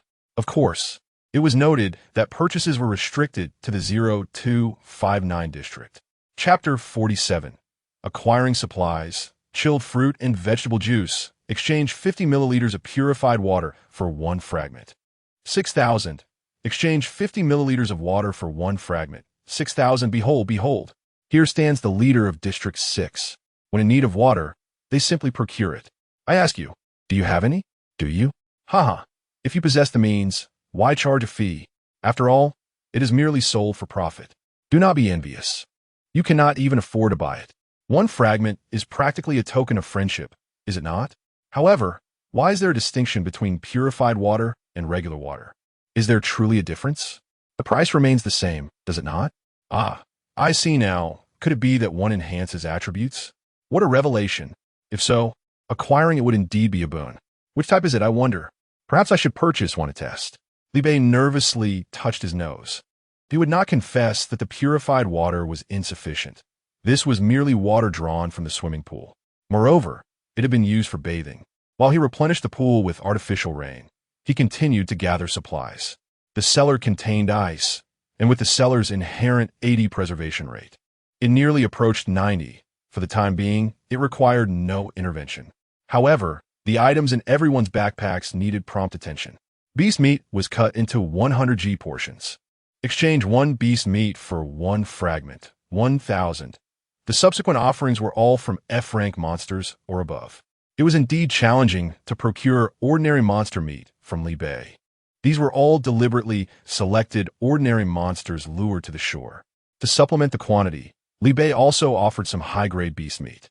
Exchange 1 F-rank beast meat for 5 fragments, 1,000. For an extended period, silence enveloped the World Channel. After a while, someone finally spoke up. Haha, I have acquired F-rank beast meat. You foolish lot, the system automatically marks the levels. While you all rush for water, I'll lay in wait and seize the opportunity. I knew Li Bei had not yet exhausted his stock. I have struck it rich. You old schemers. Indeed, my attributes have increased. Although my fire resistance has not improved, I sense it is not as sweltering as before. This must be due to my enhanced constitution. A weakling and a warrior undoubtedly endure temperature differently. Is there truly such an advantage? Oh, esteemed one, please do not release any more supplies until I gather a few more fragments. Has no one noticed? The food from the esteemed one is exceptionally fresh, and the water seems chilled. It is indeed true. I was so preoccupied with enhancing my attributes that I failed to recognize it. Ugh, I regret consuming a plethora of maggots. You swindler, return my fragments. I had warned you to diligently collect fragments. Now you lament your choices. The esteemed 1S offerings are not only fresh, but also enhance attributes. Can such treasures be caught through fishing? I have made my decision. I shall cease fishing tonight and devote all my efforts to gathering fragments. Li Bei continued. Exchange 1 vegetable for 2 fragments, 1,000. Exchange 1 fruit for 2 fragments, 1,000. Fruits and vegetables can replenish moisture, albeit at a higher price. Even so, these prices were swiftly consumed by eager buyers. A refreshing bite of juicy fruits and vegetables on a scorching summer day is an experience beyond your imagination. How delightful! Suddenly, I regret not agreeing to transfer districts with Li Bei yesterday. Had I made the move earlier, we could have commenced our matchstick adventures sooner and acquired these delightful treasures. I yearn to indulge. My lips are parched and cracked. The weight of regret is overwhelming. In this sweltering heat, I lack the courage even to kindle a campfire. What use is it to have the means if I cannot act? With just 1 night and half a day more, I have lost out on 2 points of resistance. Without a foundational level of resistance, my efficiency in the matchstick endeavors diminishes, leading to a vicious cycle of diminishing resistance compared to others. It is quite distressing. I had initially thought that enduring until I amassed enough fragments would bring relief and allow me to catch up with you all. Yet, upon collecting a heap of fragments, I find myself with no means to utilize them, left only to watch enviously as you all revel in your fortunes. Shall we transfer now? Li Bei, the 6th district is no longer accepting newcomers. Oh, great one. Please reconsider. As the saying goes, when opportunity knocks, one must seize it. Otherwise, it is lost forever. I am truly famished, parched, and overheated. Enduring 58 degrees is unbearable for any being. Even with the support of our esteemed leader, it is a struggle, let alone for you. The temperature sufficient to cook an egg cannot simply be endured by sheer willpower. Many lament their missed chances. Xiang Yang and his companions are seizing the moment to extend an olive branch. Xiang Yang, we are recruiting in the 2nd district. Gu Mu Mu, the 0 district, is also seeking members. Zheng Tsong, the 9th district, is in need of recruits. Yet the crowd turns a blind eye. Is our esteemed leader truly unwilling to grant us a reprieve? I lit 5 campfires on my own, each containing numerous fragments. Oh, is there such a method? How did I overlook this? There are many things you have yet to conceive. A loss of 200 million. Ignored, Xiang Yang. The 2nd district operates as an external area of the 6th district, enjoying all the benefits afforded to its members. Gu Mu Mu, the 0 district, enjoys the same privilege. Zheng Tsong, the 9th district, pledges unwavering loyalty to Li Bei, entirely at his discretion. The crowd reacts. If only you had mentioned this sooner, I would join. Wait. Is it truly wise to transfer for mere enjoyment? What if we were to be annihilated? ISN T. Li Bei here to protect us? However, the system's annihilation is based on numbers. The 6th district has a cap of 10,000. When the time comes, even Li Bei may find it impossible to save us. Perhaps it's best to reconsider. Li Bei observes all of this with calm composure, unfazed. Adding fire resistance, he sits on a cool little island, patiently awaiting the emergence of the matchstick figures. He has also adopted the method discussed in the channel, igniting 5 campfires himself. Since the matchstick figures are not forthcoming, he can only wait to endure their attacks. However, beyond 5, it becomes unfeasible if he lights 5 consecutively. The time taken would exhaust the flames. After completing a round, Li Bei picks up a fan and wafts a refreshing breeze into his collar, feeling no heat whatsoever. This is largely thanks to the stockpile of ice he had previously amassed. The island is strewn with ice, each person surrounded by towering stacks. Li Bei even dispatched a small team to construct an ice house, encircling the entire island. With the temperature soaring, the ice melts rapidly, prompting the team to stand by, ready to replenish the supply. In the icy chamber, people ignited fires, relishing the cool breeze that swept through the frozen air. Sipping on fruit and vegetable juices infused with crushed ice. The sensation of the shards was sheer bliss. The 2 individuals from the left bank, skilled in the art of ice, were spared the task of crushing, tirelessly producing ice in the cellar. As the supplies in everyone's backpacks dwindled, they would retrieve more from the cellar, a continuous flow. Although it could not support others, it was more than sufficient for all the inhabitants of the island, particularly for Li Bei. He utilized chunks of ice to strike his matches, surrounded on all sides by piles of ice. Some, however, were too lazy, having exhausted their supplies. They preferred to shovel right beside Li Bei rather than take the few steps to the cellar. The others fared poorly. They could not afford to be deterred by the discomfort of briny waters. They filled a large barrel with seawater, submerging themselves to ease the task of striking matches, which provided some relief. However, this method soon proved ineffective as the temperature of the seawater gradually rose. Prolonged immersion transformed their respite into an experience akin to boiling. By afternoon, the temperature had soared to over 60 degrees. In Zone 358, absent the prior day's resilience, the number of people plummeted drastically. At a most opportune moment, Li Bei shared a photograph of everyone seated within the ice house, sipping on their crushed ice juices, embraced by towering piles of ice. The sight of those mounds left everyone mesmerized. If only one could possess even a fragment, it would surely be a source of immense comfort. Chapter 48. The efficacy of Class D purified water. Chun Ming's habit of instigating conflict had become a routine. You possess such an abundance of ice, yet you prefer to let it melt on the ground rather than distribute it among everyone. Are you aware of how many lives have been lost due to the heat? Do you not possess even a shred of conscience? Li Bei, I recall you're also skilled in ice magic. Why do you not share with everyone? Chun Ming retorted, I can barely sustain myself. How could I afford to share? But you, with your capabilities, deliberately choose to withhold assistance. Li Bei countered, how do you know I haven't provided for others? My subordinates have received their share, in a bid to garner more assistance in shattering fragments. He had served each individual in Area 0269 a refreshing cup of crushed ice fruit juice to alleviate the sweltering heat. Members of Area 029 eagerly shared their pictures, reveling in the exquisite pleasure of indulging in a chilled beverage during such oppressive heat. Thank you, esteemed benefactor, for the generous gift. It has brought considerable relief, allowing us to continue our efforts. Upon receiving the icy fruit juice, I felt an overwhelming urge to weep with gratitude. I was fortunate to have allied myself with the esteemed Li Bei early on.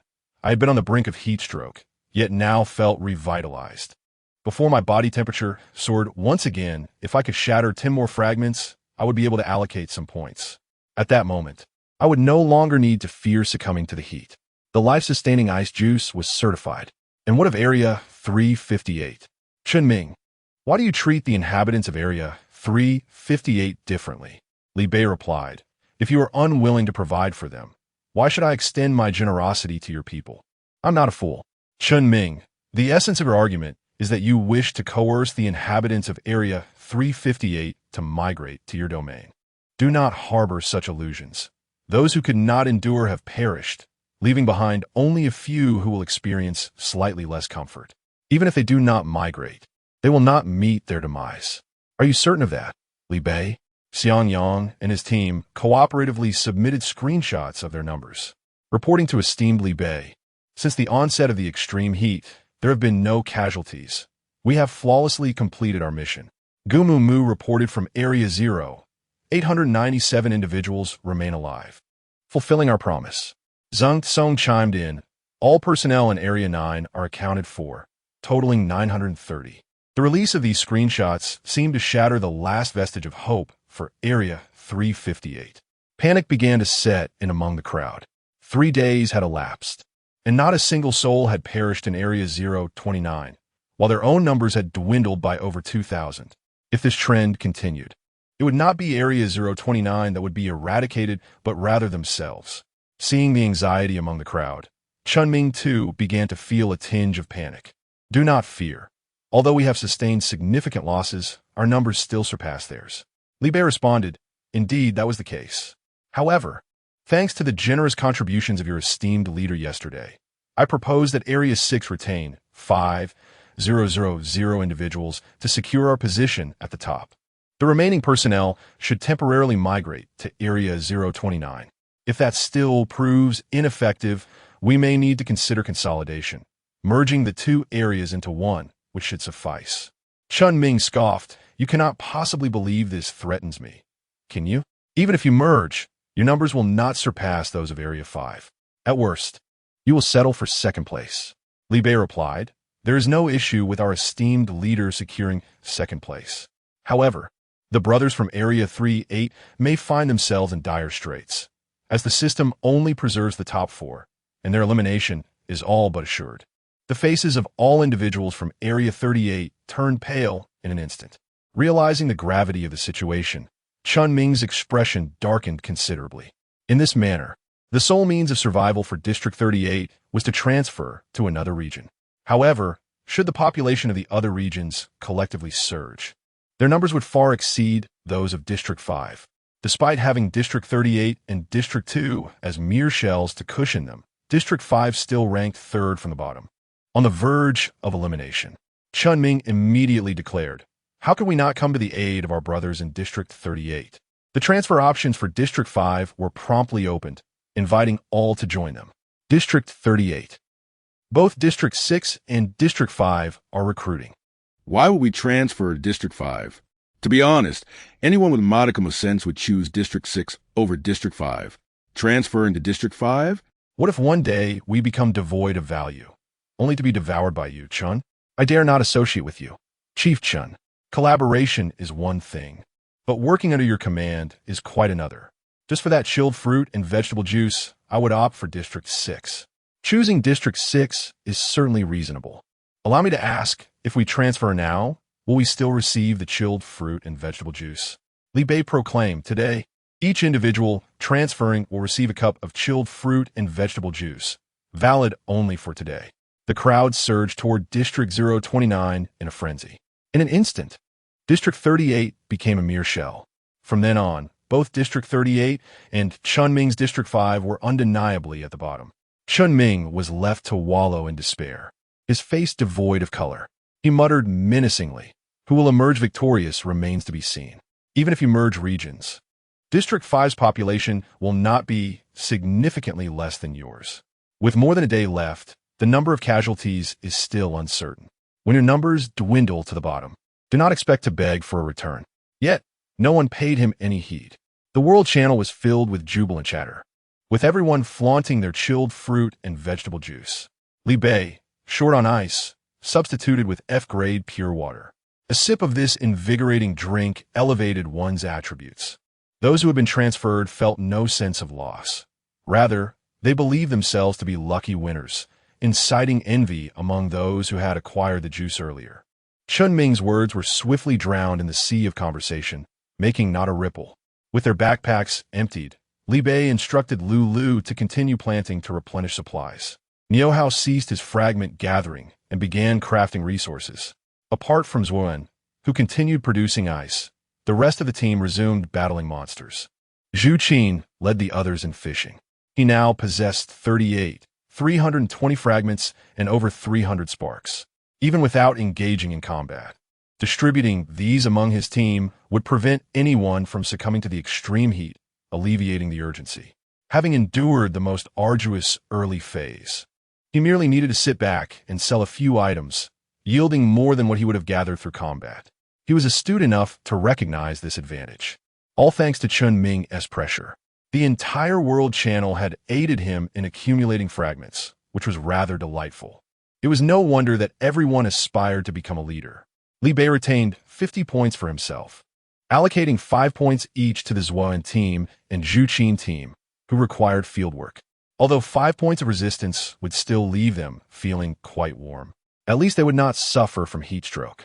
The rest of the indoor team, consisting of Niu Hao and Lu Lu, received just 1 point each. Zhao Chong and others, lacking immediate assignments, continued to engage in battling stick figures. However, due to the absence of intense activity and the cooling effect of the ice, they were temporarily not assigned any resistance points. Everything has fallen into place, and he possesses sufficient resilience to withstand the sweltering heat. It is time to utilize the teleportation stone to procure some supplies. As the temperature continues to rise, the world channel has nearly exhausted all food reserves. Water has evaporated in abundance, and freshly acquired meat has swiftly succumbed to decay. The entire world now rests upon Li Bei's shoulders. Tomorrow, temperatures are expected to soar to 100 degrees, and conditions will only worsen. He must plan ahead. Furthermore, his class transition quest has been delayed for too long, hindering his attribute growth. It is high time to undertake that task. However, before proceeding, he needs to purchase some items from the world channel. The lack of defensive gear has always been a significant flaw for him. Even a set of white equipment would greatly enhance his survival rate, ensuring that he does not find himself in a dire predicament when facing D-class jellyfish. Li Bei pondered for a moment, wishing not to miss out on a good deal, and opted to exchange D-class purified water directly. Exchange 100 milliliters of D-class purified water for equipment blueprints. Since noon yesterday, the water in the small pond has remained unused. The pond replenishes itself automatically, and letting it go to waste is unwise. Li Bei decided to wait for it to fill up completely and store it all. At this moment, he has amassed quite a bit. After all, it is all worth collecting, and he might as well gather some class transition cards as well. Exchange 100 milliliters of D-class purified water for 1 class transition card. Message: Are my eyes deceiving me? D-class? Why has the system not granted me such treasures? I have never even laid eyes on them. Message: Just when you think you understand the big shot, they surprise you once again. Message: F-class can already instantaneously increase attributes. What might D-class accomplish? Message: Must you move so swiftly, big shot? Did you consume the E-class in between? Message: Spring has arrived for me, Hu Lao-san. It was worth my careful preservation of these blueprints for so long. They have finally come into use. D-class purified water is exceedingly sought after. The blueprints and class transition cards are evidently valuable assets. Li Bei had been collecting them for some time, yet no one had made them available until now. In a short span, he exchanged for 5 blueprints and 3 class transition cards. He allocated the 3 transition cards to the remaining 3 team leaders, with the 5 members of Zhu Qi now equipped with their class transition cards. They have finally completed their set. Each individual has advanced to the 2nd tier, receiving the previously assigned ice resistance, as well as the reward resistance from the Winter Festival events. Each participant now possesses 37 points of ice resistance. Li Bei conducted a test. The D-class purified water remains effective for the 2nd tier. Zhu Qin's 5 members consumed it 5 times before their attribute growth ceased. Each individual experienced an increase of between 5 to 10 points in attributes. Chapter 49, Equipment upon reaching level 4. The schematics are as follows. White Staff. All elemental power 0. 5. F-grade Beast Hide 27710. F-grade Beast Bones 31610. F-grade Beast Tendons 29410. Iron 7856 100.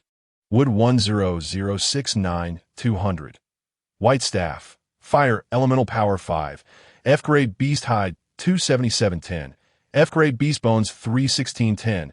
F-grade Beast Tendons 29410. Iron 7856 100. Wood 10069 200. White Chest Armor. Defense 10. F-grade Beast Hide 27710. F-grade Beast Bones 31610. F-grade Beast Tendons 29410. Iron 7856 100. White Helmet. Defense 10. F-grade Beast Skin 27710. F-grade Beast Bones 31610. F-grade Beast Tendons 29410. Iron 7856 100. White Leggings. Defense 10. F-grade Beast Hide 27710. F-grade Beast Bones 31610. F-grade Beast Tendons 29410. Iron 7856 100. The armor still lacks shoulder guards and gloves, but with the chest armor, helmet, and leggings securing critical areas, it is sufficient. Li Bei clicked to learn. The materials were ample, allowing for immediate creation. He replaced his cotton clothing with a majestic suit of armor, enhancing his defense by 30. This armor could withstand attacks from F-grade monsters, mitigate damage from E-grade creatures, and provide slight resistance against D-grade foes. Li Bei possessed 2 staves. One enhanced fire spells by 5, while the other improved all elemental spells by a mere 0. 5. Given that his most frequently used spell was Fireball, it seemed logical to favor the first staff. However, the 0.5 increase felt somewhat negligible.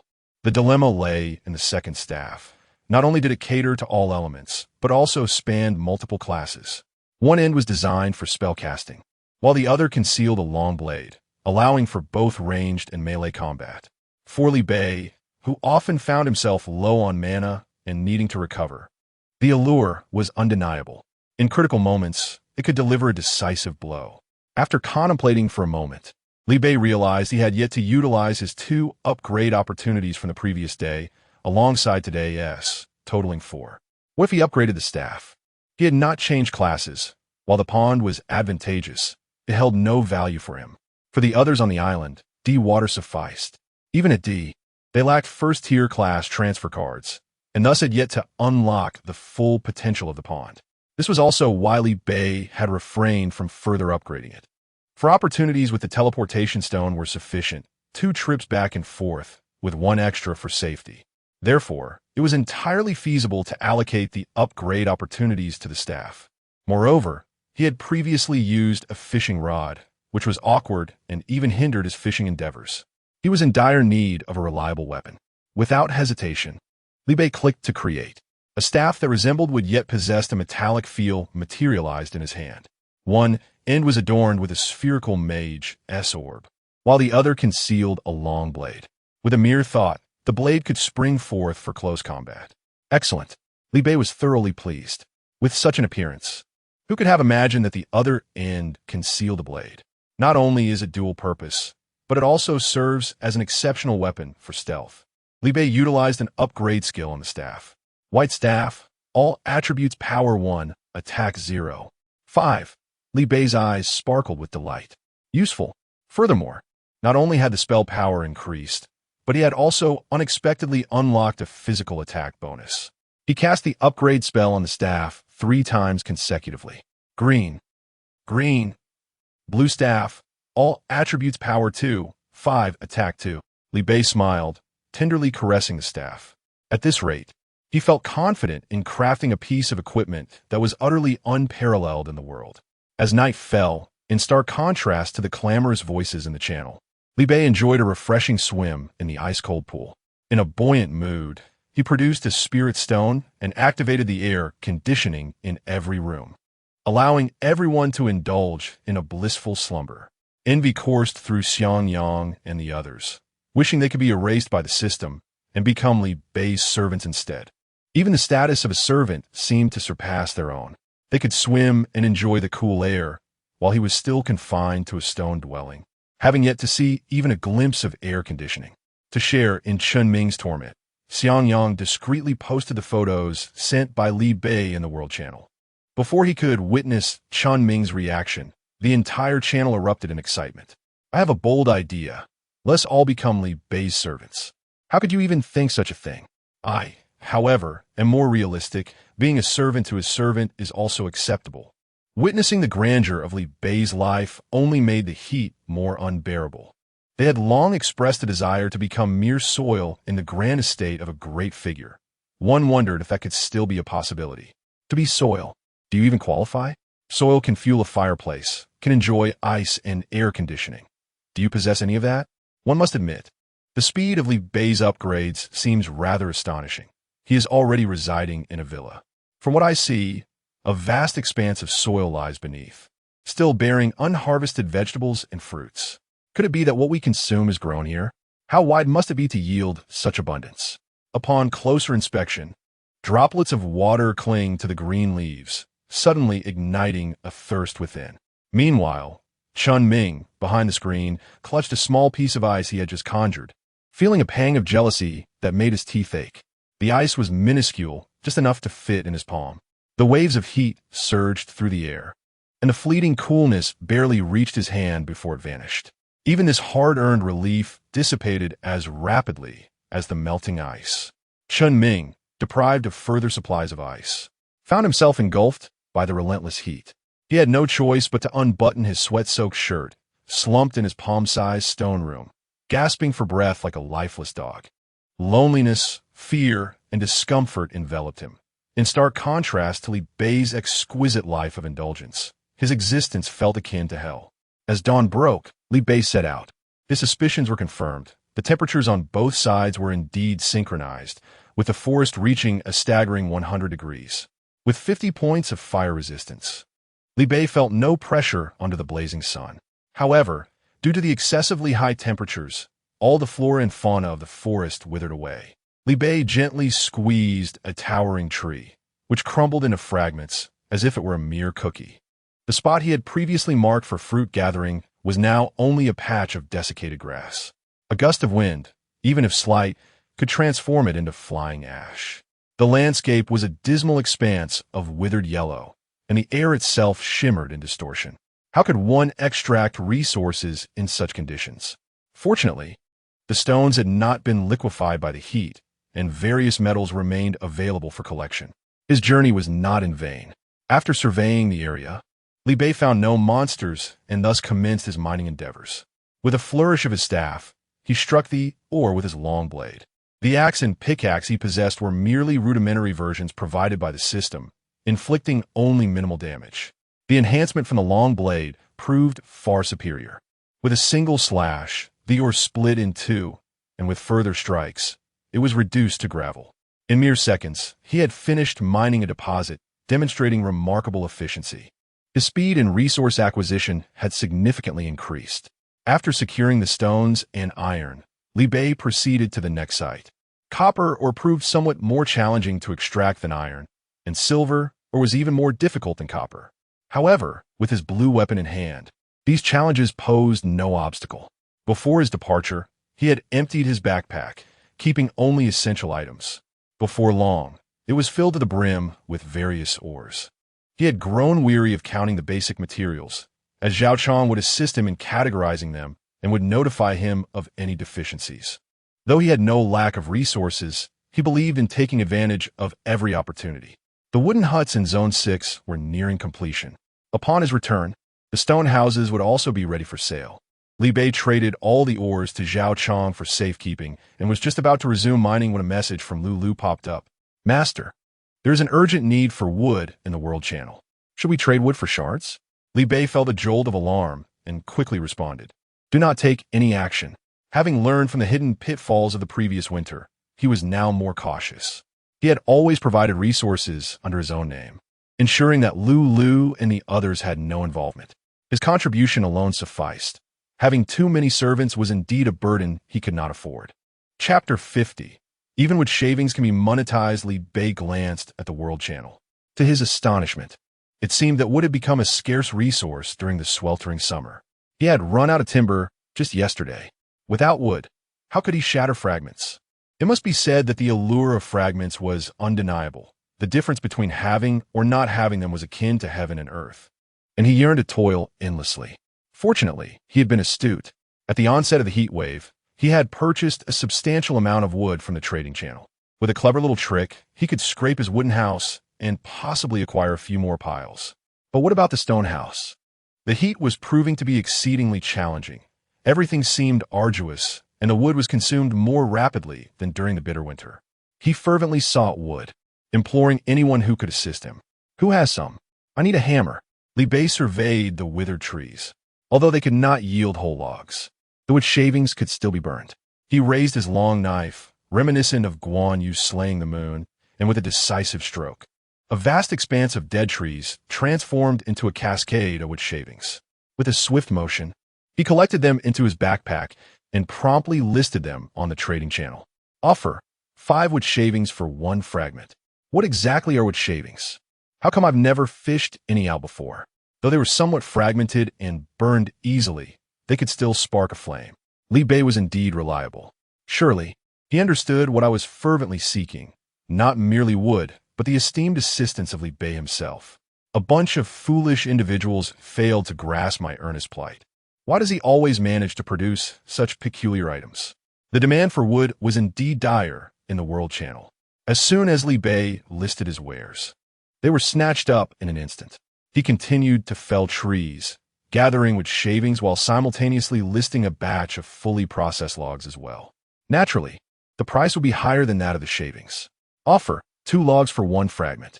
Even so, they were swiftly purchased. Li Bei's enthusiasm for chopping grew. The previously useless dead trees now gleamed with the promise of fragments. These withered trees were remarkably easy to fell, and he could harvest a large swath with a single strike, effectively free money. After a while, Li Bei grew weary of chopping and decided to sit and practice his skills by smashing with ice chunks. Yesterday, after a day spent battling stick figures, his freezing technique had advanced to level 3. The ice chunks had grown from the size of a fist to that of a head, and now to the size of a basketball. A single chunk could break several trees. As he continued, he suddenly heard a piercing scream. Ouch! Who the hell hit me? Li Bei jolted. Could it be? He had actually encountered another player? A short-haired girl dressed in a drab, short jacket sat up from the ground, rubbing her swollen forehead.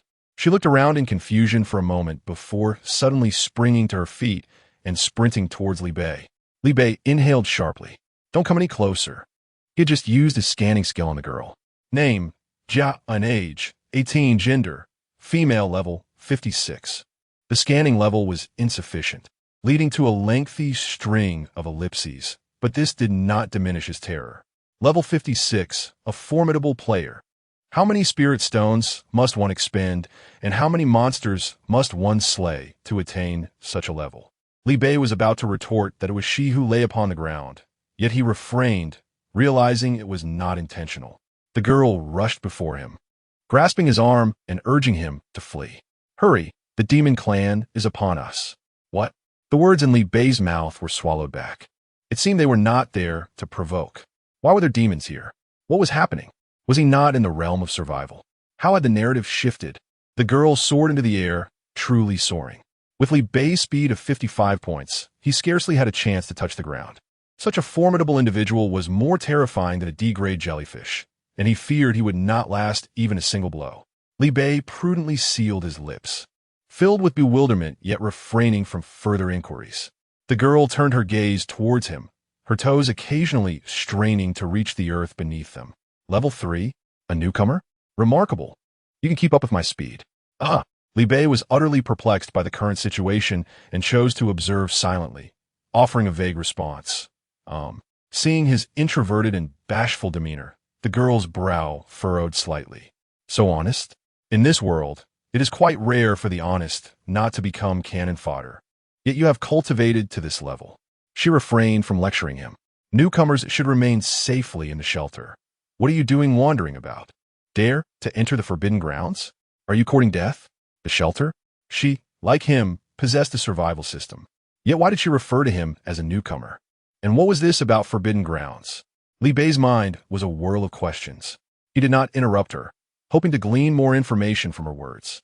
The girl continued to ramble. That was when I was struck by a boulder and suddenly awakened. Otherwise, you would not have been able to escape the demons alone.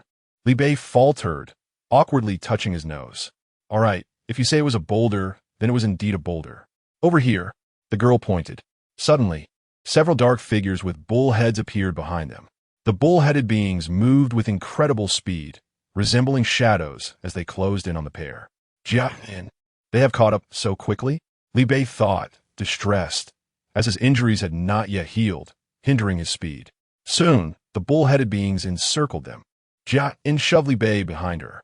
These wretched creatures, taking advantage of my injury to bully me. Let them wait until I am fully healed. Then we shall see who is faster. One of the bull-headed beings stated, You have trespassed without notice into our demon clan's territory, violating the rules. You must pay the price. Jia, she retorted, as if your demon clan has ever adhered to rules outside of your territory. And let me reiterate, I was merely passing through. I want to go home, do you understand? If it weren't for our proximity to your demon clan, do you think I would willingly pass through your lands? Li Bei was left in shock, his worldview shattered. The goblin clan? He scrutinized her from top to bottom. This perfectly proper girl was not human? How then did she possess a system? Enough with the idle talk, bull-headed one. Just spare your life. Are you merely after my money? Jan remarked, as several minotaurs charged towards them. Leaning close to Li Bei's ear, Jan whispered, When the fight ensues, make your escape swiftly. Do not venture into the forbidden area again, especially near the demon clan. With that, She leaped into battle against the demons. The girl, slender and seemingly frail, was, in fact, a warrior, a high-sensitivity fighter, to be precise. The accurate designation would be assassin, skilled in high-damage, high-speed attacks, adept at stealth. However, when confronted by the towering, iron-clad demons, she found herself severely constrained. Moreover, the demons appear to possess a racial ability, allowing them to transform into a wisp of black smoke to evade attacks. It was nearly impossible to strike back. Before long, one of the minotaurs had shattered John's leg. You managed to escape once, but you won TB, so lucky a second time. Without your speed advantage, you are nothing but vermin. The minotaur chuckled. These creatures truly are foolish. If they simply handed over their resources upon encountering us demons, it would save us the trouble of this pointless skirmish. The outcome would remain unchanged, rendering it utterly tedious. Struggling on the ground, Jen looked up to see Li Bei still frozen in place, and her anger flared. What on earth are you doing here? Why haven't you fled? Jian rubbed her temples in exasperation. Newcomers are simply unbearable. Chapter 51. The omnipotent player Li Bei listened intently to their conversation, seemingly uncovering an astonishing revelation. It appeared that the Minotaur was also aware of the survival system. From their words, it was evident that besides the Minotaurs and goblins, there existed other varieties of creatures. Li Bei cast a silent glance at Jian. Is your supply solely acquired through plundering? The Minotaur took notice of Li Bei, bemused by the presence of a mere level 2 novice. You must be a newcomer, just emerging from the beginner phase? No wonder you are so naive. Do you genuinely believe that anyone would fish honestly? Those meager supplies are hardly sufficient. Who would willingly offer them up? Jian gritted her teeth, retorting, that is your demon race, infamous for pillaging others' resources. Li Bei, perplexed, interjected, but aren't the supplies contained within a system? If others do not yield them, how can one obtain them? Jian, the Minotaur, chuckled. At such a critical juncture, can you refrain from pondering these bizarre questions? Shouldn't we be focusing on survival? Laughter erupted from the Minotaur. Ah, young lad, you pose an intriguing question. In a moment, once I sever your head, you shall retain a few seconds of consciousness to witness how I procure your resources. Jian sighed, explaining, upon a player's demise, all their belongings will be dropped, and any learned skills will manifest as cards.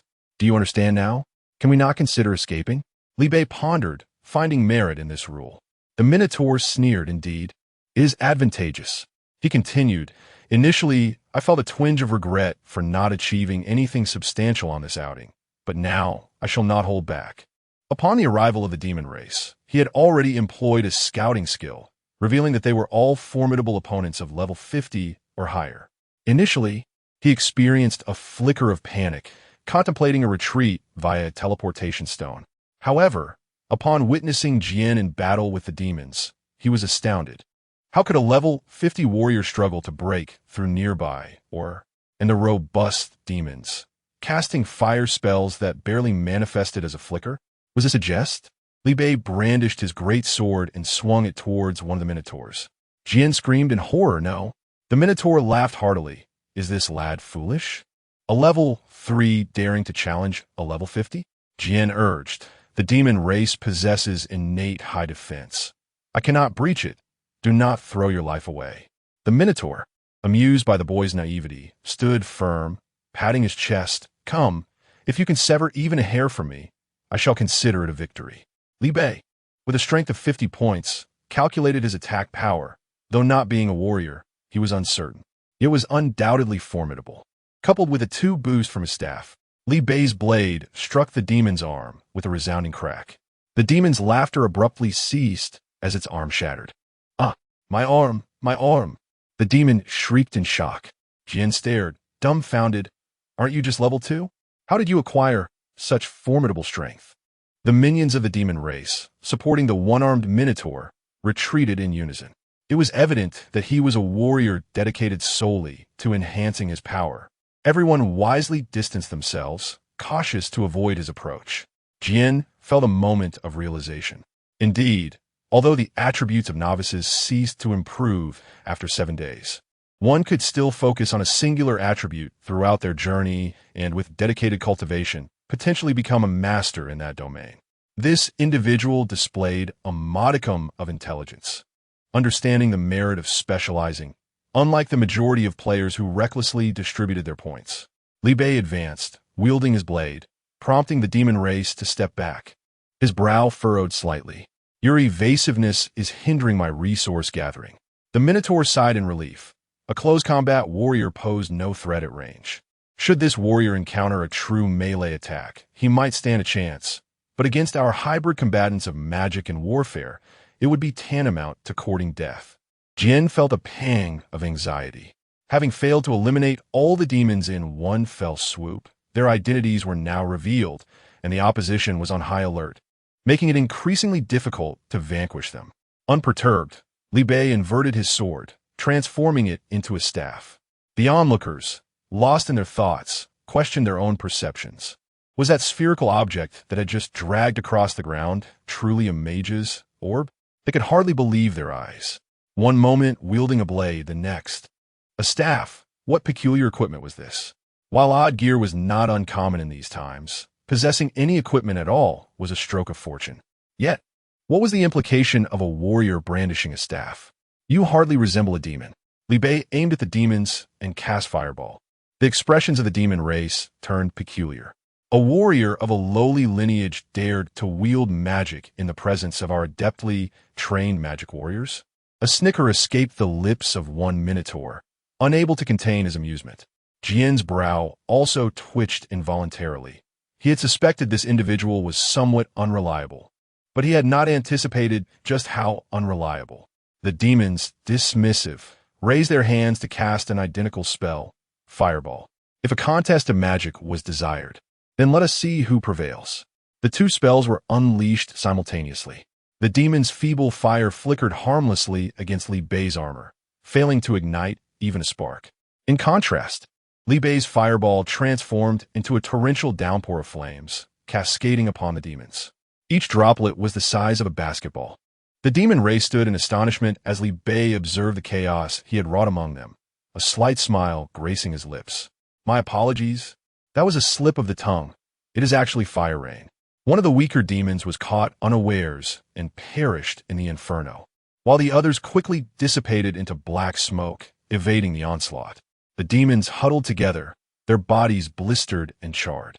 How could your fireball be so immense? This is impossible. What race are you? How can your mastery in both magic and warfare be so formidable? Even the demons could not achieve such prowess. Jian was equally incredulous. What happened to the promised level 3 novice? What happened to the focus on strength? Li Bei, are you perhaps my progenitor?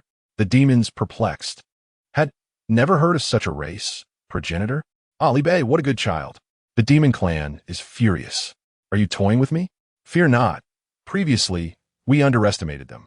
Before the formidable innate abilities of their race, any tricks are futile. Let us eliminate this insignificant foe and avenge our brothers. The remaining 3 demons instantly transformed into black smoke, rushing towards Li Bei. Jian, in a panic, urged run. The black smoke cannot be attacked. Li Bei frowned slightly and unleashed a freezing spell upon the black smoke. The demons laughed heartily. Fool, you think your freezing spell can harm us? You may not be the first, but you will certainly suffer the worst fate. Jian, in despair, exclaimed, It's useless. The black smoke is not water.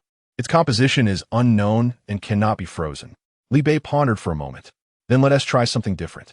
He invoked the hardening spell. The black smoke that had just approached transformed into a solid, hard black substance. Li Bei struck the black object with a punch. The black material shattered, scattering resources everywhere. The hardening spell did not specify what could not be solidified. Hardening a bit of black smoke is hardly unreasonable, right? The 2 remaining clouds of black smoke came to an abrupt halt. What on earth is this person? He can even subdue black smoke. Is there anything he cannot do? Without hesitation, the 2 turned and fled. It must be said, the speed of the demon clan is astonishing, only slightly slower than the injured Jian. Truly, they are versatile and well-rounded combatants. Li Bei found it challenging to keep pace with them. The demon sneered. Do you understand why our clan remains undefeated? Boy, I will remember you. Prepare for the wrath of the entire demon clan. Li Bei blinked. With a sudden surge of 55 agility, he closed the distance in an instant. Since you say that, how can I allow you to escape? The demon clan was taken aback by the swiftly approaching Li Bei. Strength was one thing, and magic was another, but why was his agility so high? Are you truly not a lost bloodline of the demon clan? The demons did not typically possess such strength. Jian was numb. Indeed, just moments ago, he was pulling me along, and I could still touch the ground. His specialty must include speed. Although 55 agility may not be enough to catch up, the demons could not shake him off for the time being. In this brief moment, Li Bei had ample time to cast spells. He relentlessly bombarded the black smoke with hardening spells. If one strike missed, he would continue to strike. The demons desperately dodged. Every time they narrowly escaped, they thought they had finally evaded him, only to find Li Bei's blue mana seemingly inexhaustible, launching spell after spell. The demons fell into despair. Can't you give us a chance? Does this person have any weaknesses? In the end, the last two demons were reduced to ash, scattered by the heat of battle. The conflict concluded flawlessly. Li Bei gathered the scattered resources and skill books, his eyes sparkling with delight. Chapter 52. The courts of the big shots. Jia In swallowed hard, retreating slightly in trepidation. You won't kill me, will you? This was no ordinary person. He was a ruthless fiend, more fearsome than the demon clan. Although she was curious about what resources the goblins possessed, Li Bei was not the type to be ungrateful. Li Bei shook his head, assuring her of course not, but I wish to propose a trade. He produced a variety of basic materials, presenting them before her. I seek to exchange for items not found here. You wouldn't refuse, would you? Jia In stared at the piece of wood that Li Bei waved in front of her. What do you expect to trade for with a mere piece of wood? There's nothing here that isn't already taken. It can only be exchanged for something of higher value. You might as well admit you're trying to rob me. Reluctantly, Jia In produced a skill book and some spirit stones. Here, these are the best I have. Li Bei inspected the offerings, noticing they were quite similar to his own possessions. The goblins seemed no different. Faced with the dire circumstances, the girl before him was still focused on aiding this stranger, and thus, he could not bring himself to accept her items. In exchange, he inquired about the world they inhabited. Through Jia In's explanations, Li Bei learned that the Wandao continent was home not only to humans, but also to goblins, demon clans, elves, treants, and more. Each race had been forcibly transported by the system, and although their languages differed, the system automatically translated them, rendering everything in familiar Chinese. This was why he had never encountered foreigners in the World Channel. Moreover, the experiences of each race were largely similar. The normal mode they were currently experiencing, alongside the previous novice phase, was collectively termed the novice period. As he had surmised, these were benefits provided by the system to ease their transition.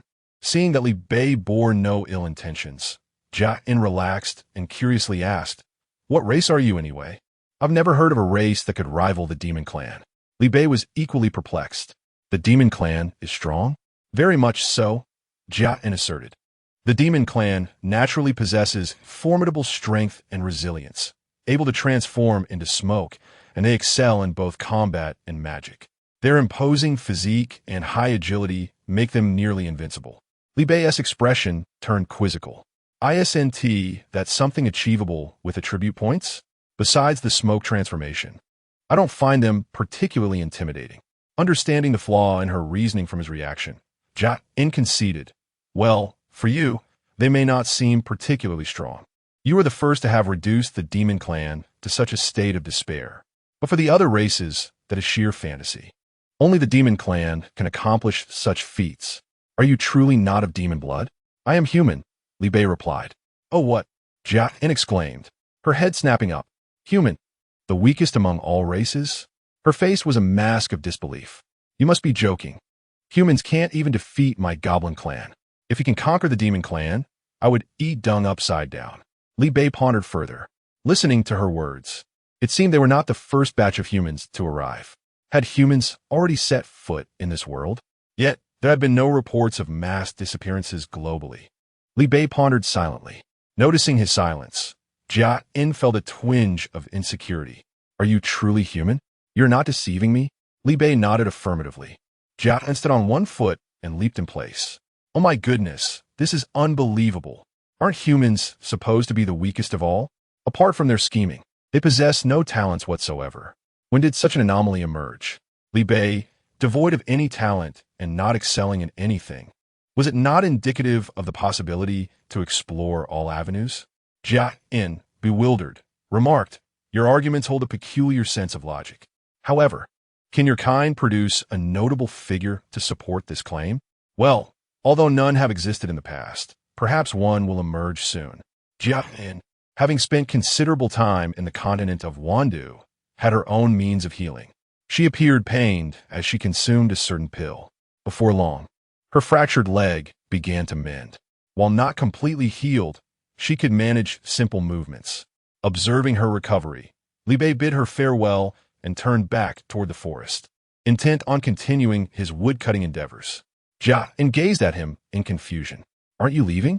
What are you doing?" "Oh, just chopping some trees before I go," Li Bei replied. Jia In glanced at the withered trees and then at the enthusiastic Li Bei. Was there some new cultivation technique emerging that she was unaware of? Perhaps it involved chopping trees, especially those that barely yielded any wood, leaving only a heap of splinters. Watching Li Bei gleefully collect the wood shavings, she skeptically prodded one with her finger and licked it. "All right, this is undoubtedly just ordinary wood shavings." So what was the cause of this human's bizarre joy? Were the powerful beings so idle as to occupy themselves with collecting wood shavings? Initially, she had intended to invite him to visit her goblin clan, which was conveniently located nearby. "Since you appear to be busy?" Noticing how Li Bei treated the wood shavings as treasures, Jia In hesitated for a moment, then suggested, "Shall we become friends? You can directly contact me when you come to the goblin clan. We can have friends." It seemed there was much more for Li Bei to learn about the continent of Wandu. He had just made his first foreign friend. Observing Li Bei's information profile, Jia In quietly exclaimed, "Wow, you really are human. How peculiar." Suddenly, her gaze fell upon a corner of the information panel, and she froze. Rubbing her eyes, she blinked again. Her pupils widened in shock. Why? Why is there no display of your days? Li Bei was bewildered. What day's display? He had only just discovered that different races could see each other's identities. Jia In pointed to a corner of her information panel. I have been on the continent of Wandu for over 300 days, and it shows 370 here." Li Bei, puzzled, replied, That's indeed the case. But why do I not have it? I've only been here for a little over 10 days. Is it too few to display?" Jia In searched diligently, scrolling up and down, her determination unwavering. It couldn't be. The system was supposed to display a number 1 day. Suddenly, she paused, a possibility striking her. There existed a circumstance in which the system would not reveal itself. What? Jia In's breath quickened, her eyes sparkling with an indescribable light. It was the fact that you had yet to arrive in the Wanda continent. Li Bei was at a loss for words. "So, what stands before you is a ghost?" No. Jia In, I mean you. She stuttered, still struggling to articulate. "You're still in the novice phase. Yet to gain the system's recognition and officially enter the Wanda continent." Li Bei understood. Indeed, he was still in the novice stage. Jia In gasped, her body trembling, nearly fainting. This meant that since your arrival in this world, you had only spent a little over 10 days and were still on the island? Li Bei replied, "Yes." "Isn't that what you just speculated?" My goodness, John was utterly astonished. She had initially thought Li Bei was already quite powerful, but she never imagined his strength to be so astonishing. A mere novice, having only arrived for a little over 10 days, was somehow stronger than her, who had been here for a year. He had even faced the troublesome demon race. Was this the prowess one would expect from a newcomer? Earlier, she believed that his display of level 3 had some unique significance. Unique, my foot. He was simply a genuine level 2 novice. A novice. Chapter 53. Selling fragments in a moment of shock and sorrow, John wished she had never encountered Li Bei. The revelation was devastating. Moreover, how could someone with only level 2 and merely 2 free attribute points become so formidable? Li Bei cast a cautious glance at her, refraining from answering. Was there an issue with that? Indeed, there was. John explained that during the novice phase, players had only 7 days to acquire attributes, a time when most were bewildered and could not fathom that after this period, acquiring attribute points would become impossible. Thus, once the novice phase was completed, players could amass a maximum of 20 attribute points, and it was utterly inconceivable to gain more. Li Bei suddenly understood. It became clear that his initial assumptions were correct. The system's benefits were fleeting. The opportunities to gather resources during the event would be finite, rendering them exclusive thereafter. Fortunately, he had recognized this issue earlier than others and had swiftly gathered a substantial amount. However, he queried why Jian seemed unaware that water, beast meat, and items with levels could augment attributes, and that beast pills increment attributes by 1 per pill. Jian sighed, contemplating whether to deem him unfortunate or fortunate for encountering leveled monsters during his novice phase. Li Bei reflected that apart from himself, others had only begun to engage with leveled monsters in recent days, making his situation exceptionally rare. Yet, he noted, Jian, your attributes appear superior to mine. Even so, how could you have grown to such an extent? Li Bei suggested that with ample resources, one could continuously consume them. Jian looked at him with a perplexed expression. Yet she countered, however, F-grade items are only effective at the first tier, E-grade at the second, and for anything beyond that, one would require D-grade. Are you certain you encountered a D-grade monster during your novice period? A sudden unease gripped Li Bei. Could consuming beast pills truly be ineffective? Each pill contributed just 1 point. Higher-grade beast pills could extend effectiveness for 1-tier F-grade beast pills corresponded to the 12th tier and E-grade to the 23rd tier, but they would also become ineffective once the tier was surpassed. A wave of despair washed over him. His fruits, beast meat, and water, the beast pills he had painstakingly gathered, would all expire. Now that he had reached full attributes at the 2nd tier, when he ascended to the 3rd tier, would all his F-grade elixirs become useless? Feeling disheartened, he took solace in the fact that he still possessed over 100 attribute points that could be utilized across all tiers, which he had not yet had the chance to deploy. From this point forward, he must be cautious with their usage, for they were his source of strength. He resolved to gather even more fire shards, as these system benefits transcended tiers and were invaluable. Li Bei worked tirelessly, chopping wood. Observing him transition from conversation to labor, Jian pondered, had she inadvertently triggered his eccentric tendencies once more? She felt an urgent sense of anxiety. Li Bei sorted through the basic materials he had collected from the demon faction and promptly listed them on the trading channel. Piles of wood shavings were also added. At this moment, he cared little for the nature of his resources. What mattered most were the fragments. In order to enhance the efficiency of fragment collection for everyone, he could gather more resources. Li Bei generously provided everyone with a refreshing cup of chilled fruit juice to alleviate the heat. Meanwhile, in District 5, where Chunming resided, the atmosphere was one of desolation. It was not until the temperature soared close to 100 degrees today that Chunming recognized the gravity of the situation. Setting aside the complimentary ice water distributed by Li Bei, the entire District 5 lacked even the most basic sustenance under such sweltering heat. All the water evaporated and the food spoiled completely. People lacked the energy even to engage in the simplest activities, much less fish. They could only watch helplessly as others in different districts feasted luxuriously.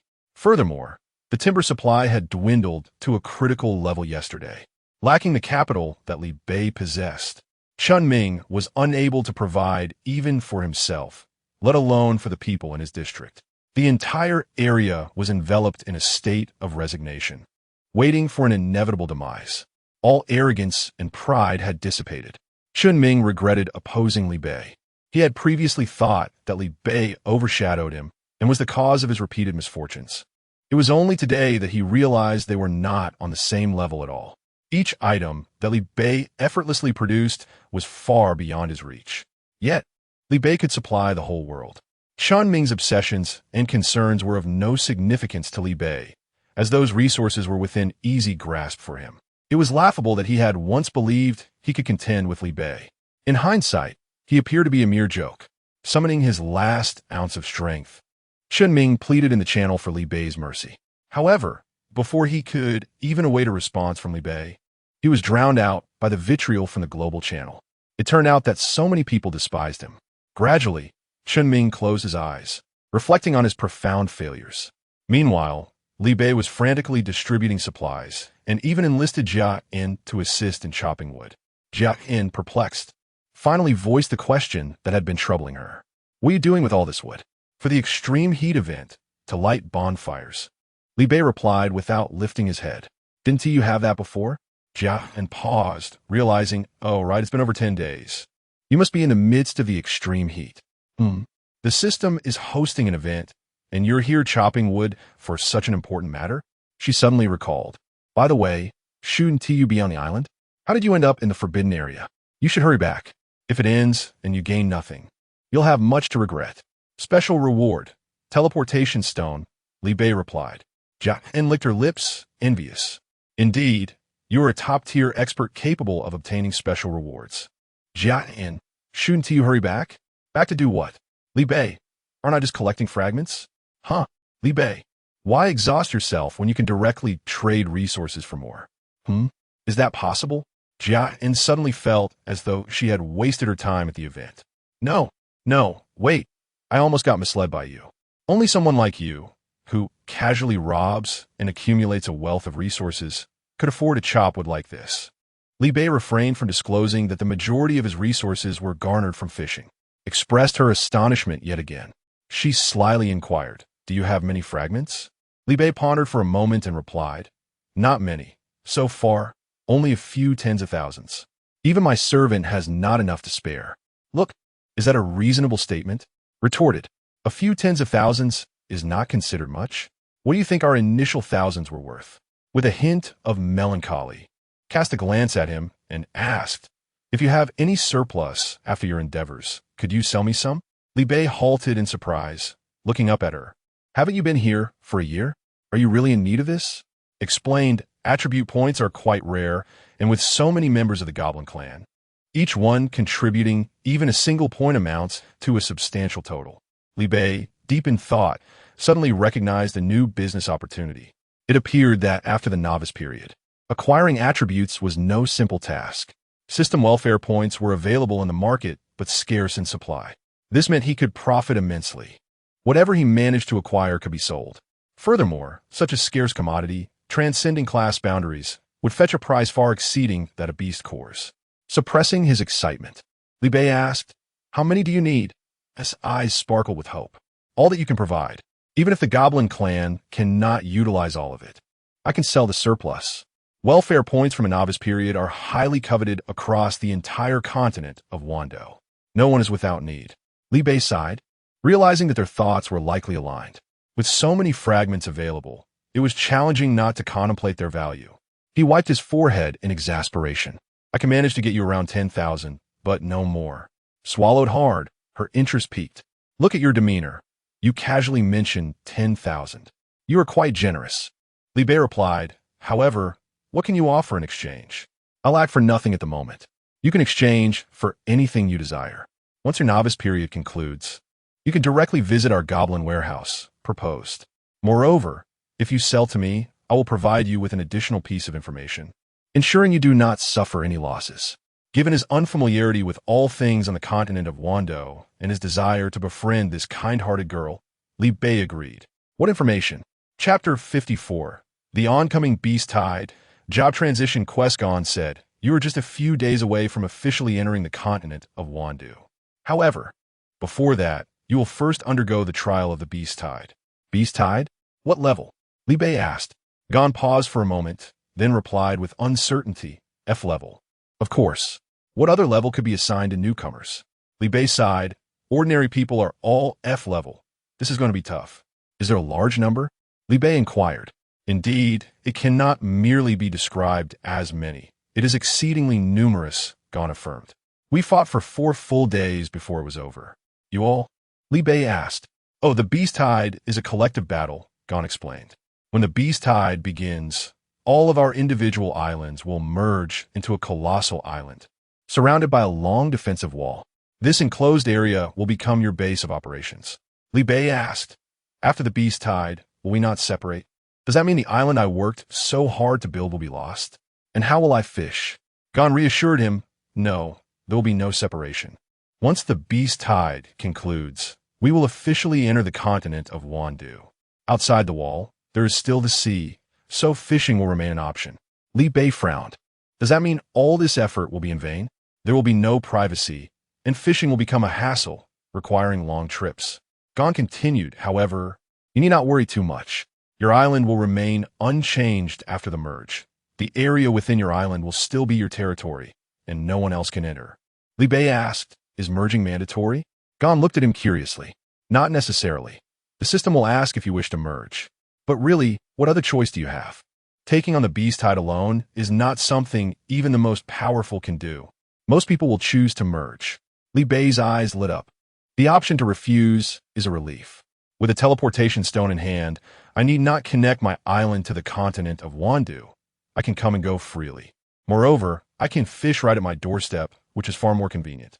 What was more important to Li Bei was the overflowing messages in the private chat. He could hardly fathom the torment of having visitors every day after the merge. As the day waned, and with it the last day of extreme heat, Li Bei hurried back to prepare for the beast tide, yet he was reluctant to leave the expansive withered woods behind. After clarifying the situation regarding the beast tide, he instructed, help me gather some wood shavings. With that, he rushed deeper into the forest. Gon, filled with excitement, exclaimed, are you trading wood shavings for fragments?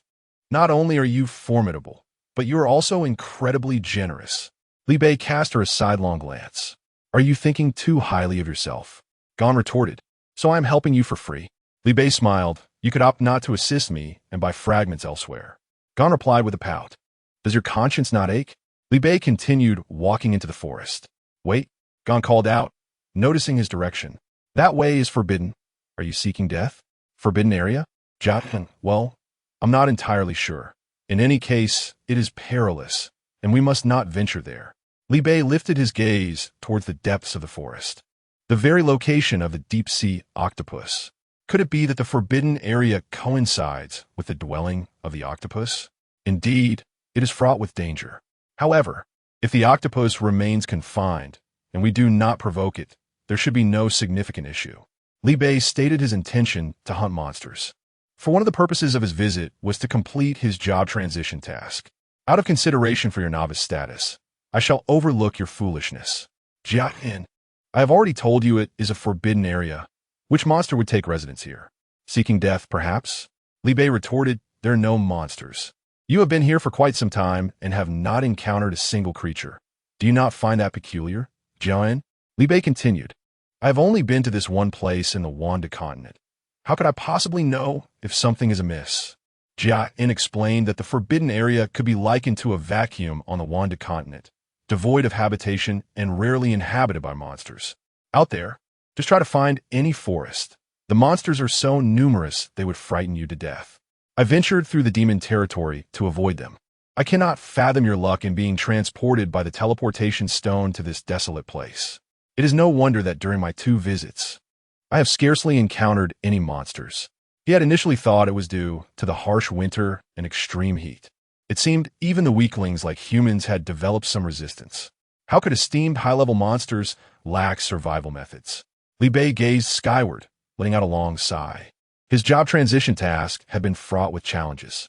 Li Bei had no time to seek completion elsewhere, and stubbornly returned to the location where he had previously encountered the weasel.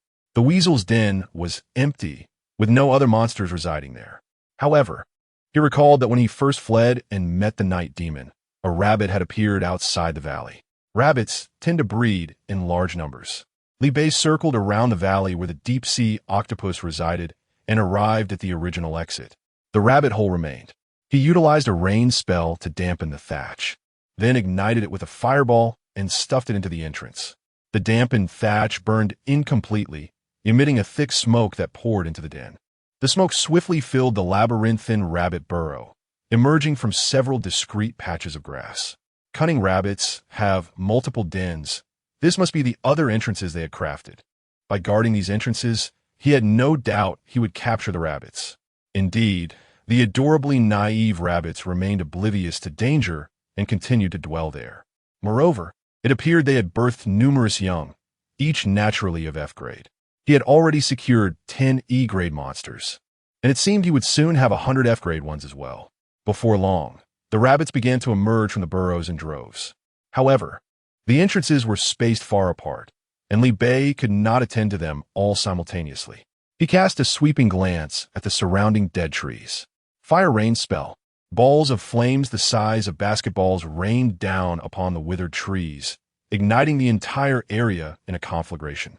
As the rabbits emerged from their burrows, they were enveloped by flames, transforming into roasted rabbit meat. Li Bei merely sat back and observed. The count of completed job transfer tasks within the system continuously increments, one after another. The quantity of cooked rabbit meat likewise escalates. Cooked rabbit meat 1, cooked rabbit meat 2, cooked rabbit meat 3. Li Bei gathers an abundant supply of cooked rabbit meat, generously sprinkled with spices, and sells it to the members of the world.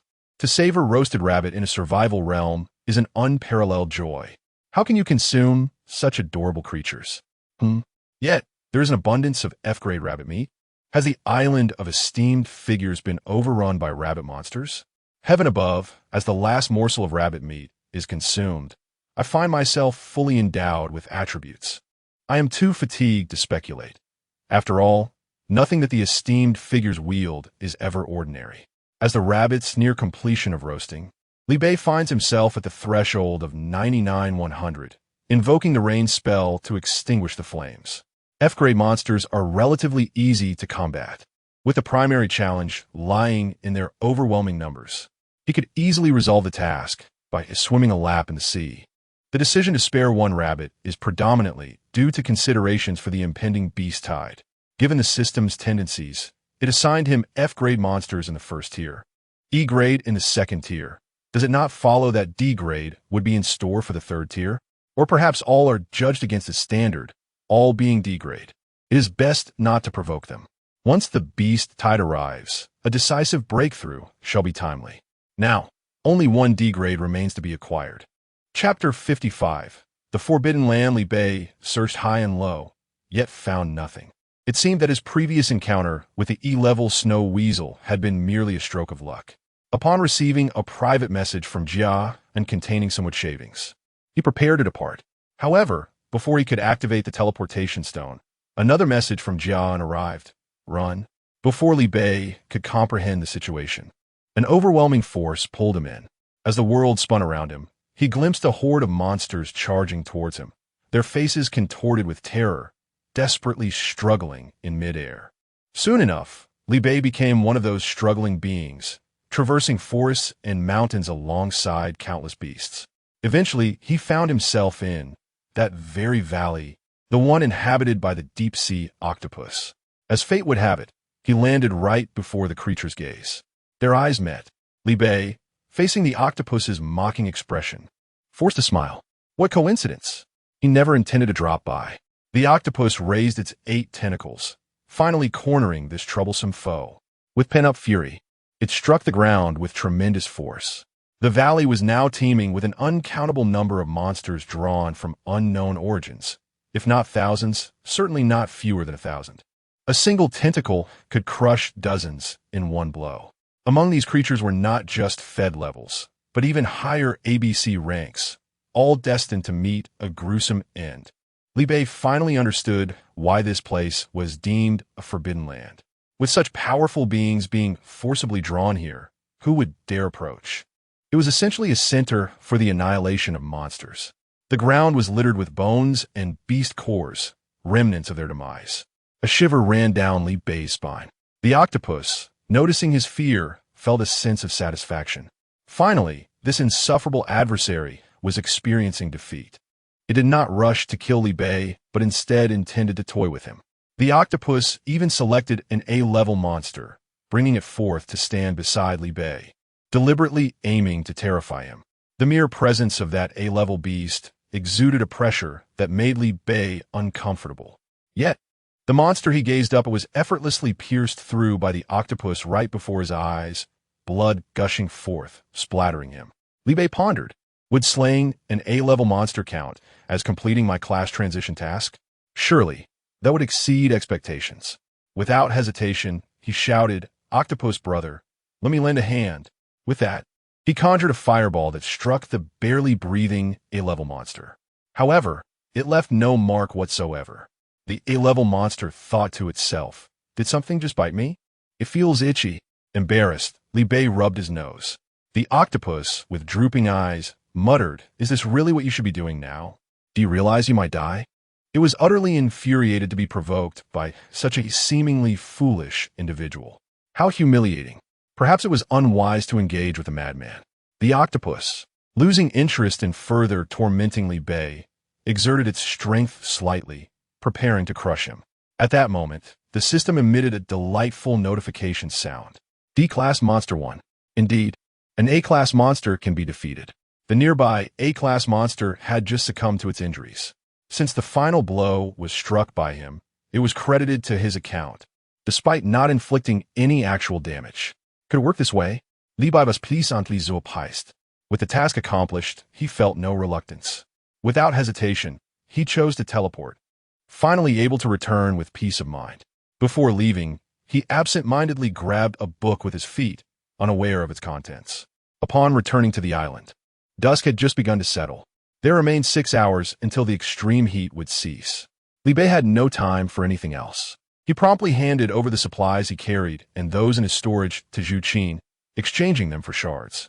Initially, he did not intend to recruit anyone else. But upon Jiannen's reminder, he recognized the importance of having a larger group. The beast tide lasted a full 4 days. Everyone has their limits, and having an additional person would increase their chances of success. Currently, he was the sole contributor in Zone 6. He planned to arrange for Zhu Qin and the others to join, securing the other 4 slots. Meanwhile, several individuals from the upper echelon of Zone 6 had been monitoring the trading channel for many days. During the last event, they had worked tirelessly yet failed to even touch the 5th place. They were determined that such a situation would not repeat itself. They noted that the most abundant supplies in the trading channel came from the esteemed Li Bei. Hardly anyone else had anything to offer. The amount of supplies listed by a few in Zone 6 was considerable, though still incomparable to Li Bei's. Nonetheless, securing a place in the top 5 seemed feasible. None of the dark horses that had emerged last time were present this time. With merely 6 hours remaining, even if someone attempted to take a risk, as long as they were not a freak like Li Bei, surpassing them was impossible. Their rankings seemed assured. As they reveled in their anticipation, they suddenly noticed a flurry of transactions in the trading channel. Zhu Qin, offering 2 wood for 1 shard, 3,000. Offering 5 wood scraps for 1 shard, 3,000. Offering 100 milliliters of pure water for 1 shard, 2,000. Offering 1 piece of beast meat for 1 shard, 2,000. Offering 100 milliliters of F-class pure water for 1 shard, 1,000. Offering 1 piece of F-class beast meat for 2 shards, 1,000. Offering 1 fruit for 2 shards, 1,000. Offering 1 vegetable for 2 shards, 1,000. Offering 1 ice for 2 shards, 500. Offering 1 F-class fruit for 4 shards, 1,000. Lulu, offering 2 wood for 1 shard, 3,000. Offering 5 wood scraps for 1 shard, 3,000. So, and offering 2 wood for 1 shard, 3,000. Offering 5 wood scraps for 1 shard, 3,000. Zhao Chong. The group smiled. An expletive crossed their minds, wondering if it was appropriate to voice. Weren't they supposed to be the only ones bidding? None had emerged until now, and suddenly, all 4 of them appeared at once. He recalled that these were the same individuals who had secured ranks last time. A success seemed within reach. Yet again, an unexpected twist emerged at this crucial moment. Is it merely a jest to toy with one's emotions? Moreover, the output from a single individual nearly rivals the daily production of the esteemed Li Bei. Does one possess a hidden fortune? Strikingly, 4 individuals have identical quantities and varieties. Is it possible they are merely system avatars created to occupy slots? There exists a plethora of hierarchical items within this, and in the entire region. Only Li Bei could afford such an abundance. Dare one to be any more contrived? Discontent rippled through the community as one recounted the transaction channel's events on the global forum. The sentiment was palpable. It is outrageous that the system would go so far as to monopolize reward slots. The suspicion that Li Bei is an avatar of the system intensified. He consistently ranks first, untouched by system interference. Frankly, these individuals are unfamiliar to me.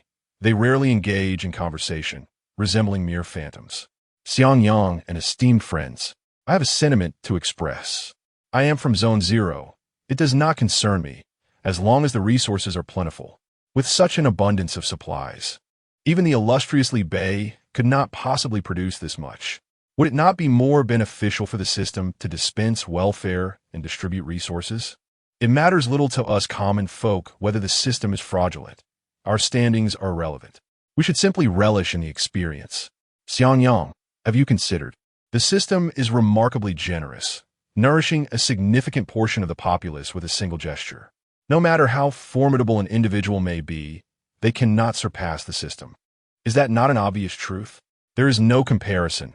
Everything we possess is bestowed upon us by the system, and no individual can outshine the system's might. Xiangyang, these individuals, are all aligned with Li Bei. What? Donotist, have you observed the transaction channel? Are you aware of the quantity of resources they have produced? Let me speak candidly. Given the volume of resources, Li Bei, no matter how affluent, could not possibly yield such a bounty.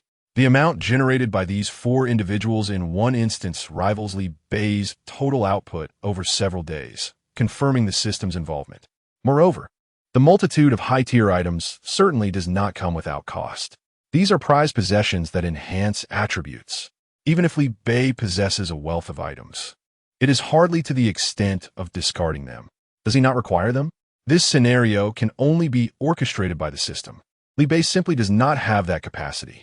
Chapter 56. Upgrading the manner. Xiangyang silently shared the screenshot where Li Bei had previously acknowledged his actions. Bystander A. Bystander B.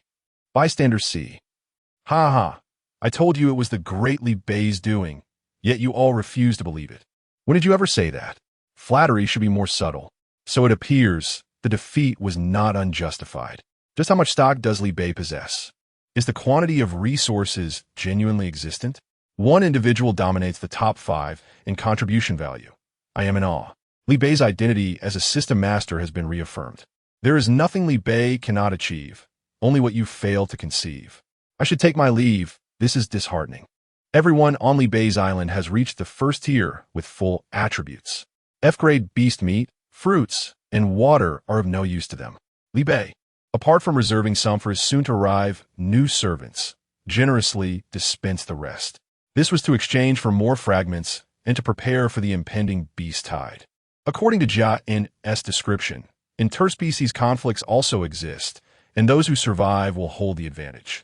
After a busy night, Li Bei collected a total of 103,690 fragments, rounding to 1,043 sparks, 5 times more than the previous day. He initially intended to keep 50 points for himself, aiming for a total of 100. However, he suddenly recalled that he was unaware of the limits of resistance. What if he could upgrade further in the future? Thus, he decided to retain 150 points. The remaining 135 individuals, including Lu and others, were each supplemented to 10 points. This was both the upper limit for the first tier and ensured that while it would still feel hot in extreme heat, it would at least not hinder their actions. Gaining 4 points of resistance from the regional competition was assured, requiring each person to add just a few more points. A total of 486 points were expended, leaving a balance of 407 points. As the clock struck midnight, the system notification sounded as anticipated. The regional competition has concluded. District 011313, 011315, and 011318 have been removed due to insufficient participants. Regional competition leaderboard. First place, 011316. Reward, for sparks. Contribution value, 1, Li Bei 2, Lu 3. Zhu Qin 4. Zwan 5. Zhao Chong. Contribution rewards will be distributed shortly. Players should be attentive to collect them. Second place, District 011312. Reward, 3 sparks. Contribution value. Third place, District 011319. Fourth place, District 011310. Summer Event Leaderboard. First place, Li Bei, Flame Fragments, 142,010. Reward, 100 Spirit Stones. Second place, Qian Gui, Flame Fragments, 7,200. Reward, 90 Spirit Stones. 100th place, Zhou Zheng, Flame Fragments, 2,077. Reward, 1 Spirit Stone. The leaderboard held no suspense, devoid of any anticipation. I truly express my gratitude, yet I find myself once again relegated behind Li Bei, subjected to ridicule. Each time I observe this disparity, it feels as though the system is taunting me, declaring that I am nothing but refuse. Oh joy! My meager 2077 points merely bring me closer to the fractional achievements of the esteemed Li Bei. Is there truly cause for celebration in this? How dare I take pride in it? The courtyard of Li Bei is once more teeming with a multitude of individuals. Given the substantial population in Zone 5, an overwhelming number of those who endure until the end are present. Each person has been allocated a staggering 60 companions, amounting to a total of 300 for Li Bei. The villa, which had briefly enjoyed a sense of spaciousness, is now once again overcrowded. Beneath the villa lies the estate. Estate, stone 76, 45, 10,000, glass 308, 1500, copper 2111, 2000, iron 10548, 2000, silver 581, 2000, gold 278, 1000, plastic 33, 41, 2400, bamboo 88, 22, 3600, plank 18769, 10000, wood 28, 77, 10,000, spirit stone 296, 500, soil 560, 400, fresh water 44,000, space fragment 0100, gold bees core 01, fire bees core 01, wood bees core 01, water bees core 01, earth bees core 01. Splendid, simply marvelous. Despite being a veritable tycoon of resources, he still finds himself lacking in materials by a considerable margin. The demand has escalated tenfold, if not more. Additionally, the upgrade for the estate now includes an array of peculiar items. With a mere single space fragment to his name, he cannot even procure a high-level backpack. And what, pray tell, are beast cores? It is evident that the system has no intention of allowing players to upgrade their estates. It seems the system underestimated the demand during the novice phase. Li Bei surmises that these must be drops for monsters, which are unlikely to be found during the initial stages of the game. Moreover, Li Bei previously discovered a significant issue. The monsters assigned by the system yield only experience points, devoid of any drops. Only external monsters possess the potential to drop items. This reality renders his attempts to slay E-grade monsters for materials futile. Yet, Li Bei smiles faintly. He remains undeterred. He has yet to utilize his allotted upgrade attempts for the day. Who would have thought? Ha ha ha. Just past midnight, he has refreshed twice again. He currently possesses a balance of 4 opportunities. If upgrading a skill can enhance even a small pond, why should the shelter be any different? Li Bei instructs Zhu Qin and others to place the 560 units of soil they have gathered around the small island over the past 2 days. The island's area expands to 1,363 square meters. However, this is still insufficient. Li Bei hastily exchanges for another batch of soil in the trading channel. The community is not merely lacking in territory, but rather in sufficient space to construct advanced shelters. Li Bei easily acquires over 1,000 units, bringing the total area of the island to 2,500 square meters. He targets the villa with his upgrade skill. Upgrade. It is as though in a pixelated world. The villa bursts apart, only to reassemble like a cascade of building blocks. A brand new structure materializes before him. Li Bei is exhilarated. Indeed, the upgrade skill proves beneficial for the shelter as well. As one progresses, the materials required for upgrades become increasingly daunting. With skills in hand, he can aspire to any future he desires, undeterred by challenges. The quality of materials directly correlates to the outcome. The estate consumes significantly more resources, yet upon completion, it surpasses the villa in size by several folds, occupying a vast expanse of 2,000 square meters. If the villa represents a modest fortune, the estate elevates him, transcending social strata to attain nobility. Enclosed by formidable walls towering over 2 meters, the estate's entrance is marked by a grand and robust iron gate, providing access. Above, a transparent protective dome ensures ample light, and with the upgrade, even this dome has been enhanced, Previously, it barely withstood assaults from F-class monsters, but now it can withstand E-class threats as well. At the heart of the estate lies a 3-story castle, covering 400 square meters. With a total area of 1,200 square meters and over 100 rooms, comfortably accommodating 436 individuals. The ground floor features a spacious living room, kitchen, and restroom, while the remaining areas have been converted into a warehouse, totaling 200 square meters. The underground space remains open, and following the upgrade, he can now expand it to 2 levels. The first level, inclusive of the courtyard, totals 2,000 square meters, while the second level extends to 4,000 square meters. Even if he were to exhaust the Forbidden Forest, he could still accommodate all his needs. However, the challenge lies in the fact that upgrading the estate merely enhances its status. All facilities within require him to gather materials anew for reconstruction. The underground cellar alone, spanning 4,000 square meters, demands resources comparable to that of an entire estate. Reluctantly, Li Bei utilized another upgrade opportunity, elevating the cellar to match the estate's caliber. Upon completion, the cellar's preservation capability, previously at 80, upgraded to 90. A thought struck Li Bei. If the preservation function could reach 100, would it not mean eternal freshness? He would no longer need to laboriously salt the beast meat, nor hasten to sell fruits and vegetables at rock-bottom prices. His enthusiasm ignited. He once again expended an upgrade opportunity to enhance the cellar further. Indeed, the preservation function transformed into 100.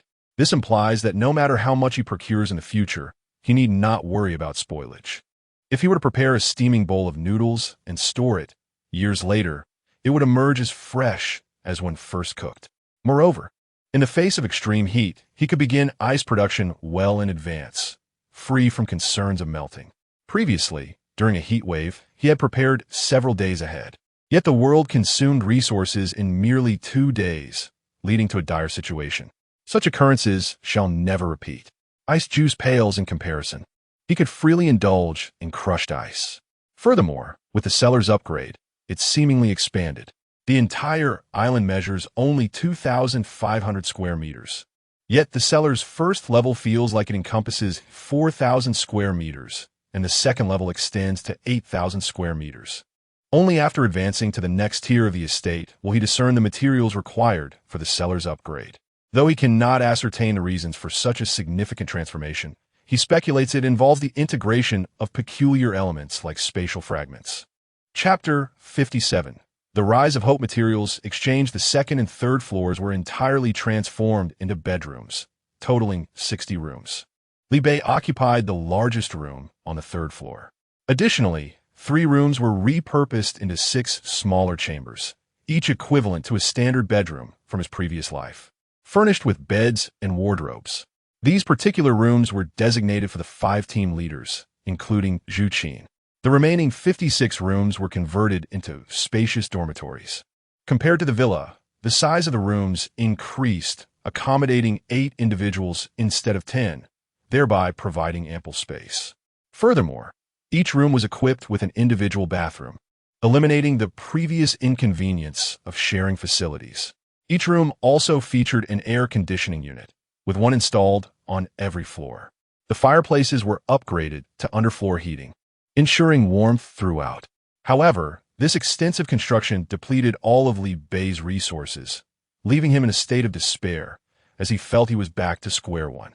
This was merely the completion of the castle's interior facilities. Outside, there remained a vast expanse of 600 square meters of land awaiting development. Li Bei felt a sense of frustration. Merely possessing a castle did not equate to nobility. The expenses were overwhelming. Without generations of familial wealth, who would dare to take on such a burden? Externally, aside from a small pond, the swimming pool, and previously cultivated land for fruits and vegetables, everything else was barren and undeveloped. Factory: stone 645, 1000, glass 8100, copper 111 200, iron 8548 200, silver 81 200, gold 78 100, bamboo 38 22 1000, plank 16769 2000, wood 877 2000, spirit stone 19610.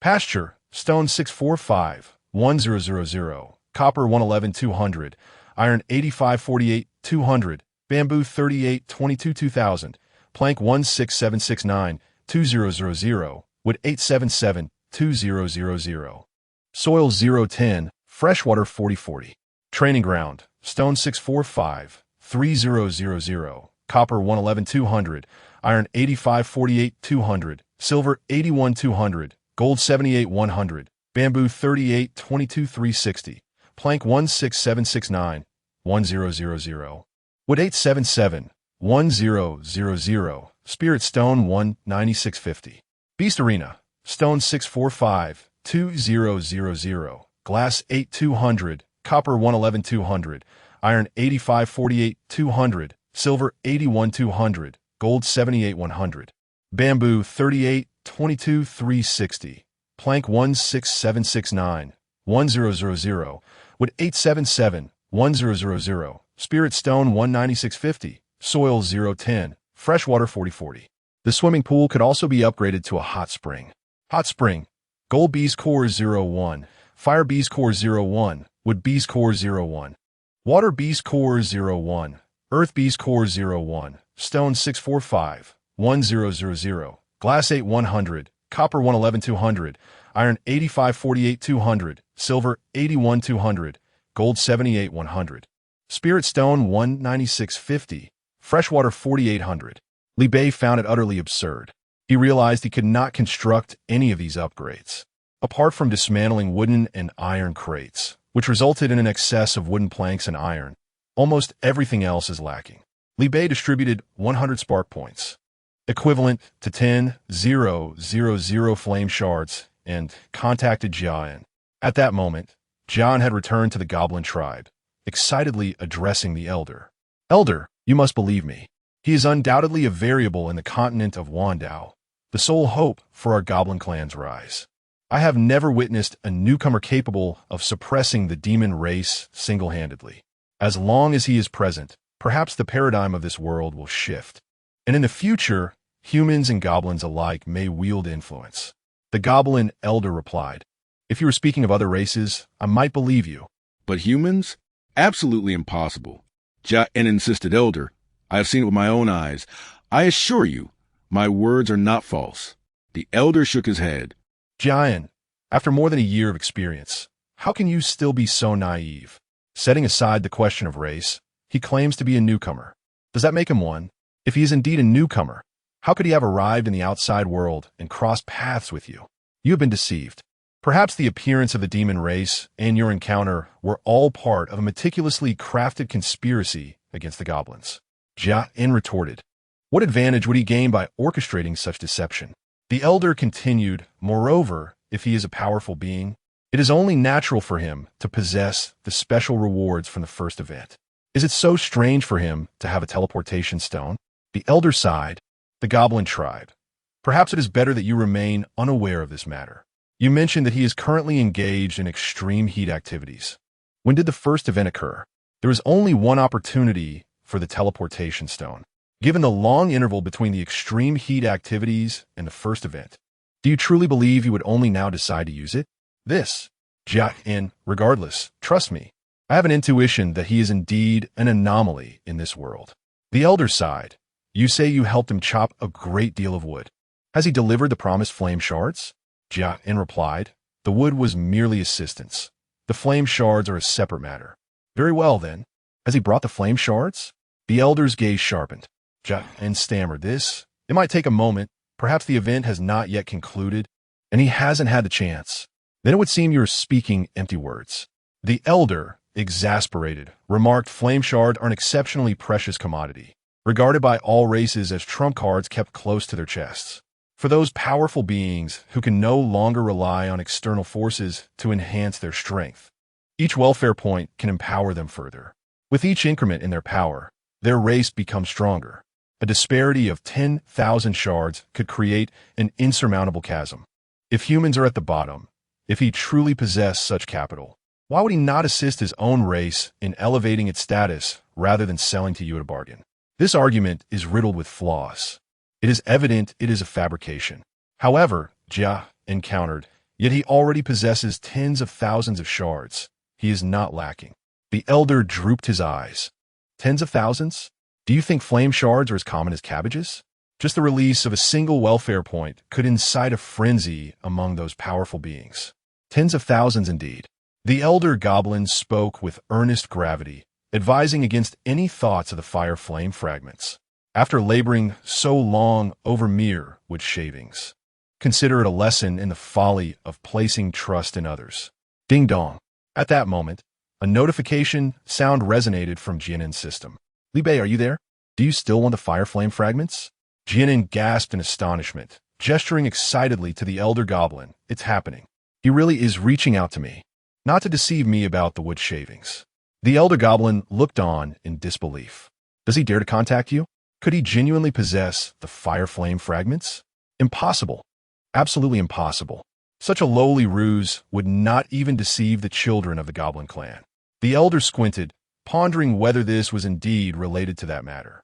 What is it, Jianin?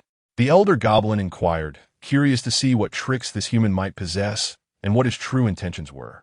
Li Bei claims to have 10,000 fire flame fragments and wishes to exchange them for some materials. Upon saying this, Jianin shared his screen with the elder.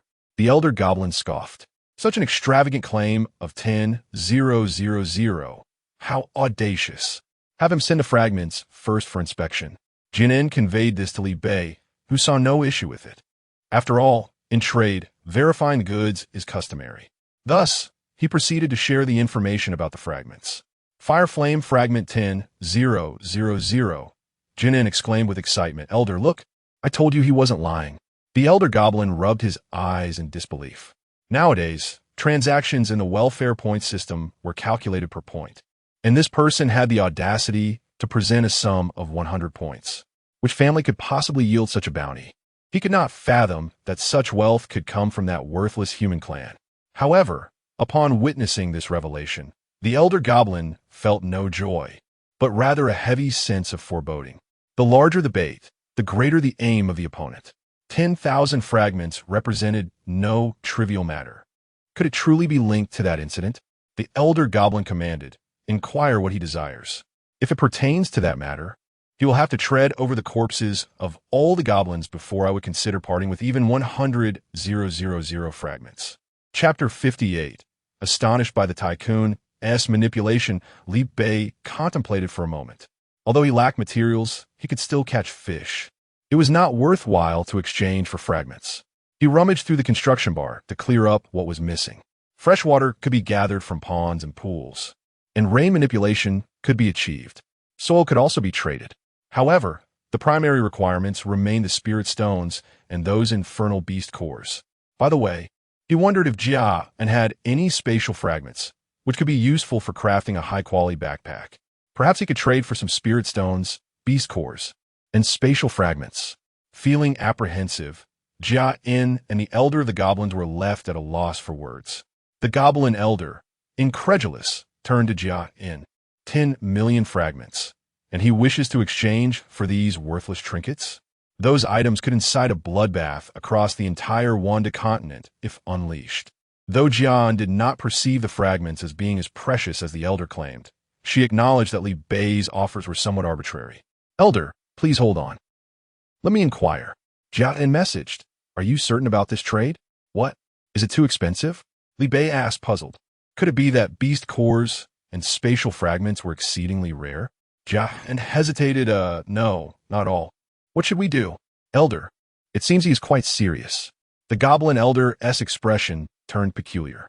Was this lad too cunning, or had he simply underestimated the value of the fragments? Was trading fragments truly this straightforward? After a lengthy contemplation, the goblin elder concluded that regardless of any hidden schemes, one should not refuse the opportunity of free fragments. If Li Bei proposed further demands, they could always decline. He had no intention of being lenient. The goblin elder suggested, ask him if he would agree to exchange 1 fire element fragment for 1 beast core, or 10 spatial fragments, or 1,000 spirit stones. Jia conveyed this message. Li Bei was taken aback. Was a fire element fragment truly so valuable? He merely wished to trade for a few beast cores to construct a hot spring.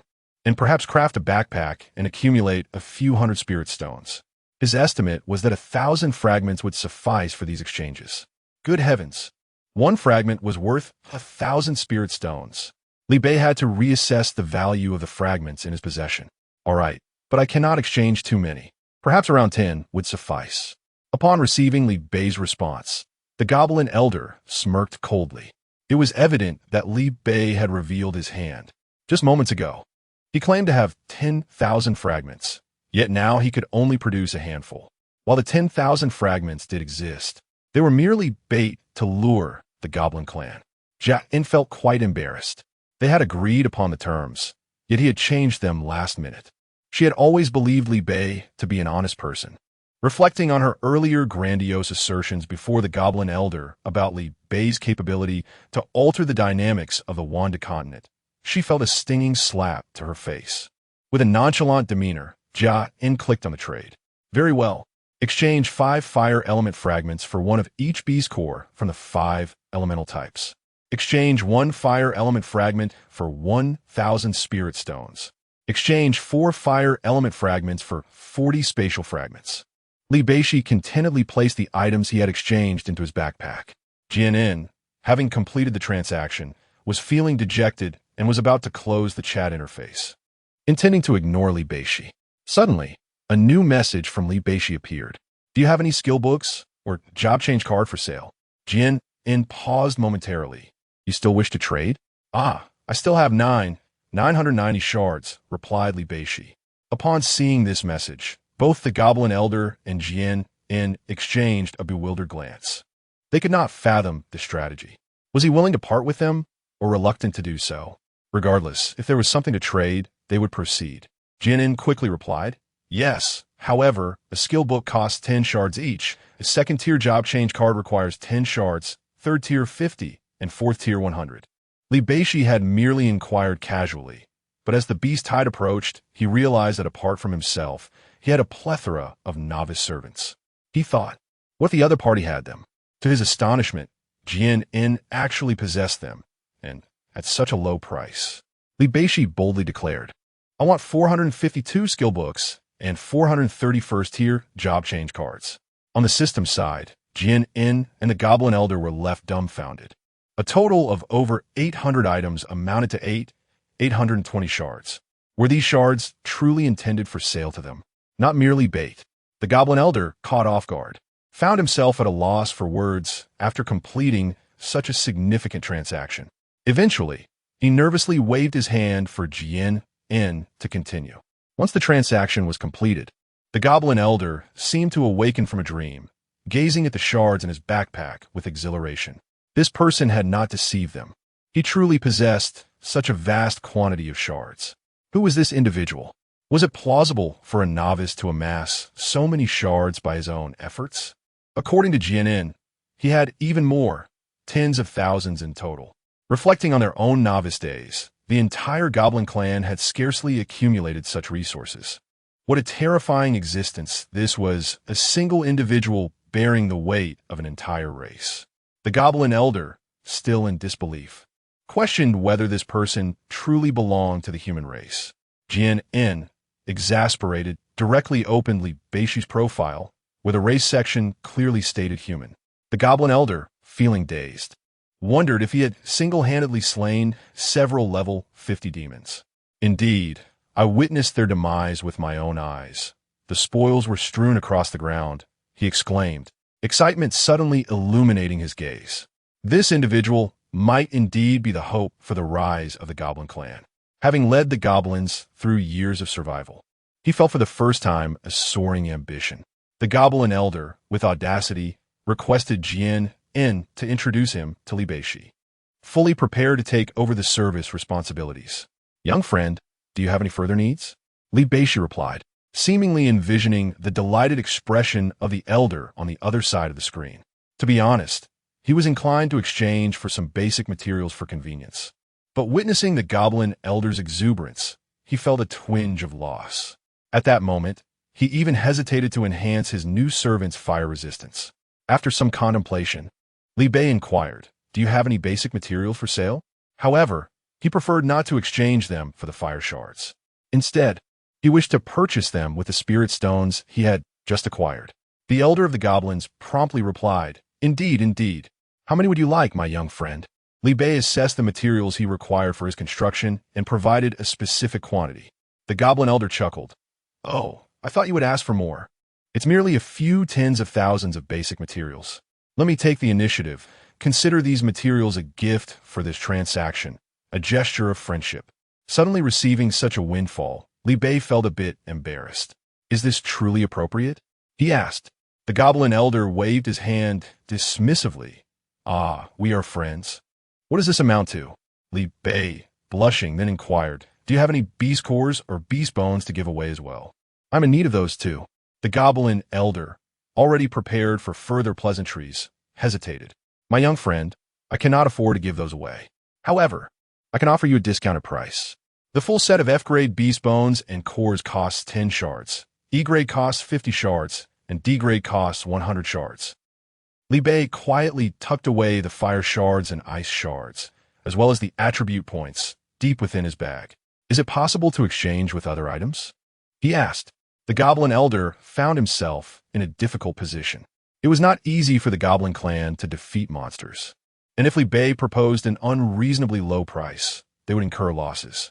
Nevertheless, in the interest of befriending Li Bei, the goblin elder gritted his teeth and decided to subsidize from his private stock. Very well. Chapter 59. Grade C Pure Water. A collective upgrade. Li Bei presented the finest pure water he could muster. With just one upgrade remaining, he transformed a small pond into a large one, elevating the purity level to Grade C. The local elder of the goblin tribe was utterly astonished upon receiving this Grade C pure water. He glanced back at Jia In for confirmation. Was it truly possible that the latter was still in the novice phase? Such an item should not be obtainable at that level. Even their entire goblin clan lacked access to water of such high caliber. In the vast continent of Wandu, acquiring items of graded quality typically required defeating monsters or encountering fortuitous events. While fruits and beast meats were relatively abundant, water was exceedingly scarce. Aside from system constructions, the natural water sources on Wandu were largely contaminated and unfit for consumption. Occasionally, one might discover a spring in a secluded paradise, but even then, its quality would rarely exceed Grade F or E. He had yet to encounter wild Grade D water, let alone Grade C. Grade C pure water possesses the remarkable ability to enhance attributes for those of 4th tier strength and acts almost as a catalyst for 1st tier beings. It is a treasure that one can only hope to encounter. However, despite its exceptional value, if Li Bei's friend did not possess sufficient quantity, it would not yield significant benefits. The goblin elder stifled his excitement, striving to remain composed. 100 milliliters of Grade C pure water for a full set of F-grade equipment. 400 milliliters for a full set of E-grade equipment. 800 milliliters for. Before he could finish, Li Bei decisively interjected, "I would like 20,000 sets of F-grade equipment." "How much?" The goblin elder was genuinely taken aback. 20,000 sets? That amounted to 2,000 liters of water. How many hidden paradises had he excavated? Li Bei frowned. "Is that not possible?" Yes, it is," the goblin elder replied, his face beaming with joy. Just a sip could enhance attributes, and 100 milliliters could provide multiple drinks. The prospect of 20,000 liters was beyond his wildest dreams. It could elevate the entire goblin clan's 4th tier and below population without question. This was not merely a fair trade. It was an immense profit. My goodness, what incredible fortune has Jia encountered to stumble upon such a treasure. This was not just an opportunity for the goblin clan to rise. Even a mere trickle would be sufficient for their sustenance. The goblin elder joyfully exchanged resources with Li Bei. However, the pond did not contain that much water yet, and he would need to wait for it to accumulate gradually. The elder was unconcerned, advising him to provide the water whenever it was available. "Surely you jest. To trade such precious resources with me? Are you trying to deceive me? This feels akin to offering me your entire fortune." He had never seen such audacity, not even from the demon race. Through this transaction, Li Bei also gained clarity on what beast cores truly were. Beast cores were essentially synthesized from beast pills, classified into grades A through F. 5 F-grade Earth-type beast pills could be combined to form a single F-grade Earth-type beast core. While this may sound straightforward, the synthesis of beast cores necessitated a specialized magical furnace, which was not constructed through the system, but rather was a technological inheritance from an external race. Much like the innate smoke abilities possessed by the demon race, this has rendered the synthesis of beast cores a straightforward endeavor, albeit at a steep price. Li Bei's gaze settled upon his modest furnace. What effects might an upgrade of the furnace yield? With the number of upgrades already exhausted, he could only quell his curiosity and await the morrow. Furthermore, he gleaned that both fire resistance and ice resistance, akin to attribute points, could be acquired through means beyond the system's welfare points. Attribute points could be obtained from various sources, such as 5-element beast pills and beast fruit. Fire resistance, on the other hand, specifically requires fire attribute beast cores, while ice resistance necessitates ice attribute beast cores, each categorized by rank. F rank is effective only for the 12th tier, and E rank serves the 23rd tier. The higher the tier, the more challenging it becomes to locate formidable monsters for attribute enhancement, thus rendering welfare points exceedingly precious to those of great power. Li Bei resolved firmly not to expend his welfare points unless absolutely necessary, even foregoing his own needs. In his search through F-rank beast pills, he managed to procure a mere 100 or so ice and fire attribute pills. It appeared that augmenting resistances was far more arduous than enhancing attributes. Such specific monsters were not easily vanquished. Li Bei first provided the 300 new servants with F-rank beast meat, fruit, and pure water. Once their attribute points were fully augmented, he would supplement them with E-rank beast meat and fruit until all were at Tier 1 with complete attributes. After ensuring that everyone achieved Tier 1 attributes, he would distribute the 430 Tier 1 job transfer cards he had acquired. Currently, the lowest tier among the entire island was Tier 2. E-rank beast meat and fruit were effective for Tier 2 as well, though of no benefit to Li Bei himself. Not one to be stingy, he brought forth the remaining E-rank beast meat and fruit, allowing all to further enhance their attribute points.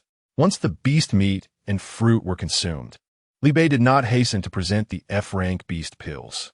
Besides the freshly acquired 20,000 pills, he had an additional 306 from prior endeavors. Each pill could augment one attribute point. As long as one direction was fully enhanced, a tier upgrade could be achieved. For instance, a mage need only maximize their spirit, while a warrior must fully develop strength, agility, or constitution. The beast meat and fruit provided random attribute enhancements, lacking a specific focus. Given that beast pills could enhance attributes in a targeted manner, there was no need to squander resources on maximizing every attribute.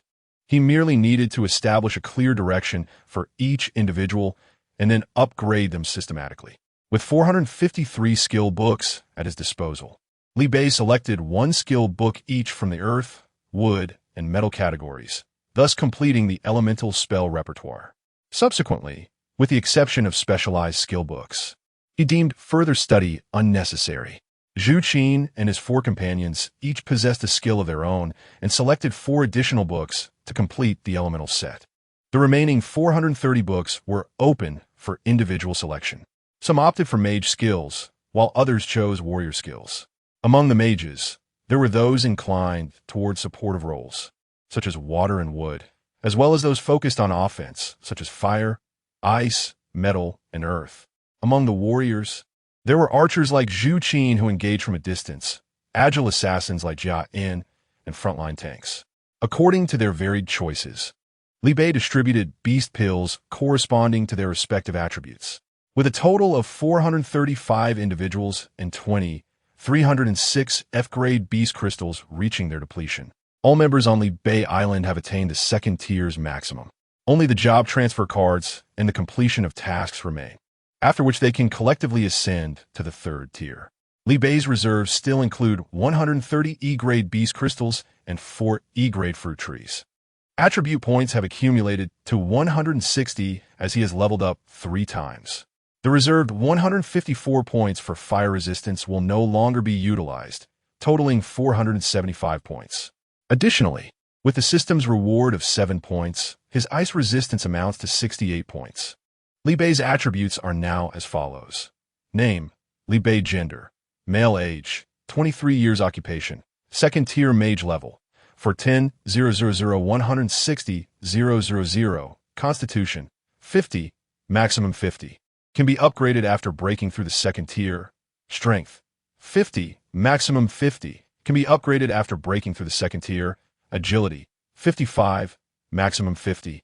Can be upgraded after breaking through the second tier. Spirit, 50, maximum 50. Can be upgraded after breaking through the second tier.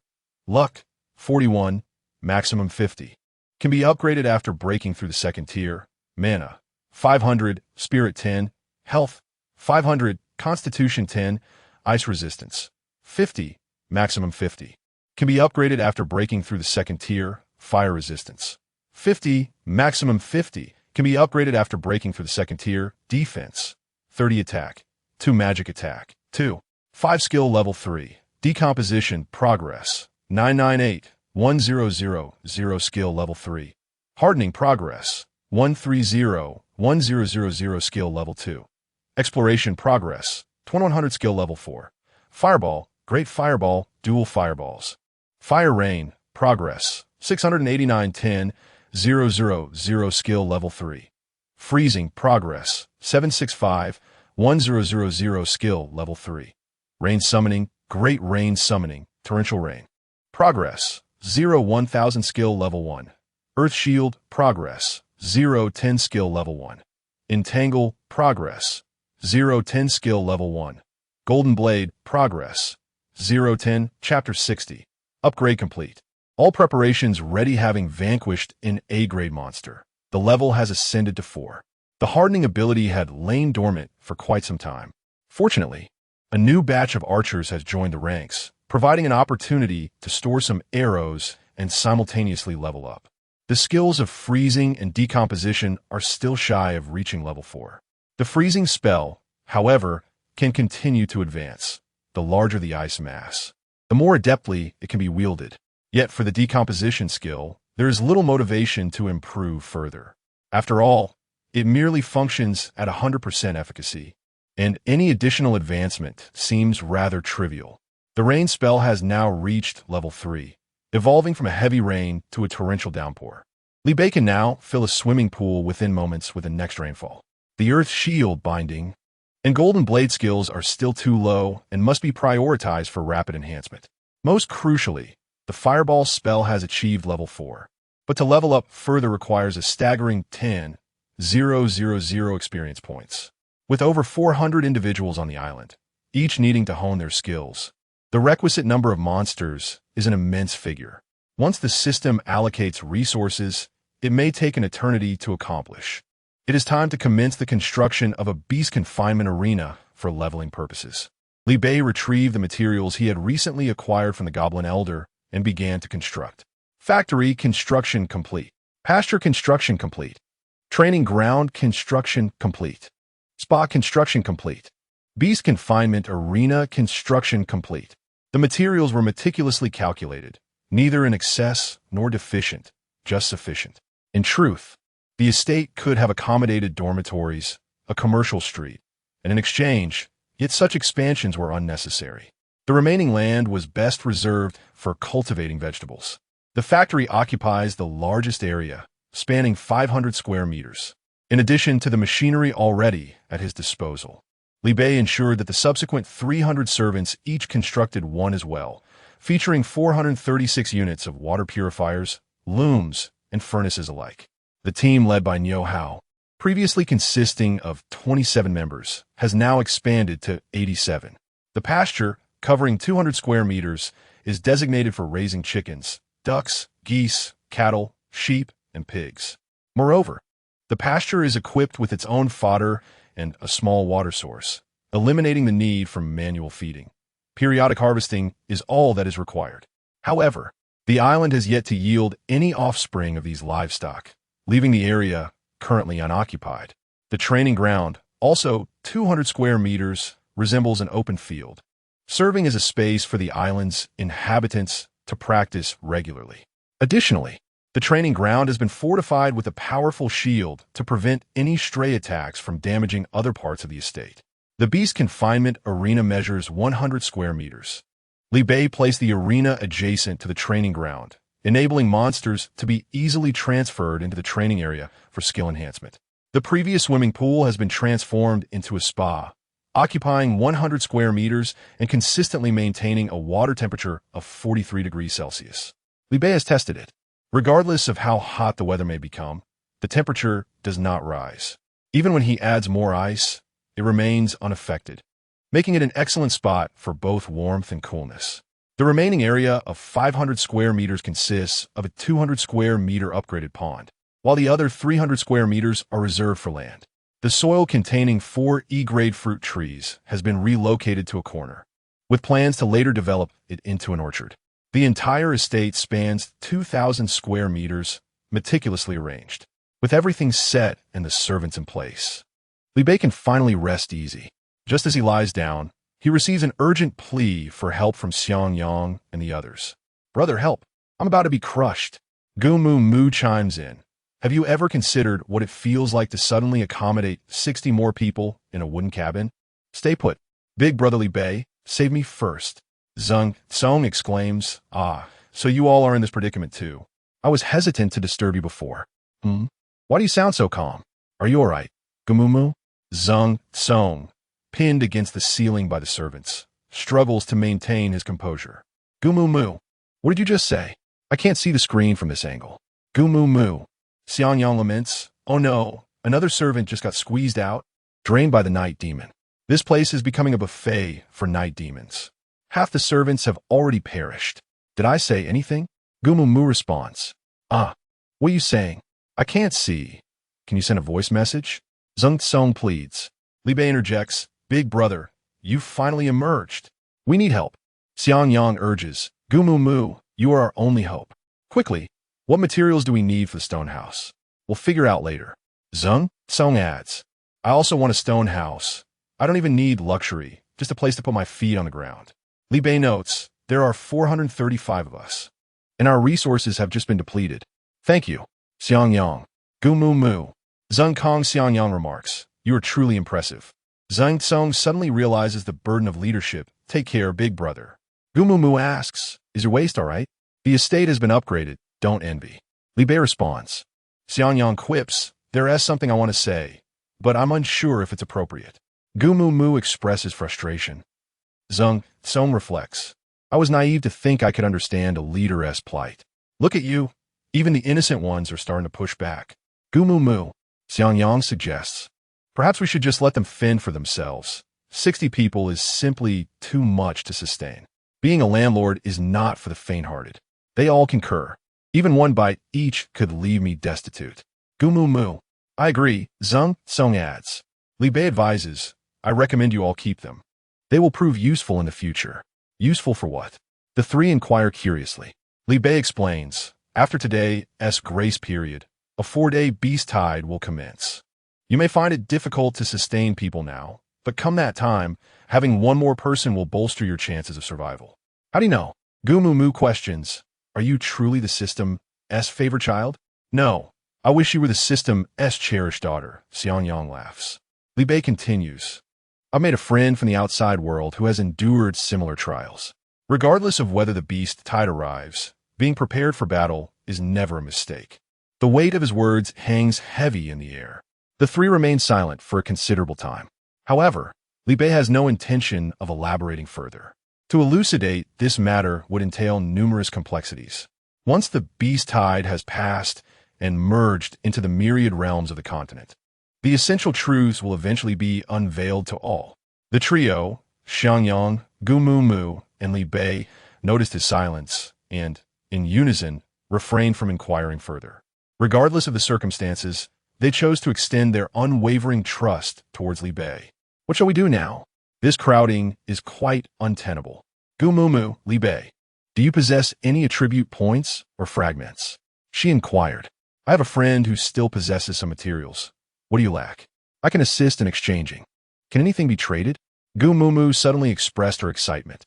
"Indeed, provided the price is right, we can exchange everything we currently know, Li Bei replied.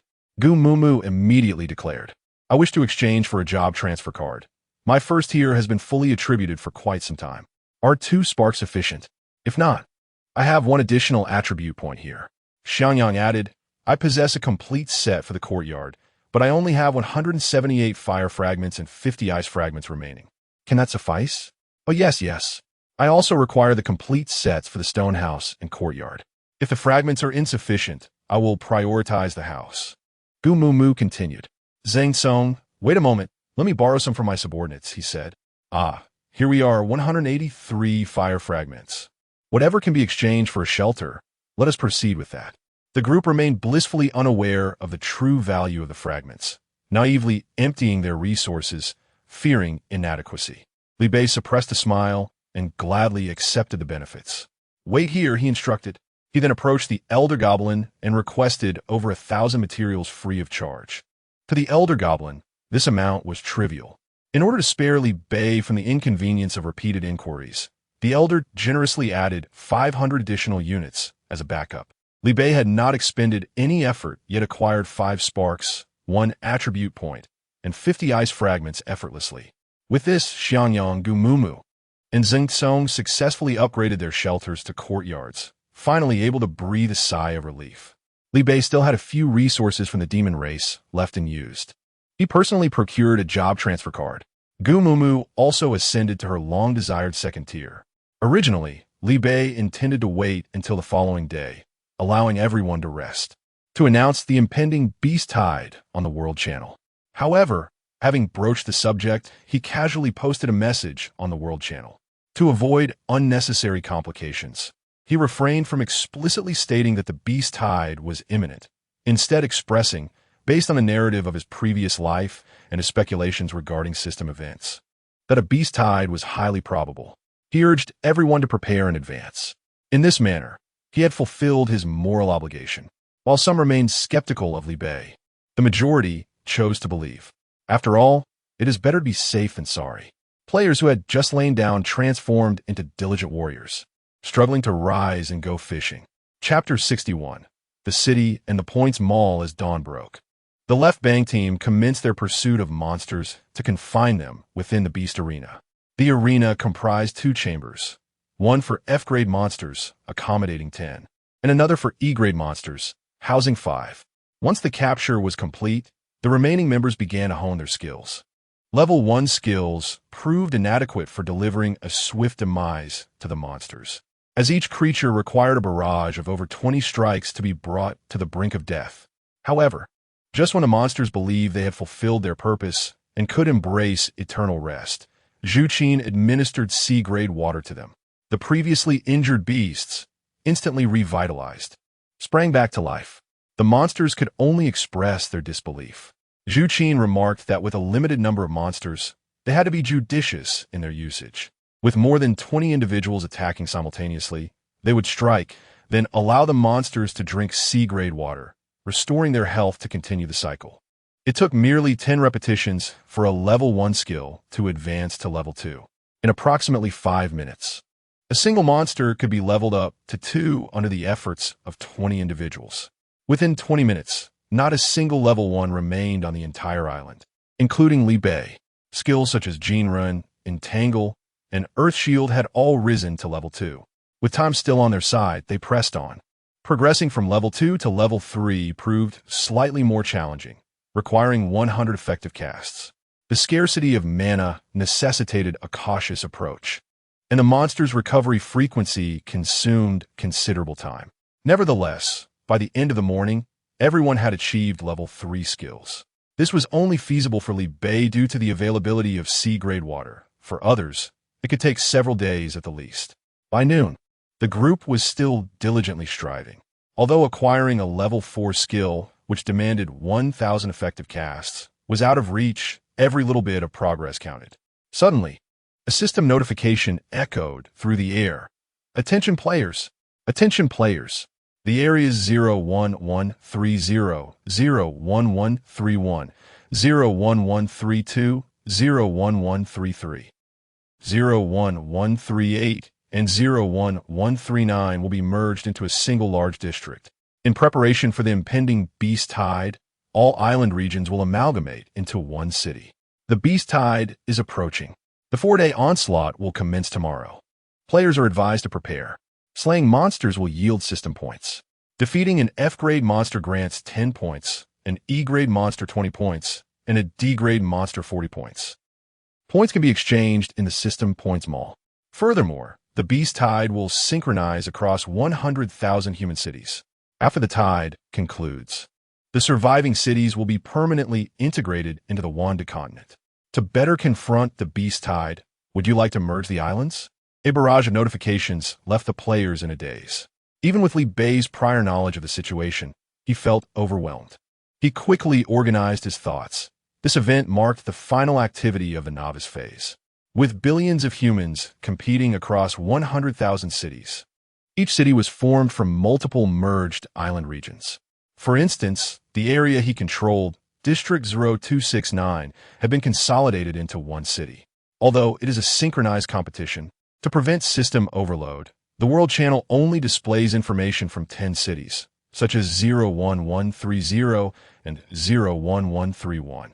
Naturally, should any city face utter annihilation during these 4 days, a new city will be introduced. This process will continue until all individuals suitable for survival on the continent of Vandu are identified. What is this? Humans? Does this imply the existence of non-humans as well? Is participation optional? The beast tide sounds utterly terrifying. Fear not. The absence of a regional championship indicates that casualties must not be significant. Have you considered the possibility that the lack of competition arises from complete annihilation? Please do not frighten me. What is happening? Why is there a merger involved? Are you merging? The World Channel suddenly became inundated. I intended to respond to someone's message, but as I typed slowly, I glanced up and lost track of where their message had gone. Can someone knowledgeable clarify whether merging is advantageous or not? The rules are rather perplexing. Mother, I am Lu Mimi. Are you here? Please respond. I am looking for Sun Qian. I am her father. If anyone knows her, kindly relay the message. The noise is unbearable, and I quietly retreat to District 0269 to chat. I suddenly realized a problem. If District 0269 merges, does that mean we will no longer have District 6? What the hell? I have only just managed to grab hold of a powerful ally. What is this?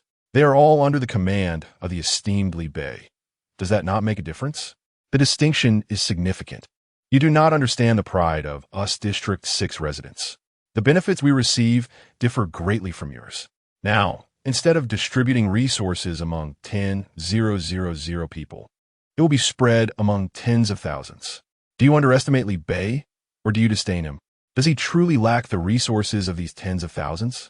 I must admit, the cunning of our leader is commendable. He accurately anticipated the beast tide.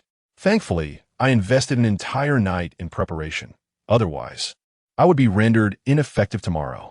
Who is this Li Bei you speak of? He sounds quite formidable. I must ask once more, is there a merger or not? Is there a merger or not? Is there a merger or not? No one responds, so I shall return to inquire later. I have seen the points section. Where is the system's points mall? Has anyone found it? I am looking for Sun Qian. I am her father, Sun Chong. It seems merging is indeed the better option. Please focus on the key point, cities, at least cities of walls, which are sturdier than these wretched wooden huts. So, does this imply a merger? I shall gather my companions. Oh, after the merger, everyone will be in the same city. Does that mean I can meet those esteemed figures? Precisely, and perhaps I can secure their favor. Even if the sky were to fall, there would still be great leaders to support us. This should be a benefit bestowed upon us by the system. By saying so, you have made it clear. I shall decisively opt for the merger. After weighing the pros and cons, everyone chose to merge, except for the one who is being supported, Li Bei, leaving everyone astonished. Of course, that is a matter for another time. At this moment, Li Bei is exceedingly excited. It has finally arrived. The points mall that Jia In spoke of has indeed come to fruition. Compared to the beast tide, the stands is the paramount focus for novices. It is said that within this marketplace, one can procure all treasures from the world of, even can be exchanged for, whether you traverse the ground, swim in the waters, or soar through the skies, and even if you unearth treasures buried for millennia, as long as you possess sufficient, all can be acquired. Naturally, the rarer the item, the steeper the price.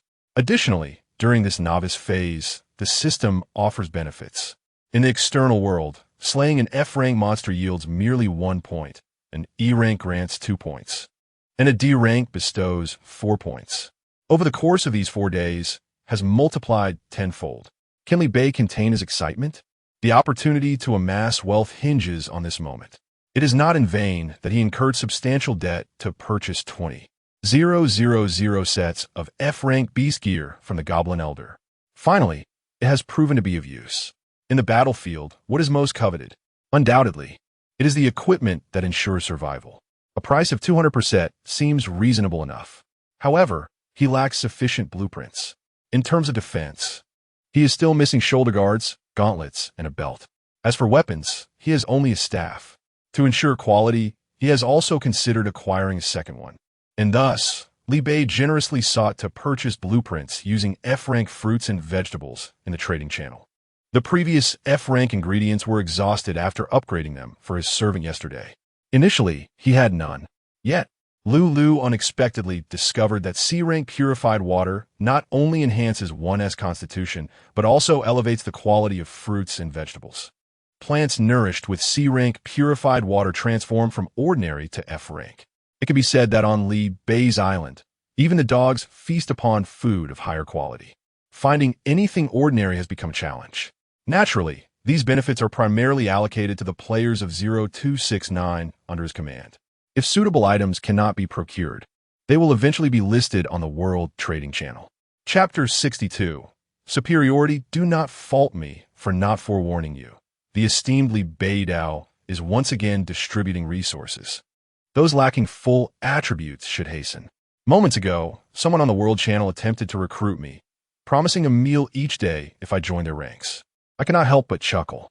How I long to share a screenshot of Li Bei Dao's transactions with them. Have you been approached as well?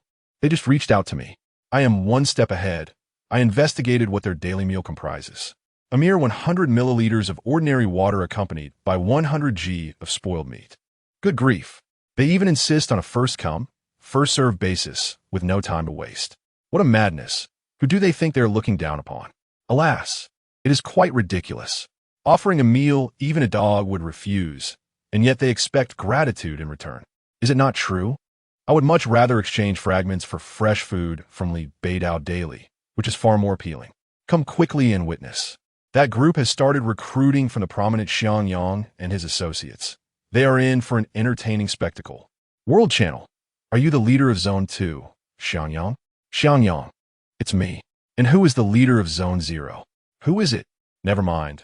Let all the leaders from Zone 01131 gather. I am too weary to seek them out individually. Do not dawdle. Assemble at once. Gu Mu Mu. Xing Song, who are you? You from Zone 01131 are quite troublesome. I have shouted on the World Channel for ages with no response. Our leader from Zone 01133 has stated that you may join our city, and we will provide you with a meal each day. Organize your subordinates and join us promptly. After dusk, today's meal will be forfeited. Xiang Yang, Gu Mu Mu, Zheng Song. Why are you all standing there in a daze? Is foolishness contagious? Why do the members from Zone 01131 appear as if they are carved from wood? Both members and leaders alike. Were it not for our leader's patience, you would miss out entirely. To the curious members of Zone 01131, what is it? Xiang Yang, can we still transfer to another city? The individual elaborated in meticulous detail, explaining that not only can one transfer cities, but even islands may be included in the transfer. In such a case, not only will there be meals provided, but when the beast tide arrives, our leader will protect you as well. Our leader is already a second-tier player and can easily vanquish F-rank monsters, not to mention the ordinary ones. With him, your lives will be secure. The intrigued members of Zone 01131 silently regarded their recently upgraded attribute sheet, achieved only after relentless criticism from their peers, finally reaching this milestone just as Li Bei Dao released new resources. As long as you are content, the individual expressed some irritation. Although there is no cap on the number of people in the city, time waits for no one. Presently, you appear indifferent. When the beast tide arrives, you will comprehend the advantage of numbers. Do not come crying later for a chance to join. Those leaders named Xiang. Have you organized your members yet? Hurry up. In the midst of a bustling conversation, someone inquired if they could share photographs of the food being distributed for free. Gu Mumu promptly followed up, asking to see the attributes of their leader. Goodness, why do you have so many questions? They mused. I understand, after enduring such hardships for days. It's only natural to be skeptical about the notion of free food. However, do not doubt, for while this may seem like a fanciful tale to others, in our district, it is merely a means to satisfy the most basic survival needs, accessible to all. Indeed, it sounds like a fantasy, remarked Xianyang. I've never even encountered spoiled meat. Living in such desolation. The individual spoke with pride, adding, moreover, if you perform commendably during the beast tide and contribute significantly, there will be additional feasts for you. Just this morning, I received half a chicken leg. Tempting, isn't it? As they spoke, they shared images of the free food and the chicken leg in the World Channel, attempting to entice others to join. The attributes of the leader from District 01133 were also captured and shared. The onlookers remained silent, observing the unfolding events. Xiangyang, in a rather playful manner, posted a picture of their courtyard, where a few crops cultivated from seeds obtained from Li Bei were growing. Seated in the courtyard, Xianyang held a roasted beast leg, larger than their head, captioned, on the 13th day of consuming beast legs to the point of nausea, eagerly awaiting the growth of my vegetables. This was shortly followed by a screenshot of their attribute table, with the words second level prominently circled. Gu Mumu silently joined the ranks. Courtyard photo 1, lunch 1, attribute screenshot 1. Zheng Tsong followed suit, expressing gratitude to the leader of District 01133. Their resolve to align with Li Bei growing stronger. Courtyard photo 1, lunch 1, attribute screenshot 1. The members of District 01131 erupted in exclamations. All three of the esteemed leaders have courtyards? Why didn't I ally with Li Bei from the start? My heart aches. The usual banter continued, with pleas for Li Bei to notice them, hoping to be included as a mere ornament. Those by the water's edge have the first pick. This truth remains unchanging through the ages. They mused about the possibility of the system merging another district, which would surely lead to Li Bei recruiting a new leader, offering them another chance. Once the districts are no more, perhaps you could establish a city instead. That makes sense. I shall learn the 108 methods of city management. As the group conversed, they maintained their formation. Log Cabin 1, F-grade beast meat and water 1, second level attribute table 1. Stone Cabin 1, F-grade beast meat and water 1, second level attribute table 1. Log Cabin 111. I find myself lacking. Please do not mock me. Log Cabin 1, F-grade beast meat and water 1, complete attribute table 1. I cannot compare to all of you, so I shall share a screenshot from the trading channel to make amends. Trading channel screenshot 1, displaying an array of F-grade fruits and vegetables for sale. In District 01133, Pulu remarked, everyone has at least a log cabin, with an average of second-level attributes. How remarkable! Are we truly part of the same batch of cities? Who among the esteemed figures has been careless enough to find themselves in this predicament? Not only that, but each individual possesses a piece of beast meat larger than their own heads. How many monsters must have been slain? The extreme heat has just passed. This should not be the case. Reflecting on his own earlier boasts, he finds himself utterly inferior, feeling as though he has lost all dignity. Furthermore, the trading channel is flooded with an abundance of F-grade items. Wasn't F-grade supposed to be reserved for the leaders, highly coveted and rare? When did it become accessible to everyone? Here he is, a mere small fry with incomplete attributes, foolishly attempting to attract attention within the ranks of the powerful with a piece of spoiled meat. No wonder they previously ignored him. It is not due to their ignorance, but rather their disdain. At this moment, Pulu longs to inquire whether the city of 01131 is still recruiting. His attributes remain unfulfilled, and he suddenly yearns to switch allegiances. The chicken leg in his hand has lost its appeal. In the 01133 district, the leader Wang Kuei was taken aback upon receiving reports from his subordinates. With tens of thousands in a city, it is astonishing that even a random individual could rival his own status as the leader. Pulu shared his disbelief. Just the array of items in the trading channel was beyond his imagination. To sustain the entire city of 01131, what a grand undertaking that must be. Wang Kuei, do you assert that all of this is the doing of someone named Li Bei? The inhabitants of our city claimed so when the regions merged. I overheard discussions about him in the channel. Furthermore, I have examined screenshots from the trading channel, and the seller is indeed one named Li Bei. This cannot be a fabrication. Wang Kuei was furious. Is this Li Bei a fool? With a mere meal, he could compel those individuals to risk their lives battling monsters, and yet he foolishly allows them to retain all their points and resources. With such an abundance of resources at his disposal, he fails to seize the opportunity to dominate those beneath him and instead engages in ridiculous trade. It is truly a mockery to grant such privileges to a bunch of lowly beings, slaves destined to perish. Not only does he receive a meager amount of points and resources himself, but he also sabotages my endeavors. As a subordinate of these lowly individuals, Pu Lu finds himself in a dismal mood. Chapter 63. The unimaginable does not exist in a courtyard. Wang Kuei sat at a table, gently tapping his fingers. What news of the other cities? According to the system's description, the points this time should be of utmost importance. Having previously struggled for survival, he had neglected to engage in system activities and missed numerous opportunities. This time, he must seize the moment. The more individuals we gather, the greater our points accumulation will be. Pula remarked that most people were not faring well. Upon hearing of free food and drink, they were eager to join. However, there were always some capable individuals in any city, and many had declined the offer. Wang Kuei raised his hand dismissively, stating that this was of little concern. Our target demographic does not encompass the powerful. However, it was a pity about District 01131. With over 30,000 people, it boasted the largest population among the 10 cities.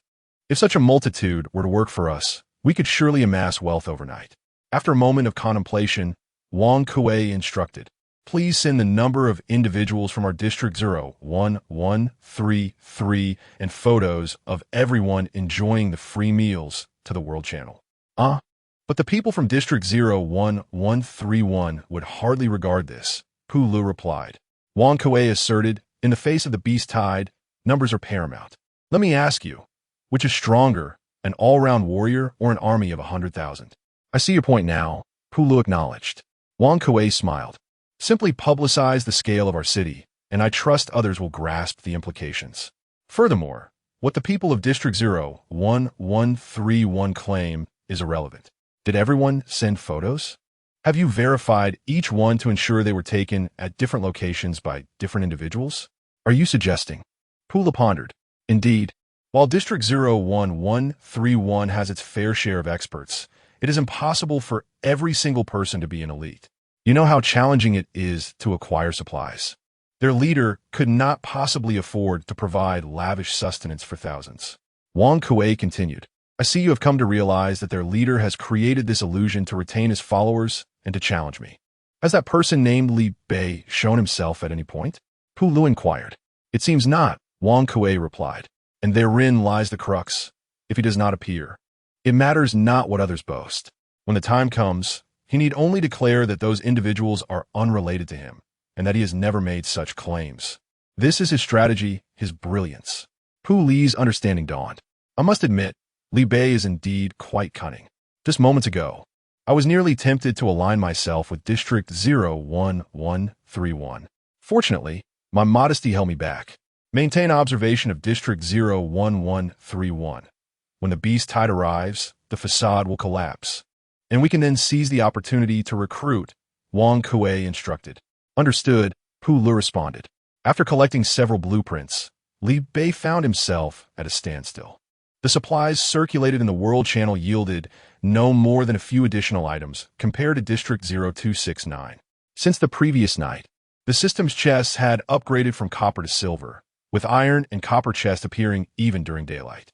As the chest levels increased, it seemed unlikely that anyone would fare worse than before. Li Bei found himself compelled to instruct Zhu Qin and the others to cease their relentless leveling and focus on fishing instead.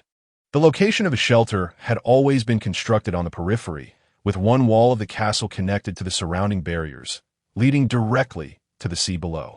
Zhu Qin's team of 87 could conveniently extend their fishing rods out of the window and catch fish without leaving their abode. Observing this, Li Bei suddenly comprehended their situation. The small island had merged into a fortress. To fish now, one would need to venture outside the city to the seaside.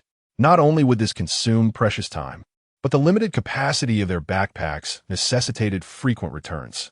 Particularly in Zone 0269, a city housing tens of thousands, the distance to the coast was considerable. Moreover, they had to remain vigilant against the monsters lurking outside the city and the threat of potential robbery. Consequently, while the storage capacity had been upgraded, the rate of fishing material acquisition plummeted.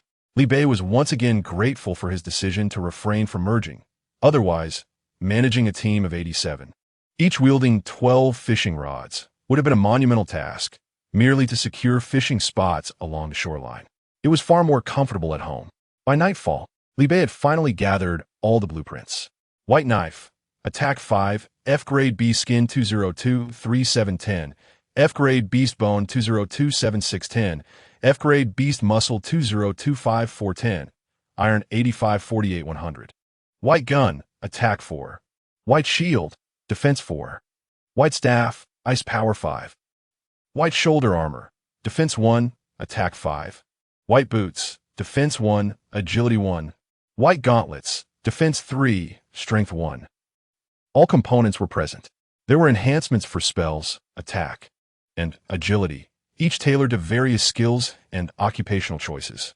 Li Bei meticulously categorized them, crafting defensive sets, offensive sets, mage sets, agility sets, and more. Additionally, he had discovered a magical armor blueprint and several equipment blueprints sourced from high-tier materials of the demon race that could seamlessly form a complete set. This was not a makeshift assembly of mismatched items like those Li Bei had previously cobbled together. It was a genuine set that conferred bonuses, a true ensemble of formidable power. White Magic Knife, Attack 5, F-Grade B-Skin 202-3710, F-Grade Beast Muscle 202-5410, F-Grade Beast Bone 202-7610, Iron 85-48-100, Spirit Stone 1196-100, Fire Beast Core 01, Gold Beast Core 01, Wood Beast Core 01, Water Beast Core 01, Earth Beast Core 01. White Magic Armor, Defense 10, Attack 2, 5. White Magic Pauldrons, Defense 10, Attack 2, 5. White Magic Helmet, Defense 10, Attack 2, 5. The ensemble additionally provided a spell power enhancement of 2 and a mana recovery boost of 2. It must be acknowledged that the demon race truly epitomized the pinnacle of both combat and magical prowess. Even their sets were unparalleled in uniqueness. While typical equipment might offer a singular enhancement, this magical set augmented both attack and defense, while simultaneously enhancing mana and recovery capabilities. In addition to agility, comprehensive care without any blind spots captivates Li Bei immensely. The primary reasons for his inability to enhance his skills are the insufficient number of monsters and the lack of mana. Should he possess this set of equipment, the rate at which he could upgrade his skills would significantly accelerate. However, he finds himself in a quandary, as utilizing magical armor restricts him to wielding a dagger, whereas he is, in fact, a mage. Lost in thought, Li Bei mused on the possibility of merging his dual-use staff with that dagger. The absence of a staff, while resulting in diminished spell power and convenience, ultimately led him to opt for the full set due to the overall bonuses it provided. After exchanging 7 F-grade beast essences of all 5 elements in the trading channel, he clicked to construct. Spirit Stones, 700 F-grade beast essences, 35. The demonic armor set is created. The obsidian armor subtly emanates a shimmering light, exuding understated luxury. Compared to the white F-grade armor, he now appears more mysterious and solemn, radiating a greater aura. With over 20,000 materials remaining, he crafted them all into ordinary F-grade armor, totaling 2016 sets. His loyal servants, each assigned a set tailored to their specialties, received their respective outfits. The remaining 1581 sets were exchanged for points. The points were redeemable through a leasing model. Before the armor could be discarded, both the points and the armor needed to be returned. Upon retrieval, Li Bei could disassemble and recreate them, promoting a cycle of reuse. Although 200 points may seem modest, Li Bei stands to gain significantly. Beyond the equipment, Li Bei also crafted a high-grade backpack. This backpack boasts 500 slots and retains freshness at 60. By replacing F-grade materials with E-grade ones, he elevated the freshness to 80. Akin to a cellar during his villa days, it serves as a portable, spacious storage solution. While Li Bei immersed himself in the creation of equipment, chaos erupted within the system. Chapter 64. The loss of a leg. It was undoubtedly a reckless endeavor. I was so engrossed in the novelty that, after wandering around, I realized I had not encountered the esteemed Li Bei. Even if I had seen him, I would not have recognized him. How foolish of me. Li Bei had previously shared a selfie, albeit showing only half of his face. Surely recognizing him shouldn't have been too arduous. However, I failed to identify him and proceeded directly to search for the villa. To my dismay, I had traversed the entire city, only to find 3 courtyards and not a single trace of the villa. I mused that surely the villa would be more conspicuous than the courtyards. Yet I could not locate it. Upstairs, I had heard that the esteemed individual had upgraded to a manor. Did this dilapidated wooden house truly resemble a manor? Had Li Bei chosen not to merge? This marked my 19th failed attempt to cling to his coattails. I had thought that with such an influential figure protecting us, I could merrily rush to the merger, only to find myself burdened with numerous trinkets while the leg I sought to grasp had vanished. Alas, I merged into a void of solitude. A horde of insignificant fish huddled together for warmth. Without Li Bei, how could one withstand the beast tide alone? What was the point of having many when, during a beast onslaught, each would sacrifice a leg to satiate it? Xiang Yang and his companions were equally astonished. Initially oblivious to the anomaly, they soon realized that Li Bei had not arrived. Xiang Yang, Gu Mu Mu, Zheng Song, have you truly forsaken us? Xiang Yang, do you no longer care for me? A wave of panic washed over me, suddenly being elevated to the position of leader. With the entire city gazing upon me, was overwhelming. Gu Mu Mu, I have circled the city 5 times, still unable to accept this reality. Zheng Song, Gu Mu Mu, it's not just you. The entire city is in chaos, desperately searching for Li Bei, almost uprooting the ground in the process. No one had anticipated that someone would choose not to merge. All were left in a state of disbelief. Li Bei, merging is quite simple. You can still opt for it now. But are you certain you wish to elevate everyone's F-level beast tide to any level? What does that imply? Asked Xiang Yang. Li Bei recounted how the system had targeted him, revealing that the beasts he encountered were all 1 level higher than those faced by others. And even the beasts encountered by those around him were calibrated to his standard. The 3 of them broke into a cold sweat. Then it would be best for you to remain comfortably within your manor, said Xiang Yang. But can you truly withstand the beast tide alone? Will you be safe? Li Bei showcased the attributes and equipment of his servants. Xiang Yang, feeling a sense of self-importance, thought I was merely being overly sentimental, worrying for nothing. Farewell. Zheng Song, concerned for Li Bei, pondered that perhaps he should be more worried about himself. Damn it, who among us possesses servants with attributes as high as his? Everyone is at the 2nd tier. Even if we disregard the 2nd tier, after toiling for over 10 days and with Li Bei's assistance, most of us have reached that level. But for him to have all servants at full 2nd tier, with the final push to the 3rd tier, is simply excessive. Gu Mu Mu, feeling envious, remarked, look at that ensemble of equipment, meticulously coordinated. Do you possess anything like this? With the entire city 0-1-1-3-1 wiped out, they wouldn't even get a chance. Each individual possesses a set of equipment, which truly captivates one's interest. Zheng Song, a figure enveloped in inexplicable sorrow, observes in silence. Xiang Yang, I merely watch you without uttering a word. Gu Mu Mu draws circles, reflecting on the first day of being abandoned by the elite. Zheng Kong, Li Bei, while constructing the equipment, remarks, do not rush. Yours is currently in production. Prepare your points for immediate listing. What does this imply? Do we also have some? Xiang Yang is taken aback, thinking I was merely jesting. Not you. Li Bei clarifies. Oh, you nearly frightened me. I wondered how it could be possible to produce such an abundance of equipment. Gu Mu Mu adds, equipping every servant with a complete set is already quite a feat. Let us not burden ourselves further. While envy exists, it is unreasonable for you to take responsibility for our needs. Li Bei explains, I meant not you. but rather all players in the city of 01131.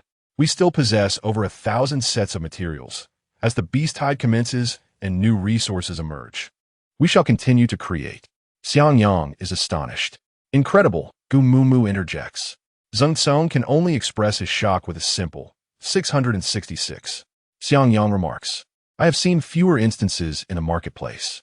I naively believed you intended to provide just a few sets for the three of us, not for the entire city. Zheng Song notes, the entire city likely has fewer than a few hundred sets. The elite alone has produced over 2,000. Is there anything our leader cannot accomplish? I no longer wish to inquire about the origins of such materials. My mind is exhausted. Let me be. Gu Mumu. As the three converse, discussions about Li Bei and the World Channel grow, increasingly fervent. Pu Lu sarcastically comments, is this your support, Li Bei? Abandoning your subordinates and retreating like a turtle is a first for me. Oh dear, just moments ago, you extolled Li Bei's virtues. And now he has cast you aside? Truth be told, it would be wiser for you to merge into our 01133 district. At least our esteemed leader, Wang Kuei, is present. He would not engage in such cowardly escapism. Perhaps Li Bei inadvertently misstepped. You cannot fathom the extent of his assistance to us. He is certainly not the type to forsake us out of fear. In this situation, it is evident that Li Bei does not regard you at all.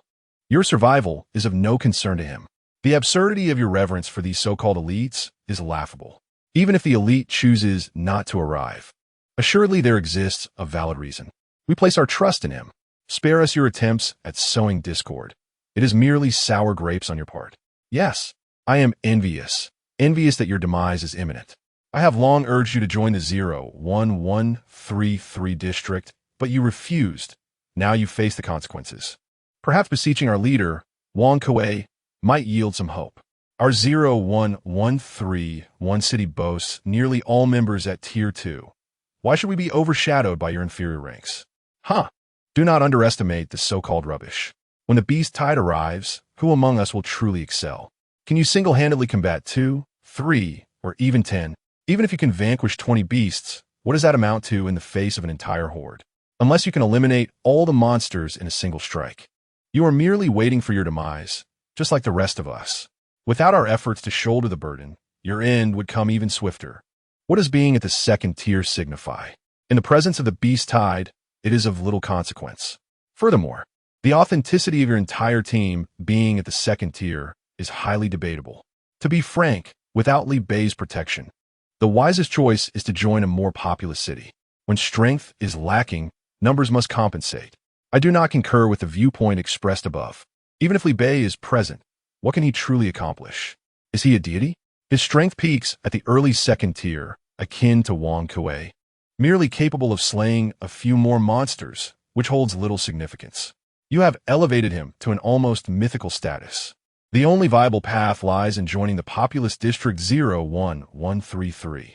That individual named Li Bei is rather misguided, choosing not to merge forces, opting instead for solitary combat. That rickety wooden fence cannot withstand even the slightest monster. It pales in comparison to a single brick of the city wall. I would wager a dime that he is doomed to perish.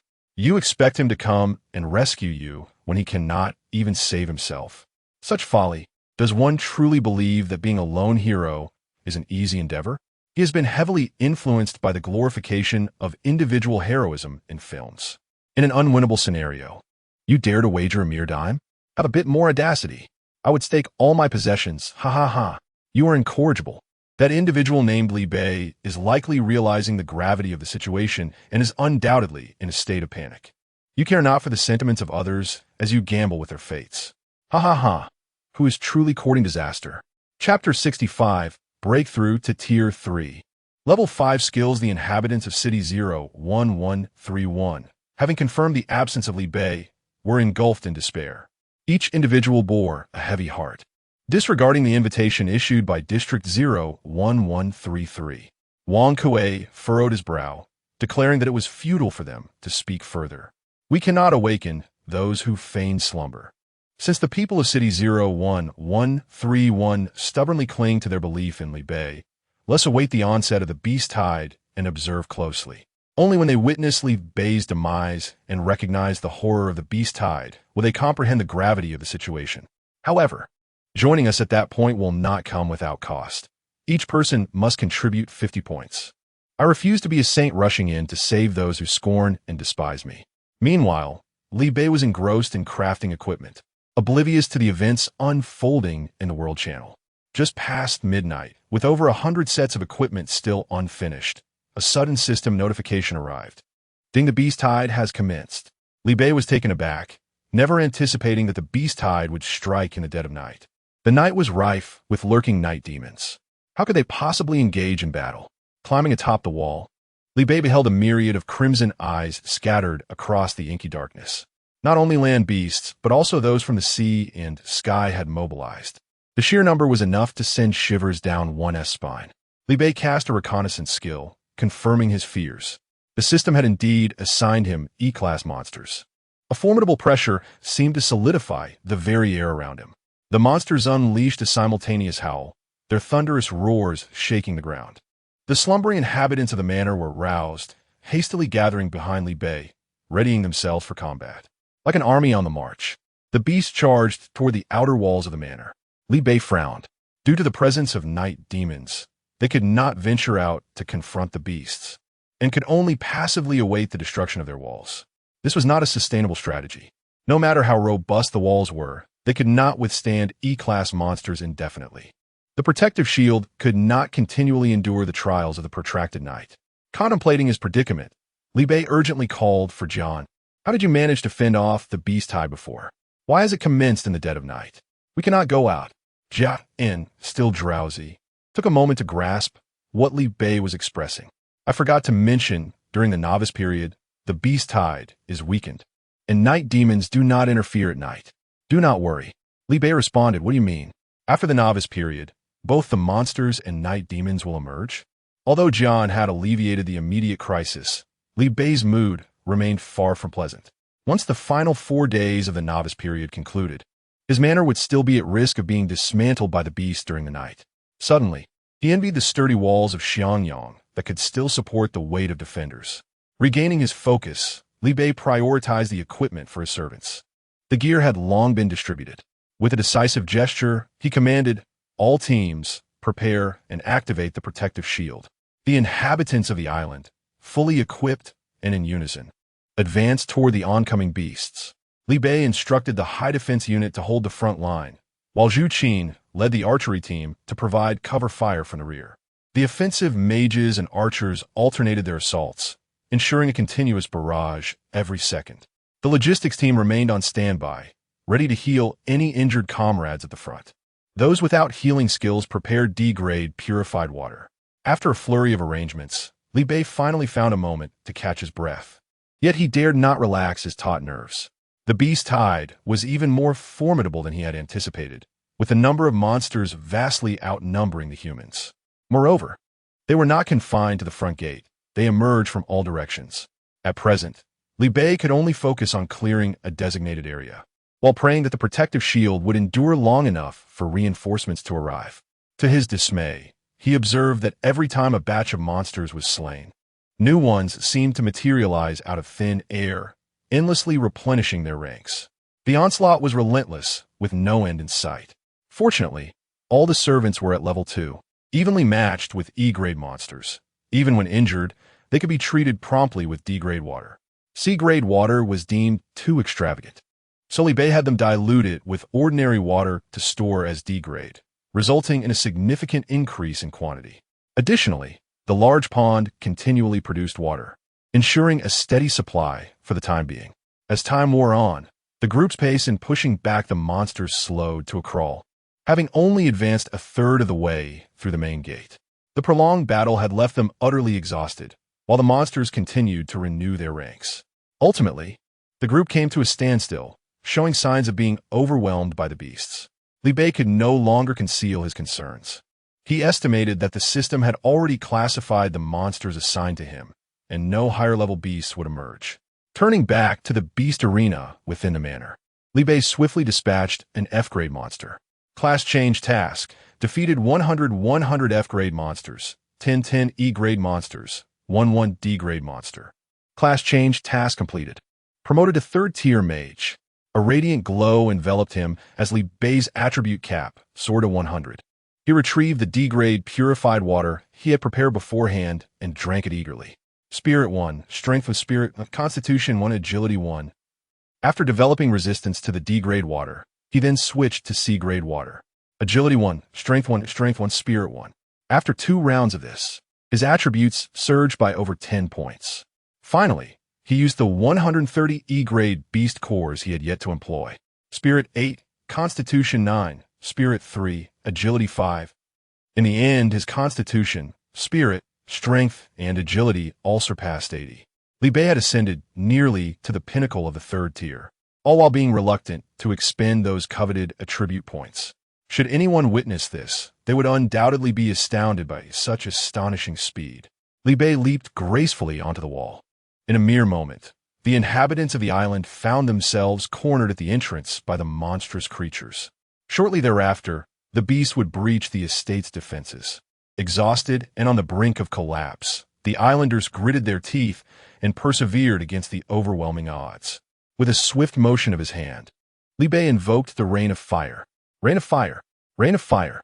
With a staggering 800 mana, he unleashed the 4th level spell as if it were of no cost. Each cast of the Rain of Fire engulfed a vast expanse. The advancing monsters shrieked in agony as they were reduced to charred remnants. Thanks to the effects of his armor set, Li Bei not only unleashed spells, but also regenerated his mana at an accelerated rate of 2. For a full 10 minutes, he continuously cast the Rain of Fire, decimating a significant area. Skill level 4. Fireball, Great Fireball, Double Ball, Rain of Fire, Progress, 689 10,000. Skill level 4. Fireball, Great Fireball, Double Ball, Rain of Fire, Progress, 1088 10,000. Skill level 4. Fireball, Great Fireball, Double Ball, Rain of Fire, Progress, 1562 10,000. Skill level 4. Fireball, Great Fireball, Double Ball, Rain of Fire, Progress, 2,137 10,000. The progress bar for his skill visibly surged forward. Once his mana was depleted, Li Bei brandished his longsword and plunged into the horde of monsters. Having conferred with Jian, he understood that for a warrior, possessing a physique of 80 or more equated to a formidable defense, health of 800, physique 10. Likewise, with a strength exceeding 80, he wielded an attack power of 800, strength 10. Regardless of his profession, he was undoubtedly a high-defense, high-attack warrior. Adorned in his demonic armor set, he boasted an impressive 860 defense and a 20 increase in attack, culminating in an astounding 960 attack power. Even E-grade monsters struggled to penetrate his defenses. Each strike from Li Bei claimed the lives of multiple creatures. His presence significantly alleviated the pressure on the islanders. Those who needed rest took a moment to recuperate, hydrate, or tend to their wounds. Once they had gathered their strength, they surged back into the fray. The monsters that had made their way to the entrance were slain, now reduced to just half the distance from the gates. With Li Bei's absolute defense serving as a bulwark, the others simply followed in his wake, delivering finishing blows. A collective force advanced with the relentless momentum of a bulldozer, drastically reducing the pressure they faced. Li Bei even found the opportunity to place his crafted equipment in the trading channel. Chapter 66. Slaying monsters. Li Bei had perished. The fire rain technique was a sheer delight for harvesting monsters. Each raindrop that fell was akin to a beast meeting its demise. If one raindrop failed to slay, then 2 would follow suit. As the monsters were gradually thinned out, Li Bei relinquished the battleground to Zhu Qin and the others, seeking a denser congregation of beasts to continue his onslaught. On average, each casting of fire rain claimed 100 or so monsters. After 2 hours, Li Bei replenished his mana twice, forcefully elevating the long-dormant level 4 fireball technique to level 5. Skill level 5. Fireball, Great Fireball, Dual Fireballs, Fire Rain, Fire Serpent. Progress, 121, 100,000. The progress bar surged from 10,000 to 100,000. Testing his newfound skill, Li Bei conjured a fire serpent, a massive creature the diameter of a barrel and over 10 meters long, weaving through the ranks of monsters. although there was but a single fire serpent. Its prowess was not merely limited to single-target strikes. The serpent seemed to possess an innate intelligence, incinerating one beast before swiftly pursuing the next. It continued its relentless journey until its form diminished and its flames were utterly expended. Against solitary foes, it performed targeted attacks. Against groups, it unleashed devastating strikes. It was exponentially more intelligent than the level 1 fire dragon technique, which merely resembled a dragon.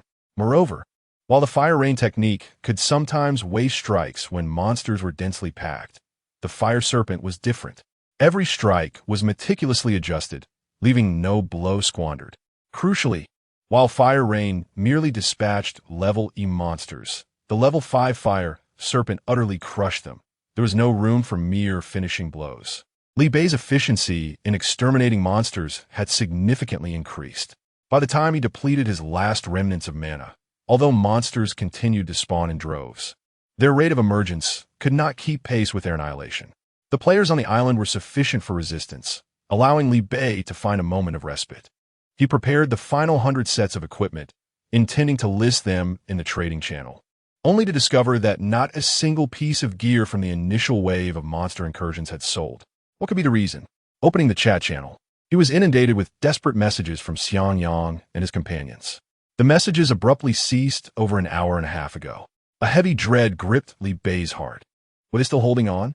Meanwhile, in the city of District 1131, Xiang Yang and his companions led the remaining players in a desperate defense. Upon witnessing the overwhelming tide of monsters, Xiang Yang felt as though his heart had plummeted to the depths. From afar, the monstrous horde merged with the sky, a sight that was one thing to read about in novels, but an entirely different experience to behold firsthand. Many players were paralyzed with fear, particularly upon realizing that Li Bei had not merged the cities. Without their steadfast leader, anxiety took root, and their resolve crumbled. As the monsters collided with the city walls, the entire structure seemed to tremble. Every heart quaked in unison, engulfed in panic and confusion. Ultimately, it was Xiang Yang and his companions who steadied themselves, rallying their fellow players to cast spells against the encroaching horde despite their fears. The deafening sound of pounding hooves filled the air as Xiang Yang shouted with all his might towards Gumu Mu. "Is your arm all right?" Gumu Mu casually tore a strip of white cotton cloth and tied it around her arm to staunch the bleeding from her wound. In an instant, the vibrant red blood stained the fabric. She could still move. After uttering those words, she surged to the forefront of the city wall, determined to fend off the monsters scaling its heights. Zhang Song limped on one leg, his calf grotesquely fractured, torn to shreds by the creatures below, exposing bone. Yet, he dared not retreat. He could not retreat. If he faltered, would the other players have the courage to advance? The fall of City 01131 was inevitable. Dragging his injured leg along the ground, he painstakingly made his way to the edge of the wall, gritting his teeth as he unleashed his skills downward. Such scenes unfolded across the ramparts, each individual, wounded yet resolute, fighting against the odds. If their previous experiences had unveiled the hardships of survival, this day's grim tableau revealed the brutal reality of war. Silence reigned. There were no words, no tears. They were drained of energy to speak or weep. All that remained was a fervent onslaught. They fought until their bodies grew numb, until their minds blanked, until one was bitten by the beast below, losing a hand. Yet still they swung their weapons, mindlessly, oblivious to their injuries. In their hearts, they understood but one truth: to cease fighting meant certain death. A true death. There was no retreat, no one left to shield them. The entire wall of City 01131 was drenched in crimson, the gray stones stained with the color of despair. Zhang Song struggled to inquire, "Have you contacted Big Brotherly?" Xiang Yang, clutching a gaping wound in his abdomen, collapsed against the inner wall. Witnessing the dwindling number of survivors, wiping away tears as he shook his head, eyes reddened. "I will try again." He opened the private chat channel. It had been over an hour, and Li Bei had yet to respond to their messages. No one had anticipated the beast tide would strike in the dead of night, catching Li Bei unprepared to deliver their equipment before the chaos erupted. Initially, they had repeatedly refreshed the trade channel, praying for Li Bei to list the gear. However, as time wore on, they realized something must have gone awry on his end. Had he not encountered trouble, he would not have left them without a word, unable even to acknowledge their messages. A sense of despair began to envelop Xiangyang. If Li Bei were in peril, he could scarcely fathom the fate that awaited them. Once more, he mechanically scrolled through the chat channel, only to find his own messages met with an empty void. Beep, beep, beep. In stark contrast to the silence of the private channel, the world channel was rife with noise. Wang Kuei addressed the members of District 01131. How are you all faring? Has your beloved Li Bei come to your rescue? How does it feel to be devoured by monsters? He shared a photograph of City 01131, depicting players wandering leisurely. Some laboring diligently, others blissfully asleep behind closed doors. The entirety of District 01131 exuded an air of tranquility, a stark contrast to the carnage in District 01133. Why subject yourselves to such torment? Why disrupt the peace of a good life? I hear some of you have lost limbs in this folly. What does it cost you? Have you finally realized the folly of your trust? Li Bei is nothing more than a charlatan, and only you fools would consider him a savior. The opportunity to escape the city still exists. It is high time the youth awakened to reality. Xiangyang scoffed. If you were to propose a united front against the monsters, I might entertain the notion. However, to claim that while the monsters attack, you can sleep soundly in the city, who are you trying to deceive? If Li Bei is but a grand deceiver, then you are a nefarious trickster with ill intentions. Wang Kuei lounged in the courtyard at the heart of the city, casually perusing the system with a raised brow. Outside the walls, throngs of newly recruited players were compelled to advance to the front lines. The players were driven forward, rushing towards the beasts, forming a formidable wall of flesh with their very lives. Some monsters were drawn away by the sheer numbers, while others feasted on the fresh corpses before them.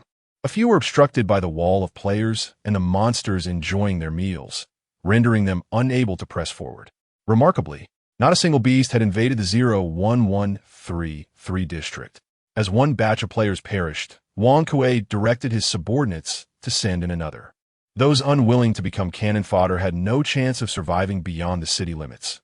They would be ruthlessly slain by Wang Kuei's minions on the spot. "Pooh, little boss, it seems we are running low on new recruits," one remarked. Wang Kuei dismissed the concern, stating, "What are the new arrivals from yesterday? If those are insufficient, we still have the season members from the 01133 district. Once I have devoured the substantial prize that is the 01131 district, I shall have no worries. What is there to fret about? These individuals are merely fodder, and allowing them to live a little longer is but a boon for them." Chapter 67. Li Bei's return boasting must be done with moderation.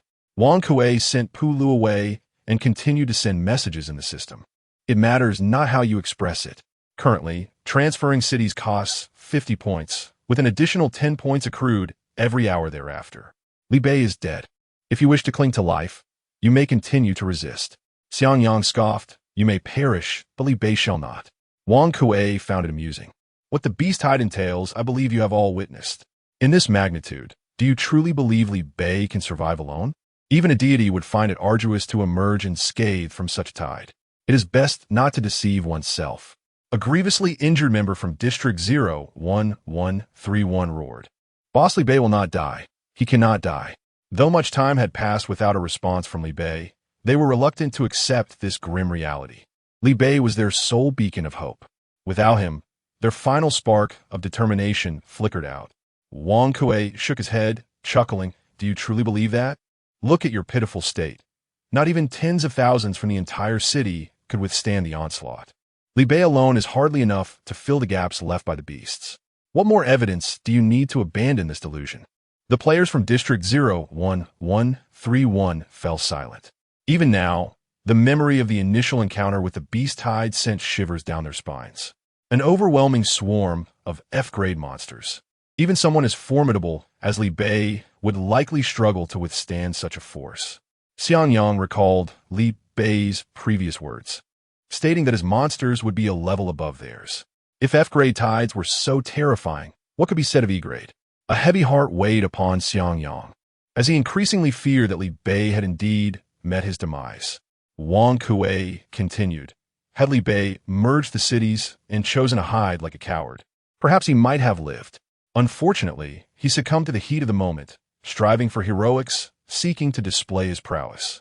In trying to show off, he may have sealed his own fate. I wonder if he regretted it in his final moments, or if he was too frightened to even speak. Laughter erupted from Wang Kuei. The members of District 01131 were furious. Mind your words. Even if Boss Li Bei misjudged the situation, we shall not allow you to slander him. Xiang Yang retorted coldly. How many monsters have you? Wang Lao, slain? Would you soil your trousers if cast among the tide? You need not attempt to silence me with words. Wang Kuei, to lead requires not only strength, but also intellect. If I must do everything myself, what purpose do you serve as my subordinates? I am unlike Li Bei, who charges headfirst without thought. While you bicker with me, remember that the longer this drags on, the more you suffer. Wang Kuei, furthermore, do you not revere him as a god? Shouldn't you be devising a way to survive and retrieve your god's remains?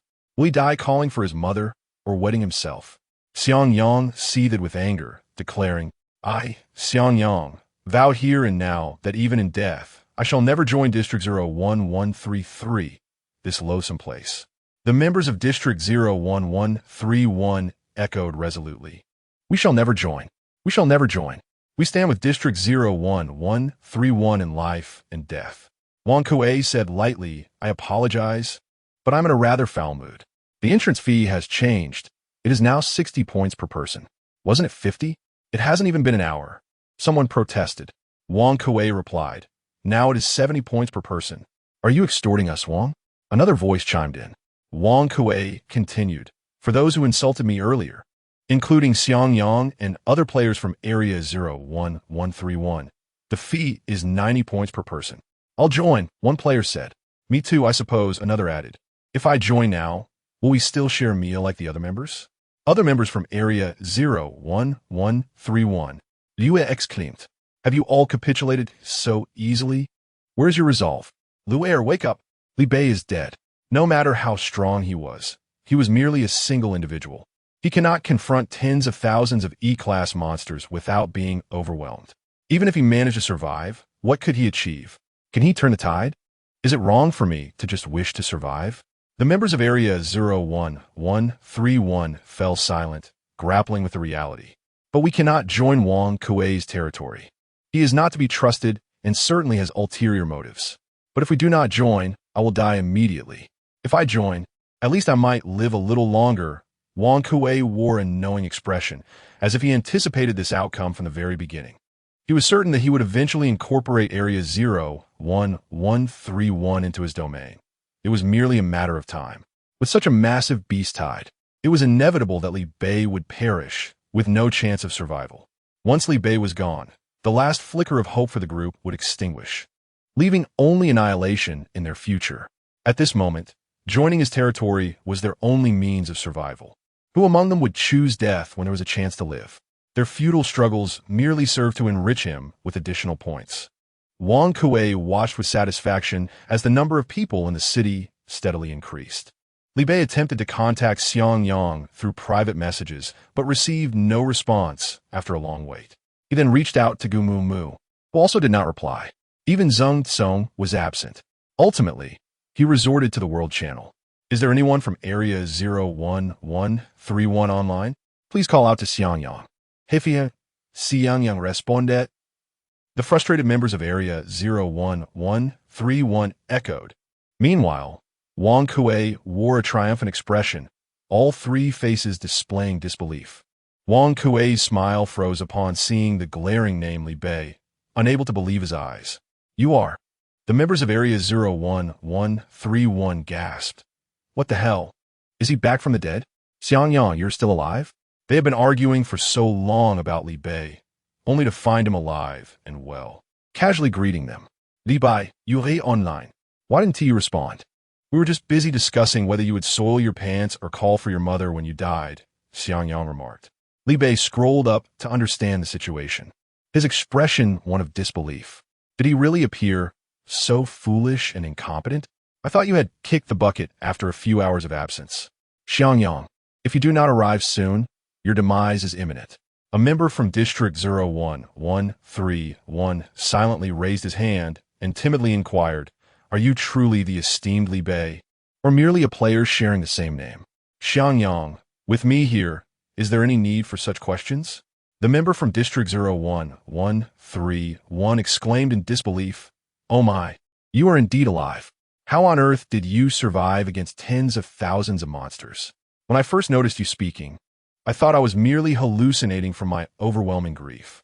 Li Bei scratched his head, pondering, is it truly that difficult to survive against tens of thousands of monsters? The member from District 01131 glanced at his empty sleeves and thought, is it not difficult to face tens of thousands of monsters? A sudden realization struck him. Could it be that the esteemed Li Bei did not encounter F-class monsters? Perhaps the territory's limitations resulted in diminished foes? Xiangyang, now is not the time for such inquiries. From experience, I would advise against asking.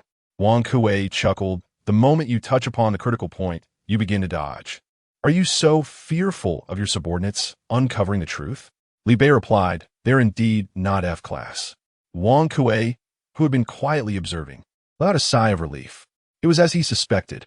Even he, revered by thousands, could not contend with tens of thousands of F-class monsters. How could Li Bei, who steadfastly refrained from exploiting his subordinates, possibly possess greater strength than him? Xiangyang, hesitating to speak further, thought, never mind, such burdens should not rest solely on one person. Li Bei continued, all the monsters here are E-class. The member from District 01131 responded. Wang Kuei added, one should know the limits of boasting. Xiangyang remarked, see, inquiring only leads to disheartening revelations. Perhaps it is better left unasked. Chapter 68. Over 1,000 sets. The savior has arrived, Xiangyang. Have you eliminated them all? I've been searching for you for quite some time. How come you suddenly have the time to emerge? No, Li Bei. The members of District 01131 felt their emotions slightly stabilize. Fortunately, the prowess of the boss remained within a reasonable range, not too astonishing. Wang Gui. The boasting has reached celestial heights. Keep it coming. With E-level monsters now appearing, claiming to have eliminated them all is no more outrageous than this. Li Bei continued, I've dispatched quite a number. The remaining ones haven't had time to respawn, and my subordinates can hold their ground for a while. What has happened on your end? The member of District 01131 remarked. Does quite a number and eliminated them all really differ that much? Wang Kuei chuckled, sensing that such a marvelous opportunity for boasting would not be overlooked by Li Bei. Indeed, those who lack shame are invincible. Xiangyang, oh, I almost forgot, you have over 400 subordinates. Lu Er, over 400 subordinates. I greatly underestimated the boss's capabilities. Had I known there were over 400 subordinates, I would not have transferred districts. The boss must be just fine. Vankui etklaimet, refund. I want to go back. Refund. Wang Kuei, I have a question. How did over 400 individuals withstand E-level monsters? Even tens of thousands in District 01131 cannot withstand F-level threats. Did you not notice this glaring loophole? Li Bei replied, all of them are at Tier 2 with full attributes. Do you have an issue with that? We're discussing our district. Outsiders should refrain from interrupting. The member of District 01131 responded, goodness, all at Tier 2 with full attributes. Now we understand why the boss is not in our district. The truth is that he despises us Tier 2 novices for dragging him down. Every time one thinks the boss is impressive, it ultimately becomes apparent that they have underestimated his strength. To elevate an entire city to Tier 2, having over 400 Tier 2 subordinates seems entirely reasonable. Wang Kuei sneered, I'm just here to witness your boasting. All Tier 2, when one is ruthless, they can deceive even themselves. Xiangyang, who is already well aware, calmly interjected, it is better to share joy than to revel alone. It is time for you to experience the frustration that he, Gumumu, and I once felt. Xiangyang, enough. Let us be quiet. The brothers at the front line are still fighting valiantly. This is not the time for such discussions. Boss Li, we are barely holding on here. Do you have any effective strategies to resolve this? Li Bei responded, what is your exact situation now? Heh. Wang Kuei retorted sarcastically, in the end, the beast tide still has to be dealt with by you. What use is all your grandstanding? What does it matter if Li Bei is alive? No matter how strong he is, he cannot assist you. I was wondering why he didn't even prepare a draft of his lies earlier. He just spoke off the cuff. Apparently, when not in the same area, one can boast as they please. After all, I am indeed strong, but I cannot assist you. It is not that I will not help. It is that the situation does not permit it. If boasting is the name of the game, then I can do that too. I am, after all, number one in the world. It is not that I do not wish to save the other players. It is simply that the regions have yet to merge. This is the fault of the system, not mine. Wang Kuei confidently believed he had the 01131 district firmly in his grasp, replying with an air of triumph. The adage that a close neighbor is more valuable than a distant relative holds a kernel of truth. From the moment Li Bei chose not to merge, he had already resolved to disregard you all. Yet, you naively sought his assistance. What would he possibly do for you? Would you request his guidance on more comical ways to meet your demise? Only players from the same city can offer you tangible support. So, Liu Air, do you still insist on returning? After saying this, he sat back in his chair, calmly awaiting the players from the 01131 district to come begging for his help. This time, he demanded not just 90 points. A minimum of 120 points was required for anyone to qualify for entry into his territory. This was the cost of opposing him. Xiangyang disregarded Wang Kuei, swiftly clarifying the current situation. Nearly every brother was injured, and those online were gravely incapacitated. Gu Mumu and their team were still battling on the front lines, sustaining significant injuries as well. It was estimated they could not endure for much longer. Li Bai had long since placed his equipment on the trading channel. Why hadn't you utilized it? What? What equipment? Players from the 01131 district. Xiangyang was taken aback. You equipped it? A typical routine, undoubtedly shifting the blame. Wang Kuei, do not blame me for not informing anyone about quietly listing the equipment, nor for not sending a message to alert you after listing it. Blame yourselves for not vigilantly monitoring the trading channel every second. I must admit, this blame shifting is quite impressive. Regardless, I had already listed the equipment. If you failed to purchase it, that is your own fault.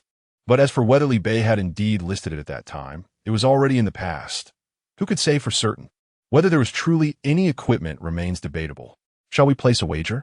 Wang Kuei was bound to respond, asserting that since the opportunity was missed and lives were lost, the equipment would be of no use to you, and he would retract it. In any case, from beginning to end, you would never see that equipment. It was merely a diversion. Yet, you took it seriously. Xiangyang and his companions had no time to entertain Wang Kuei. They quickly accessed the trading channel. To their astonishment, there truly was equipment. Over 1,000 sets. Am I seeing things? Had we possessed such equipment, would we have fared so poorly in the 01131 district?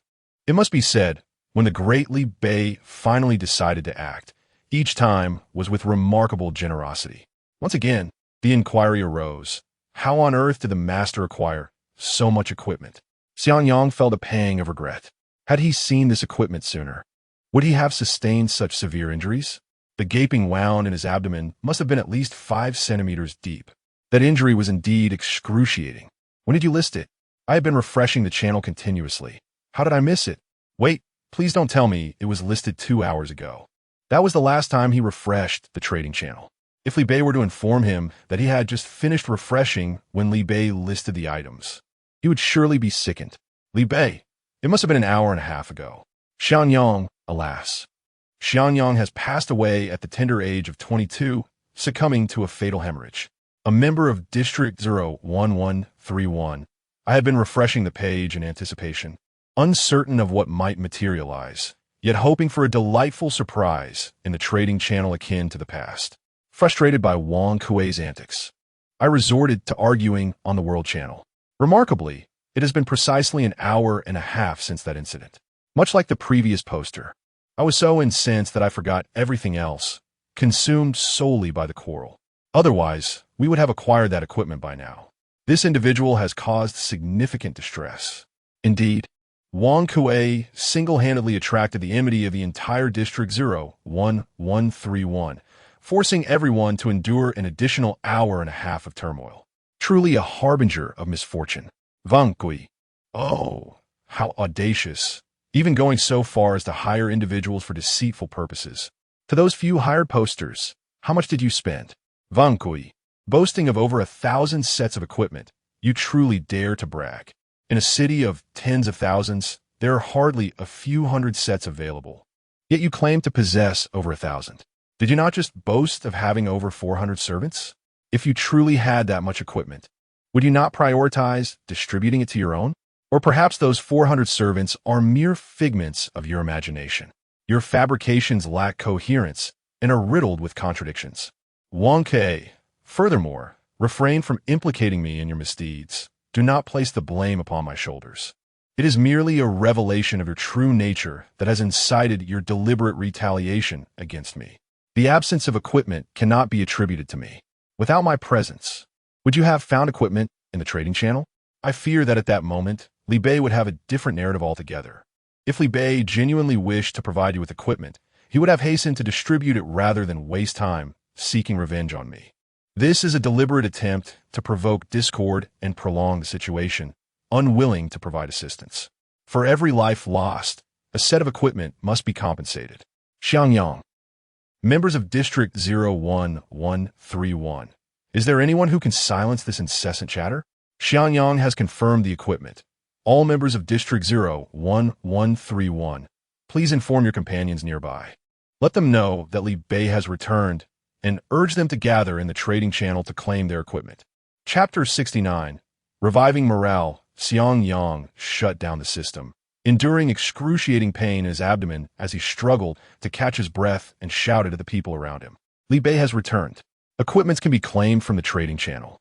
The battlefield was in chaos, filled with screams of anguish, roars of fury, the thunderous sound of beastly hooves, piercing howls, and the clashing of weapons. The scene was utterly tumultuous, with each individual fixated on the monstrous adversaries before them, oblivious to his cries. With great effort, Xiangyang crawled forward a couple of steps, mustering all his strength to shout once more, Li Bei has returned. Equipments can be claimed from the trading channel. Yet, there was still no response from anyone. Desperate, he seized the ankle of the nearest person, pulling him closer and locking eyes with him as he articulated each word with painstaking clarity. Li Bei, Akip, Trading. The man's face was smeared with blood, his expression vacant and his gaze unfocused. Xiangyang clutched at his collar, his voice strained and hoarse, repeating, Li Bei, equip, trading. Li Bei, Akip, Trading. Li Bei. The man's eyes flickered slightly, and he turned to stare intently at Xiangyang, a glimmer of understanding dawning in his eyes. He may not have comprehended the entirety of Xiangyang's words, but he grasped the significance of Li Bei, a beacon of hope. After a moment of hesitation, the man stammered, Li Bei. Xiangyang's heart soared with joy. Yes, Li Bei, Akip, Trading. In an instant, the man was infused with boundless energy. Springing to his feet and exclaiming in excitement, Li Bei, Li Bei, we are saved. He emulated Xiangyang, succinctly relaying the message to those around them. Li Bei, Akip, trading.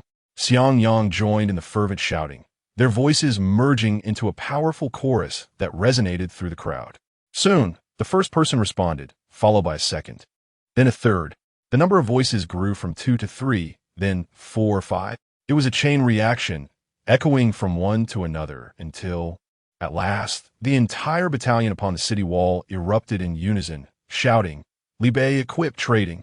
The thunderous roar pierced the heavens, cutting through the throng, the city, and the battlefield, reaching every ear present. They shouted with all their might, conveying not merely 6 words, but a profound yearning for life, a rekindling of fervor, and an ascent in morale. Each individual on the front lines received a set of equipment. With the newfound gear, the pressure on the crowd diminished significantly. Those at the forefront held their ground, enabling those behind them to launch more effective attacks. The entire battlefield transformed, shedding its former despondency. Xiangyang breathed a sigh of relief and reopened the system. True to expectations, he had accomplished his task flawlessly. Member of District 01131. Task completed perfectly. 1, 2, 3.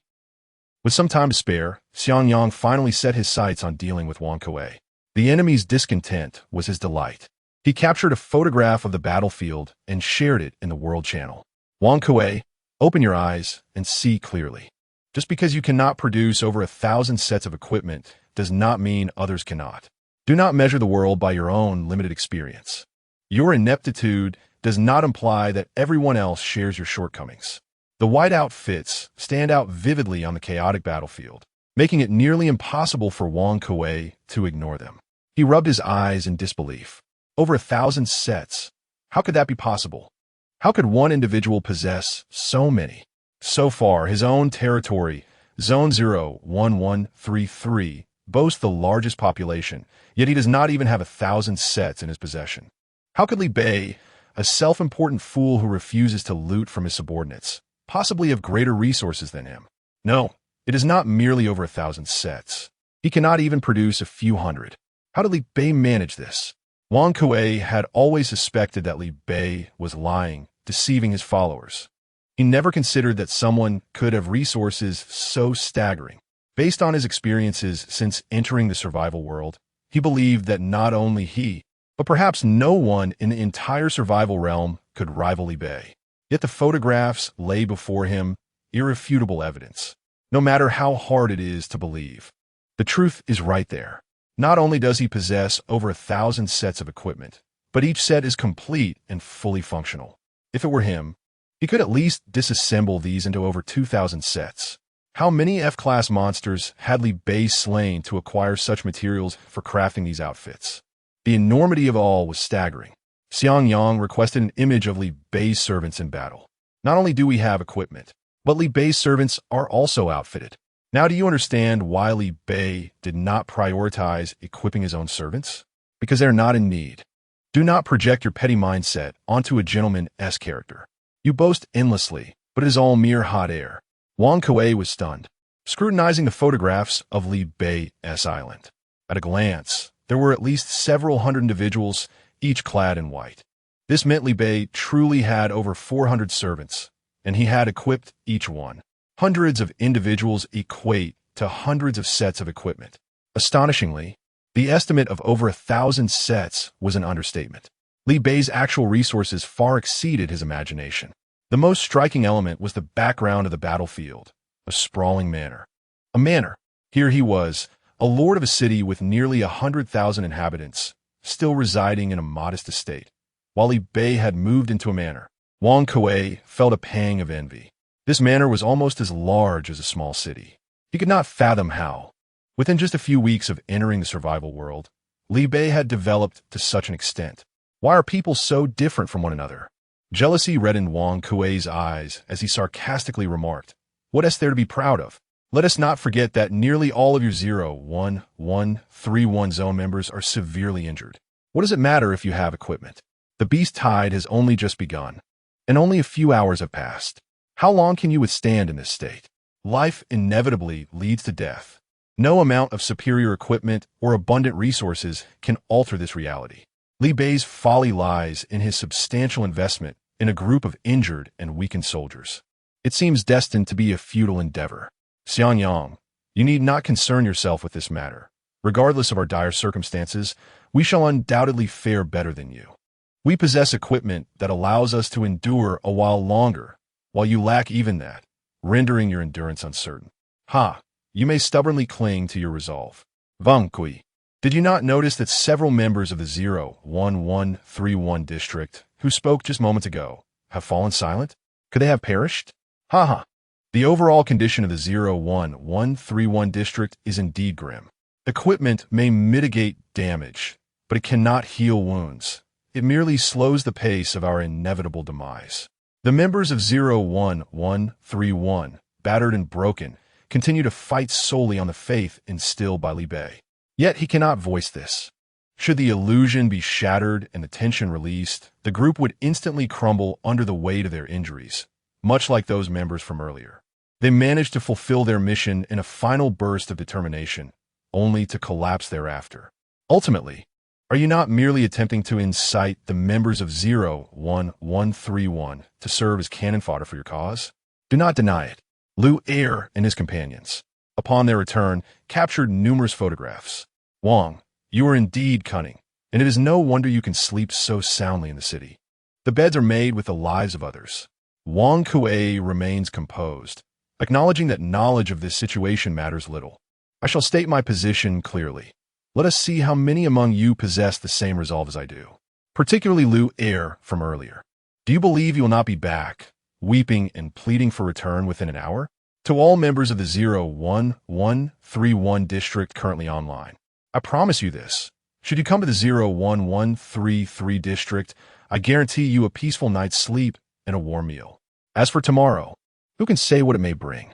Perhaps we shall no longer need to sacrifice our comrades' lives for tranquility, even if tomorrow remains unchanged.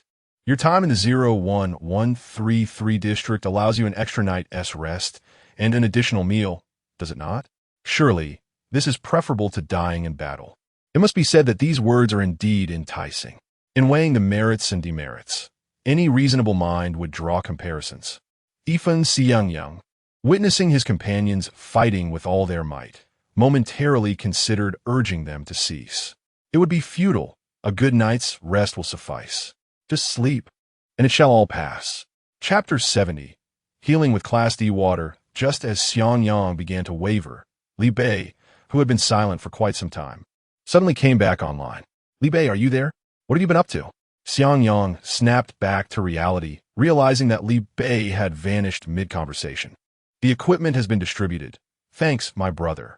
Li Bei, how is your injury faring? Oh, brother, my physical resilience is exceptional. I want to be meeting my end anytime soon, Xiangyang jested. Li Bei, send me a photo to check on your condition. Xiangyang clutched his chest. When did you start coveting me? All right, considering your repeated acts of valor in saving me, I shall sacrifice my dignity for you, Li Bei responded. Xiangyang positioned his camera to capture his abdomen and sent the image. Li Bei, please refrain from flexing your abs. I have no interest in that. Li Bei scrutinized the injury and concluded that it hadn't affected any internal organs. It resembled the wound on his back from the last encounter, thus not life-threatening. Class D purified water should be effective. Li Bei dispatched 50 milliliters of purified water. What is this, Xiangyang? Did you lose your mind while battling monsters? Why are you giving me water? I have no need for it. Wang Kuei likely believes your demise is imminent and wants you to enjoy a final drink. Li Bei chuckled. Xiangyang, for heaven's sake, shut up. No one thinks you are mute if you keep quiet. Let us discuss this privately. Witnessing this is vexing. I believe having the World Channel observe is quite splendid. Li Bei, such matters should not be hidden from the entire World Channel. It would be a disservice to my intentions. Wang Kuei interjected, unable to suppress his laughter. I concur. Let everyone witness your downfall. It's a fitting spectacle for those who refuse to submit to me. Members from District 01133 continue to log in. Is the leader of District 01131 truly that foolish? At least provide something substantial for their final moments. Offering water is hardly adequate. Even if Wang Lauda's meat isn't fresh, we still receive a portion each day. I thought my situation was dire, but it seems the brothers in District 01131 are in a far worse predicament. Not only has the leader chosen not to merge with us, but he also disregards them entirely, attempting to placate his subordinates with mere water. It's utterly absurd. Fine. If you don't mind, I have no objections, Xiangyang conceded. He clicked to receive the Class D purified water and prepare to drink it. Li Bei timely reminded him, pour it on your wound. Huh? Xiangyang was bewildered. Li Bei neva eng agit in futile ndia force. He glanced at the purified water in his hand, and then back at Li Bei's message, seemingly realizing the intent. Ah, so it's meant for cleaning the wound. I thought there couldn't be such an illogical person without a shred of common sense. However, is remote treatment truly reliable? As a doctor, I must state that wounds should not be washed directly with water. While it may appear clean, it can harbor bacteria that lead to infection. This is not a rescue.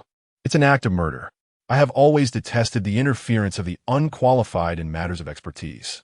Those who possess no skill often believe themselves to be paragons of brilliance, only to wreak havoc. Li Bei epitomizes such individuals. His reckless demeanor is alarming. Does he not comprehend the gravity of the situation?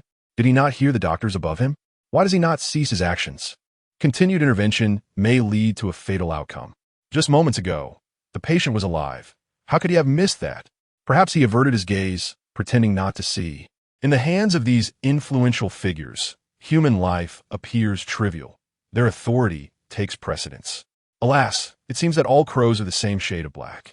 I shall retire for the night. Each additional day of slumber is a day gained. Furthermore, this injury would be regarded as severe in my previous life. Without surgical intervention, recovery would take 100 or more days. Lacking any proper equipment, what can one achieve with merely a photograph? Wang Kuei, let us not even ponder whether he possesses the ability to save lives. For the sake of argument, let us assume he does. As he attempts to save, the population of City 0113 numbers in the tens of thousands. Let us see how many he can truly save. The pace of his rescue efforts may not even rival the speed at which monsters claim lives.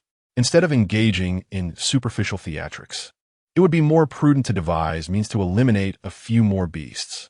It has become clear to me that the recent spectacle on the world stage was merely an attempt to showcase his benevolence to the inhabitants of other cities. Unfortunately, he has stumbled, and I cannot help but chuckle. Thoughts swirled in Xiang Yang's mind as he solemnly declared, "I have used it." After some contemplation, he activated the video function to capture his wound. D-grade purified water was poured onto the injury, its chill providing a soothing sensation. The pain seemed to diminish slightly as Xiang Yang glanced downward. The bleeding wound had ceased, and the gaping hole visibly shrank before his eyes, becoming smaller and smaller until it finally closed, leaving behind a layer of fresh, red tissue that bore witness to the injury's former state. Xiang Yang was left dumbfounded. Wow! Even with his prior inkling, he was astonished by the speed of healing. He had once believed it to be merely a substance that enhanced attributes, yet it had proven capable of healing wounds. This single mouthful of water was akin to a new lease on life. Reflecting on the few instances in which Li Bei had previously procured D-grade purified water, he realized they had all been consumed. Xiang Yang pounded his chest in despair. Such a waste. Gritting his teeth, he uploaded the recorded video to the World Channel. The eager members of the channel immediately clicked to watch. Here it comes. The aftermath is unfolding. I cannot wait to see how that fellow, named Li Bei, proceeds to treat the patient. It would be quite amusing if he inadvertently caused the patient's demise, transforming his ostentatious display into a slap in the face. Did he not witness Xiang Yang's direct video upload? Surely, he must have been intimidated by the spectacle of treating through photographs. As a prominent figure, he cannot resist. He must willingly submit a video. The instinct for survival is palpable. Have you all clicked on a video? I cannot shake the feeling that something is amiss. What could possibly be wrong? Is it not merely a stroke of misfortune? This is not a healing video. It is a denouncement video. Just as the water was poured, it unexpectedly ceased to function. How surreal. Perhaps you should take a look before commenting. The crowd opened the video, and at that moment, as the ordinary water was applied to the wound, the injury healed at an astonishingly visible rate. It was indeed observable to the naked eye. One blink, and upon reopening, the size of the wound had dramatically altered, akin to a special effect. Everyone inhaled sharply. Is it possible that the system has recently activated a special effects feature? That cannot be the case. Could this be an effect of mere water? Where are the doctors? Someone tell me this is not real. Based on experience, a wound of such magnitude would require over an hour for stitching. Yet the healing process took less than a minute. This defies logic. The very premise of our survival in this world is inherently illogical, is it not? This is no ordinary water. It is the divine water from the Jade Pool. If you were to tell me it grants immortality, I would readily believe it. Goodness. It turns out the water in the survival world possesses such capabilities. How did I not notice it sooner? Hey, wake up. It is not the water of the survival world. It is the water given by Li Bei that has this effect. I just tested regular mineral water, and it yielded no response whatsoever. So, why is that? Is it because Li Bei's hands are particularly blessed? If I had known about this water earlier, perhaps so many lives could have been saved in my previous territory. This effect is akin to cheating. The first time I received attribute points, I was not nearly as astonished. Wang Kuei scrutinized the video repeatedly, incredulously rubbing his eyes. Who exactly is Li Bei? Having a manor is one thing, and accepting 400 servants is another. But the moment he produced over 2,000 sets of equipment, the narrative shifted drastically. Not only did he single-handedly withstand the beast tide, but he also unveiled this miraculous water. Such a large wound, in a human's former physical condition. Even a slight injury could be fatal. Yet this water healed it in less than a minute. Where on earth did he acquire such extraordinary items? Wang Kuei was utterly perplexed. Chapter 71. The terrifying human and a monster baby's desire to return home. Why does this water have a D-grade label? One member interjected. Where? Another replied. Look above. The transaction Li Bei sent to Xiangyang had a prefix of D-grade. I always thought monsters had levels. When did water acquire classification? I believed that only ordinary water existed, never having encountered even F-grade. Yet, Li Bei has managed to procure D-grade. Wang Kuei was taken aback by the conversation in the channel and hurriedly examined the information regarding the purified water. D-grade. Astonishingly, it truly existed. He was unaware that not only did Li Bei possess a D-grade water, but he had also deemed C-grade water too wasteful. Were he to discover this, his astonishment would be beyond measure.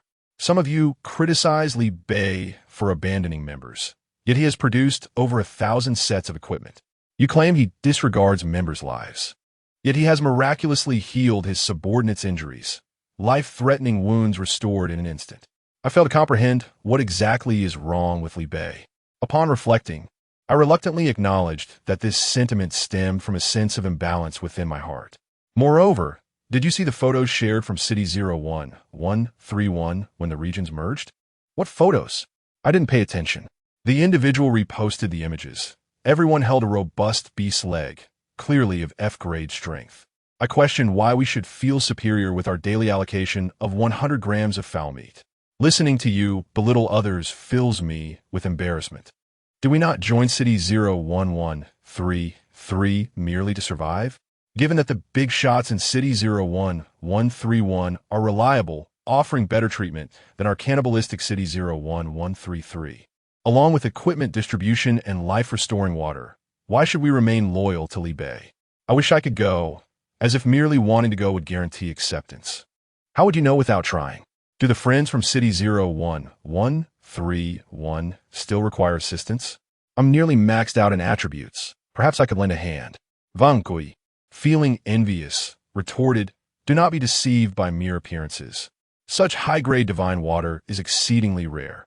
He may possess only a small amount, sufficient to save a handful of individuals at best. He merely wants to lure you to City 01131 as expendable pawns. Indeed, the finer the item, the scarcer it is. We barely have enough F-grade beast meat. How could we expect to utilize D-grade treasures? Such items can only be acquired by chance. They are not easily attainable. It is merely by fortune that Xiangyang happened to be in the group, leading to this stroke of luck. We should not harbor illusions about our own prospects. Wang Kuei scoffed, realizing that the recruitment of talent was your true intention. A pity that no one is foolish. I believe you're mistaken. Li Bei. My aim is not to recruit anyone, but merely to annoy you for my own amusement.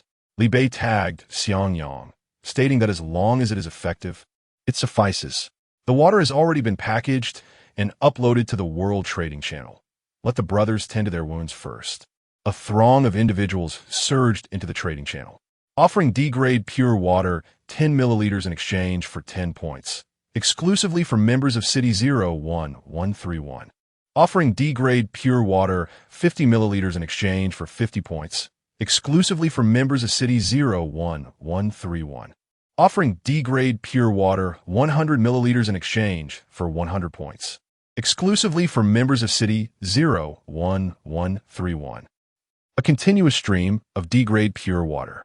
To cater to varying degrees of injuries, different quantities have been prepared. Considering that some members lack points, Li Bei also introduced a rental option, renting D-grade pure water 10 milliliters for 10 points, exclusively for members of City 01131. Renting D-grade pure water 50 milliliters for 10 points, exclusively for members of City 01131. Renting D-grade pure water 100 milliliters for 100 points, exclusively for members of City 01131. The arrangements were exceedingly thoughtful. Those observing the World Channel could only feel envy. Who on earth claimed that such precious items would not be abundant? Is this not an abundance? If one were to say it was an act, the performance at this level bears no distinction from reality. It is disheartening. Wang Kuei had not even provided us with such a bounty of ordinary mineral water, and this is D-grade. How fortunate are the brothers of City 01131. I wish to transfer to that city.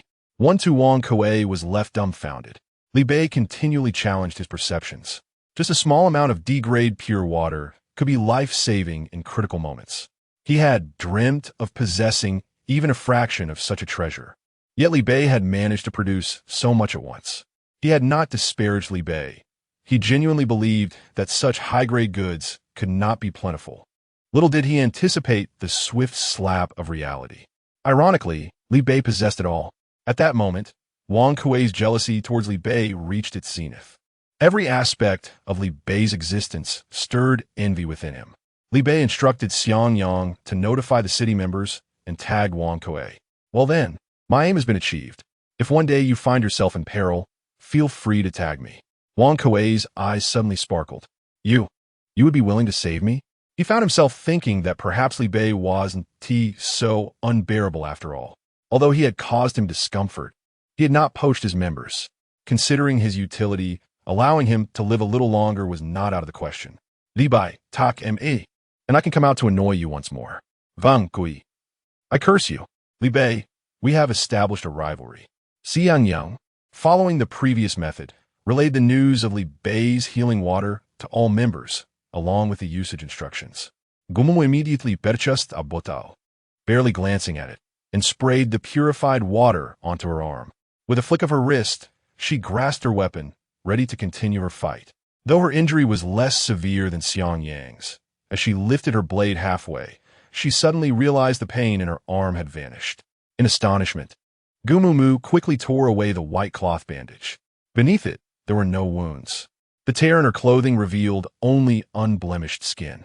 Gumumu's eyes widened in disbelief as she mechanically gazed in Xiang Yang's direction, her thoughts racing in the system. Is this really it? You didn't mention it would be this effective so soon. I thought I was hallucinating. Xiang Yang, you didn't even ask. Gumumu, while aware that Li Bei's products were always exceptional, never anticipated them to be this extraordinary. How terrifying. With this, what is there to fear from monsters?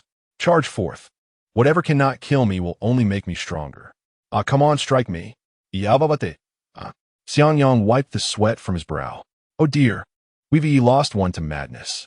Zengong. Can you believe it? This water not only heals wounds, but can also mend bones. My bones are beginning to regenerate. Wait, I need to rinse some more. Incredible. This is a 100 genuine 3D resurrection.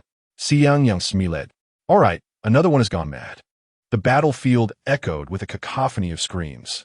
The monsters, witnessing the suddenly frenzied humans who had halted their attacks, appeared bewildered, taking a few steps back in fear. One can only imagine the level of madness among the members. Goodness, goodness, goodness. The only expression that can encapsulate my feelings is one of sheer astonishment. This water could astonish me for an entire year. It's akin to a video game, granting infinite lives. I knew that the esteemed Li Bei would never abandon us. The best decision of my life was to resolutely follow Li Bei. I once thought we might not withstand the beast tide, but now, what is there to lose? Let us get fired up. As long as Li Bei stands, humanity shall rise. Up there, you must be from Sichuan, right? You're all just chatting and idling away. With this water, battling monsters is merely a challenge, but not without pressure. Go on then, don't steal my kills. I need to earn more points to stockpile water. Wait, everyone, don't move, let me handle this. Chapter 72. The backpack is too small. Points galore master. Something is amiss. After concluding matters in City 01131, Li Bei suddenly received a letter from Zhu Qin. He returned to the battlefield outside the city walls, where chaos reigned. The servants were not engaged in combat. Rather, they were scrambling over something in the arena. What transpired? Zhu Qin hurriedly approached. Those beasts are devouring their own kind. The corpses of the monsters we previously defeated have been largely consumed by the newly spawned creatures. We have been unable to clean the battlefield, and only when the smaller ones noticed an empty space did they realize what had occurred. Li Bei surveyed the area. He had just slain thousands of monsters, yet only a few hundred corpses remained. An E-rank monster could yield an E-rank beast bone, an E-rank tendon, an E-rank hide, an E-rank core, and dozens of pounds of meat. Goodness, that is a fortune wasted. Li Bei was pained to comprehend why the attributes of the races were so low after the novice phase concluded. Even with a large number of participants, the distribution was insufficient. With such a massive horde of monsters, surely they could manage to gather enough for a second tier. Damn it! Who would have anticipated that these monsters would not spare even their own? The remaining few corpses were inadequate for his own needs. Li Bei instructed a group of high-defense warriors to carry the remains swiftly and called everyone to help gather the corpses. The first batch of servants on the island utilized mid-tier backpacks with a capacity of 100 slots, while he himself possessed a large backpack with a capacity of 500 slots. As Li Bei moved along, he collected relentlessly, not bothering to examine the contents, simply depositing everything he encountered into his backpack for later sorting. However, after only a few minutes of collection, the high-defense warriors began to falter. The incessantly spawning monsters continued to accumulate, gradually threatening to breach their defenses. Li Bei and his team were forced to halt their gathering to fend off the enemy, watching helplessly as the spoils they had yet to collect were swallowed by the tide of beasts, ultimately becoming their sustenance. Having learned from this misfortune, everyone became more astute. They began to kill one monster and collect its remains immediately. After all, as long as they touched it, it could be stored in their backpacks. So they pressed on with their collection. Yet, this strategy bore its own drawbacks. Soon, their backpacks were filled to capacity, necessitating a return to deposit the spoils before returning to the battlefield. Due to the inability to part with their backpacks, they had to personally return, resulting in frequent departures from the battlefield. The number of warriors present was consistently insufficient. The monsters that had been thinned out by Li Bei were now thriving once again, pressing ever closer to the manor. However, whenever the group paused to focus solely on vanquishing the monsters, the spoils would be snatched away. Li Bei furrowed his brow, realizing that this was not a sustainable solution. It was indeed a conundrum that various races struggled to resolve. One cannot have both fish and bear's paw. Li Bei informed Xiang Yang and the others about the issue of the spoils being dragged away by the beasts. The battlefield on Xiang Yang's side was even more chaotic, and it was only then that everyone realized the area seemed excessively vacant. In truth, some members had noticed the issue earlier, but they assumed that other companions had collected the remains and did not give it much thought. After Li Bei's reminder, everyone began to inquire among themselves, only to discover that no one had taken action.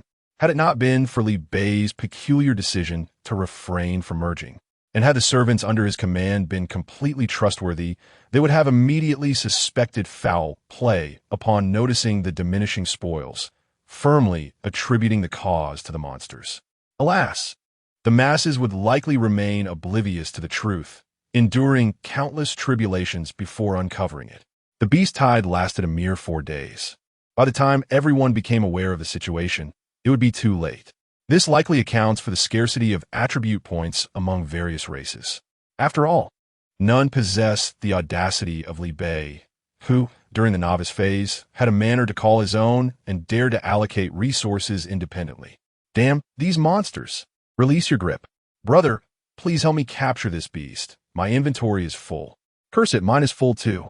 Who has any spare slots? Come and collect this drooling monster before I can't hold on any longer. Wait a moment. I'll return to offload some supplies and be right back. Be cautious. There are monsters behind. Done. Perfect. Where's the corpse of the monster? It vanished in just a few minutes after I turned my back. Is it supposed to disappear that quickly? Xiang Yang has a 100-slot intermediate backpack. Just throw it next to him, hurry. Xiang Yang, do you misunderstand the 100 slots?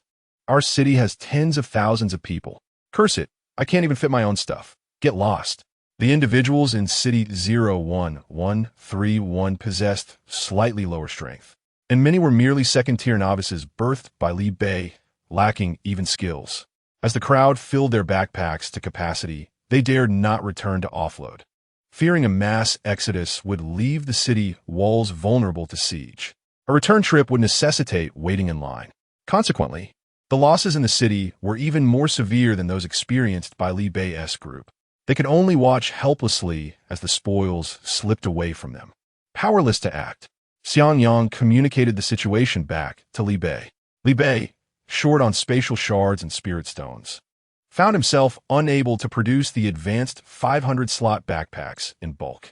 Moreover, due to the need for beast hides to craft equipment, he had 300 subordinates without even intermediate backpacks. After contemplating, Li Bei opened the points shop to exchange for materials. Upon earning his first batch of points, the shop became accessible.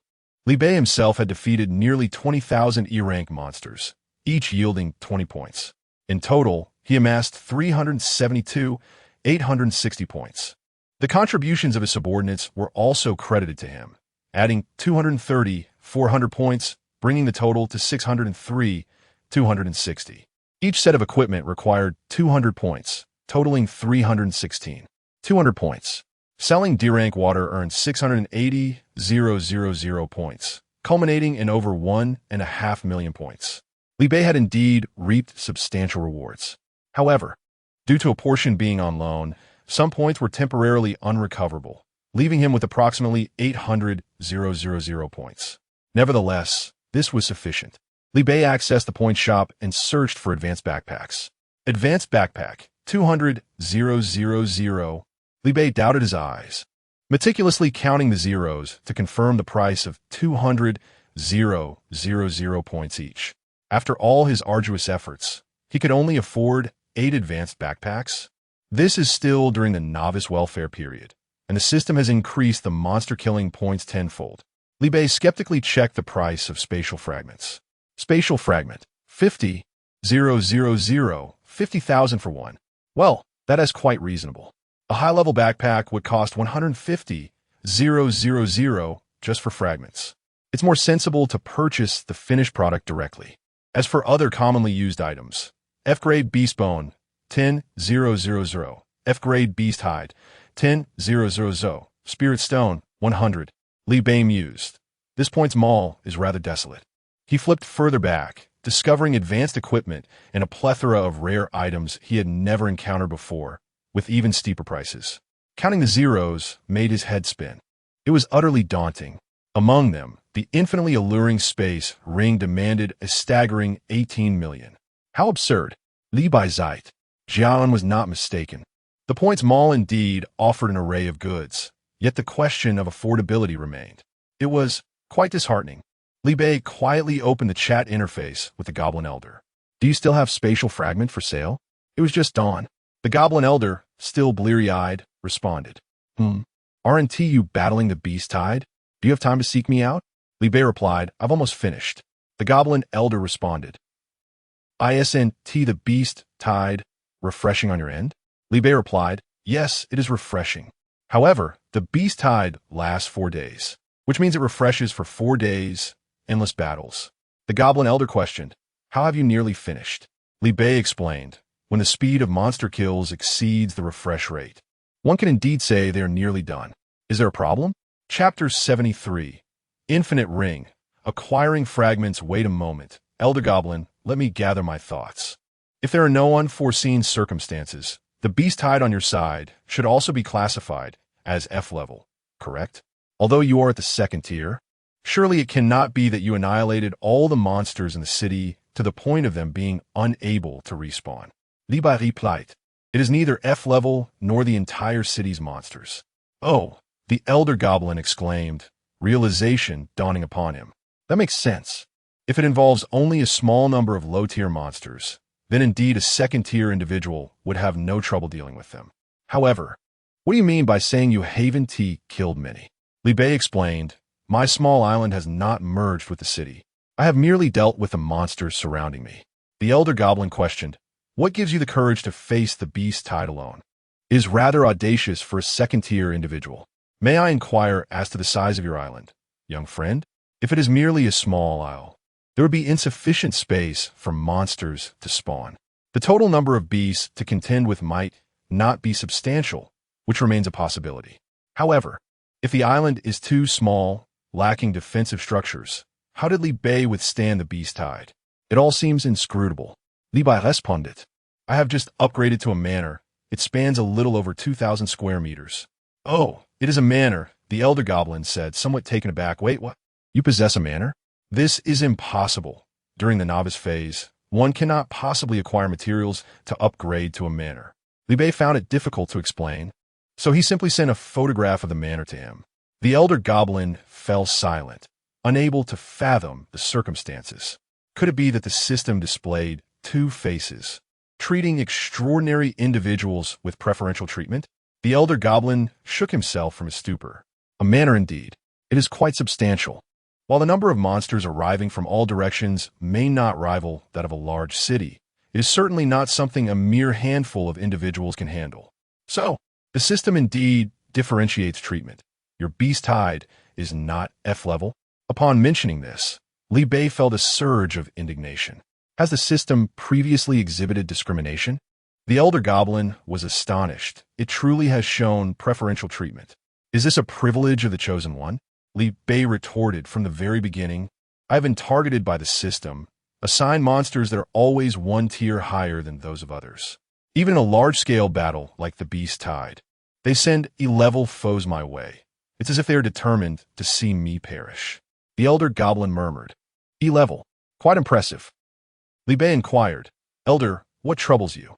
If anyone else has been similarly targeted, please introduce me. I wish to meet those who share my plight. The elder goblin, feeling discomfort, replied, No, there's no one. Just consider that I never mentioned this matter. I seek tranquility. Taking a deep breath to compose himself, the elder goblin continued. How did you manage to confront an entire manor's worth of E-level monsters at your second tier? Elder, Liu Bei interjected, I have already reached the third tier. The elder goblin exclaimed, Please hold on, young friend. The elder goblin logged off, rolling his eyes, pinching his own skin, and bellowed, Quickly, I need to breathe. Jian, not far away, rushed over upon hearing the commotion. Elder, what happened? The goblin elder opened the chat interface, feeling exasperated. You look for yourself. Jian scanned through the messages rapidly and silently approached, pinching the elder's acupoint and lying down beside him. Is there any oxygen left? Hemi bottle. Goodness. Comparing people makes one feel despondent. It's a novice phase, the manor, the third tier. Those skilled goblins truly make one wish to start afresh. The goblin elder reassured him. Do not worry. We have already established contact. Liu Bei's strength is our strength. He forced himself to respond. We have shards, several hundred in fact. After saying this, he casually inquired, Are you still there? After chatting for so long, the monsters should have respawned quite a bit. Do you want to go fight them first? Liu Bei. It's manageable. I have servants supporting me. The goblin elder kindly asked, Are your servants sufficient? You lack experience in your first battle. The monsters respawn continuously and recover quickly. Not a problem. I have over 400 servants. They can hold on for a while, Liu Bei replied. The goblin elder quietly resumed his seat. Perhaps we should venture out to gather some information. If feasible, we might as well start over. It wasn't just that Liu Bei was strong. He also had the luxury of maintaining over 400 servants. The goblin youth seemed increasingly inept in comparison. Jian, elder, did you ask him what levels his servants are? Can ordinary servants withstand an E-tier beast tide? Jian inhaled a breath of oxygen. I suggest you clarify everything at once. Whatever blows we face, let us confront them together. Otherwise, I fear we might run out of oxygen. The goblin elder indeed went to inquire. Upon discovering that all 400 servants were at full second tier, both the elder and Jian inhaled the remaining oxygen in unison. Ah, the world is so wonderful. Ah, how fresh the air is. The goblin elder addressed Liu Bei. My young friend, how many shards do you require?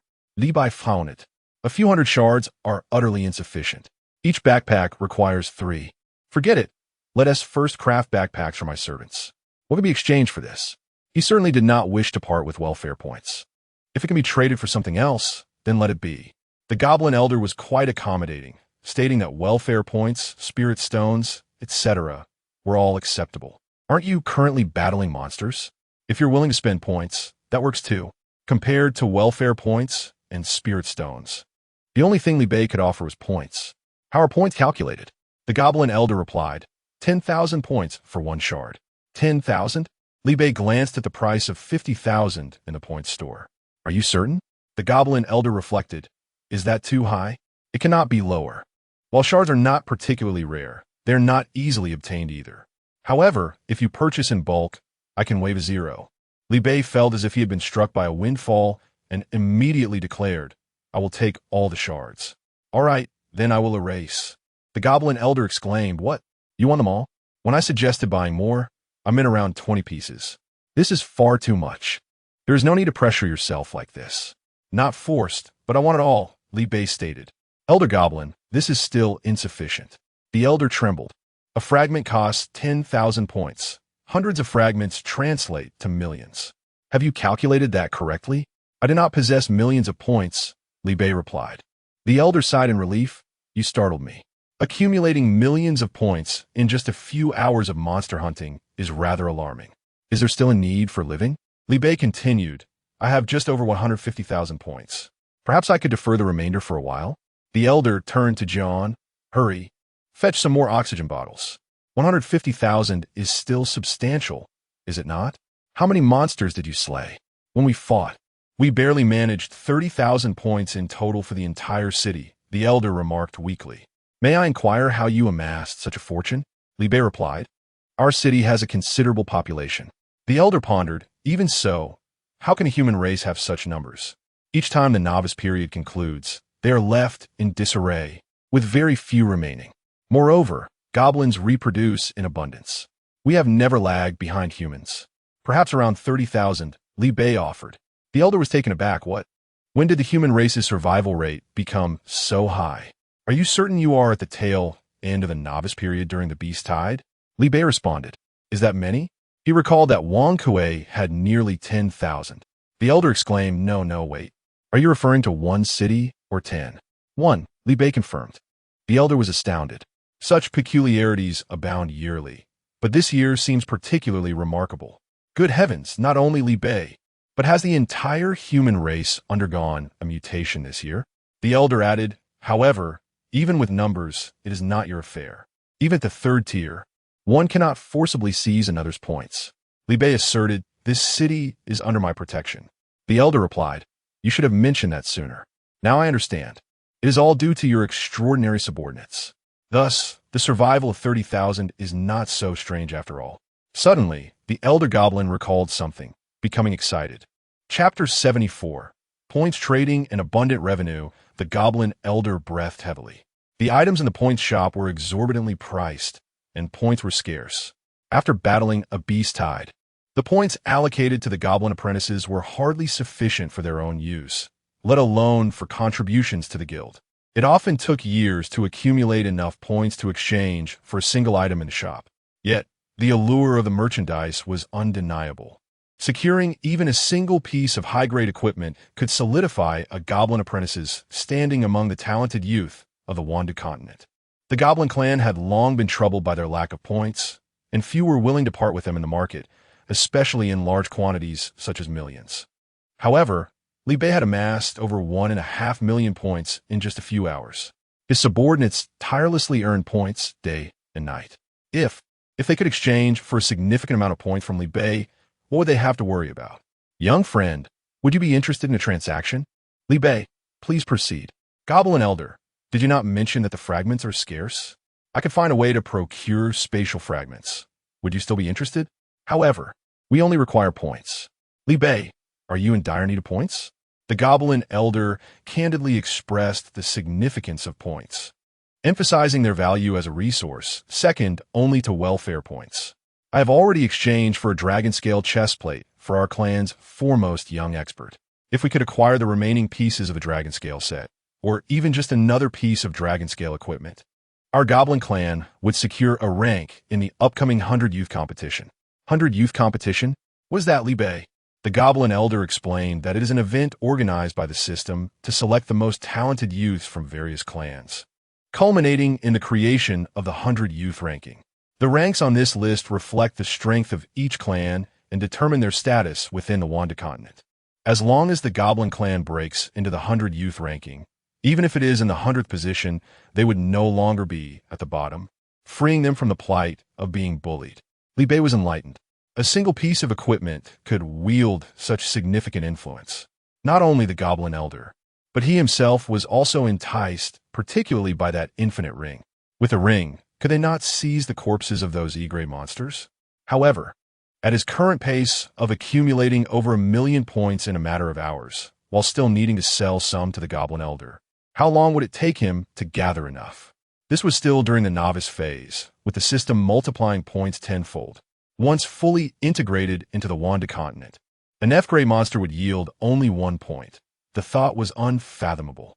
Seizing the opportunity, Li Bei contemplated how he could acquire even more points. Perhaps enlisting players from the 01133 city under his banner could be a viable option.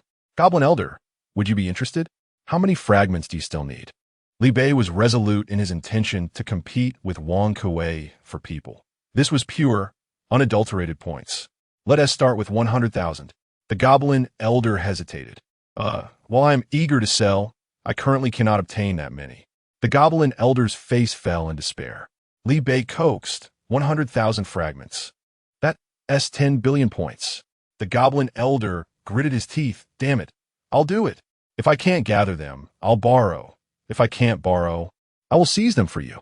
Li Bei smiled, sealing the deal. Space fragments, aside from being dropped by monsters, primarily emerge from special ores. The Goblin clan excels in mining. The Goblin Elder summoned the clan members, tirelessly urging them to excavate fragments. Meanwhile, Jian led another group to forge alliances with other races. Li Bei was not idle either. He utilized the several hundred fragments he had procured to craft advanced backpacks for his servants. Spirit stones were purchased from the goblins at a cost of 10 points each. The F-grade beast hides and sinews were exchanged for D-grade purified water from players. Within mere seconds, the D-grade water was completely depleted, as demand far exceeded supply. As for gold, silver, copper, and iron, the Goblin clan, seasoned in mining, had an abundance of these materials. Li Bei only required a small amount of C-grade purified water, and the Goblin Elder generously provided him with a substantial quantity.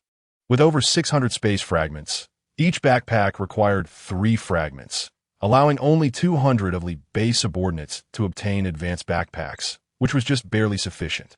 The recovery rate of monster corpses had improved significantly, and the area was no longer crowded with personnel as the accumulation of monsters slowed down.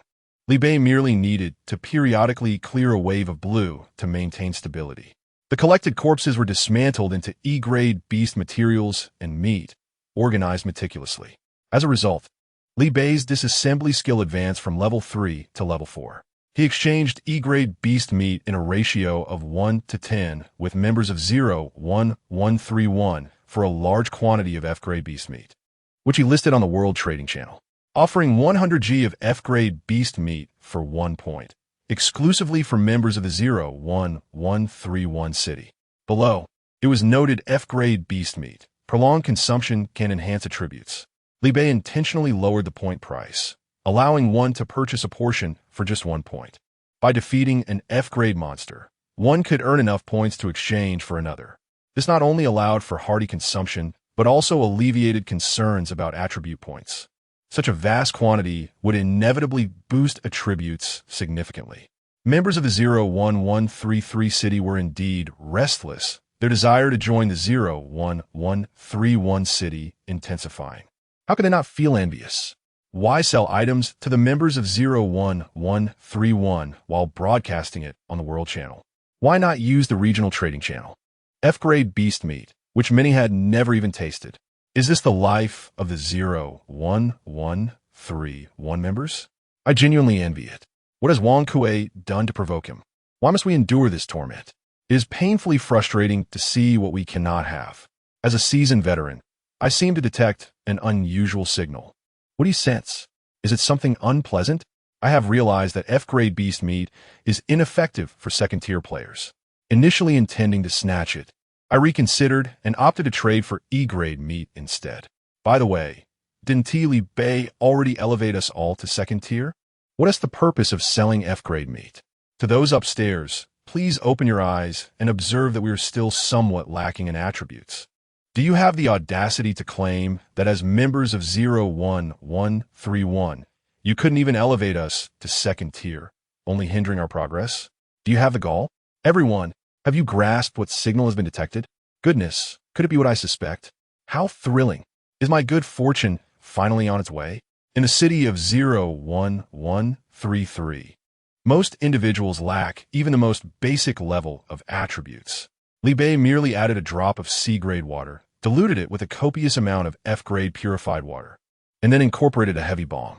Notably, the exchange rate is set at 50 milliliters of F-grade purified water for 1 point, exclusively available to members of the 01131 city.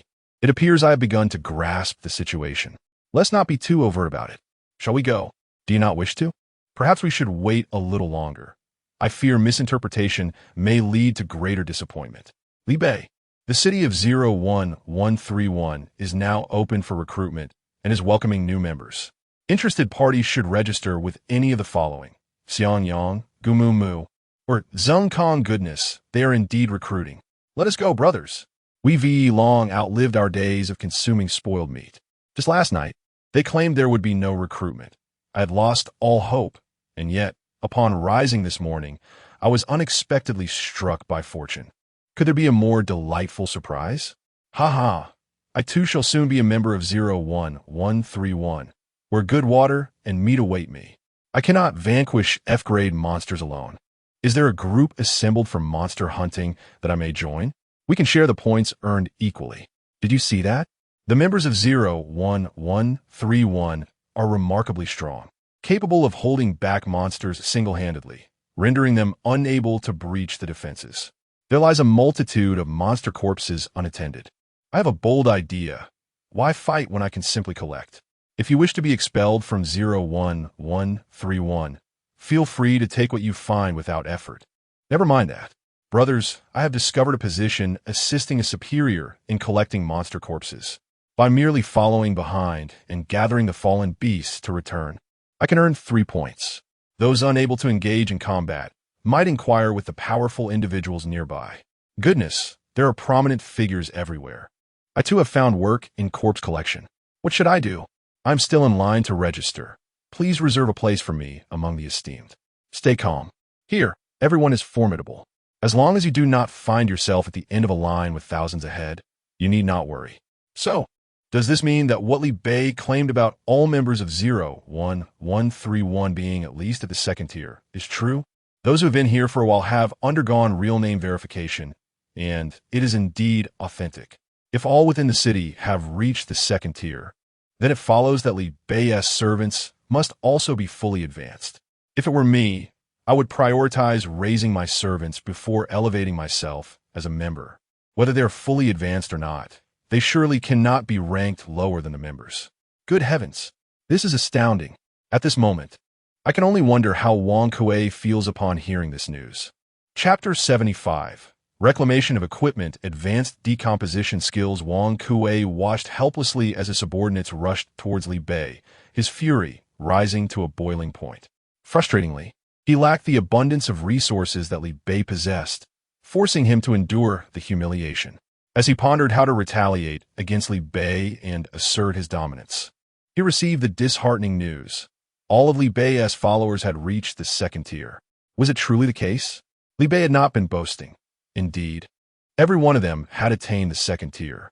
How much material would Li Bei need to elevate such a large number of people? In the 01133 city, there were only a few with second-tier status, and he was the one among them with the highest attributes. Yet this was merely equivalent to the strength of a single subordinate of Li Bei. Such reasoning led him to conclude that Li Bei's servants were indeed all second-tier. He found himself outclassed, inferior even to a mere servant of another. What was the point of competing? Li Bei could easily replace him with any random individual. Wang Kuei's expression turned ashen. Hula remarked, "What difference does it make how strong they are? The two cities are separated, and Li Bei is isolated on his own island. No matter how formidable he may be, he cannot reach us." In the 01133 city, the most powerful was still you, boss. A glimmer of hope sparked in Wang Kuei's eyes. Indeed, how had he not realized this sooner? No matter how powerful Li Bei was, he could not affect him directly. However, the mass exodus of personnel left them vulnerable. Without cannon fodder, their resistance would likely be short-lived, Pulu lamented. Wang Kuei reassured him, this is not a concern. Did you not notice that Li Bei is reclaiming equipment? I have devised a plan. If he can reclaim, why can't I?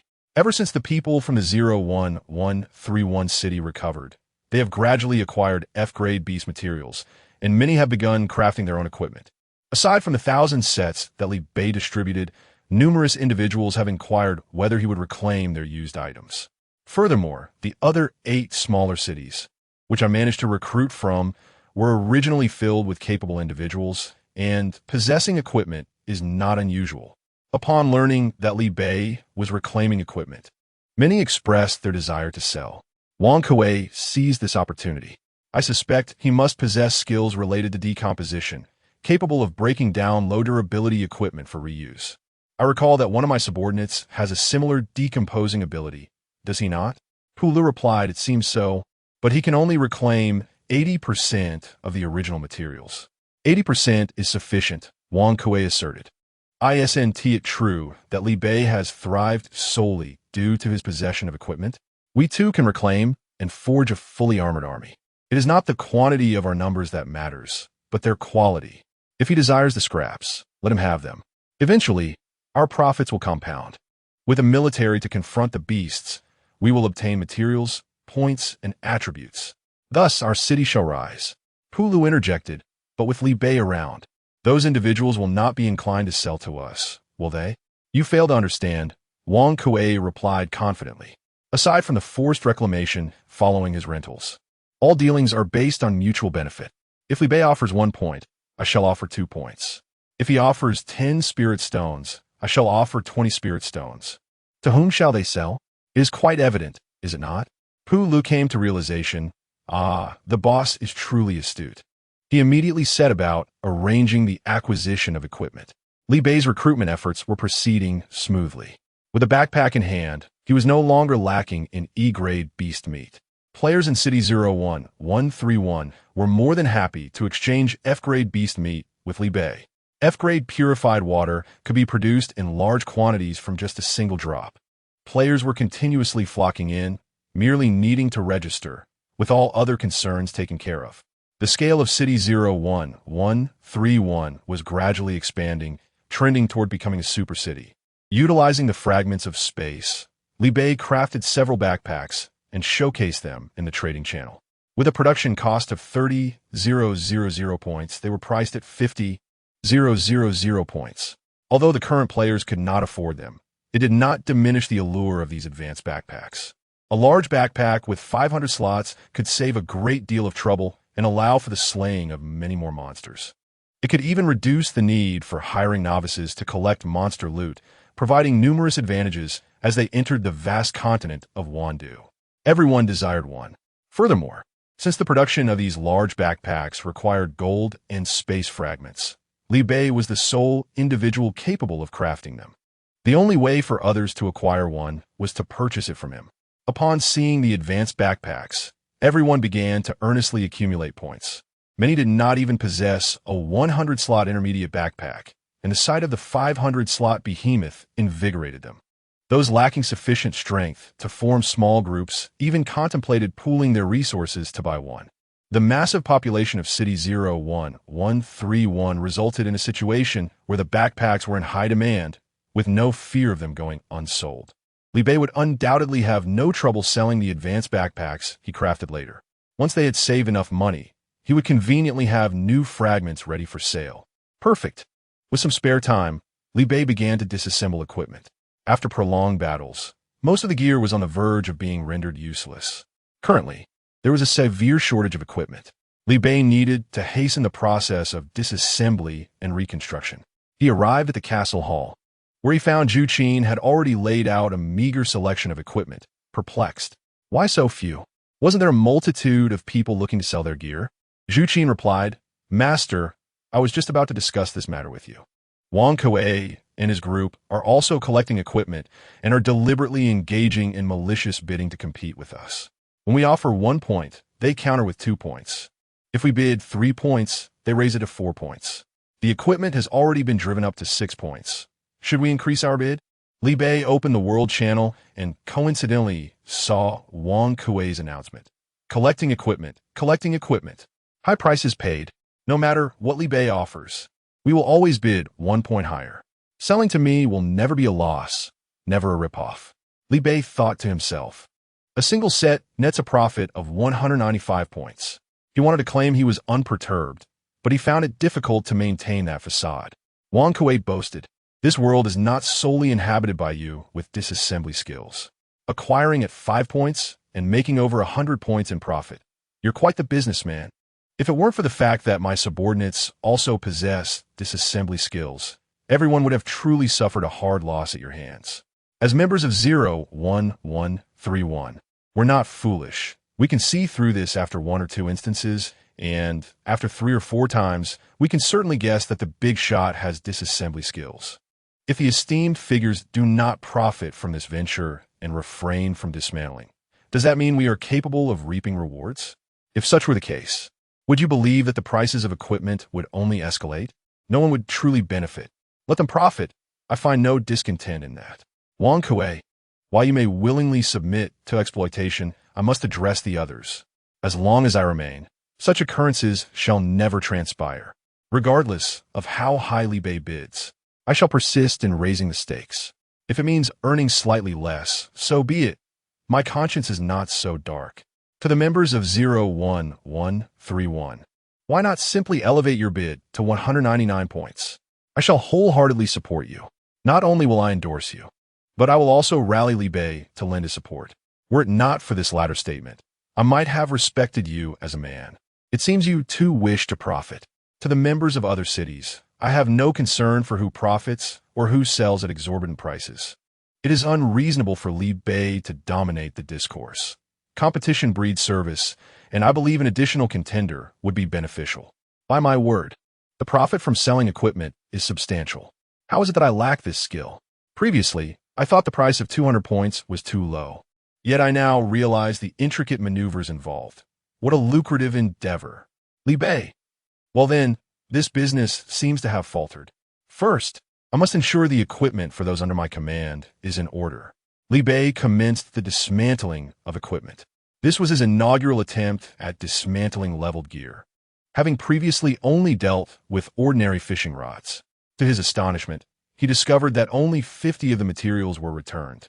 He possesses a level 4 dismantling skill, and prior dismantling of ordinary items yielded a full return. This is rather harsh.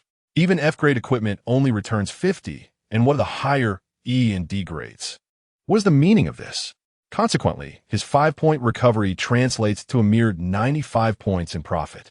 This does not account for labor costs, manufacturing expenses, or the blue resources consumed. It is no wonder that the dismantling skill can achieve a 100 return and continue to advance. It seems that this was all orchestrated for him. Wait a moment. An idea struck Li Bei. It appears that Wang Kuei might be unaware of this situation. Hee. Chapter 76. Trapped and hanging by a thread, Li Bei cautiously inquired, "I am unsure how you have calculated your figures. A single item cannot guarantee a complete return of materials upon disassembly. How did you earn 195 points? Wang Kuei retorted, "An 80 return rate is quite generous. Don't tell me you can't even manage that much. If you're unable to profit, do not blame me," Li Bei replied. "Such a high return rate?" Li Bei asked, his curiosity piqued. "What level is your disassembly skill?" Wang Kuei proudly proclaimed, "It is at level 2, which means you're only at level 1.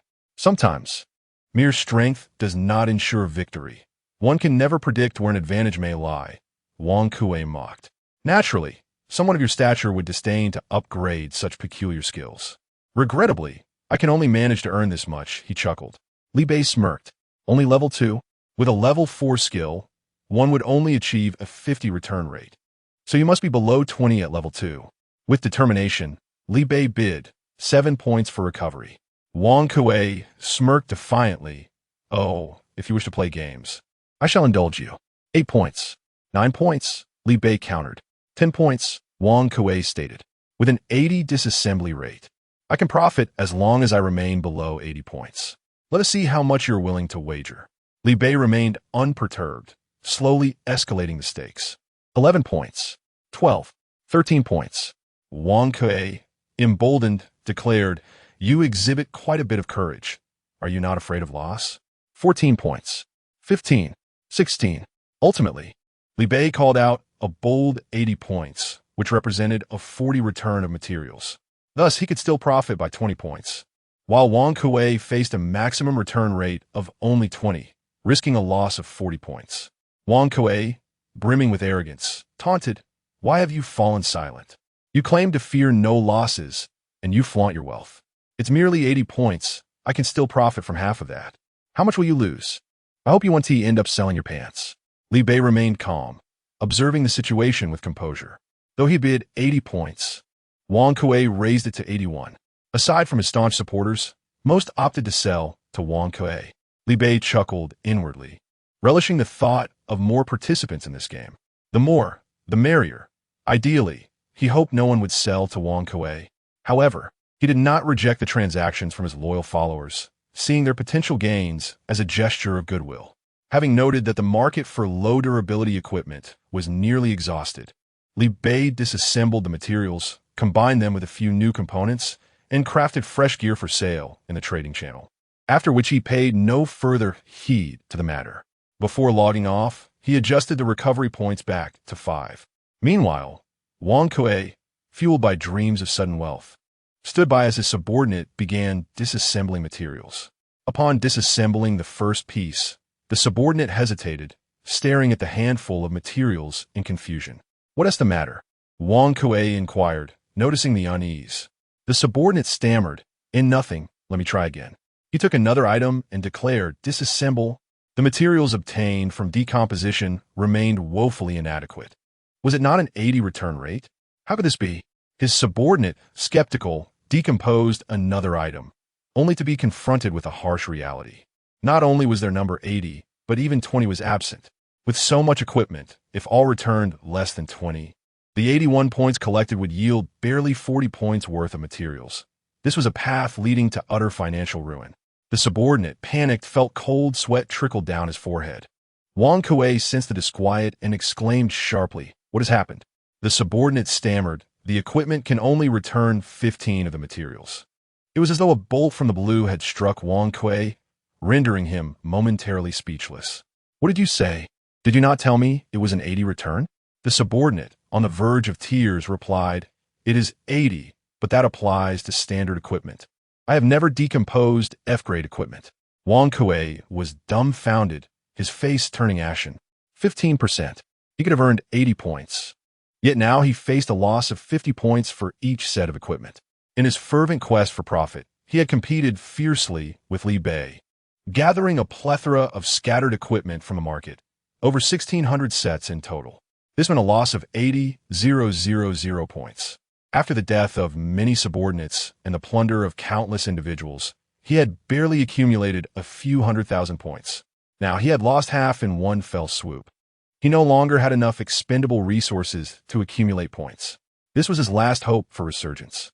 Not only had he not profited, but he had incurred losses. Wang Kuei coughed up blood in despair. With a pale visage, he trembled as he accessed the system. He consoled himself with the thought that if he suffered such a dire loss, Li Bei, being only at level 1, must be faring even worse. This thought afforded him some small relief. However, upon opening the system and seeing that Li Bei had reverted the price back to 5 points, he understood. He comprehended everything. There were no losses in bidding, no level 1s at play. It was all an elaborate trap set by Li Bei, designed to ensnare him. While Li Bei feigned losses, he was likely reveling in profit elsewhere. The only one suffering financial ruin was Wang Kuei. In a fit of rage, he fainted, overwhelmed by the situation. As the equipment recycling process proceeded, Li Bei busied himself with decomposing items. Although 195 points was a meager return compared to the 20,000 points in his backpack, it promised long-term gains, unlike the one-time transactions of the backpack. Li Bei had secured equipment from 10 cities and was diligently toiling away. Once the decomposition was complete, he stood to earn a total of 600,000 points. The once scarce resources of food and water transformed into minor profits, yielding barely 100,000 points collectively. Vegetables, however, were selling well, as the populace was desperately in need of vitamins. Yet, due to Lulu's team being preoccupied with monster hunts, production remained low. With the imminent beast tide, time for fishing had dwindled, leading to a gradual scarcity of water resources and a rise in prices. Li Bei instructed Lulu to gather the sea-grade water from the large pond, ensuring that every drop was preserved without waste. Bathing in the hot springs was prohibited, and all water was reserved for drinking purposes. After the hot spring pool was emptied, the water mage was instructed to refill it. In any case, the more water they could store, the better. At noon, the Goblin Elder delivered the first batch of fragments, 600 in total. Li Bei prepared his backpack to allow his servant to switch to the upgraded version, finally transforming all into high-grade backpacks. The pressure of limited space was temporarily alleviated. As the group continued their endeavors, one of the smaller cities quietly vanished. By the time they realized what had happened, a new city had already emerged in its place. When they opened the World Channel, they discovered that a third of their initial cities numbered 01130 to 01139 had been replaced with other numbered cities. This was merely the first day at noon, and a third of the cities had already been eradicated. These small cities had been left with only the elite after Wang Kuei had recruited their inhabitants. Even the skilled fighters were unable to withstand the onslaught. The beast tide was indeed ferocious. A shiver ran through the crowd. If it were not for Li Bei steadfastly supporting them, they would feel much better than that third that had fallen. This led to a fresh wave of recruitment. The elite from those small cities, recognizing their limited capacity to resist, flocked to Li Bei's side. Meanwhile, when Wang Kuei regained consciousness, most of his subordinates had already fled. Those who remained did not wish to stay. They had been rejected by Xiang Yang and his group after failing the character assessment. With no cannon fodder to hold back the monsters, they breached the city walls and surged towards the sanctuary. Everyone huddled within their last line of defense, their faces pale. Pulu, leader, you must think of something. The city has fallen. We can't hold out any longer. Wang Kuei swallowed hard, gazing at the gaping, crimson maw outside, his lips trembling, unable to utter a sound. It was over. Everything was lost. Trembling, he sent a message through the system. 80,000 points. Whoever saves me will receive this bounty. At that moment, he cared not for profit. All he desired was to survive. In a private chat, he lamented, "Is this how I taught you? Watanabe, you useless fool. You can't even take the lead in a single attempt. You've truly disgraced the Qingzhou faction." Chapter 77. Caught between enemies. Teleporting from the island boss? Wang Kuei exclaimed in disbelief. "How are you here? Am I dreaming? Wang, speak up, what is happening?" "Boss, it really is you." Wang Kuei wept. "I miss you so much. You have no idea how hard it has been for me alone, without you and the brothers. They bullied me." Wang Kuei quickly recounted his grievances with Li Bei, revealing how he had been outsmarted by Li Bei, leading to his complete downfall, and that he was now surrounded by a horde of beasts with little time left. "Dolt," said Watanabe. Wang Kuei lamented, "I know I was foolish. I should not have greedily provoked Li Bei in the first place. What should I do now?" Watanabe shook his head. "What are you competing with him for? He possesses so many valuable resources. Wouldn't it be better to take them all for yourself?" Wang Kuei responded. Watanabe presented a card. "Here is a one-time skill that can teleport all beasts within 1,000 meters to a designated location. You need to find Li Bei's coordinates." Wang Kuei was overjoyed. "Boss, you truly have a plan." This way, he could not only escape his predicament, but also set a trap for Li Bei. Although his city's scale had diminished, it was still incomparable to a mere estate. Teleporting the beast from a city into an estate could easily lead to Li Bei's demise. He wasted no time and eagerly sought information in the World Channel. However, after numerous inquiries, filled with fear and threats, he found that no one knew Li Bei's location. It was likely that even Li Bei himself was unaware of where he was. With no other options, Wang Kuei approached Watanabe again. "Boss, I can't find him." Watanabe replied, "You can't manage such a trivial task?" Wang Kuei defended himself. "This isn't my fault. He chose not to merge and is still on the island. Oh, he has survived alone amidst the beast horde until now." Watanabe said seriously, a slight smirk forming on his lips. "This individual is rather intriguing. After pondering for a moment, Watanabe continued, "What about his subordinates? Didn't you say he exerted tremendous effort to cultivate them to the early second tier? You mentioned he invested so many resources to build his forces.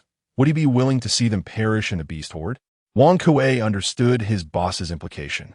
Even if these beasts cannot annihilate everyone in City 01131, the sudden onslaught will surely catch them off guard. There will certainly be casualties. Li Bei will suffer a significant loss.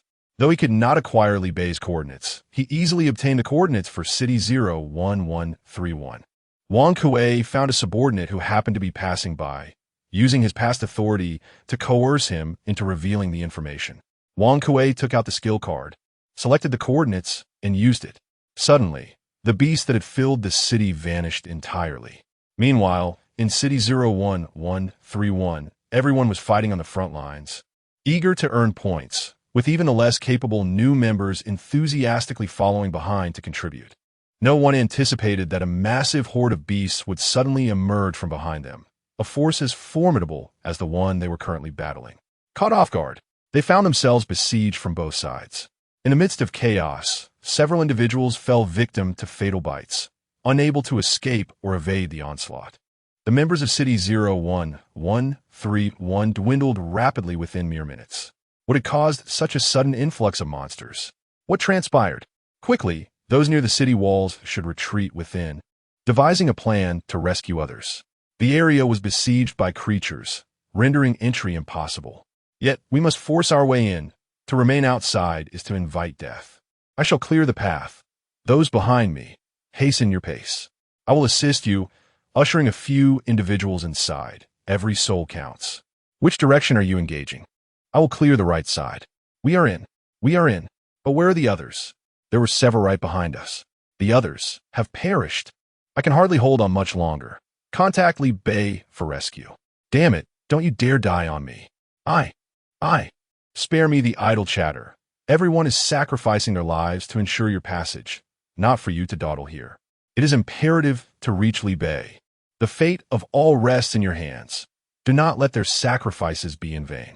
The message was abruptly cut off, leaving uncertainty regarding survival. The individual who successfully entered the city, pale-faced, activated the chat channel with Li Bei. "Boss, are you there? Please respond. I implore you, hurry." Observing the diminishing numbers in the world channel, Wang Kuei realized the effectiveness of the boss's strategy.